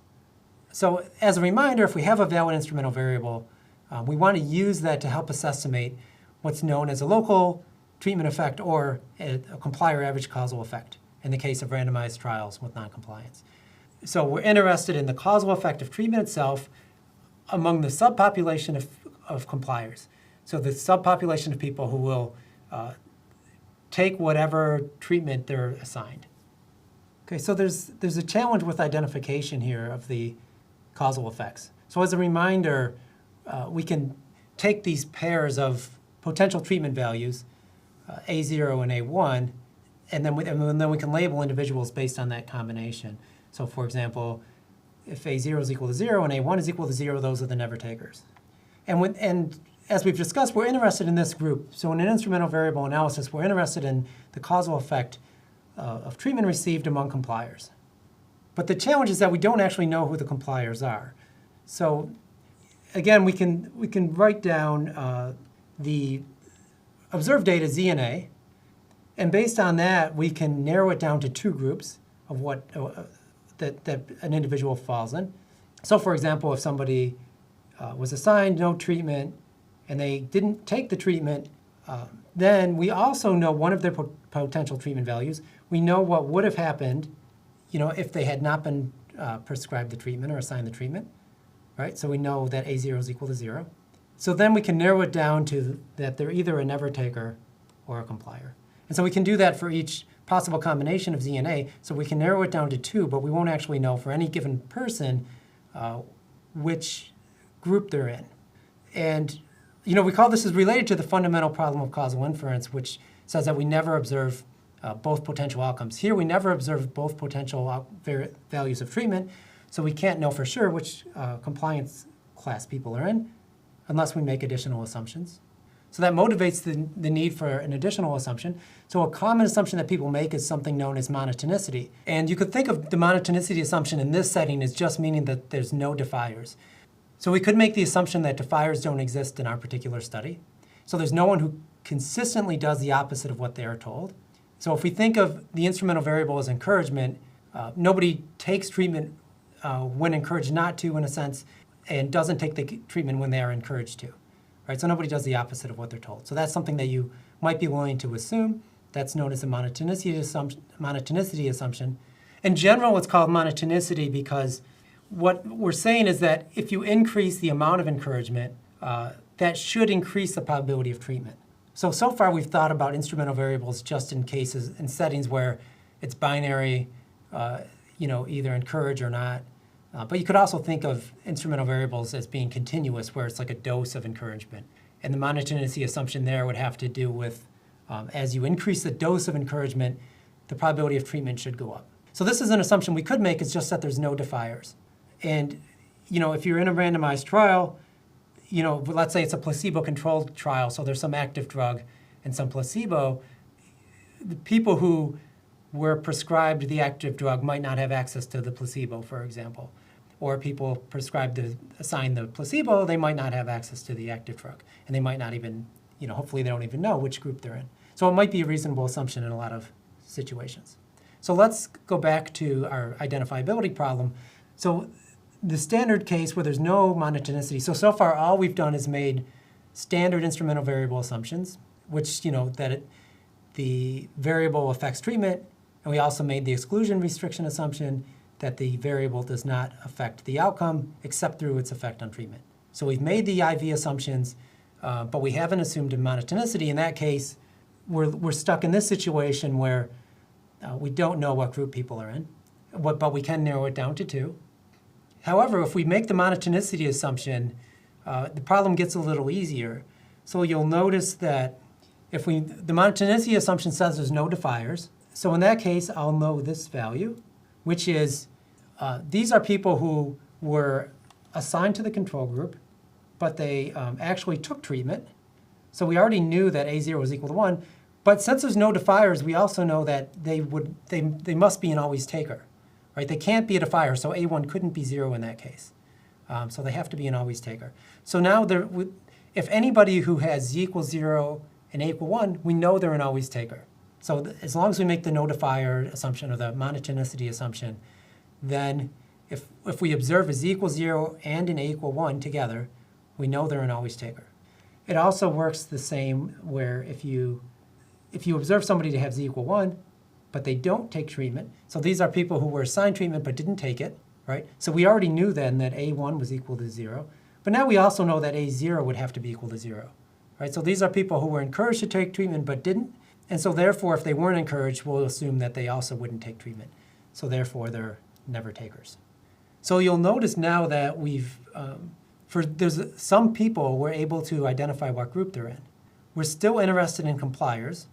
But by making this monotonicity assumption, we've made the problem much easier. And in fact, we've made the problem easier enough to the point where we can actually identify the causal effects. So we'll look at how we actually estimate the causal effects in another video. But the key point here is that if you make this monotonicity assumption, now we actually will have enough information to identify the causal effect that we're interested in, which is the causal effect among compliers.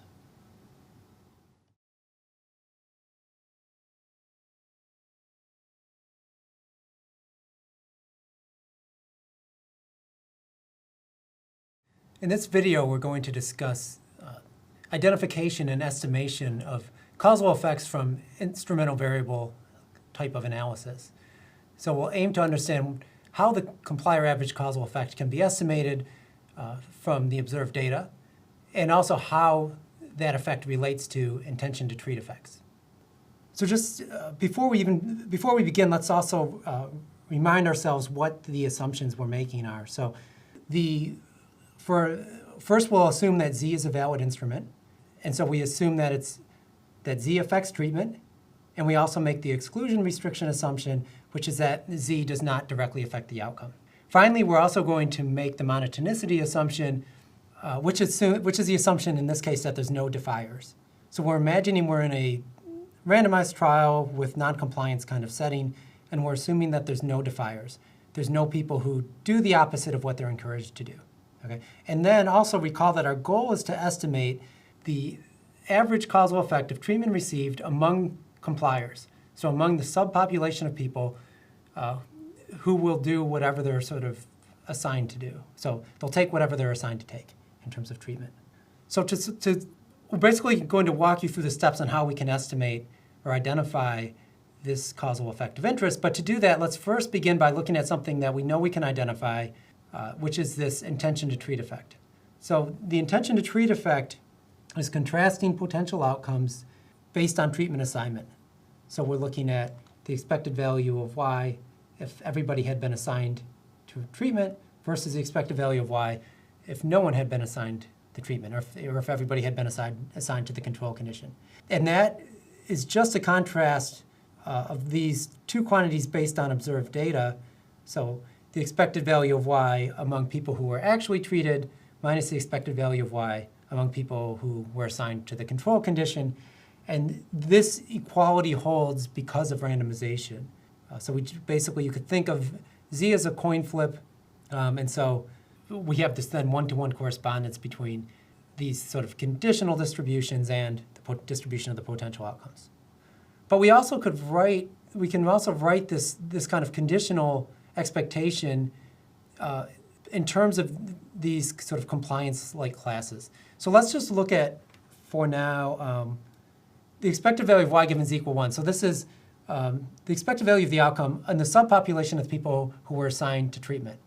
Well, we could write that expectation just using standard rules about expectations and probability, where you can take expectation conditional on something, but then multiply by the probability of it, and then sum over all possibilities to sort of essentially to condition and then average over.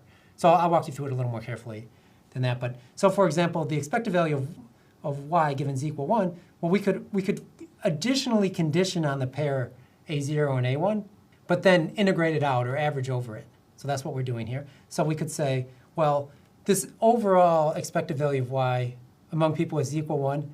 That's equal to the expected value of Y given Z equal 1 among always takers. At least part of this average over here is going to be based on the average over here, right? So we're restricting to a smaller subpopulation of people. So people who have Z equal 1 and are always takers. But then we want to weight that by what proportion of this subpopulation are always takers. So that's what this is. And then we do the same thing. We can take the mean of Y among people with Z equal 1 who are also never takers, but then weight it by the probability of being a never taker. And you can do the same thing with compliers. So all we're doing here is saying, okay, this mean of Y is a mean of Y in these three subpopulations, and we're going to weight it by how big those subpopulations are. So that's sort of the how to say that in words, I think. So hopefully that part's clear. You could just think of, if I wanted a mean of some whole population, here by whole population I mean the population that have Z equal 1, well, I could break it apart into subpopulations, take the mean in each of those, but then weight them by how big those subpopulations are. So that's all that I'm doing here. But then there's something else we can note. So among always takers and never takers, Z doesn't do anything. Remember, these are people who are always going to take treatment or never going to take treatment, and whether I encourage them or not has no impact, right? So in this case, I can actually drop the conditioning on Z equal 1. So if I'm looking at the subpopulation of always takers, for example, also conditioning on Z equal 1 doesn't do anything because Z has no impact on this population. And remember, Z was randomized. So I can just drop that conditioning. And also the same thing holds for never takers.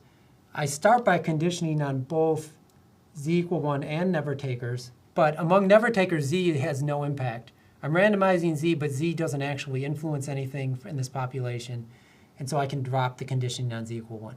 I can't do that for the compliers because among compliers, Z is having an impact. Z is affecting what treatment they receive. So I can't drop it there. Okay, so I'm just simplifying this expression by dropping the Z equal 1 in those couple of cases. And then the other thing to note is that the probability of being an always taker given Z is the same as the probability of being an always taker and so on. So above here, I didn't condition on Z equal 1 anywhere because that's having no impact on the size of these populations. So how many people are always takers has nothing to do with this treatment assignment, because these are things that sort of exist in the population to begin with. So my population of compliers is defined completely independent from the result of some coin flip. Okay, so this is why this expression I wrote on top is valid, and also I mentioned ways in which you could simplify it, which I'll show you in a little more detail. But now we can do the same kind of thing for the Z equals 0 group. For the Z equals 0 group, I can write the same kind of expression, and I can get rid of the conditioning on Z equal 1 and Z equal 0 among always takers and never takers. So I just described previously why you can do that. All right, so you'll see that these expectations are simplifying a little bit. So I can write that a little nicer, just like this. So from this slide to the next one, all I've done is I've dropped these things here, these conditioned, the Z equal 0 and Z equal 1 from those groups. So that's the only difference on this slide now. And remember, when we started out a few slides ago by talking about the intention to treat effect, which actually is a difference between this and this. Well, what we'll see is that there's some things in common between these two things. So we'll see that there's some things that are actually equal, and so that when we take a difference, they'll actually go away. So I have this black arrow here, and that's showing that, look, these two expectations times probabilities are the same. So in both cases, it's the expected value of y among always takers times the probability of always takers. Well, that's the same in each of these groups. And then we have, the blue arrow, which is the same kind of thing, the expected value of y among never takers times the probability of never takers. That appears in both of these expressions as well. And so when I go back to my intention to treat effect, those are going to difference out. Those are going to go away because I'm going to end up taking a difference in these two things. And that's all I'm doing here is on the left, we have the intention to treat. So this is just the definition of intention to treat is on the left. And on the right, we have the simplified expression now. So all I've done is I've taken the difference of these two sort of big equations and but dropped the things that canceled out. And so we end up with this. So we end up with the difference in expected values over here can be written as a difference in these expressions here, where this first one is the average value of y among people who are assigned treatment among compliers. So there's a subpopulation of compliers who were assigned z equal 1. And this is saying, what's the expected value of y? But then times the probability that they're compliers. In other words, the probability of compliers means what proportion of the whole population are compliers. And then we have the same kind of thing for the z equals 0 group times the probability of compliers. So this expression holds for the reasons I showed on the previous slide. And so you might be wondering, why am I doing all this? Well, what we're trying to get to, remember, is we actually are interested in a causal effect among compliers. And now you'll see that we have compliers appearing as something we're conditioning on the right-hand side there.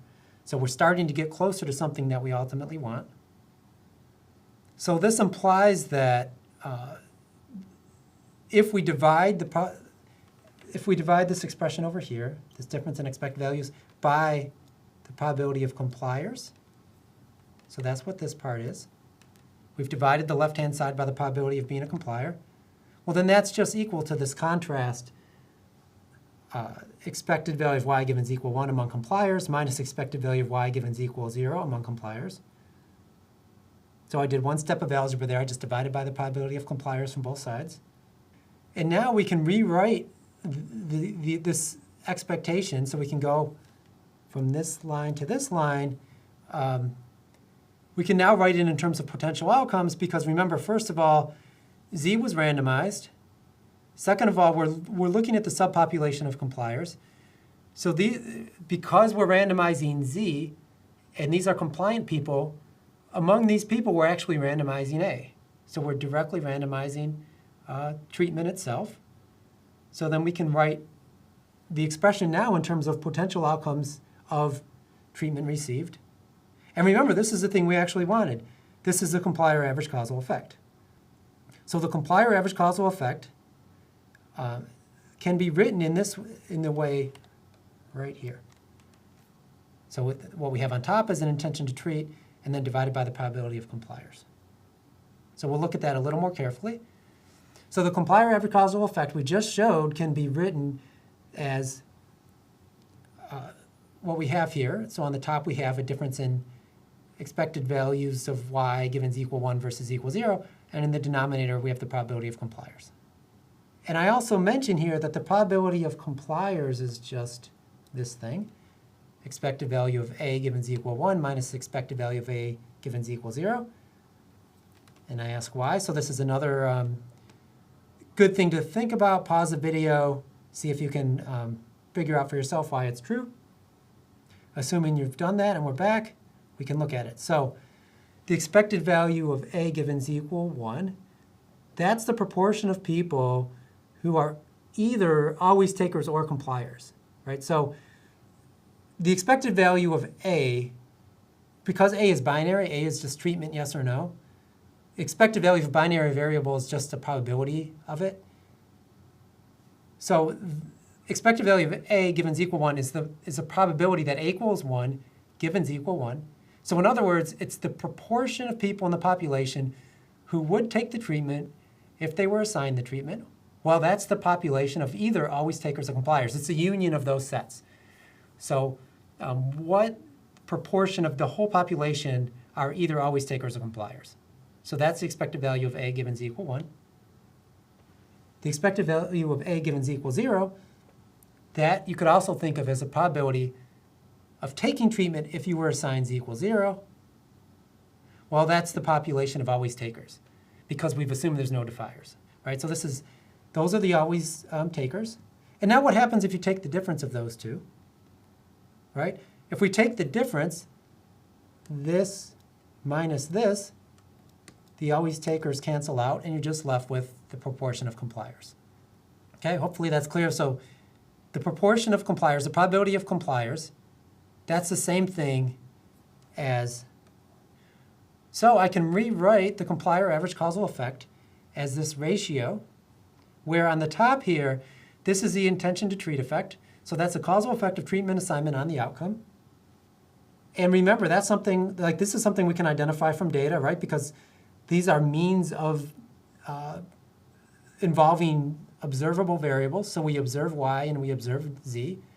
So we can identify or estimate the intention to treat effect. Our denominator is a causal effect of treatment assignment on treatment received, right? So this is sort of, this is like the causal effect of treatment assignment on treatment. And this is also something we can observe because we've randomized z, A and z are observed, so that we can also identify this. So that means we can identify the complier average causal effect, right? So everything in this expression are things that we can identify, that we could estimate from data, so we can actually estimate the complier average causal effect. So even though we don't know for sure who the compliers are, we still can estimate a causal effect among compliers, and it's just this ratio of the intention to treat effect divided by the causal effect of treatment assignment on treatment received. And so if you had perfect compliance, so if there was no non-compliance, then that denominator would just be equal to 1. And the complier average causal effect would be the same thing as the intention to treat effect. They would just correspond with one another. And also note that the denominator is going to be between 0 and 1, right? So it's a proportion of compliers. And so what happens then is, since we're going to be dividing by something that's between 0 and 1, it's essentially going to increase, it's going to sort of blow up the ITT effect. So it's going to make you'll take the ITT effect, which is in the numerator, and we're going to make it bigger. We're going to be dividing by something that's between 0 and 1. So the ITT effect is an underestimate of the complier average causal effect. And hopefully that makes sense, because what happens is in the intention to treat effect, you have some people sort of not, we have some people who are assigned treatment who don't take it. And so in that case, it sort of diminishes the true causal effect of treatment, because you have some people who you're kind of treating as if they were treated, but they really weren't. And so it sort of diminishes the causal effect of treatment itself. So then by dividing by the proportion of compliers, you sort of get back to the thing that you might want, which is a complier average causal effect. So as a big picture kind of summary, instrumental variables require two key assumptions, and the strongest of which is the exclusion restriction. But just having a valid IV alone is not enough to be able to identify causal effects. We need to make some kind of additional assumption or assumptions. One that works is the monotonicity assumption. So if we make the monotonicity assumption, we can identify a complier average causal effect, which is also known as a local average treatment effect. And it happens to just be, the estimator for it happens to just be the standard intention to treat effect estimate divided by the proportion of compliers. And in general, the ITT effect will be an underestimate of this sort of local average treatment effect or complier average causal effect.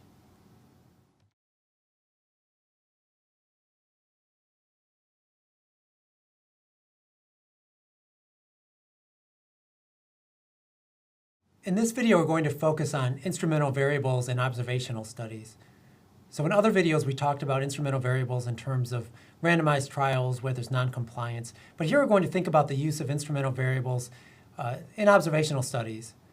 And so we're going to especially think critically about the validity of the IV assumptions in those settings, and also go through a number of examples of IVs that have been used in practice.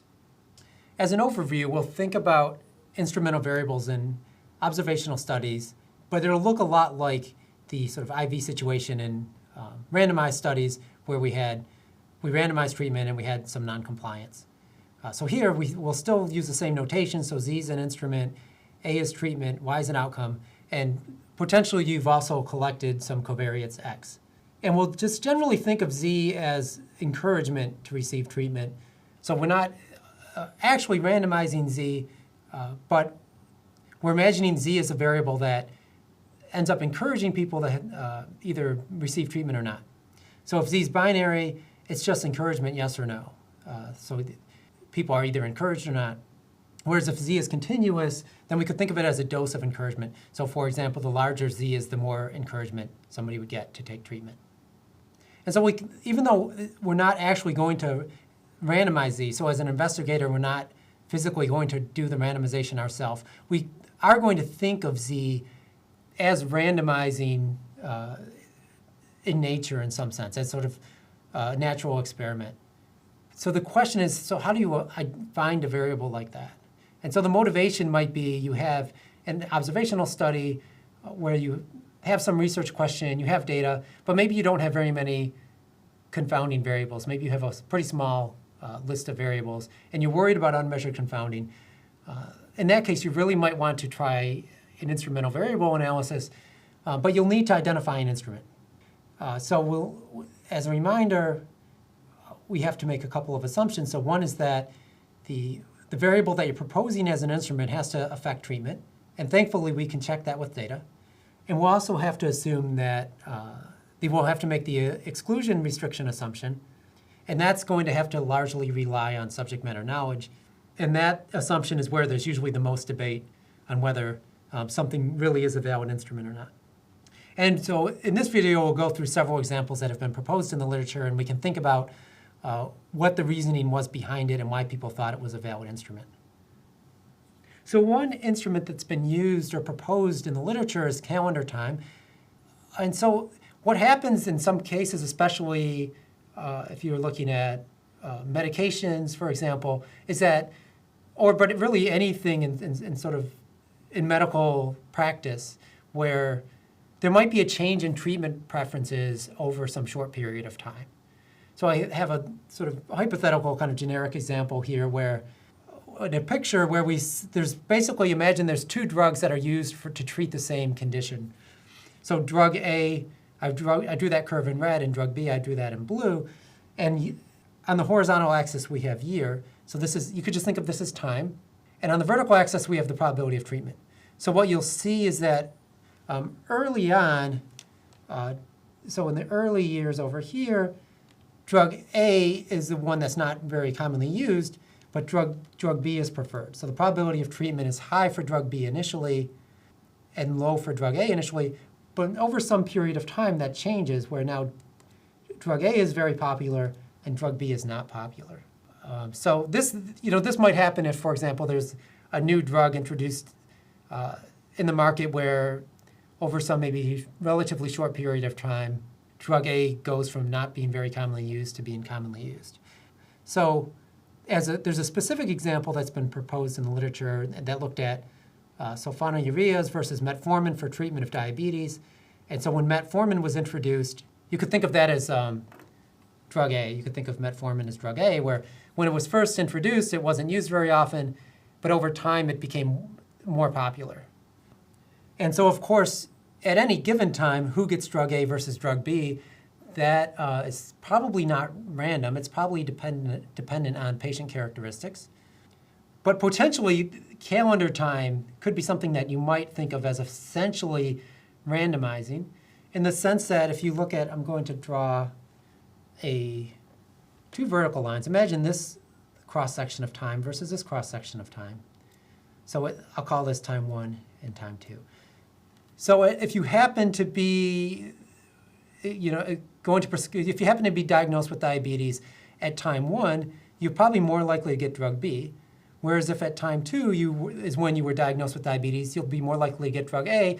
And if time 1 and time 2 aren't very far apart, most other things in the world might be very similar, and it really might function very much as randomizing. This time itself might be very much like the drug was randomized to some degree. So early time period versus late time period has been proposed as a kind of thing that could function as an instrument.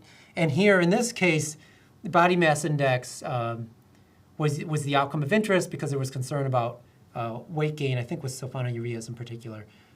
So they were looking at, they wanted to know the causal effect of these different drugs on weight or BMI, but these treatments weren't actually randomized, so they were just sort of given in actual practice. But could we use these time periods as an instrument? And so is Z, in this case, a valid instrument or variable, right? So that's the question. Well, it's certainly associated with treatment received, and that's very easy to show.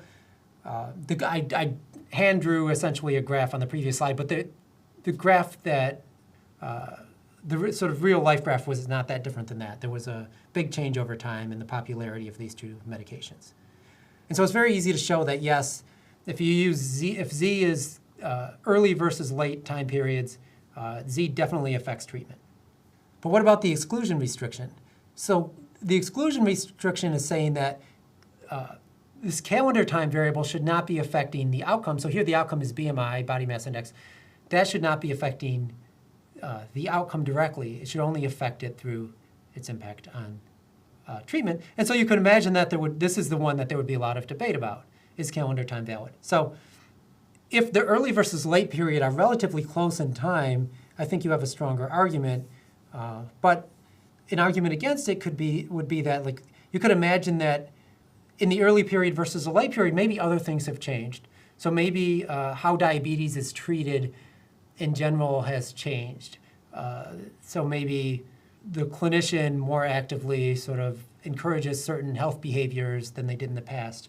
Or maybe more information about how you should sort of self-manage the disease has come out between those two time periods. So people with diabetes behave differently than they in the late period than they did in the early period. So there could be things that have changed. So this is one of the things where there would have to be a lot of thought and discussion about whether it's a valid instrument. So in general, whenever we identify a candidate IV, a lot of thought goes into this exclusion restriction. Is it a valid assumption? And if you write a paper using an instrumental variable analysis, there'll be certainly reviewers who will be critical of the assumption, and it's important to look critically at these assumptions. But nevertheless, it seems like a good idea as far as it seems pretty likely that if calendar time has a big impact on treatment received, and the time period is relatively short, that probably the main thing that's changed in that calendar time is just the prescribing preferences. So it's probably at least a pretty good approximation to an instrument, but these things would have to get thought about and debated. So another popular instrument or type of instrument has to do with distance. So distance as an instrument. So imagine you're interested in whether specialty care centers are better than some sort of general hospital, some sort of non-specialty care center. But of course, it's typically you're not going to randomize people to specialty care centers or not. So one idea that's been proposed is that where these specialty care centers are located might matter. So for example, if you have a specialty care center right in your neighborhood, that's a very short drive, for example, or a short walk, you might be more likely to go there than if it was a long distance away. So having a specialty care center near you could be thought of as encouragement to go there, okay? And then there's this question of, well, is distance itself likely associated with the outcomes in other ways? So maybe people who live near specialty care centers differ from people who don't in other ways, and maybe that's related to the outcome. So that's something that would have to get thought about. So as a specific example, one that's been proposed in the literature, or one paper that's been published had to do with, it focused on differential travel time. So this was looking at high-level NICUs, so neonatal intensive care units, versus regular hospital. So let's say, ideally you would go to a NICU, but you might instead just go to a regular hospital, and that might, which one you go to might have a lot to do with travel time, because if you need to get to a NICU, you probably need to do so in a hurry. And differential time has to do with, well, you might be far away from both a hospital and a high-level NICU, right? So it's really the differential travel time that arguably matters. If you're very close to a hospital and you're very far from a NICU, you might go to the hospital. But we wouldn't want to just use distance to a NICU as the instrument, because you might be far away from both, or you might be close to both. So it's a differential distance. So we actually can calculate, if you had somebody's zip code or if you had their address, you could figure out, you could use geocoding and so on and find out how close they are to the nearest high-level NICU, and also how close are they to the nearest regular hospital. Take the difference of those and use that as the instrument. So if the differential is big, for example, where you're much closer to a NICU, that's high encouragement. If you're much closer to a hospital, that's low encouragement. Okay, so that seems like a reasonable thing to consider as an instrument that certainly you would think would be related to where you actually end up going. So treatment itself, A, is delivery at a high-level NICU versus a regular hospital. And then your outcome might be mortality. And so then the debate would be about whether this differential travel time might be associated with outcomes, not through treatment itself. And then there's many other examples that have been proposed in the literature. One that's been increasingly common recently has to do with Mendelian randomization. So the idea is that some genetic variant might be associated with a behavior like alcohol use, but might not be associated with some outcome of interest. So there might be some genetic variant that's been shown to be associated with alcohol use, for example. And maybe you're interested in the causal effect of alcohol use on some outcome, but alcohol use isn't randomized, but the genetic variant under Mendelian randomization's assumptions is, and so sometimes that's used as an instrument. Another one that's been used is provider preference.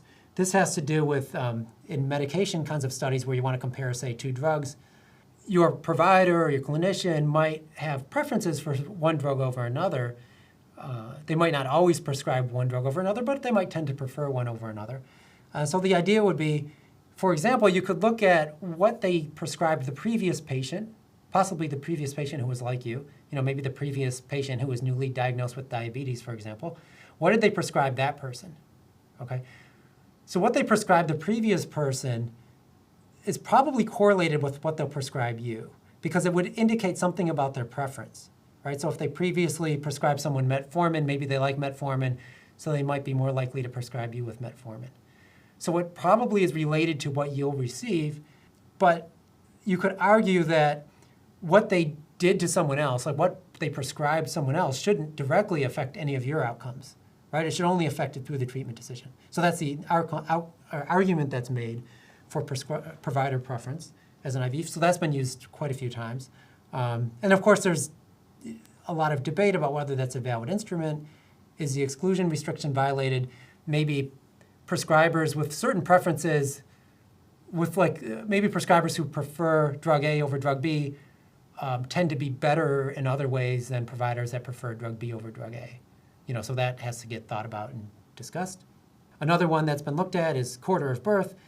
So quarter of birth has been shown to be associated with how long you stay in school, how many years of schooling you have.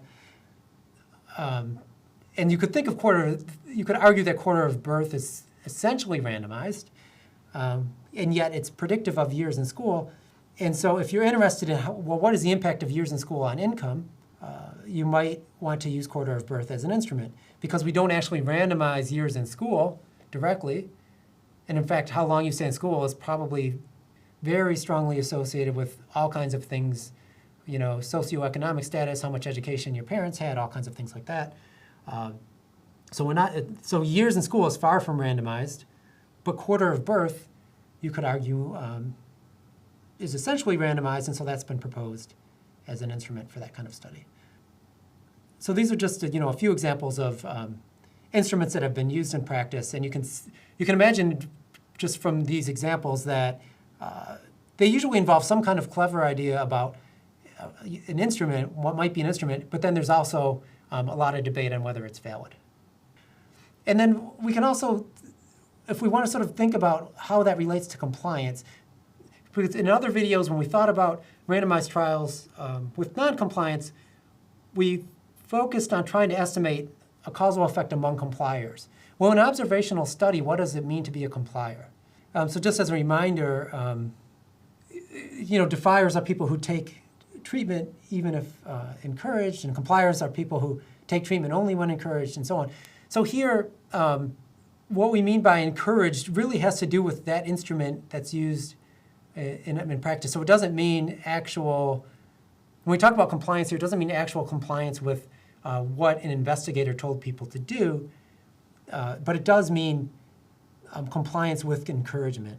So if we look at, in the previous slide, provider preference, if we looked at what the prescriber prescribes the previous person, let's say that your prescriber prescribed the previous person metformin. Well, you would be considered a complier if you also received metformin, right? So we're keeping the same kind of language, even though it doesn't apply quite as readily. But the main idea is that if the instrument says you were encouraged, if the instrument is such that you were encouraged and you did get the treatment, we'll call that compliant.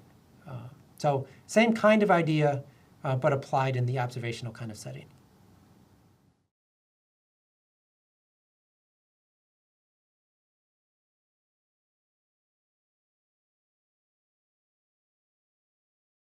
This video is about two-stage least squares. So two-stage least squares is a method for estimating causal effects when you have an instrumental variable. So we'll look at what two-stage least squares is and discuss why it works. So before we get to two-stage least squares, let's quickly review ordinary least squares and also think about why it wouldn't work when there's confounding. Well, or especially when there's unmeasured confounding. So suppose we have treatment A and outcome Y, and then you have this simple model here where Y is equal to beta 0 plus A times beta 1 plus some random error. And let's imagine that we were interested in sort of applying a ordinary least squares kind of method to this. Well, the usual assumption you make is that the error term and the covariate A are independent. So typically, you assume that the random variable A is independent from the error term, this epsilon kind of variable. So, and this is a kind of assumption, I think, in linear regression kinds of classes that doesn't usually get a lot of attention. They say, the errors are independent and possibly normally distributed with constant variance. But the independent part a lot of times doesn't get a lot of attention. But it's actually critical if you're interested in causal effects. So we need for this error term to be independent from treatment in this case. If it wasn't, if they were correlated, I mean, that's what would happen if there's confounding, is they would be correlated. So in other words, treatment assignment, people who would get treatment would tend to be possibly people that tend to have a higher value of the error term, for example. And so this would cause a problem. So if there's confounding, A in this error term would be correlated, and ordinary least squares would fail in the sense that if you were to estimate beta 1 using least squares, it would not represent a causal effect, right? Because there's confounding here. Confounding means that A and the error term are correlated. It also, you could think of this as, in economics, I would say this is, A is an endogenous variable. So endogeneity, in this case, you could think of it as meaning that there's confounding or that A and the error term are correlated. So we can't just apply ordinary least squares. And in fact, even if we included confounders in this model, if there's unmeasured confounding, we would still have this same problem. So now we'll think about what two-stage least squares is and why it might work. So two-stage least squares is a method for estimating a causal effect in an instrumental variable setting. So first we'll assume that Z is a valid instrumental variable. So it affects treatment and the exclusion restriction is met. And so what is stage 1? So two-stage least squares is well named because there's 2 stages. So stage 1, what we'll do is we'll regress the treatment received, A, on the instrumental variable Z. And so here our error term is assumed to be independent, mean 0, constant variance. And so we've randomized Z, or we've assumed Z is randomized. It's an instrument, we've assumed it's randomized. So because of that, Z and the error term should be independent. So we have what looks like a standard kind of linear model. So Z related to A.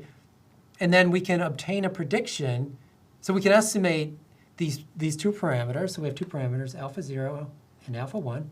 We could estimate those using least squares. And we'll call that alpha hat, alpha 0 hat, and alpha 1 hat. And then we could obtain a predicted value of A for each person. So we'll call that A hat. So A hat I is a predicted value of treatment for subject I. And that can be just written as alpha 0 hat plus Zi times alpha 1 hat. So Zi is the value of Z for person I. So in other words, what we're doing here is we're getting a predicted value of A given Z. So for person I, for example, they have a particular value of Z. And then what we're recording, this A hat, is what we would predict based only on their Z as to what their treatment would be. Right? So this isn't treatment received. This is just based on their instrument, based on the value of the instrument, what treatment did we think they would get? So that's what A hat is. So this is in stage 1, is you just carry out a standard regression, a standard least squares.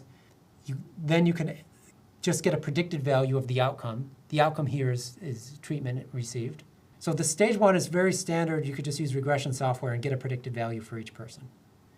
In stage 2, we're now going to regress the outcome on the fitted value that we obtained from stage 1. So you'll notice here we have this A hat.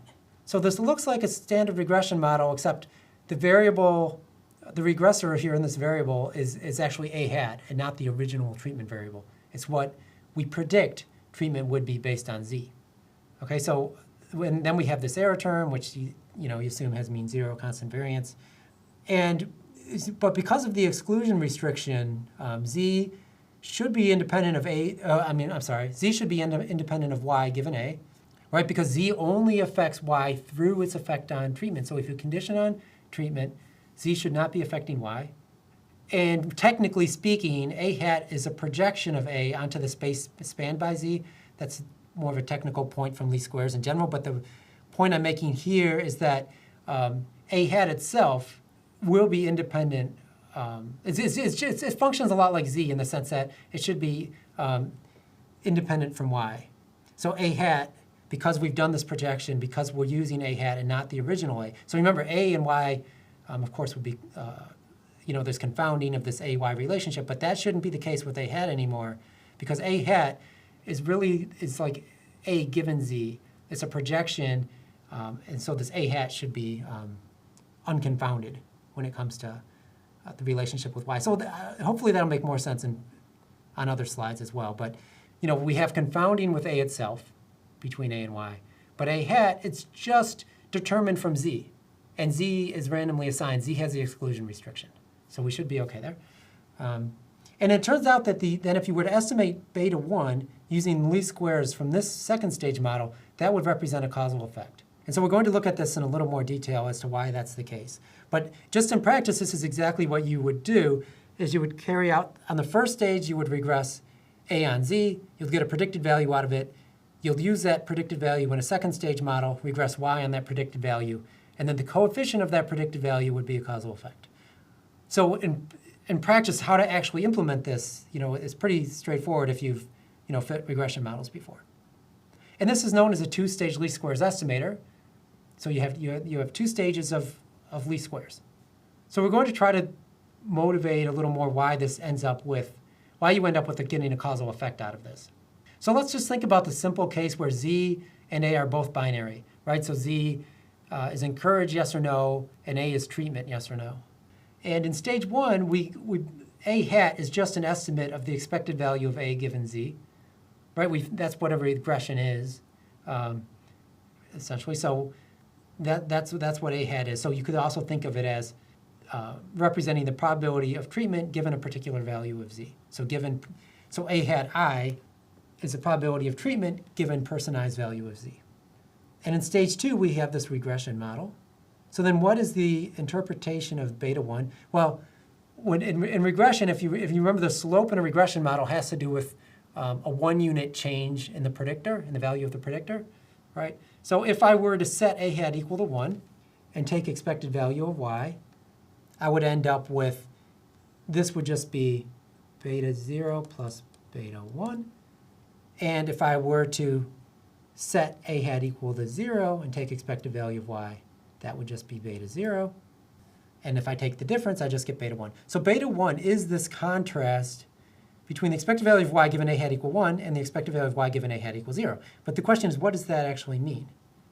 Okay, so, but remember what A hat is from the first stage model, right? So by the time we get to the second stage model, there's only 2 possible values of A hat that you can have.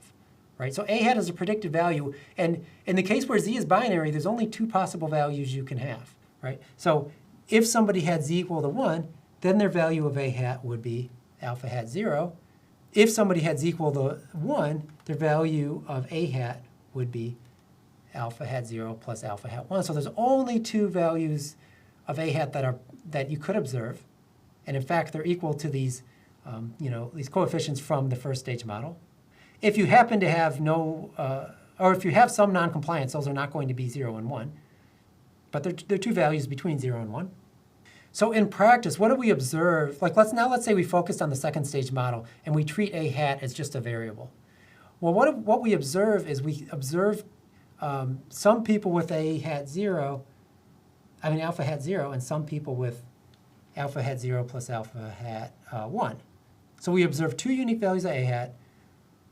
So how much A hat varies is just by this amount, right? So that corresponds to what happens when we go from Z equals 0 to Z equal 1. When we go from Z equals 0 to Z equal 1, we're going from A hat equal this to A hat equal that. So then if we think about a mean difference of this here, so if we thought about now, let's imagine a change from Z equal 1 to Z equal 0. That's that's the same thing as A hat changing by alpha 1 hat units, right? So remember, Z equal 1 corresponds to alpha hat 0 plus alpha hat 1. Z equals 0 corresponds to alpha hat 0. If you take the difference, you get alpha hat 1. So if Z changes from 0 to 1, A hat changes by alpha hat 1 units. Okay, so this is really critical. So this intention to treat effect, which is that's the intention to treat, right? The intention to treat effect is really all about a change in A hat by alpha 1 hat units. But what beta 1 is, going back to the other slide, what is beta 1? Beta 1 is a change in A hat of 1 full unit. So beta 1 is essentially sort of blowing up this intention to treat effect by this amount. Okay, so this is really critical because the thing in the numerator here corresponds with a change of in Z by alpha 1 hat units. So to make that actually a change in one unit, which is what we want, we would have to divide by alpha hat 1. So what is that then, right? Well, we've seen before that the complier average causal effect is this ratio of the intention to treat effect divided by the causal effect of treatment on compliance. Well, that turns out to be, that turns out to be exactly equal to beta 1 because this denominator here, that is exactly alpha 1 hat. This is what the slope of the stage 1 model is. Okay, so I know that was a lot of steps to follow, so it might be worth, sort of going back through the video and and pausing at places to sort of walk through it. But that, I think if you sort of walk through those steps, it'll be clear. So beta 1, which is what you get out of a two-stage least squares estimator, in this case, is equal to the complier average causal effect. So we just looked at the situation where we have binary treatment, we have binary instrument, and we didn't have any covariates.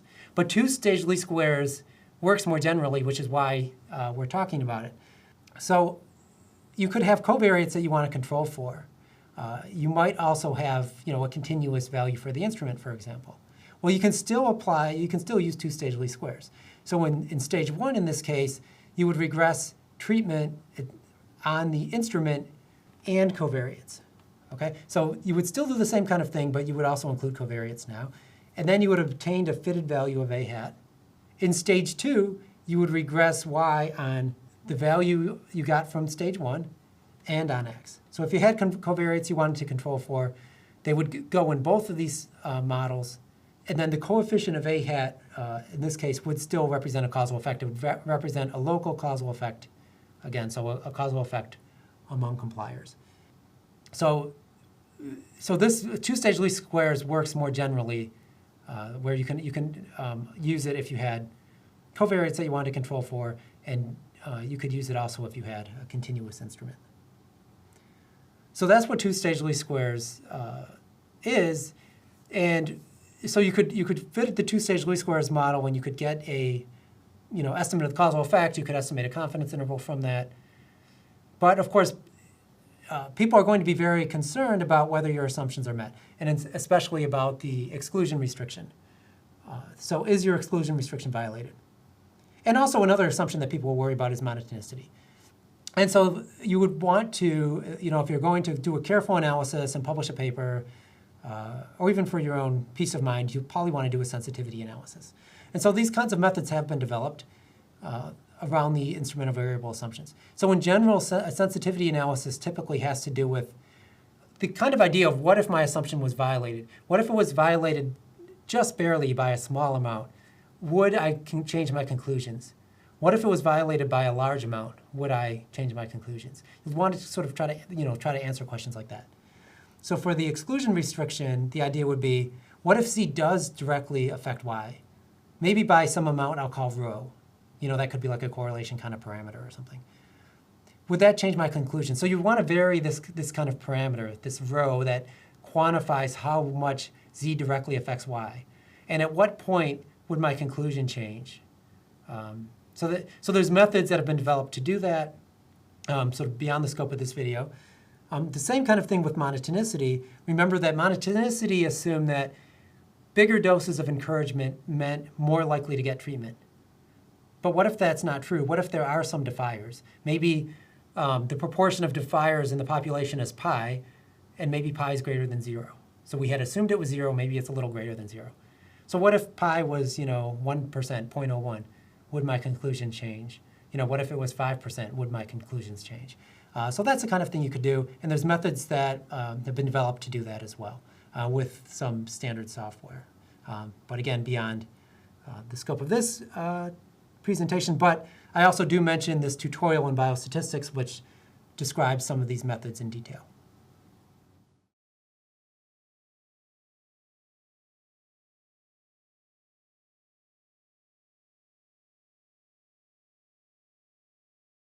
This video is on weak instruments. By the end of the video, you should be able to understand how to measure the strength of an instrumental variable.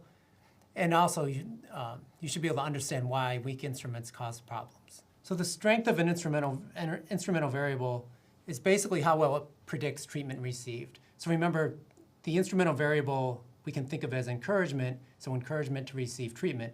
And so if it's a strong instrument, then this encouragement works well, and most people who are encouraged will actually take the treatment. So a strong instrument is highly predictive of treatment, which means encouragement greatly increases the probability of treatment. A weak instrument is, on the other hand, is weakly predictive of treatment. So encouragement might increase the probability of treatment a little bit, but not very much. So we could actually quantify this. So we can measure how strong the instrumental variable is, and a way to do that is essentially to estimate the proportion of compliers. So this is something that we can identify from observed data. So we can simply, remember that the proportion of compliers is just simply the probability of receiving treatment given that you were encouraged. So that's this part here, the expected value of A given Z equal 1. So that's the probability that A equals 1 given Z equal 1, which is the probability of receiving treatment given that you were encouraged, minus the probability of receiving treatment given that you weren't encouraged. So that difference is the proportion of compliers. So these are just, you can estimate those from just sample means in your data. So the proportion of compliers is estimated as the observed proportion of treated subjects for Z equal 1 minus the observed proportion of treated subjects for Z equals 0. So it's a contrast of two proportions, and then we'll get an actual number. So we'll be able to estimate what proportion of this population are compliers. And that will tell us then how strong our instrument is. So if this number is close to 1, it's a strong instrument, and if it's close to 0, it's a weak instrument. So if you have a weak instrument, this can cause problems. So as an example, I'm imagining that only 1% of the population are compliers. So this getting encouraged only bumps up your probability of actually receiving treatment by just this very small percentage. So now remember that in instrumental variable analysis, we're interested in estimating local treatment effects. So local causal effects or complier average causal effects. So we're sort of focused on this subset of compliers. But if the proportion of compliers in the population is very small, then essentially our effective sample size is also very small. So if our original sample size, the sample size of our data set is n, then you would have 1% of n would be how many people really are contributing information to the causal effect estimate. So you could imagine that if you essentially have a small sample size, a small number of compliers, then we'll end up with noisy estimates of causal effects. So the causal effect estimates will have a very large variance associated with it. So we have these unstable estimates of causal effects. It also, weak instruments can also lead to bias, but I think probably the larger issue is that these estimates will be very unstable. So if your confidence interval will be very wide if you have a weak instrument. And so then if you did have a weak instrument, then an IV analysis might not be the best option. So a lot of times the first thing that people do when they have a proposed instrument is to see, is it really predicting treatment? So that's a lot of times a first step you might take is you have an idea on, I think this variable might be a good instrument, and then you want to check, is it really predictive of treatment? And if it's not, you might want to consider trying to find a different instrument or doing some other kind of analysis. There's also an area of active research is that our methods to strengthen instrumental variables. So you might have a instrumental variable that's weak overall, but there might be ways to strengthen it. So one example is this methodology called near-far matching.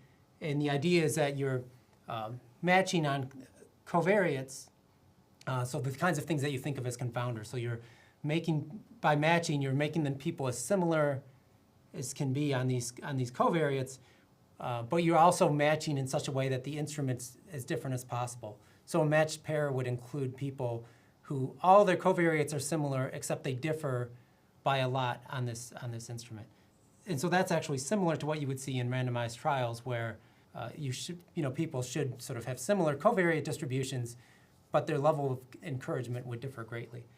So there's this near-far matching approach, and there's also other newer statistical methods that are focused on ways to strengthen the instrument. So those are a couple of options. Is one, if you have a weak instrument, you might want to just consider a different kind of analysis, Alternatively, you might think about ways to strengthen the instrument.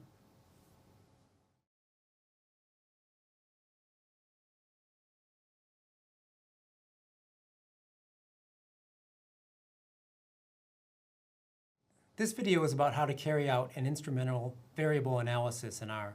So we'll walk through an example of an instrumental variable analysis in R using a real data set. So the example we'll consider was this data set that was published a number of years ago that has to do with the proximity to four-year college and the impact that might have on years of schooling and then ultimately income. And so this data set's publicly available, and so you could try it out on your own. So in this study, the proposed instrument had to do with how close you were to, the individuals in the study were to a four-year college. So in terms of their, where they resided, did they, how close were they to a four-year college? So that's the proposed instrument, but the goal is to look at the relationship between years of education on income. So an extra year of education, how much would you expect that to affect your income by? The goal is to look at this relationship then between A, which is a number of years of education, and Y, which is the income, and the proposed instrument is whether you grew up near a four-year college. And there's also covariates in the study that we can consider, such as number of years of your parents' education, region of the country, age, race, and so on. So the motivation is that more schooling is typically associated with higher income, but there's been a lot of question about what is the actual causal effect of more schooling. So it might be reasonable to think that more years of education increases income, but by how much? And it's a little bit difficult to tease apart the actual causal effect from the sort of confounding kind of effect. So we might expect that people who get more schooling than others might differ in many ways beyond just the education itself. So there's always this concern that there might be unmeasured confounding in these kinds of studies. So this particular study proposed using proximity to college as an instrumental variable, and in particular we'll look at living near a four-year college as the instrument. And you could think of that, well, the argument is that that's a type of encouragement. So if you grew up close to a four-year college, somehow that's basically encouraging you to get more schooling. And it also arguably might not be related directly to your income, especially after perhaps you control for some other kinds of variables, demographic variables, and number of years of education for your parents, and so on. So now we'll look at some R code. So for the instrumental variable analysis, we'll use the R package IVPAC, which stands for Instrumental Variable Package. And within that package, there's this data set that I just described, which is card.data. So we'll use that data set. And in that data set, the instrumental variable is called near C4. So that just means near a four-year college. The outcome has to do with income or wages. And in fact, in the analysis that they did, in the original paper, they used log of wages. And so we'll do the same thing. So L wage is log of wages. And a lot of times with income data, people log transform it because income data tends to be skewed. And treatment here is the number of years of education. So that's this variable. So that's what we were calling A. So that's our treatment is education. Outcome Y is L wage. And the instrumental variable is near C4. And so, anytime you do a data analysis, you'll probably want to look at the data first. And so one thing I'll do right away is I'll take a look at what proportion of people got encouragement. So that's this mean of the variable near C4, and we can see that over here. So about roughly 68%, were encouraged, live near four-year college. And I'm also going to look at histograms of the outcome variable and the education variable. So these are two continuous variables. So I'll just look at histograms of those.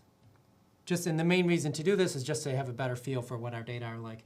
So this is the histogram of wage and of log of wages, and you'll see that that's relatively symmetric there with no obvious outliers. And then here's the histogram for education, And you'll see there's quite a bit of variability there. This is number of years of education, and you'll see there's a big spike here, which is at 12. So a lot of people had exactly 12 years of education, or in other words, finished high school.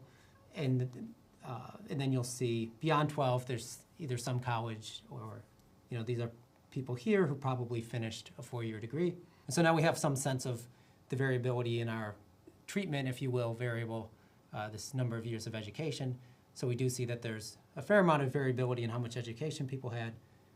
And so next we'll look at estimating the proportion of compliers here. And we're going to do this to estimate the strength of our instrumental variable. And we could actually leave education as a continuous variable, but for the purpose of estimating the proportion of compliers and sort of making this analogous to a randomized trial, what I'm going to do here is just create this variable, which is education 12 here, which means it's an indicator variable that you have more than 12 years of education. And so I'm imagining right now that treatment is, that we're just comparing greater than 12 years of education versus less than or equal to 12 years of education. And I'm imagining that's what we're interested in. You could leave treatment as a continuous variable and analyze it that way. I'm mostly dichotomizing it to just illustrate the idea of compliers. So what would a complier mean here? Well, a complier here would mean that if you lived close to a 4-year college, you would end up having more than 12 years of schooling, whereas if you didn't, then you wouldn't. And that would make you a complier.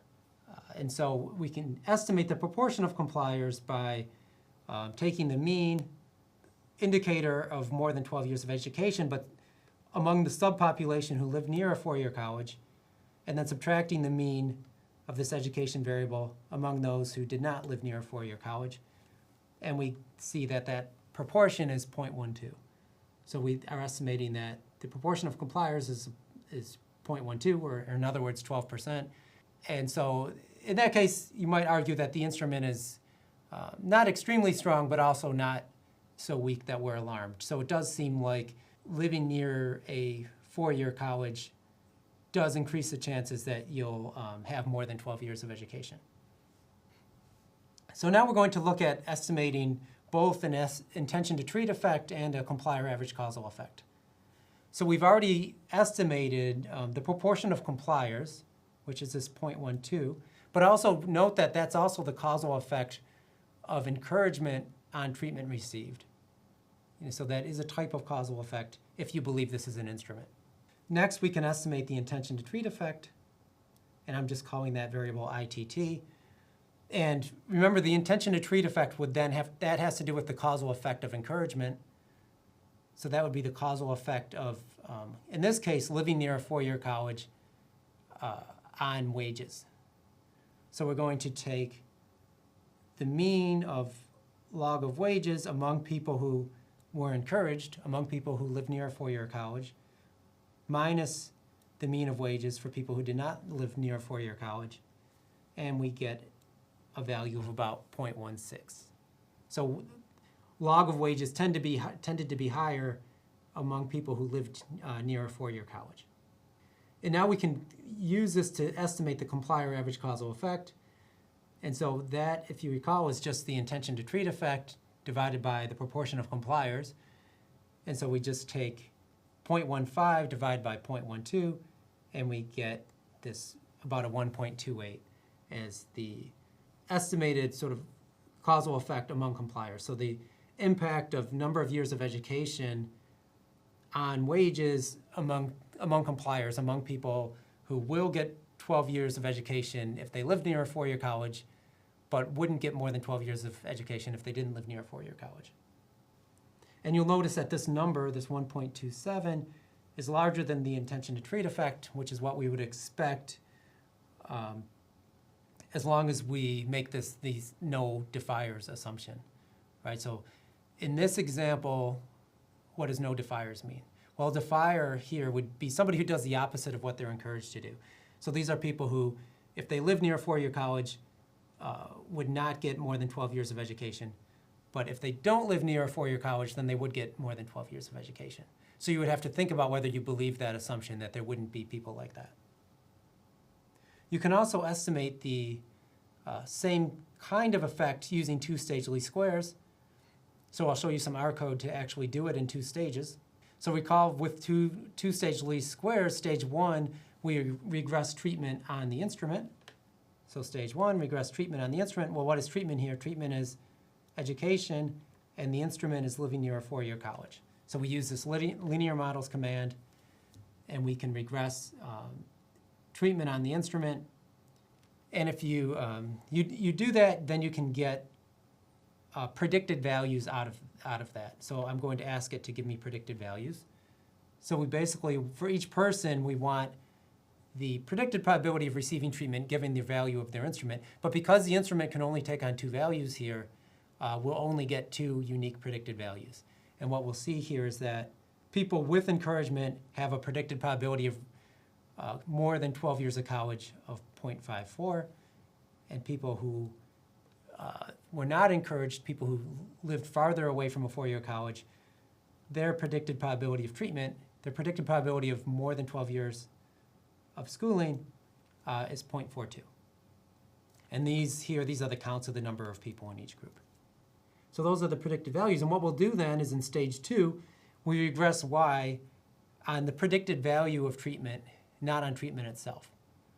So we regress Y on the predicted value of A, which is this predicted value of treatment that we got from stage 1. Pred treatment, and we put that there. So from stage 1, we get a predicted value, and we use that in the stage 2 model. And in the stage 2 model, wages is our outcome. So you do that, you do these 2 stages, and then the coefficient of the predicted value of treatment is the causal effect here. So that's a 1.28, and you'll notice that that is exactly the same as what we have on this slide, a 1.28. So these are 2 ways, in this case, of getting the same answer. So for this simple example where we have no additional covariates, you can use the simple intention to treat effect divided by proportion of compliers, or you can do it using 2-stage least squares and you get the same answer. Now we also can do 2-stage least squares directly using this IV pack, so this instrumental variable package. So if you want to do that, instead of, I did 2-stage least squares on the previous slide by sort of brute force in some sense. I actually do 2 separate regression models and put things together. But you actually can just use this ivreg command here if you use the IV pack. So instead, I'll tell it to use an instrumental variable regression, which means 2-stage least squares here. And so I'm letting it know in this first part that my outcome is wages, my treatment is education, and then this part here is just telling it what the instrument is. So in this case, it's near a 4-year college. And a nice thing about the IV package is it will also give you standard errors out of the model sort of automatically. Whereas previously I didn't tell you how to get standard errors, you would have had to do some extra steps. If you use this package, you'll just get standard errors out of it directly. You can use this robust.se command, and it'll give you standard errors. And what you'll notice is then the causal effect will be the coefficient here of this education variable, and you'll see that the coefficient's exactly the same as I had on the previous 2 slides. It's about a 1.28, but here you also get a standard error, and you also will get a p-value, so you'll see that this is highly significant. It looks like there's strong evidence of a causal effect, assuming that the instrumental variable assumptions are met. So in this particular example, you might be thinking that the IV assumptions don't seem plausible, in part because people who live near a 4-year college, might differ from people who don't in a lot of different ways. For example, living near a 4-year college, the housing in that area might be more expensive, so these might be higher income families. So we might want to control for some of those kinds of variables, demographic kinds of variables, number of years of parents' education. But maybe once you control for a number of those variables, maybe given that, then living near a 4-year college does meet the instrumental variable assumptions. So sometimes these IV assumptions you might assume are only true conditional on covariates among people with the same values of the covariates. And so you can do that using this IV. You can still use ivreg, and now you can just control for a bunch of other covariates.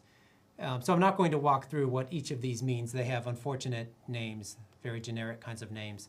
But in the data set itself, if you look at it, you can find out what each of these variables means. But I just wanted to show you how you could actually do it. So we have an outcome, we have treatment, and then we just have a bunch of variables that we want to control for. And then in the first stage, we have to tell it what the instrument is, and also in the first stage, we'll control for all of the covariates. So if you do this, you'll get the same kind of result. You want to look at the coefficient of the treatment variable, but now you're just controlling for a bunch of other variables. And so you'll see now that our coefficient's slightly different. It's a 1.2, still highly significant. And so we're still seeing pretty strong evidence of the number of years of education increase, leading to an increase in wages. So here, even after you control for all of these different variables. And so this is how you could carry out a two-stage least squares kind of analysis if you had other covariates that you wanted to control for.